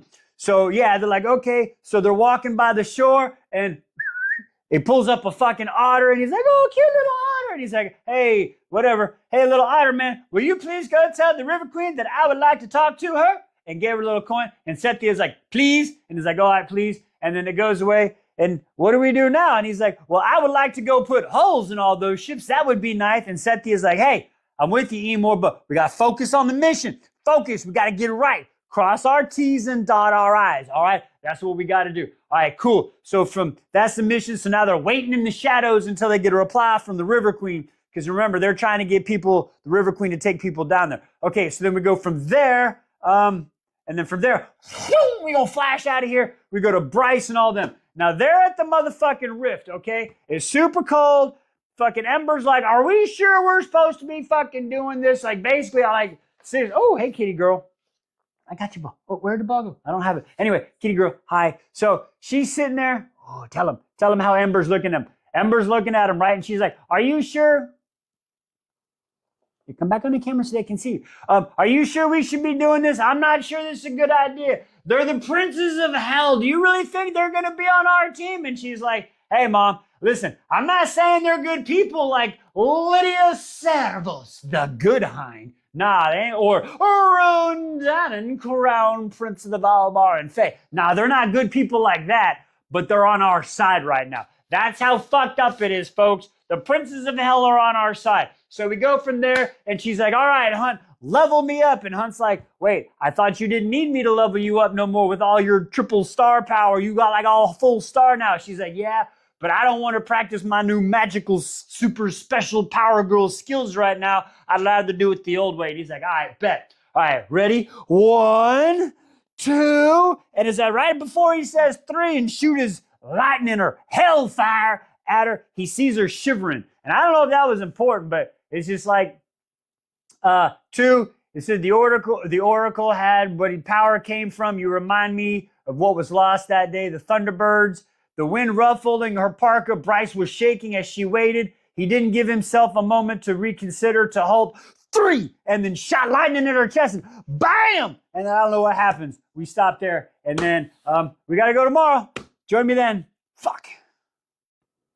Biggest balls ever. Today on Wise Beyond the Stories, A House of Flame and Shadow 76. Yes, Bryce has the biggest balls ever. Holy shit. Okay, so, wow. So, we ended with Hunt shooting lightning at her, right? 1, 2, 3, pew! A little blast of lightning. So, he's filling her up, all right, and she's opening a portal, and it's a little sliver, and then it's a little bit more sliver, and then there's words in there about changing direction. I'm like, what the fuck is happening? What are you talking about? And then the portal opens, and hello, Nesta. Hello, Nesta? Bryce, what are we... You didn't really leave on good terms, my friend. What are you doing?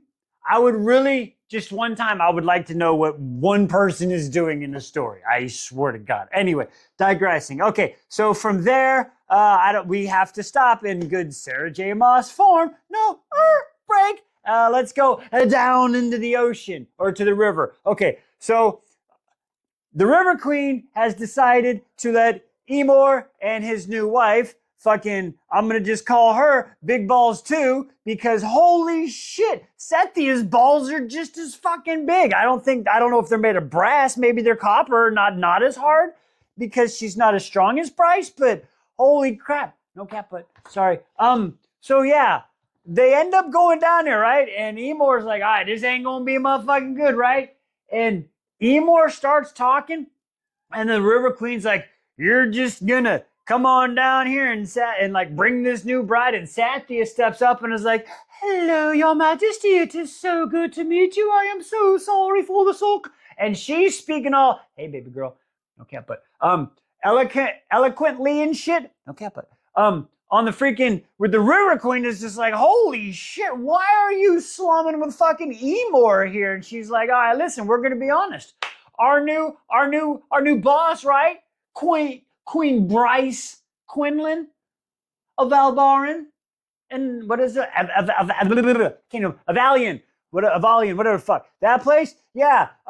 She remembers what you did in the spring, all right? And we need you to do that again. Oh, what do you mean? And what just happened in the meadows was very bad. You mean you're gonna fucking fight against the Asteri? Listen, if you don't fight against them now, then we're gonna think you're with them. You might want to figure out what's up, girl. And then as the River Queen's thinking about it and she's about to say something, the door opens up and her daughter, who in 2 books and 76 chapters later, we still don't know her damn name. She's just the River Queen's daughter who's not even a mer person. I don't get it. But anyway, she comes in saying, how could you, or something like that. And then from there, we got to go back up to Nina and the Northern Rift, where the rift is open now. Bryce has got enough. We're talking to Nesta, but remember, Bryce is the only one with the little magic bean, right? Well, I mean, I'm sure the other females have a bean too, but the one that can make them talk, right? So they're sitting there and she's having a conversation and Nesta's like, bitch, what are you doing? And she's like, well, hey, I want to introduce you to my guy back here. Hunt, come here, Hunt. And Hunt walks up tired as hell because he just shot all his lightning up at her, right? So to do this, and they move the portals and shit. So then she's like, what do you want? She's like, hey, listen, I know we left off on bad terms and I'm sorry about that. And Nesta's like, yeah, you did. Listen, you better close this fucking portal and leave the knife you stole, right? Randall's like, I don't think this is going too well. And Bryce is like, all right, cool. Listen, I'll do that. But really quick, I got a favor. Can I borrow your mask? What did you say? Holy shitballs, that's... I don't even know how... Join me for 76. 77. 77! I've got big balls. She's got big balls. Bryce Quinlan's got the biggest balls of them all. Oh my God. How do you shove your mom through a portal? At least it's to Valaris. Let's talk about it. Wise Beyond the Stories. House of Flame and Shadows, chapter 77. Biggest, I swear to God. She put her mom in a portal. Let's just fucking talk about it. Bryce opened the portal to talk to Nesta. She literally begged Nesta for the mask. Nesta said, are you fucking kidding me, bitch? After all the bullshit you put me through, I'm supposed to trust you? What did you say? And Bryce is like, look, my mom and my dad, collateral. Look, I was like, the fuck did you say? I can't believe it. Oh, wait, that's actually a really good plan. Mom and dad are safe. Valaris is really not a bad idea, but you should have told. Honestly, I don't know who should be more scared. The Nesta, if they give Mama Ember one of them little magic bean pills so she can talk, because I guarantee you, Ember is gonna fucking have Nesta fucking therapy sessions in the House of Wind, okay? I'm just saying. They're going rounds. She ain't gonna stand up for that bullshit. I bet Reese would be like, yes, Mama Ember. I will pick up my shoes, Mama Ember. No more magic, Mama. I'll pick them up by hand. Yes, ma'am. I'm telling you. And then if Bryce manages to somehow win with the mask, Bryce has the mask now. She actually has the fucking mask. Bryce, you know you could probably put that in yourself. Hunt, maybe Hunt. Oh, wow. Ooh, that could be scary if Hunt put it on. I don't know what's going to happen. I'm scared shitless, but all I know is I'm still not as scared shitless as Bryce should be when she opens the portal up and Mama Ember comes home because, oh, girl, you grounded. You grounded. Oh, you ain't going to work. Oh, Jesus Christ. Join me for 78. I don't know why I'm doing this to myself. Okay, the River Queen's going to make me eat my words. I'll admit that. And Bryce made the Harpy look like a bitch. Let's just talk about it. Flame and Shadows, chapter 78. Okay, so Emor is talking with the River Queen, right? He's like, just fucking help the people. And her daughter came in. You married the same, blah, blah, blah, blah. I'm a little whiny bitch. And she's basically crying on Mama's lap. She can't fucking handle it. sitting here just whining, poor me, poor me, poor me. And I'm just like, oh my God. And then he's like, you know what? I'm fucking tired of this shit. Listen, I'm sorry I did you wrong, River Queen Princess. I'm sorry I lied to you. I'm sorry I did those things with you. And I'm sorry we didn't get married. I didn't love you. I'm a piece of shit, okay? I admit it. But now, it ain't about you, it ain't about me, okay? What they did up there in the meadows with the brimstone missiles and the people and the children, fucking children, and you're worried about a fucking me, an information fucking intelligence captain analyst, that's what you're worried about? Bitch, we have such bigger problems, you need to get your shit straight. And then he's like, you know what, fuck it, fine. I tell you what, if that's what's important to you, if we survive this, you bring people down here, I'll divorce her and we'll get married. Okay, goody. A fucking River Queen's like, oh, hell no. You shut your bitch ass up. You grounded because you stupid. You ain't in charge of shit down here, bitch. Go take care of the jellyfish or the fucking goldfish, okay? That's all you're worth, this fucking River Queen Princess. She ain't got a name. We are 3 books in and I still don't know her name. I'm just saying. But anyway, the River Queen looks at fucking Emor and she's like, I tell you what, you might have been a little piece of shit earlier, but now you're a man that will fucking do the right thing. He'll fucking tries to help fucking women, even if it's fucking detrimental to his own health. But fuck, okay, you know what? I remember what it was like. The ocean people and my sister, we remember what it was like before the Ash Terrier drained our powers and shit. You know what? You stay with your fucking wife, and I'm gonna help bring everybody down here. And when I mean everybody, I say everybody that we can bring down here until they figure out what's going on. Good job, River Queen. Good job. Okay, now from there, we're getting ready for battle. We put a fucking helmet on, okay? We need our helmet, and we're flashing up to the fucking, to Nina, where we've opened the rift, and the fucking the harpy's there now, right? And the harpy's fucking attacking him. Okay, she's not really attacking him yet, but she's painted white. She was hiding, but she's not really the harpy. She ain't got no soul. She's not a soul. You ain't soul, but I'm not a soldier. That didn't work. I don't know where I was going with that. It sounded good in my head, but it came out like crap. Like the fucking harpy. She's a bitch. Anyway, so the harpy, right? She's trying to do the attack. Hunt's like, pew, pew, pew, pew, pew, pew, trying to be like fucking Jesse James and shit with his lightning. But the harpy, soulless as she is, woo, she fucking Neo, just dodging out of the way and shit. They're like, oh, hell, what the hell's happening?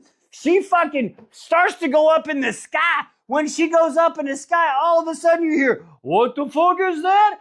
Naomi? Isaiah?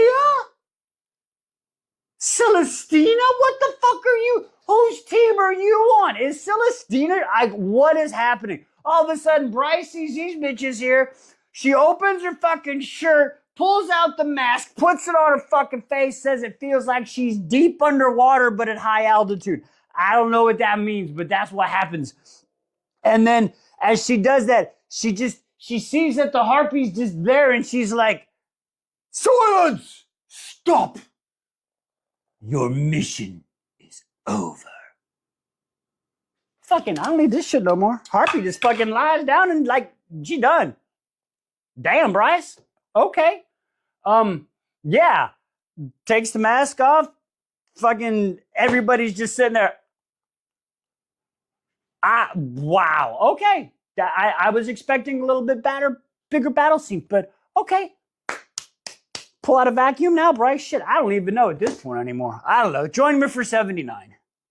79 was sure of a lot better than this 69. Let's talk about it. Today on Wise Beyond the Stories, House of Flame and Shadows, Chapter 79. Okay, so we start out with Rondanen, the Crown Prince of the Valbar Fae, and Lydia Servos, the Good Hind. All right, so they're up in fucking the old Isaiah, and they're looking for Isaiah and Naomi, right? And they're up in the fucking the conundrum or whatever the fuck that building's name is, and they ain't finding shit. Well, we know they ain't finding shit because everybody's up north with Bryce right now. So they're sitting there trying to find that. They can't find nobody there, so they're walking out of the building. Now, as they're walking out of the building,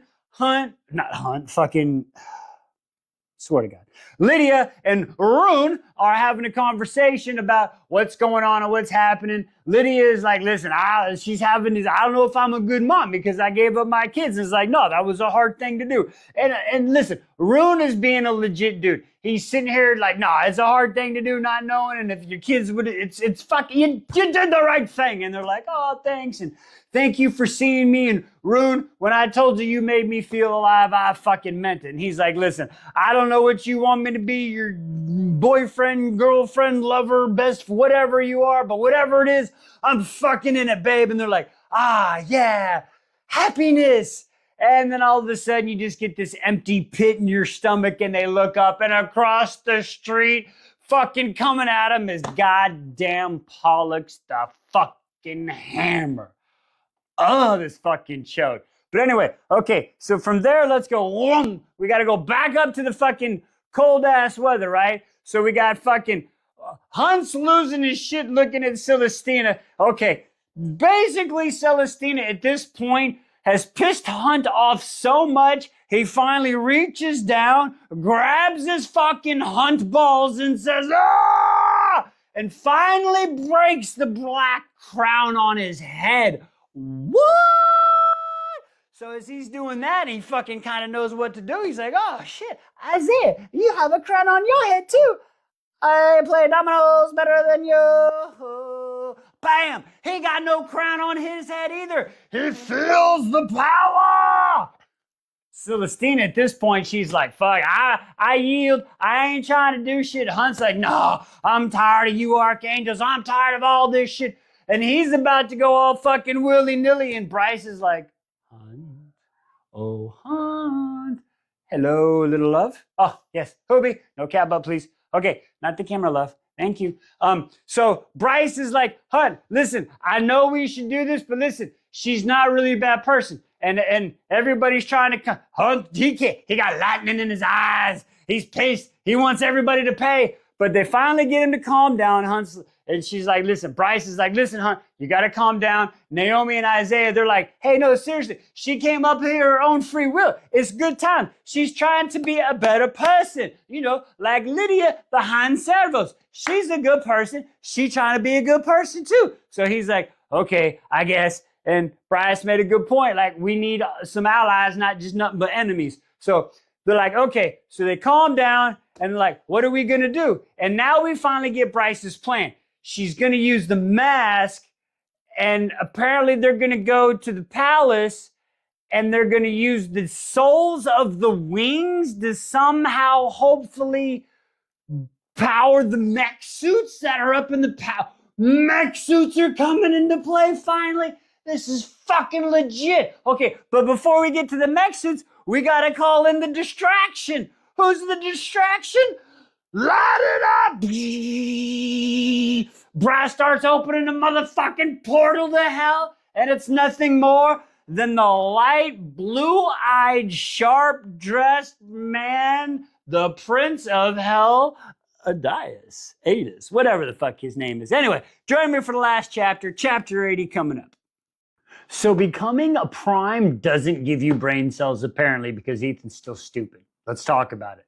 Final chapter today on Wise Beyond the Stories, House of Flame and Shadows, chapter 80. Okay, so we start out with Ethan, the Prime of Valbaran, or the Valbaran Prime. Anyway, he still couldn't punch his way out of a wet paper sack or hit fucking water if he fell out of a boat at this point, because he still doesn't know what to do, and he still just wants to talk to Connor. I don't know what Connor's going to do for you, but anyway, he's talking to Jezebel, and he's like, I really need to talk to Connor. I heard him howling, please talk to the Underking. I don't know what to do. And Jezebel's like, listen, you got to figure this shit the fuck out, okay? You need to get like Bryce, okay? Thinking 2 steps ahead. Now, Bryce's problem, she don't tell nobody, but at least she's thinking. Ethan, you got to think. And he's like, okay, but first I gotta talk to Connor, please. And she's like, okay, fine, sure. I'll see whatever I can do. Go get Hypaxia. Because Hypaxia is currently over giving what other antidotes she can to the wolves that'll take them. Okay? So apparently Perry, the Omega, which is the very bottom one, was the first in line to take it. I'm very, very impressed. And then, Jezebel also said, warning, like, hide everybody, take some fighters. You need to go find out where Bryce is. She gonna be in the Eternal City like tomorrow. She wants the lightning. So that's what's about to happen with them. Okay, so from there, we gonna flash back up to Bryce, right? Now, Bryce is just, after all, excuse me, the bullshit she just went through, fucking releasing Celestina or keeping Hunt from killing Celestina, the Harpy incident, Nesta in the mask, having to send her parents up as collateral on the loan for the mask. I bet Caleb Hammer would probably not think that's a good deal. I don't know. Anyway, digressing. So, anyway, she's freaking like, I just need some time to myself to maybe sit down and read a nice book. Maybe if I could just read a nice book. Oh, look, chapter 69. It wasn't that good of a chapter. It was. I'm just playing. Anyway, okay. I like other 69s preferably. But digressing. Okay, so as soon as she gets back into the little bed, she's trying to get warm. It's cold outside. So she's trying to warm up, and her phone rings. What? Of course her phone rings. And who is it? It's Rondan. We ain't got time to do that. Fucking, I'm sorry. Okay. Rondan and Crown Prince of the Valbar and Fae. I didn't mean to disrespect you, Rune, but the fucking hammer, the hammer Pollux. So I forgot to mention last chapter. He took Lydia's kids. Honestly, maybe bless you, smack Ace on the butt a little bit because he's been a little snot ass. Maybe just scare him. Ooh, maybe we can shoot an episode of Scared Straight with the hammer. Maybe that can be his new gig, right? I don't know, but we gotta fucking get him. So this is where Bryce is like, all right, listen, we gonna be there. You tell Lydia we are coming and we got some reinforcements, bitch. We got it all. Join us tomorrow. Day 2 of continual trials of Fuck Up Move Up. Today on Wise Beyond the Stories, House of Flame and Shadows, Chapter 81. Ethan's Fuck Up Move Up continues. Okay, I don't know what's happening here, but basically, Ethan, he still wants to talk to Connor. Listen, sometimes you gotta let shit go, Ethan, but Ethan doesn't let it. I tell you what, the motherfucker's determined. When he gets locked on target, he's like a heat-seeking fucking missile. He's fucking gone. Okay. He managed to get 2 death marks from Jezebel, so him and Hypaxia. Jezebel's a smart bitch. Okay. Anyway, sends Hypaxia with him, and they go down, they drop the marks in there, and they're having a conversation while they're waiting for their cab, the boat to come across, right? And they're talking and like, hey, I heard about you and Celestina. And she's like, yeah, different life and, yada, yada. They're working through that. Boat shows up, they go across, right? Okay, the Underking shows up in the temple. He's got a temple of Erd. Now, he's got the only temple for some reason that's got a statue that represents Erd as this woman holding up a bowl with these marks all over her. Are those ward marks? They look like tattoos, or they're like runes or ward marks or something. I'm just saying. Anyway, digressing. And they said it was pretty crazy because this is the only temple that's got a depiction of her because she's too holy and can be too many things to be depicted as a person. But apparently the Underking in Death knows a thing or two. So we go through here and the Underking's eye, bitches. What the fuck do you want, Connor? Or Ethan, what do you want? And in true Ethan form, I just want to talk to Connor's right here, Ethan. He ain't going nowhere. But apparently the Underking's like, you know what? Fuck it. I'll let you talk to him. And we go through this now. There is some chit chat where they find out that the Underking is just like everybody else. He's just he just came here and kind of conquered. Like, he wasn't like in charge of this land. The Asteri kind of put him in there. Oh, for a second I was like, dude, wait, could this have been our boy in another series that went missing for a while after a big war? But that guy was cool. This guy's a douche. So that was a quick thought, and then it went away. Okay, quick thought went away. I'm just saying, don't put that on me, Ricky Bobby. Anyway, digressing. So, excuse me. So that happened, and he's like, I tell you what, I'll let you get 7 minutes. And I'm like, wow, fucking here we go again, 7 minutes. So Where do I get to talk to him? Right over there. And that's where we end out. He's going to finally talk to Connor to say his goodbyes. All right, let's see how this turns out. Join us in 82. Ethan's goodbye to Connor and much, much more today on Wise Beyond the Stories, House of Flame and Shadows, Chapter 82. Okay, let's talk about it. So, Ethan and Hypaxia, I got an itch, have gone down or across the water to talk to the Underking. They're in his temple, saw the Temple of Ur, which happens to be female, a little bull. They find out the Underking is from another motherfucking land. The Reapers used to eat the vampires escaped, the Reapers followed, and that's why they're motherfucking here, and the Underking's just a piece of shit. But he's like, all right, you know what, Ethan, I'm gonna let you go talk to him. You got 7 minutes. So he's right over there in the temple. So Ethan walks up, Connor, let's talk. He tries to hug him. Bitch, he's a hologram. You can't hug him, I swear to God. Ugh. Haven't you watched Star Wars? Anyway, digressing. So he basically has the conversation. Now, Ethan's not supposed to mention the whole second light or anything, but he mentions everything fucking else, and Connor's like, yep, I knew. I got you. Yep. He can't talk, but he's like, I don't know what to do about this, that, and the other. And finally, Connor just looks down and he puts his head down and he bows, does the prime salute. He's like, that's not funny. He's like, I'm serious. And fucking Ethan's like, fuck it, I'm gonna tell you. Do you know about second light and the fucking meat grinder? And he's like, yeah, we know about that shit. Don't worry about it. And as he says that, he's kind of passing him over the bullet. Now, this bullet apparently is made of the same metals of the death marks, okay? So it's there. And then as that's happening, the time is up.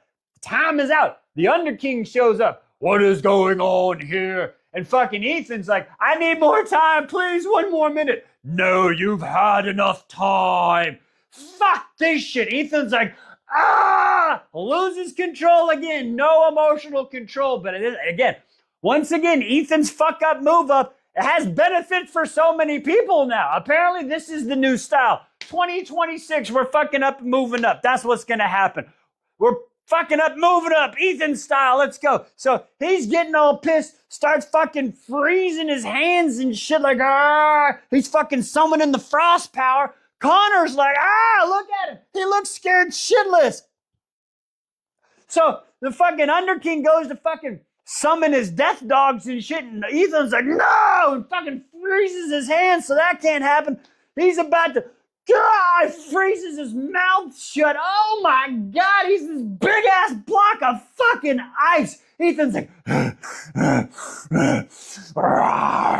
he's about to lose his shit. Jezebel comes out of the fucking dark and is like, damn, Pop, nice job. Hypaxia, take care of this shit. Hypaxia grabs she grabs a little blazer, she steps up, she's like, all right, let's go, bitches. Come on, motherfucker, I'm waiting. Boom, gone forever, Aaron Hernandez. Let's go, Dinger, Dodgers win. Join us in the next chapter. You break it, you cat bought it. Okay, thanks, Sock. What an intro. Today on Wise Beyond the Stories, House of Flame and Shadows, Chapter 83. Okay, so we left off, Ethan just ice chunked the Underking, and Hypaxia was doing her Shohei Ohtani impression. Boom, dinger, gone forever. Underking, billions of shards of ice, hit up everybody. Holy shit, Jezebel's like, hey, you didn't read the fine print, just so you know, since you killed him, you in charge of this shit, Under Queen. What did you say? Okay, fine. As my first act, you're second in charge, Jezebel, as you wish. Listen, what are we going to do? Well, first we need to send all these people, keep going and stop. Connor's trying to say some shit, and they're like, what? Finally, Jezebel's like, let him speak. Oh, speak? Connor's like, oh shit, come with me. He leads them down to where, like, all the peoples in there have made like a little memento mori, a bullet out of the metal of the thing, and they got they've been siphoning their second light, and they put it in the bullet, and then memento mori shines over it. Now, when this happens, it's going to be the last time that Ethan gets to see Connor. So they finally get to say their goodbyes. Ethan tells him he loves him. Connor's like, I've been proud of you from every day before this day to today, for every day after. So they finally get their fucking closing, right? And then they're sitting there talking like, all right, what are we going to do? All right, Jezebel, you're in charge. Go take care of the Reapers. Now, y'all got to go, and we got to go help fucking Bryce and everybody else, right? Okay, cool. Now then from there, we move back up to the top surface where we got Emor and Satia. They're just walking down the aisle. They're like, we got the River Queen to fucking help us. This is fucking awesome. So all of a sudden, as they're celebrating that, the motherfucking Viper Queen, her little bitch ass comes up with her little 2 guards. Now, one of these guards' name is Colin. Now, apparently Colin and Satia used to have a little thing, but it seems like freaking, I don't know if it was Morven or motherfucking her dad, Flynn's dad, Setia's dad. Something happened with Colin, and now Colin's there, and apparently this was Setia's ordeal. So I need some more information of this, because I'm telling you, Setia came out of this motherfucker like a bat out of hell, like, wow, I am here and I'm fucking cool. So anyway, so they're sitting there talking about with the Viper Queen and sitting here, what happened? Yes, I'll let you in a second, baby. And so they're sitting there talking, and then as they're doing this, Setia's like, he's my husband, and like, oh yeah, well, there's a bounty on his head, and then Emor doing Emor things. He steps in front. He's like, nah. Let her go. Your quarrels with me. Gotta protect the ladies. Emor, you are a motherfucker. You're the fucking man, Emor. Anyway, Emor, at the end of this, needs to be in charge of the Viper Queen's area, the pits and the meat market. Emor, I nominate Emor to be in charge of that. Let's just get rid of, can we 86 the Viper Queen? Asking for a friend. Emor, is that a friend? Anyway, digressing. So as that happens, there's about to be this big fucking kind of standoff, and then who shows up? The prime of the Valbaran Wolves, and under Queen Hypaxia with backup. Let's fucking go. Join me for 84, coming up next.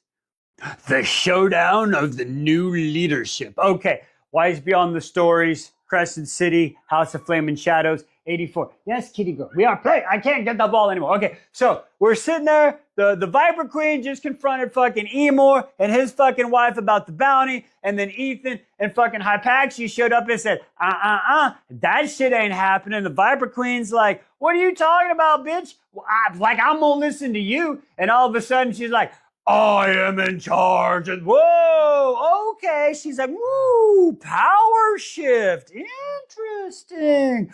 Viper Queen takes a long drag of her cigarette, and she's like, all right. Now remember, the whole time, Colin, he's sitting there with the shaking gun, right? And remember, we found out, this is where we find out about the ordeal with him and Setia, right? And she's like, okay, I'm gonna let y'all go, but we'll revisit this shit. And then they turn around and leave. Now from there, they all link up and they're like, hey, thanks for stepping in. Cool. Yeah, hurry. Let's get back to the House of Flame and Shadows before it's too late. So they fucking walk in there, and then Hypaxia's like, door open. The door opens, like everybody's fucking following her. Setia's looking like, oh shit, what the fuck? And Emor's like, hey, listen, excuse me, Pax is good peeps.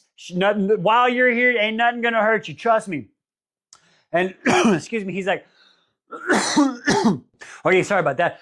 He's like, while you're here, nobody will harm you. Pax is good people. So they're sitting there talking like, all right, what we got to do? Okay, we got to find Bryce. We got to get over there. We got to get to the land. We don't know where she's going to be. Okay, maybe we can try to figure out. Reception's not too good up there, I don't think, but we should be able to see like an army of hell coming soon. And they're like, well, we'll figure out how to do it. Let's do it. And we got to make sure we get her this. What is that? A gift from the dead. All right, and that's how we end chapter 84. Very short one. Join me for the last chapter, 85, coming up.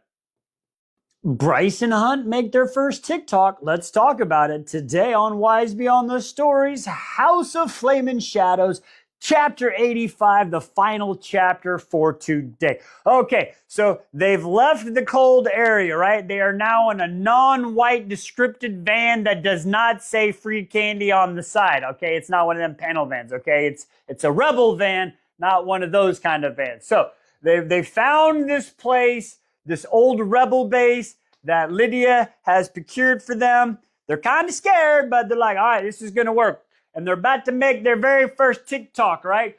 They got Declan set up. They got the video from fucking Jezebel of her and Micah and him taking care of Sandra, right? And they're about to make it. So, whew, all right, we ready? You ready? I'm ready. Light it up, Bryce. Light it up, hon. And they go, boom. Okay, they start recording. Declan's like, 3, 2, 1, go. And I am Bryce Adelaide Queen. I can't do it. I am bright. Hang on. I am Bryce Adelaide Quinlan. I can't do her voice, sorry. I don't have enough sass for her. But she's like, I'm Bryce Quinlan. I'm queen of the Valbar and Fae and the Avalinian. The Mist people too, bitches. That's my land too. And we here to fight the fucking Ashterry bitch asses because there's some fucking dicks and parasites and we want to be fucking free. And then she's having a hard time stumbling. And then she's like, because my mom and dad are Ember and Randall and they're really cool. And you should follow me. And she kind of stumbles and then Hunt's like, listen, we didn't know it was worth it before. We had fallen. And the only people that helped us were the sprites. It's now time to band together. For you, for me, for freedom. That was a fucking Braveheart type speech, right? And they're sitting there doing this. And then as soon as it's done, they're like, we can destroy the hierarchy and the angels and the Ashterry. See, here's the proof. And then fucking Declan starts to film, right? All right, so they made their little film and they're ready. And I guess Declan's doing his hack the planet now to get ready to send that shit out, right? So then from there, they're in their area for their night. And this is where Hunt and Bryce are like, all right, one more time, you and me, let's get our groove on. Let's faces. O'Reilly's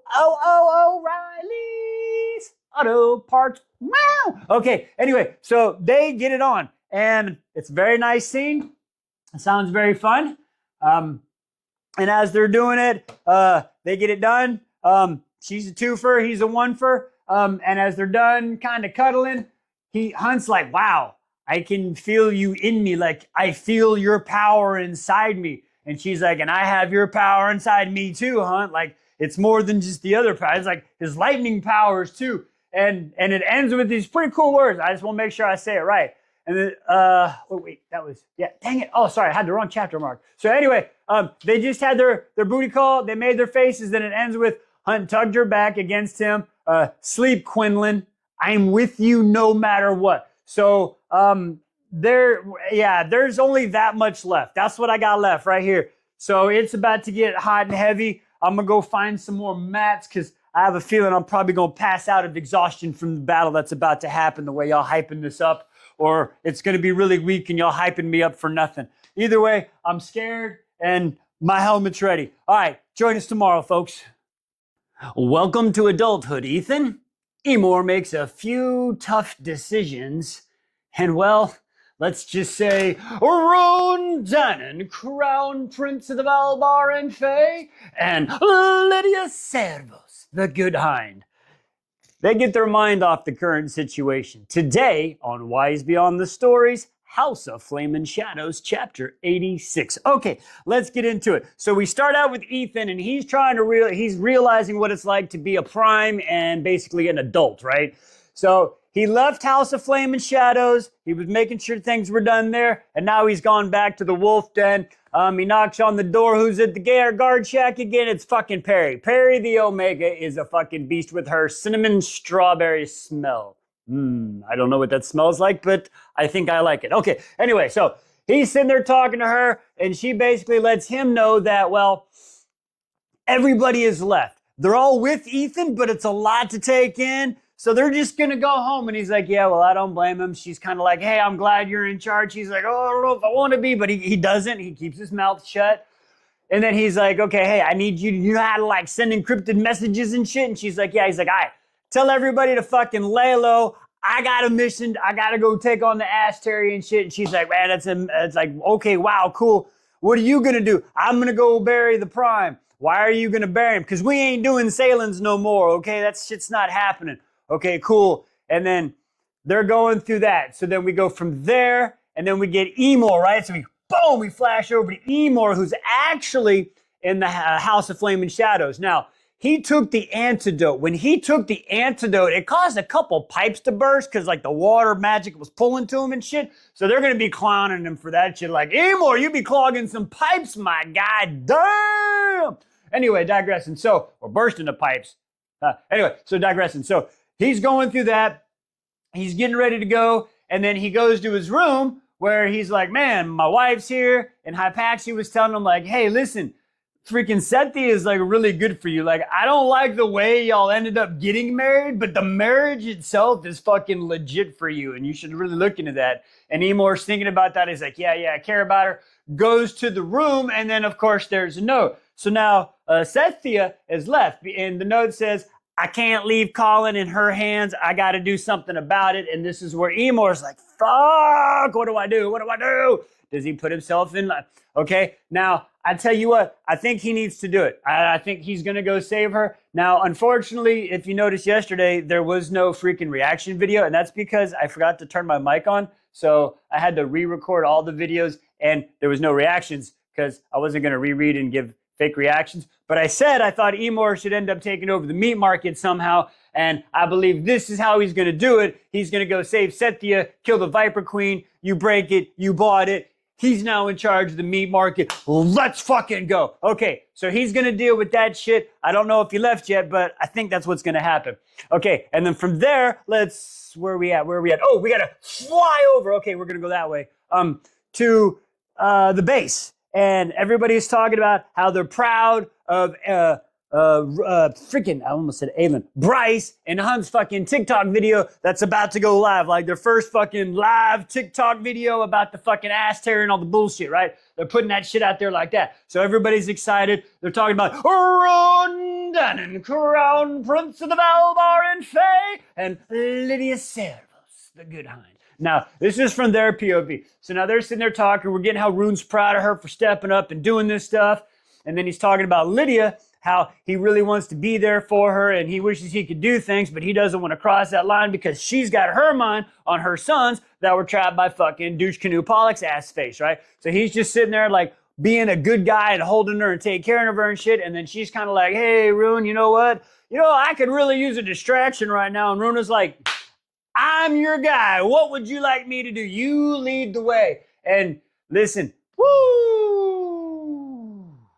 Good scene. Anyway, so they have a really good scene. And when they're done, she can't really sleep at night. And she's just sitting there thinking about everything over. And also before that happened, Rune was encouraging her and letting her know that she is a good mom. And no matter what she did, it could have happened and not to hold herself accountable and stuff like that. So it's just really good scene. And after they got their O's on and had a good time, like I said, she sat there, waked up wondering what's going to happen tomorrow when everything goes down. So that's where that is. Join us, 87.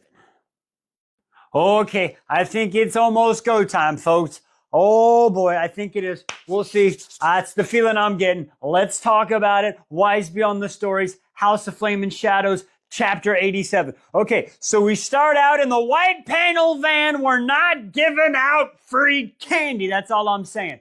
All right, so they're sitting in the van, right? And we've got Hunt, Bryce, Deck, Flynn, Rune Dannon, Crown Prince of the Valbar and Faye, and Lydia Servos, the good hind. Okay, now they're all sitting in there and they're like, all right, we got it. We got ready the plan. They released their famous TikTok. That shit's going fucking viral. It's boosted over to fucking the Fayegram and on the fucking Faybook. It's all in the fucking Faze app. It's fucking everywhere. Okay, it's going viral. They're trying to do, it's just like today. Oh, it's fake news. It's fake. It's AI. No, but I saw it. I was in the streets. So it's fucking working perfectly.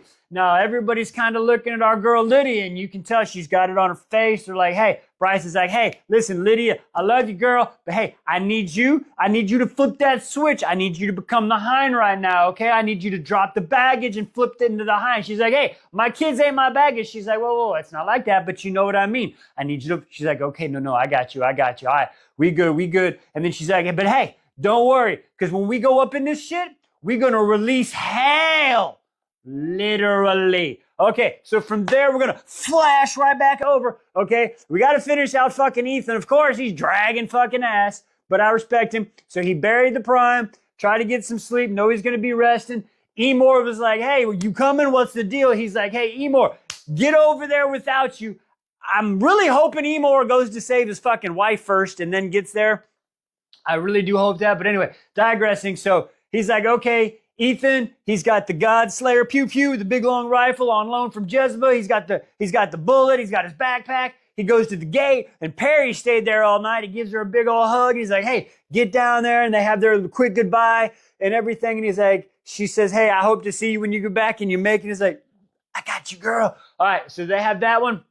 And then we go, we flash back to the white panel van. Once again, it's not a free candy van. Anyway, so as we're sitting there, right? They're in the van and everybody's going over the 75-step plan to include the trying to figure out what Bryce is doing because nobody knows. And all right, the plan is they're going to drive around. Declan is hacking the planet. He's hacking the planet, going to try to control the cameras to make sure people can't be seen.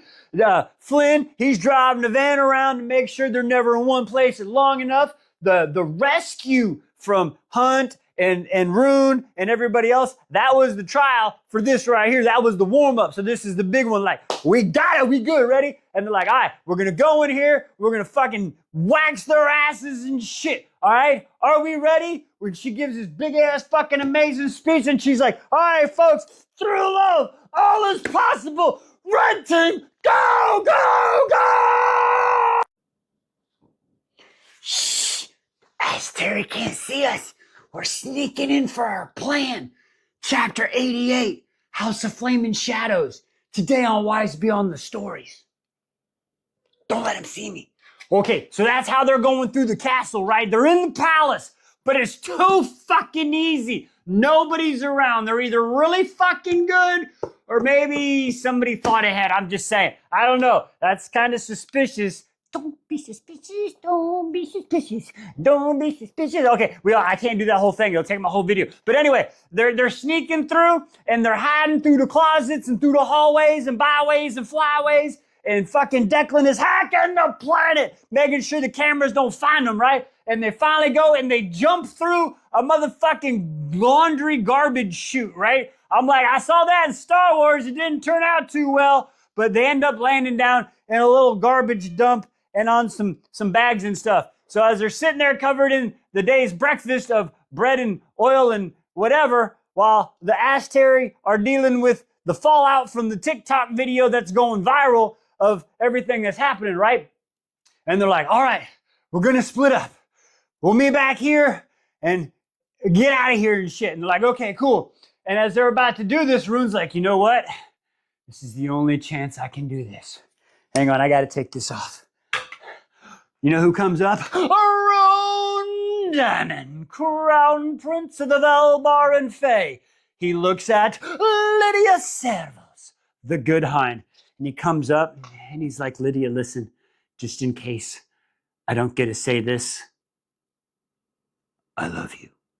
And then gets up and starts to look out the door. She's like, what did you say? Fucking heart's all fucking excited and shit. She's like, I'm ready to save my fucking kids. Let's go. All right. So then they go there. They see the other team. Bryce and Hunt, they're like, all right, let's go. Secret handshake. Team fuck up on 3. 1, 2, 3, fuck up. All right. So now they're going out. So now Bryce and Hunt, they go inside. Now they're in the throne room. We got the wings and everything all up on the wall. Fucking Hunt's Umbra Mortis outfit's there. Yeah, baby. He needs that. It makes him feel powerful. Plus, his helmet gives him extra hearing. I will say, I do hear a lot more noise when I wear this helmet. I don't know. It's probably just the brains inside my head talking. But anyway, digressing. Okay, so there's there. He's getting all dressed and stuff. He's all snazzed up in his Umbra Mortis outfit.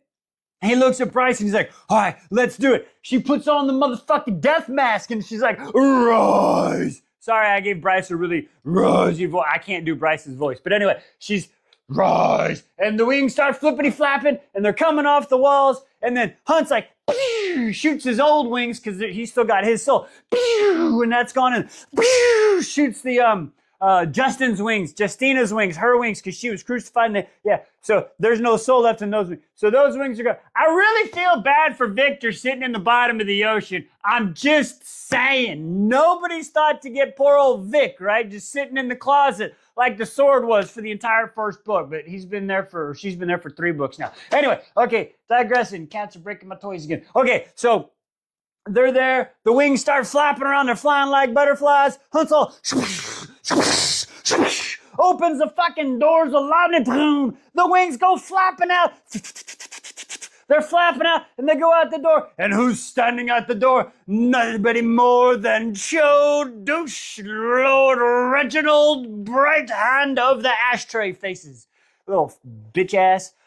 So anyway, whew, Reggie's sitting there going, what the hell do you think you're doing? And Bryce has got the mask on like, we're here for you, Reggie. We gonna fucking get you, boy, and fuck you up. And Reggie's like, whatever, I ain't afraid of you. And turns around, you see all the wings lined up, and she's like, yeah, we got a present, bitch. Da, da, da, da. And you see, woo, right over the hill. She opened a portal. Hell is bringing their armies down with the 3 princes of hell marching in the front. Why am I cheering on princes of hell? What is fucking happening at the end of 2025? Never did I ever think this. But anyway, digressing. And then Reggie turns over like, I tell you what, Reggie scares the shit out of me because he turns around like, you didn't think I knew the minute you opened the portal in the Northern Rift? You don't think I know you were going to do this?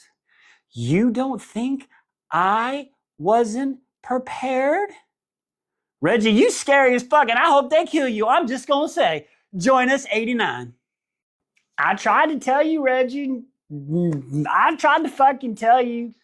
I'm no fool, no siree. Bryce is much fucking smarter than me, let me tell you. I warned you, you ain't listen. Let's talk about it. Wise Beyond the Stories, House of Flaming Shadows, chapter 89. Okay, so fucking Reggie and Bryce, right? I gotta put my helmet on.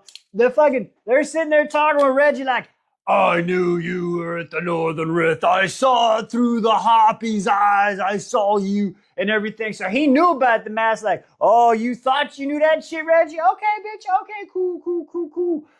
We'll figure out what to do. So they're like, oh shit, it's time to go. We got a mother. And Reggie's like, as soon as you came down here and I saw that and you left and you brought all your armies here, I sent 3 legions of the Astarian Guard and brimstone missiles to the Northern Rift to defeat hell, since all its armies are here. Ha ha ha. And she's like, all right, cool. I got you, bitch. And they fucking winnow out, right? And then they get up on the motherfucking hill. Now, from there, we get a quick little scene where we got Emor, and he's in the city, and he's swimming in the water. And I guess they don't have like really clean pipes and stuff, but he's swimming hard. Okay, so there's a quick Emor scene. It's gonna mean something, I don't know what, but there's the Emor scene. All right, and then we're in the hills, right? Now Bryce and everybody's in the hill, and they're telling everybody what's up, this happening, and the hell is attacking, and the Astarian Guard are people are screaming, run, hell's here, the Astarian are here. Holy motherfucking shit. So that shit happening too, okay? So then from there, we got to flash down really quick. Now, I got to take this off because God bless America.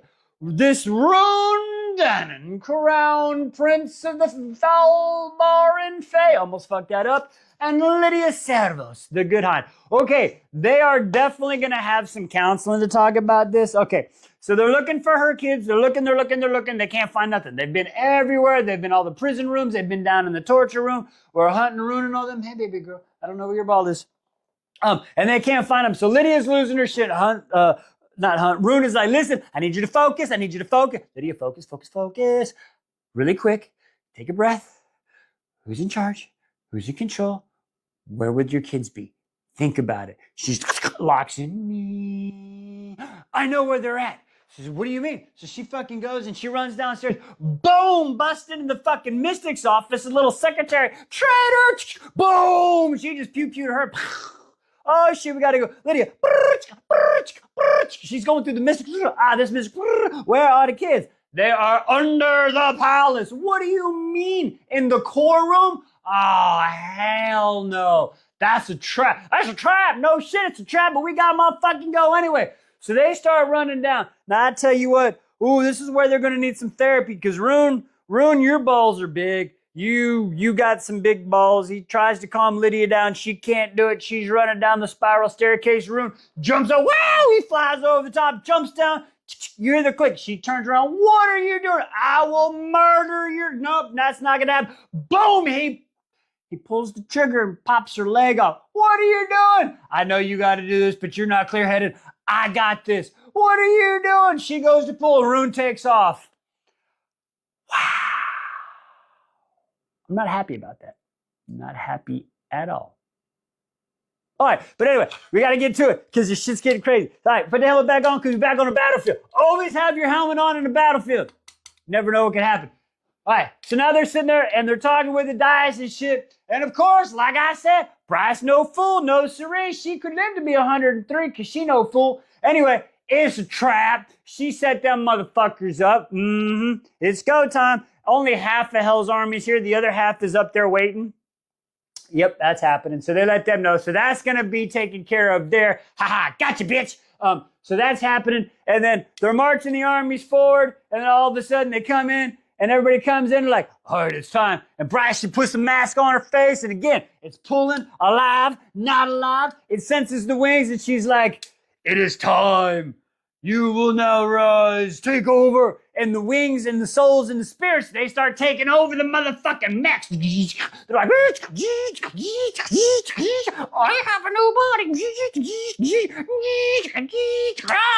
And they're all fucking powered up. And once all the mech suits are filled with the souls of the fallen and shit, then all the dead souls that are still on the battlefield, they're taking over any bodies, demons of hell they can take. They're like, I got new bodies. This is very cool.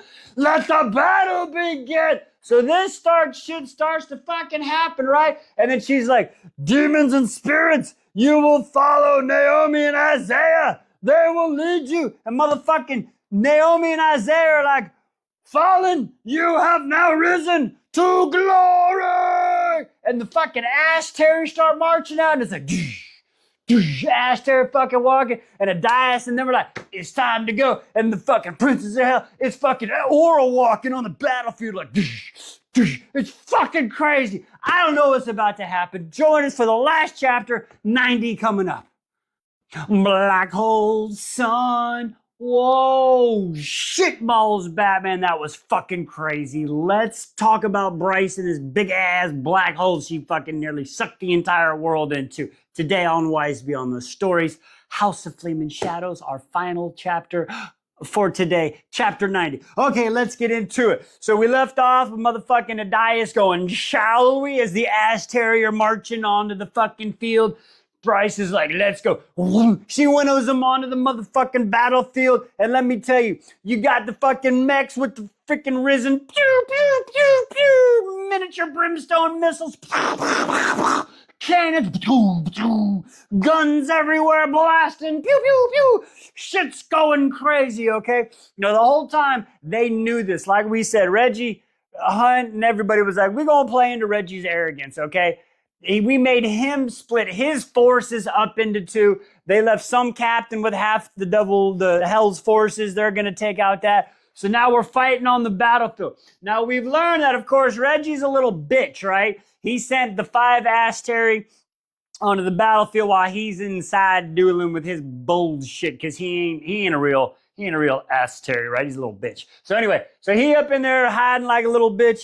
In the motherfucking, probably like a broom closet or something. So they're on the battlefield and we're fighting. Now I tell you what, Adias got this sword. It's a silver sword with like a bluish glow. Very, very interesting about the sword here. I'd like to know more about it, sir, if you have the time to sit down and discuss it. Okay, anyway, so we get on the battlefield and then we're basically, the fight's breaking out. We got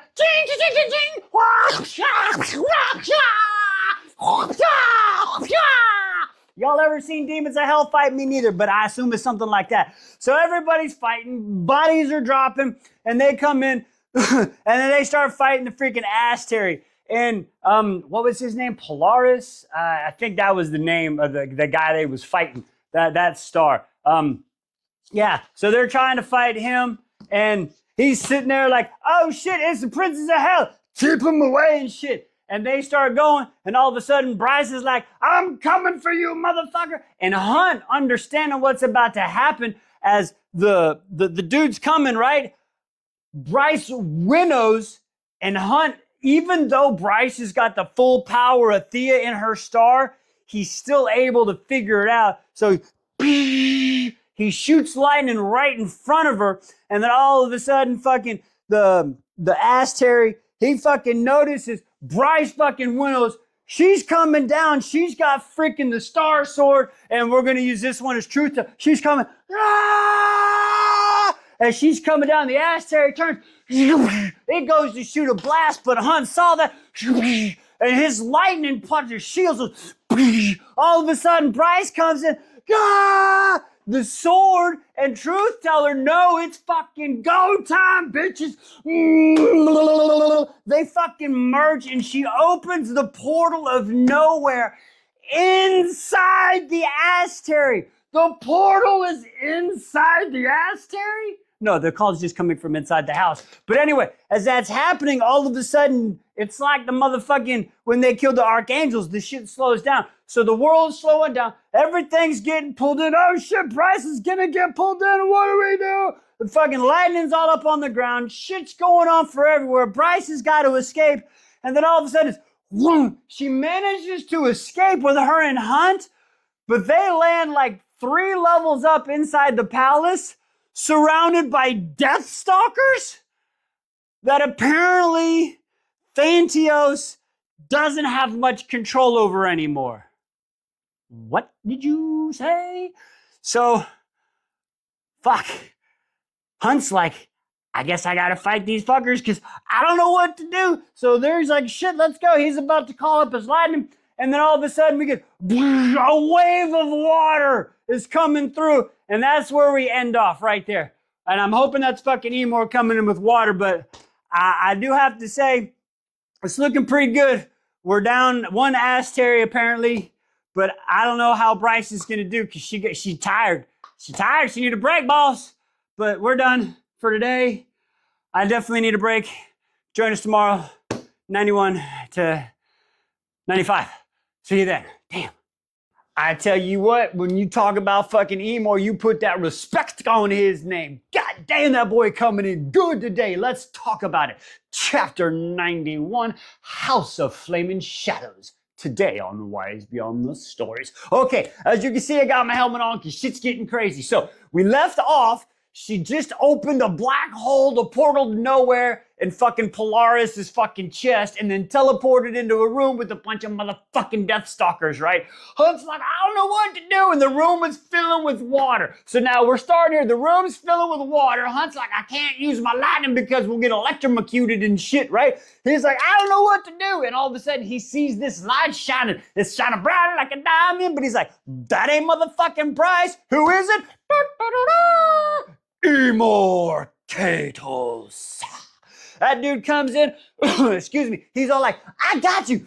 Boo. He throws this big ass air bubble around him, right? And they start breathing. And Hunt takes his helmet off. He's like, when he does that, water be coming down his helmet. He can breathe. He's like, Emor, what happened? He's like, I got the motherfucking antidote, but I dropped it. We need it. I'll get it. And Bryce is like, find us later. We got too much shit to do. And don't drown our demons. We need them on the battlefield. He's like, I got it. I'll meet you at the first core. So he fucking does this little thing and gets him out of there, right? And then he goes to find the motherfucking antidote and shit. And they make their way the fuck out of there to start going to the core room, right? So from there, we're going to flash over to Aron Dannon, Crown Prince of the Valbar and Fae. And currently in a guy that just literally fucked himself so bad right now. So if you don't remember from yesterday, he decided to take it upon himself to say, Lydia, I don't want you to face Pollock. Yes, baby, where's your ball? I don't have it.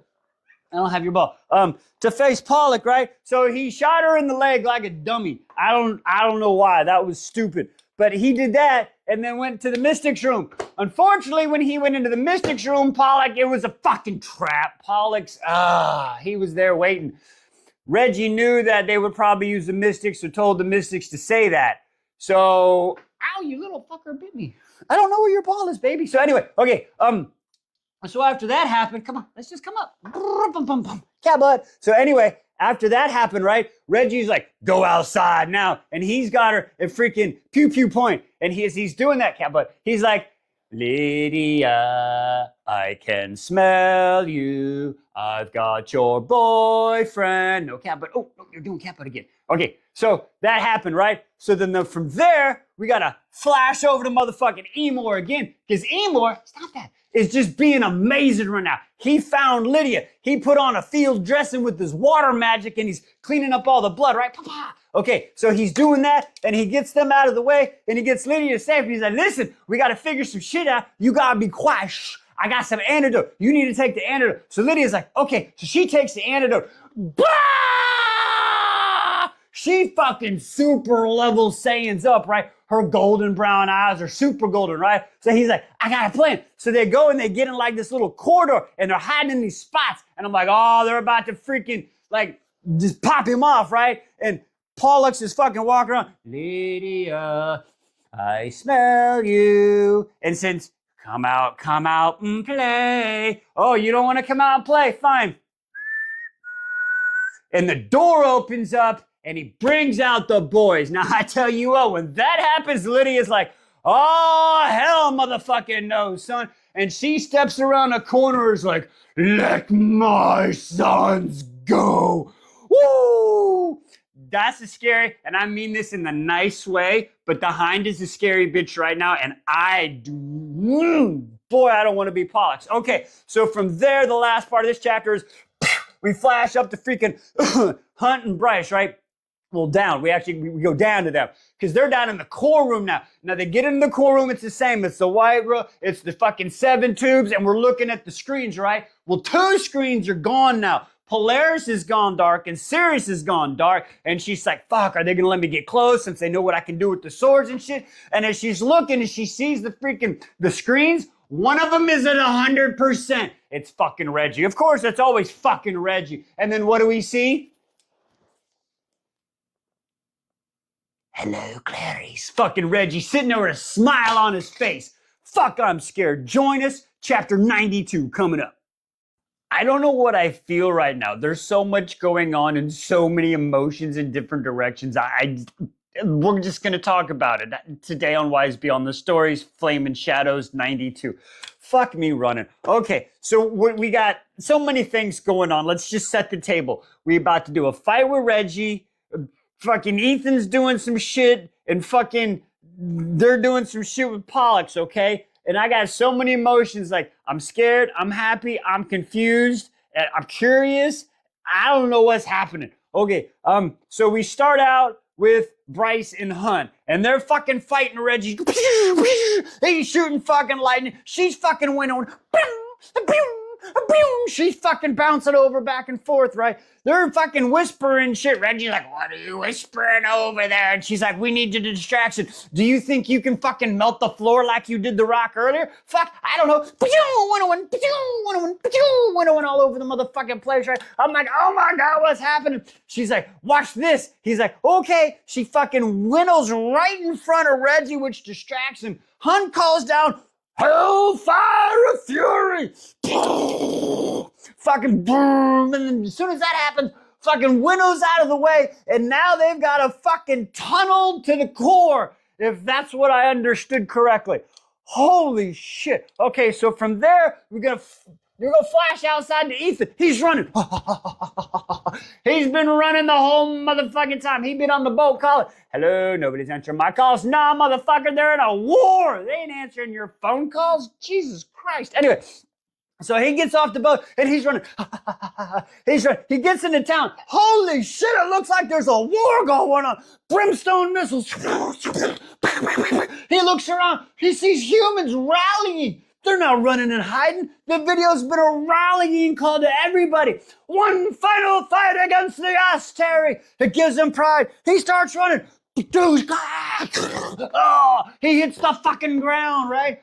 Can't jump down. Sorry, cat's there. Here you go, baby. Here you go. He hits the freaking ground, right? When he does, his bag of antidote breaks. No! Okay, so if you remember, I might not have mentioned it. Last chapter, Emor had the bag of antidote. He had 2 left. He gave 1 to the Hind. Ethan just lost his antidote. There's 1 antidote left. What the fuck? All right, Ethan, you still got the Godslayer pew pew and the magic bullet. He picks up and he starts running. He doesn't know where, but he's going to the big flashy bright lights in the town. Hopefully he's a good shot and he can make a shot count. Okay, so from there, we're gonna go inside, right? And we start with Lydia Samuels, the good Hind. She walks around the corner and she's like, all right, Pollux, you son of a bitch. She holsters away. She's,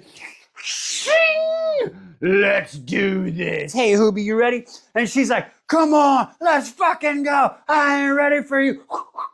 she's all ready. And Pollux is like, what's up, you little bitch? You slumming with this piece of trash here? I'm gonna enjoy gutting him. And Rune's on his knees like, oh, you're nothing. I'll get you. And spits on the ground. And Lydia's like, hon, you shut the fuck up, Rune. I don't fucking like you no more. You're dead to me. She's fucking pissed. And she let him go. This is between you and me. And then Rune's like, I'm gonna save the kids and shit. And I don't know what's gonna happen. And then all of a sudden, Pollux is like, oh, your kids have been annoying. Yeah. Did you know all it took me to find them was to capture a Mer spy and torture him a little bit? Told me everything about the depth charger, and your boys have been annoying. I'm gonna enjoy in front of you. Ha ha ha ha. And Lydia looks at him, and that's where we end. Holy shit, join us for 93. Okay, things just took a I feel like we just took a right turn while driving in NASCAR. Like, what the fuck just happened? Weiss Beyond the Stories, House of Flame and Shadows, chapter 93. Okay, so we've got the showdown between Lydia Servos, the good hind, Pollux, right? Now, basically, let's set it up. Pollux has got Rune on his knees with the pew-pew at his head. He's got her boys, Acetone or Aston, whatever the fuck his name is, and Bran, and they've got guards on him. Emor's beside her, and Pollux is just fucking taunting him. Now, basically, what's going to happen here is Pollux tells the guards to go get Reggie because he's going to want to watch this. When that happens, Emor tries to shoot a water blast right at Pollux, but Pollux manages to duck. Hey, boom, Emor's bleeding out now. He's on the ground. I hope he's going to be okay because, oh my Jesus. This happened. A few more things happen, and then basically the conversation goes to this. Lydia says she'll do whatever Pollux wants. Just let the kids go. He's like, I always liked you on your knees. She's like, fine. Rune comes out of fucking left field, like I said, right turn on a NASCAR race, and is like, you can't, she's my fucking mate. What did you say? I don't know if he's just distraction or if he fucking really felt that. I don't know what is happening. He said, let them go with fucking Emor. You can have me, pull me apart however you want. I'm fucking yours. Wow. Lydia's like, no, Rune, you can't. Rune jumps in her mind is, what are the exact words? Because I can't even fuck it up. He says, mind to mind, I love you. I fell in love with you in the depths of my soul. It's my soul that will find you again in the next life. And then he shut off the connection. And Rune faced the white angel, lifted his head, and says, all yours, fucking hammer. And that's where we ended off. Fuck. Ladies and gentlemen, Rune Danon, Crown Prince of the Valbaran Fae. How can you not like this fucking guy? I've seen people say, I don't fucking like Rune. Y'all are fucking need to go see a doctor. Join me for 94. And Pollux is about to fuck around and find out what happens if you play with fire. Today on Weiss Beyond the Stories, House of Flame and Shadows, chapter 94. God, I can't get this shit out today. Anyway, Rune has just offered himself up as tribute to take the place of fucking Lydia, the boys, and fucking Emor. Pollux is like, fuck that shit. I'm gonna have some fun with this. Looks at fucking Bram, her boy, right? And is like, woo! He goes to shoot his fucking super magic, and then Lydia Servos, the flaming good hind, with her magical ancient bloodlineal powers. She's part of the Brannon family? Is that the same? Mm-hmm. It's gotta be. It's gotta be the same. If not, I don't like it and it should be. Anyway, okay, so when she fucking shoots this like flame wall over there, as that happens, the other brother tackles the brother that fucking Pollux attacked. She moves over there in super motherfucking magic speed, grabs fucking goddamn Pollux. She's like, what are you? She explains the bloodline. Light it up. Whoa, she turned fucking Pollux into super ash, knocks him down like, what the fuck? And then she comes over and she's like, are you okay, my boys? Yeah. And then she looks over to Rune Danon, Crown Prince of the Valbaran Fae. And he's like, oh, are you okay? Get my kids to safety. And I'll fucking like, it'll be okay that you shot me, bitch. motherfucker, and save Emor too while we're at it. Okay, and then she takes off running. So then, Arun, Dan, and Crown, Prince of the Valbar, and Faye, he goes and grabs up the kids, right? He's like, come on, boys, we gotta help Emor. So he's trying to help Emor. Emor's like, here, take the antidote, we got one. Takes the antidote. I got powers and shit. Oh my God, the guards are back. Laser beam eyes. Boom, guards' heads pop off, right? Just like fucking Bryce did to the Schmucker twins and shit. All right, cool. Now we got to figure out how to do Emor. He got a big ass hole in his chest, like, I can see through it and shit. Okay, here, let me just try to stop the bleeding. Oh my God, I've got healing powers now. What? That's pretty cool fucking plot armor. I like it. So now Rune, he's healed up the gut and another Astery because time slowed down. So I think we're down another Astery. Emor's all healed up now. And now they're calling Deck and Flynn. Where's the van? We gotta get we gotta get out of here. Hurry, hurry, hurry. And all of a sudden they hear a voice. It's Ethan with their Godslayer rifle. What do we do? What do we do? Let's go, go, go. Okay, so that's how they're dealing it. They're trying to get to the van and they've all kind of fucking linked up and shit, right? All right, now from there, we're on the battlefield now. Phew! So we're on the battlefield with Lydia Servos, the flaming good hind, right? And she's there and she's like, ah, shit. So she's running through the fucking city to the battlefield and she sees fucking Mordok and her two old assassin snipers. And they're like, I'm gonna get you. And she's like, bitch, please, flame on. Boom, boom, boom. Melted, fried, little spots of silver where they had their collars and shit are on the ground. Their Dunyan rings, bitch, 86, y'all motherfucking asses. And then she's running to the battlefield. Angels, flame, ashes dropping everywhere. She's going crazy. All of a sudden, all the mechs and the tanks on the battlefield sense it. Everything's like, oh, well. I'm like, no, they're going to kill my baby. She's like, oh, starts to build up. Oh, I'll do what I can. And all of a sudden, boom, and shit starts blowing. The barrels in the tanks are melting. I'm like, what did she do? She went nuclear. No, motherfucker, the sprites are back in town. The sprites are back in town. That's right. Our three little fucking sprites, they found the queen. I still fucking her name up, Erythium.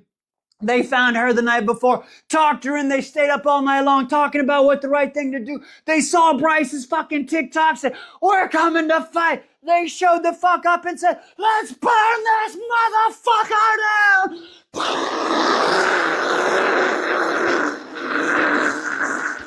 Flame on, bitches! And they just go crazy, melting everything, fucking everywhere. Oh my God, the chapter ends out. Hang on. I'm getting fucking tired. Okay. Okay, yeah. Where to go? So they're answering the fire. Oh, the Godslayer rifle. That's right. Everything's going. They got to link up with fucking Bryce now to figure out what's going on. Woo! One more chapter today. Join me, 95. Cliffhanger, bitches. That's what I get for chapter 95. Today on Wise Beyond the Stories, House of Flame and Shadows. Okay, let's get into it. So, we're back to fucking Bryce and Hunt, and they're in the main room fighting fucking Reggie right now. They're doing their fucking winnow. Boom, boom, boom. Hunt's fucking, he's doing his fucking lightning, trying to get a hole from the center of the floor to the fucking core. They're bouncing back and forth, fucking Reggie shooting the fucking lightning. Fucking Bryce is tired as hell. She's got nothing left in her. She's out. She's boom. They go up to the top floor.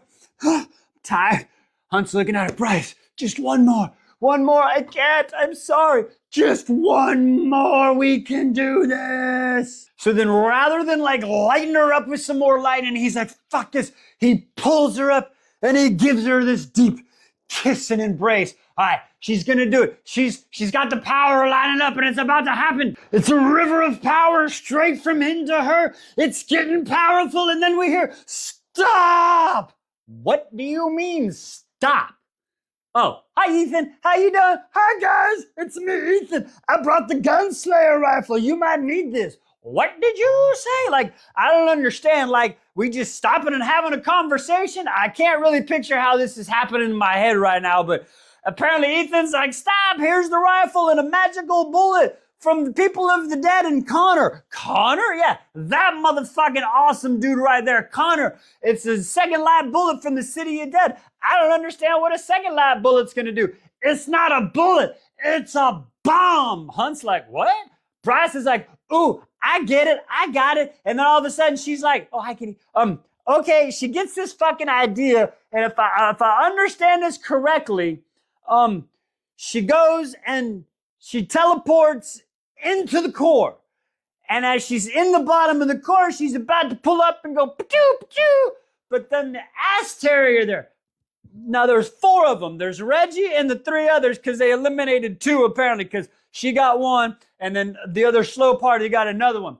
And this is what, I don't know if we got to believe Reggie or not, but she about to come up and go boom and shoot a second light bomb into the core. And Reggie's like, exact words. I don't want y'all to think I'm lying to y'all and shit. But the exact words were, whoo, Bryce's finger stalled on the trigger to waste the bullet on them. Don't you want to know what you risk before you act so recklessly? Reggie said smugly. He didn't wait for an answer. You destroy the first light core, you destroy Midgard itself. What? Okay, by chance, do we have an antidote? Could we, if there's an antidote left, could you throw the antidote at the exact time that the bullet hit the first light core, breaking the antidote into the... That would be cool, but I don't know what's going to happen. And just because we're stopping today.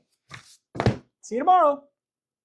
Houston, we got a fucking problem. Today on Wise Beyond the Stories, Crescent City, House of Flame and Shadows, Chapter 96. Okay, Bryce has got the Godslayer rifle. She's got it pointed at the hole in front of the last 4 Asteries' feet, right? Because Apollyon got one of them a long time ago, Sirius. She got fucking Polaris, and then they got another one on the battlefield. So the 7 have come down to 4. She's got the Godslayer rifle that Ethan brought with the second light pew-pew bullet bomb from fucking Connor and all the cool dead people, because Connor's done more than most people, being dead since page 3, than people doing a whole fucking series. I'm just gonna say, shout out to fucking Connor, okay? Dude's legit. So anyway, she's sitting there and they're like, hey, chill there, Bryce. You might not want to do that. She's like, yeah, why the fuck not? And they're like, if you go pew-pew to the core, that's what's going to happen. It's a kill switch, motherfucker. We ain't dumb. Then she's like,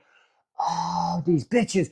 It's just like the cauldron when we learned if they break the cauldron. If they break the cauldron, then Parenthea, that whole fucking world goes. It's the same way here. And she's like, how do I know you ain't bluffing? They're like, we ain't bluffing, bitch. And then finally the other ass terrier like, stop, just fucking kill her. Let's be done with it. And Regulus, he's throwing fucking curveballs up. I'm talking Clayton Kershaw fucking 12-6 when he was a rookie, like breaking ankles. Like, what did you say? They look at him and he's like, I'll let you go. Just chill the fuck out right now. What did you say, Reggie? Yeah, he's like, just chill out right now and we'll let you go. I will make you queen of every motherfucking thing. Queen of all Bara. No more governors, no shit. Just you, Bryce. To run it however the fuck you. We'll find another way. No more dry. No more. You can have the second light. We'll let you keep that, right? We'll figure some shit out. What? And Bryce is like, oh, okay, cool. Yeah, fuck that shit, bitch. Pakadoos!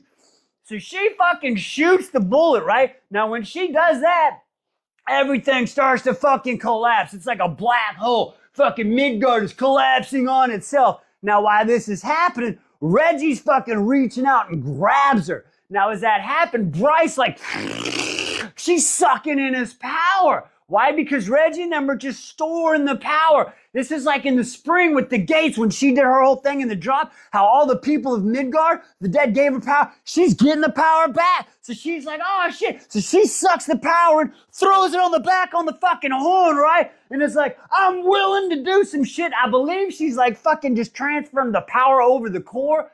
I don't know exactly what exactly she's doing because, but she's using her power and sucks this all in. And I believe she's trying to protect the core, or at least take the core out of her power, and then she's going to put it back.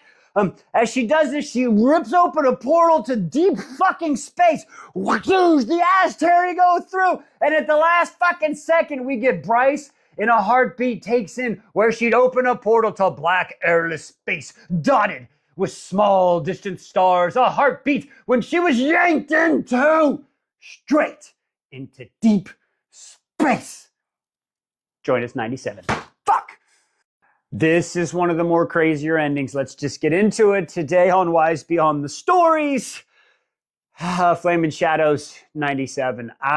Fuck, I don't want this to end, but I'm scared. Anyway, so we start out with Ron Dannon, Crown Prince of the Valmar and Fae, and still trying to figure out why he shot Lydia in the leg. But anyway, digressing. So he's running with Emor and the boys that they just saved from fucking Pollux, right? Trying to escape. They hear the bigs, the bangs, the booms. Oh shit, they turn back, look at the Crystal Palace fucking collapsing on itself. They feel it fucking coming. They're like, shit, run! They start running and they start getting pulled in. It's not looking good, okay? So then from there, we're flashing back. We flash up to Hunt, okay? So we flashed over to Hunt. And Hunt's like, shit, what do I do? Bryce is down there. Oh shit, there's a big ass black hole. What the fuck? Do I go try to help Bryce or do I save Ethan? If I don't fucking save Ethan, Bryce is gonna kick my motherfucking ass. I better save Ethan. So he grabs fucking Ethan, starts to fly up, passing all the motherfucking debris. They find a safe point. Boom, Ethan, go be motherfucking useful and save the however many people you can, right? So he fucking goes, now he's, I believe he is making a beeline right to motherfucking Bryce, which we have now apparently seen that I was right, but I didn't know how to explain it last chapter. So the Asteri had the kill switch that if the first light core blows up, it turns into a black hole, right? And I'm like, okay, that's their kill switch. It's a black hole and they sucked it up. And then Bryce is making another black hole currently. So Hunt can see this is the Asteri black hole with her black hole on top trying to suck it in, right? Now he's making a beeline to this because he sees that Bryce is in the motherfucking space. What the fuck?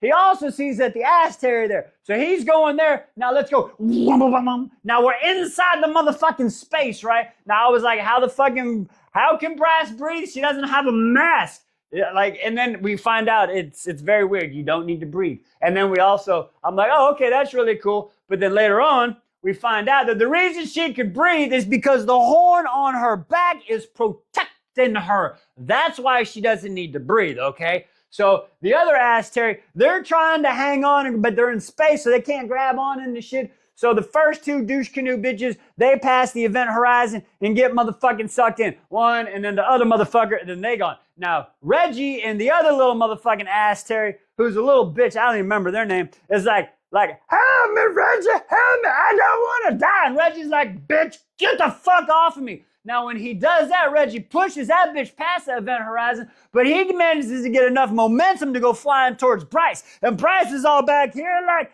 oh shit, get off me, Reggie! But she can't grab onto shit either. So when Reggie fucking gets close to her and shit, the horn, since Reggie and them made it, he kind of like deactivates it and shit. So now Bryce is like, oh yeah, Bryce.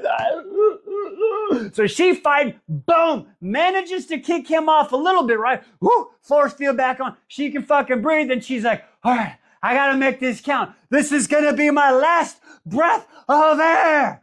What do you mean, Bryce? What do you mean? I don't like this shit. Fuck, I'm scared. 98 coming up. She can't be. That's not how this is supposed to end, and I don't fucking agree with it. Let's talk about it. Today on Wise Beyond the Stories, Flaming Shadows, what chapter was that? 98.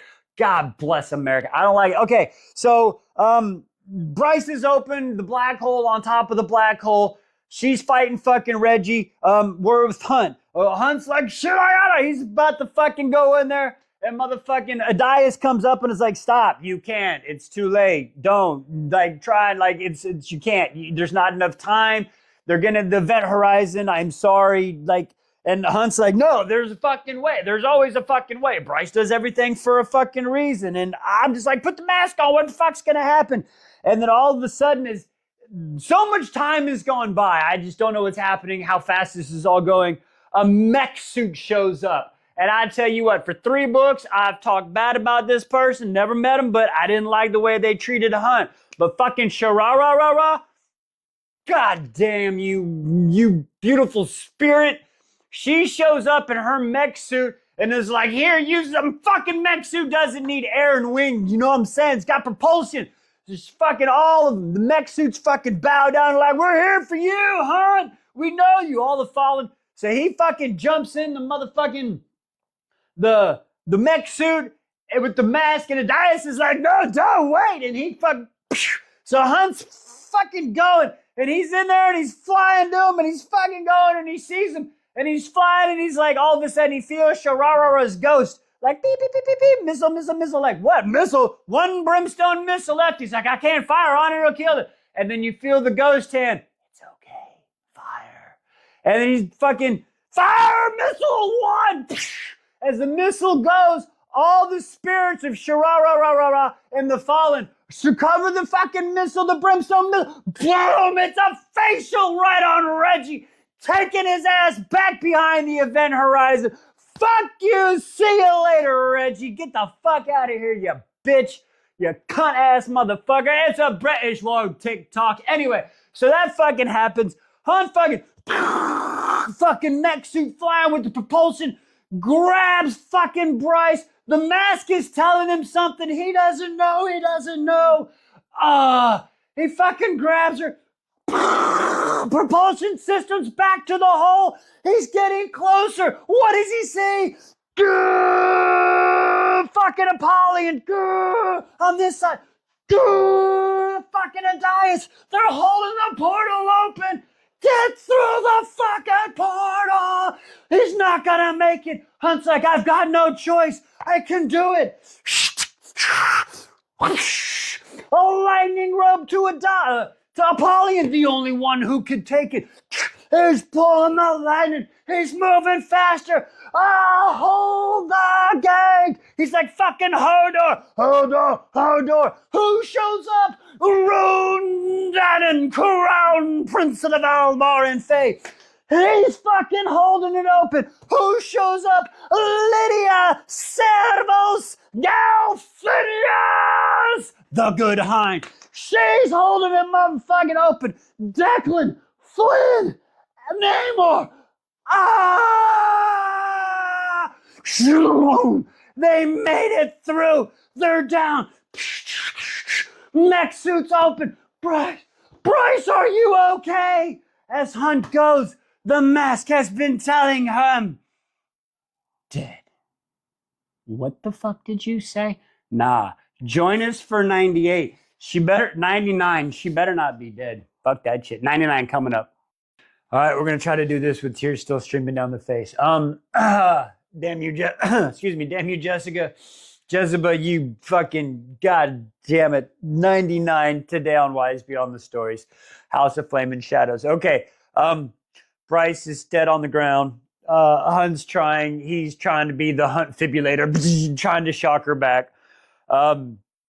Flynn and Tech with their magic are like, I can't feel it. There's nothing. Nothing can be done. Adias and Apollyon are like, we're sorry. Hunt's fucking screaming. Nobody can do shit. Rune's losing his shit. I'm sorry, I can't say his name right. Rune Dannon, Crown Prince of Albar and Fae. And Lydia Servos, the good hind, are holding hands. Fuck. We learned that the only reason Rune made it back was because the boys said they weren't taking another step unless he went and helped. So that was fucking cool. So they are sitting there. Nothing can be done. Hypaxia shows up and says maybe there's something. Hunt's like, she has no soul. She gave it to the Underking. There's nothing we can do. And if you bring her back as a shot, like, she'd be pissed. And she's like, no, there's something else. Maybe we can offer a trade. What do you mean a motherfucking trade? And I tell you what, Jezebel, you are the motherfucking MVP. Wow, Jezebel, but I get it. She's 15,000 years she's been alive. She said when her time, it's her time. And I get it, 100%. The ass terrier gone, it's her time. So they're going to make a trade. Basically, Jezebel's life for Bryce's. Apollyon's like, you can't do that. Their curse is for the living. It's like, bitch, shut the fuck up. We do what we want around here. Fuck off. Like, fuck off, Apollyon. Seriously, let me straighten his camera out. That's crooked still. So anyway, Hypaxia, she starts chanting, Hypaxia, please do good. The last few chants haven't been working so well. Anyway, then we flash into Bryce. She's walking towards the light. She sees everything. She's at peace. And then all of a sudden she hears, hey, you looking for the exit? And she turns and it's Jezebel. What are you doing here? And she's like, hey, listen, there's some deals being made. We're going to fill you. Ethan will fill you in. We're trusting Ethan to fill her in. Okay. Yeah. All right. So anyway, she's basically like, listen, your peeps are good peeps. The planet was basically sentient, you know, so it understood that you willingly gave your life and it's letting you make this fucking trade. So just fucking accept it and you're going to go out this door. Her and Jezebel, they have some talking about what's going on. She doesn't understand. And she's like, hey, listen, Ethan's going to fill you in, but the Parthos, the people of Parthos, they gave me time, my friends and family, 15,000 years. It's your turn. The library's yours. Paperwork's done. How did you know? Well, you have a history and if I could have made a bet with fucking like booking, like that you would be some self-sacrificing motherfucker on this mission, I'd be even richer. Like for real. What's the fucking party line on that one, right? Anyway, so I have a hard time making jokes right now. I'm still trying to deal with it. Okay. Focus wise. Okay, so they're basically there and she's like, yeah, do it. Just go to the light. But hey, just so you can see, I want you to see this. And then she looks over on the hill and we get our figures. Second light, part of their second light. Even Danica's and everybody else's. Danica's, Connor's, they're back. Lily's is back. So she got to say goodbye to everybody in the green grassy meadows like it was. They final proper rest has come to everybody. And she gets to say goodbye. And she turns around and she starts to go home towards Hunt. It's fucking beautiful. Fucking beautiful. All right, join us. Chapter 100 coming up. What's the first thing you would do after you came back from death? What was Bryce do? Tell a joke. I fucking love it. And it's on Ethan too. Let's talk about it. Wise Beyond the Stories, Flamin' Shadows, chapter 100. Okay, we're almost done, folks. We got like this and 2 more chapters. I'm fucking sad to see it end, but anyway. Okay, so Bryce wakes up from being dead after the trade with Jezebel, right? So she went, woo! Everybody's like, oh shit! She's like, hey, Ethan, what's up? Hey, what are you doing here? Who died and made you prime? Wow. When you wake up from being dead, popping jokes like Sabine died, everybody's like, what is happening? Stop telling jokes. But they're happy she's back. There's tears. She's looking at everybody. It's like, oh shit. Hunt's just like, oh, kiss me, baby. And they're, woo, okay. It worked. Congratulations. All right. Excuse me. Now we get into this. Everybody's kind of trying to figure out what to do. Declan's doing the math, like how much first light do we have? Are we gonna fucking exist? Because now that the first light, like power, we about to be back in medieval times. We got no interwebs. Okay, that's what people would happen in this real world if we'd lost fucking the interwebs. I tell you what. Anyway, digressing. So that's happening. Everybody's trying to figure out what to do. Bryce is doing some stuff, and this is one of the few times that they're separating themselves, right? So Hunt goes to the battlefield and he finds a spot and he's looking at all the bodies on the battlefield of the fallen and the mechs and the demons and everybody. And Hunt is saying his goodbye. This is rough. It's rough. I understand where Hunt's coming from. All the people that fought with him first came back, fought with him again. He's saying thank you. As this happening, Isaiah drops down and is like, hey, you okay? And he's like, I'm just saying goodbye. He's like, I wanted to brood with you. I like having brood partners, but it was really cool.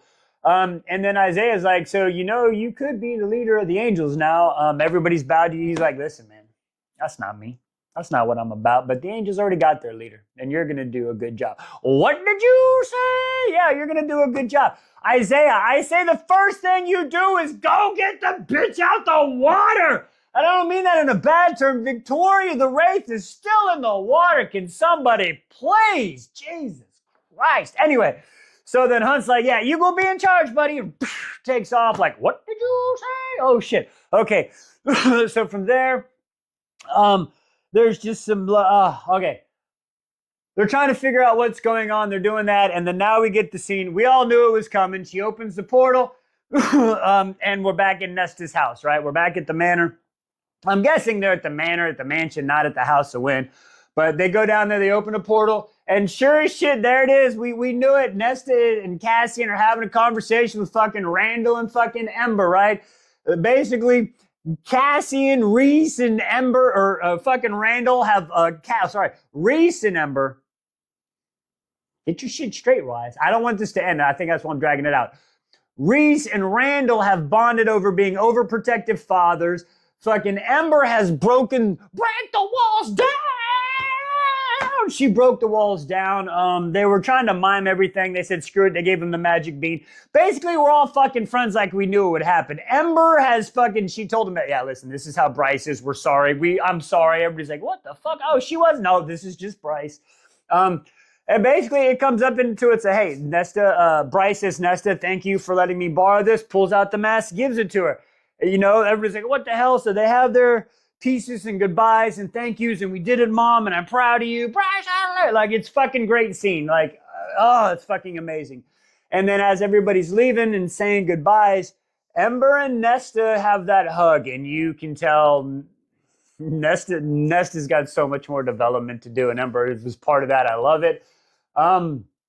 You can see she needed that mom hug. I want to know so much more about Nesta and their mom. Again, if y'all don't know, I think Feyre was adopted or just brought there. I don't think she's related to Nesta and Elaine. Anyway, we'll talk about that later. But you can see Nesta with the tears in her eye, giving the hug and everything, and like, okay, well, it's time to go. And then on the way out, Bryce, like I said, gave her the mask, puts Truth Teller on the table, says, hey, here you go. And then she pulls out Star Sword. Cassian's like, oh, shit. She's like, hey, you take this. You got the 8-pointed star. Maybe it'll do you some good. Like, what do you mean? Like, hey, the Starborn line is over in Midgard. It ended with me, okay? You take Gwendolyn, whatever y'all name the sword, and fucking see what adventures it takes you on. Like, wow, that's going to be a great fucking one. Can you imagine Nesta dual welding our traction? Oh my God, I want to see that. Okay, focus. We still 2 more chapters. How did that one end? Let me just make sure that's how it ended on. Yeah, it says take that sword and go figure out why. Okay, 2 more chapters. Join us. A few goodbyes and a hello. Let's talk about it. Wise Beyond the Stories, House of Flame and Shadows, chapter 101. We're almost done, folks. All right, let's get into it. So we start out with Aron Dannon, Crown Prince of the Valbaran Fae, and Lydia Servos, the Good Hind. All right, they are on the dock, and they are waiting for Deck and Ravi to come pick up the boys, right? They're sending them back. They sent a message to the depth charger, to the Ocean Queen, saying it's all safe. It's been a few days. And they drive the little pod up there. Now, I'm not going to lie. I was completely oblivious that the boys' adopted parents were both male. That's fucking pretty cool. Didn't realize that. Didn't even think of it. I was just like, oh, cool, they were adopted. So when I read it here, they were cool, whatever. Anyway, so that's there. They came up, the dads, Ravi and Raki and Davy. Should have known. Fucking names are right there. Anyway, they come up. The boys are happy. They're hugging. You can see the pride and the happiness in Lydia's eyes, but she also knows this is just goodbye too. So it really fucking sucks. So she's there, and Bran, as it's time to say goodbye, runs up, hugs her, says, thanks, Mom, calls her mom, the Ravi and all them. They're all fucking proud. Rune's in her. It's all proud. It's good stuff. And they get to say goodbye. He even leaves, gives her a little kiss on the cheek, and they go back.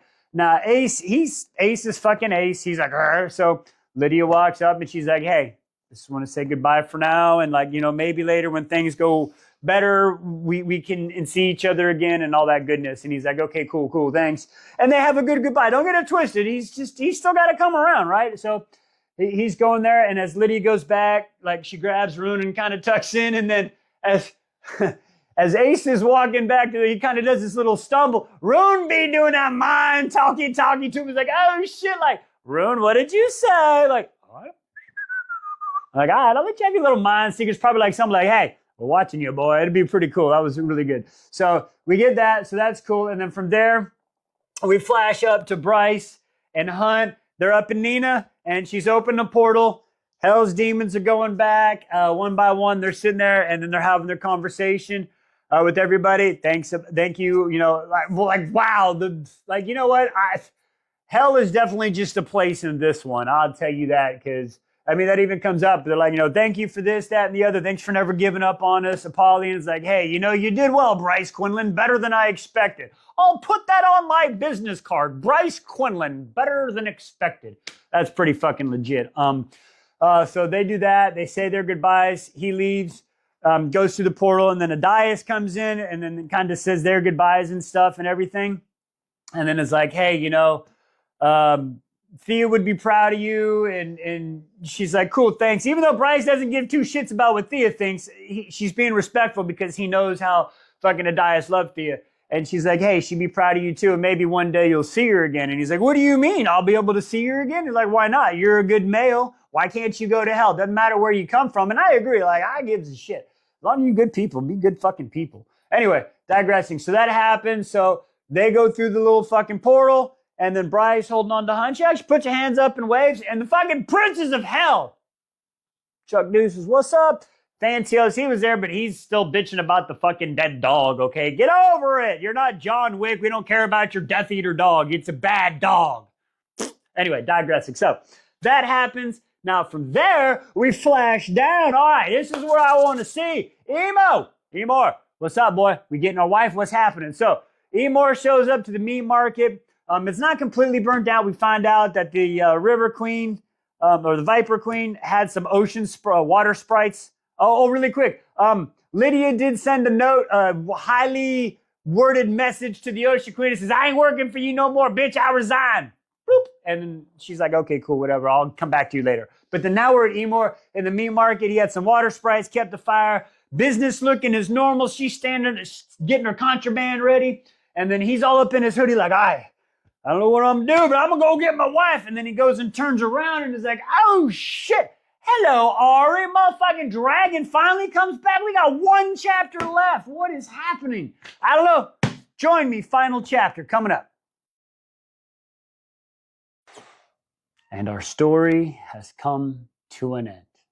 Damn, this sucks. Today on Wise Beyond the Stories, House of Flame and Shadows, the final chapter, chapter 102. Oh, what a rush. God, this was an amazing journey. Okay. We start out with Bryce, and she is about to sign a formal decree. She took a night on it during, God, she's basically saying there's no more houses. She takes the Autumn King's gold pen, and she signs the royal decree. There's no more royal houses. Fuck you, royal bitches. Fuck this shit, I'm out. But I'm still going to be like in charge of this land and the other land of Albara and Avalion until you can figure your shit out. And all the people are fucking mad and pissed. And she's like, I don't give a shit. Figure the fuck out.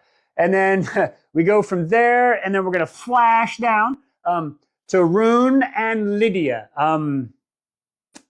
They are no longer Crown Prince of Albar and Fae. I am sorry. And they are no longer Lydia Servos the Good Hind. They're just now Rune and Lydia. And I mean that in no disrespect, but that's how they want to live their life. They're just normal people now. They've got a normal apartment, no more frat living. They've got an apartment with the guest room with 2 beds so the boys can come and hang out at any time they want. And they're going to try to be normal. I hope they understand that normal is nothing more than a cycle on a washing machine. But hey, we're going to do it, and they're going to help bring this life together. And it's pretty cool. Rune gets up and he gives her a beer, and they sit down and they watch them some TV, and it's going to be a good life for them. And then from there, we flash over to the next day. It's like Ethan shows up to the den, and Perry's there. The wolves have shown back up, and they're not sure if they're there because he's the prime or they want to see how this shit goes down, but they're all showing up. There's supposed to be a briefing about what's going to happen. Bryce is going to be there with Hunt, but of course they're late. So the Stooges are like, oh, they're, you know what they be doing. So they're doing that. And like, all right, we'll get started without them. And it's awesome. Lydia, she's like, give me reports, bitches. So they're starting to talk about this, and there's no more Oggs and this and that. Everybody's together. It's one big happy motherfucking family. I like that shit. All right, and then from there, we're going to flash over to Bryce and Hunt. They're in the new Griffin Antiquities place. It's going to be her new job. She's got the books on display. No more secrets. Everything's on display for everybody. It's the new world. They're having conversations like, oh, what do we do? She's like, I ain't trying to be in charge and shit. But when she took her power, a new island came up over in Avalion. Hunt took his power. It rained for a couple days. They fined him for weather manipulation. But I thought we couldn't cloud seed. No, we hunt seed. Anyway, so that's happened. Hypaxia's making the freaking antidotes for people. The engineers are trying to talk with the Ocean Queen to see how her power goes, this, that, and the other. And everything's working. What do we do now? Well, I don't got no job. I'll be your assistant. Cool. Does your job come with kinky office sex? Heck yeah. They're about to have some kinky office sex as an ending scene, except the phone rings. It's Baxian. Okay, yeah, a few things. Sorry, too, before we get that phone call. Since she's got her power now, she can like winnow to mom's house just like that. So Ember's like, I want weekly dinner. She's like, monthly. They're going to argue for, that goes all that way. So that's all happening. Yeah. Baxian calls up and he's like, hey, we got an issue here. Like, what can't you deal with, Baxian? They've got Pegasus. The flying horses are back. That's amazing. Okay, she's like, listen, I'll be there in the morning. We'll deal with it. And the final words of the final video for House of Flame and Shadows and our journey. The angel in her office and Pegasus heard on Avalion, the Asterior gone and the dead were free. And though she knew there was work be done to heal Midgard, the world was out there, life was out there. So Hunt and Bryce ran out to live it together. Ladies and gentlemen, I want to thank you for joining me on this journey of Crescent City. Bye, Lily. Catbutt. I don't know where to go. We'll figure it out. To the next adventure. Thank you all for being here. Until next time, have a good one.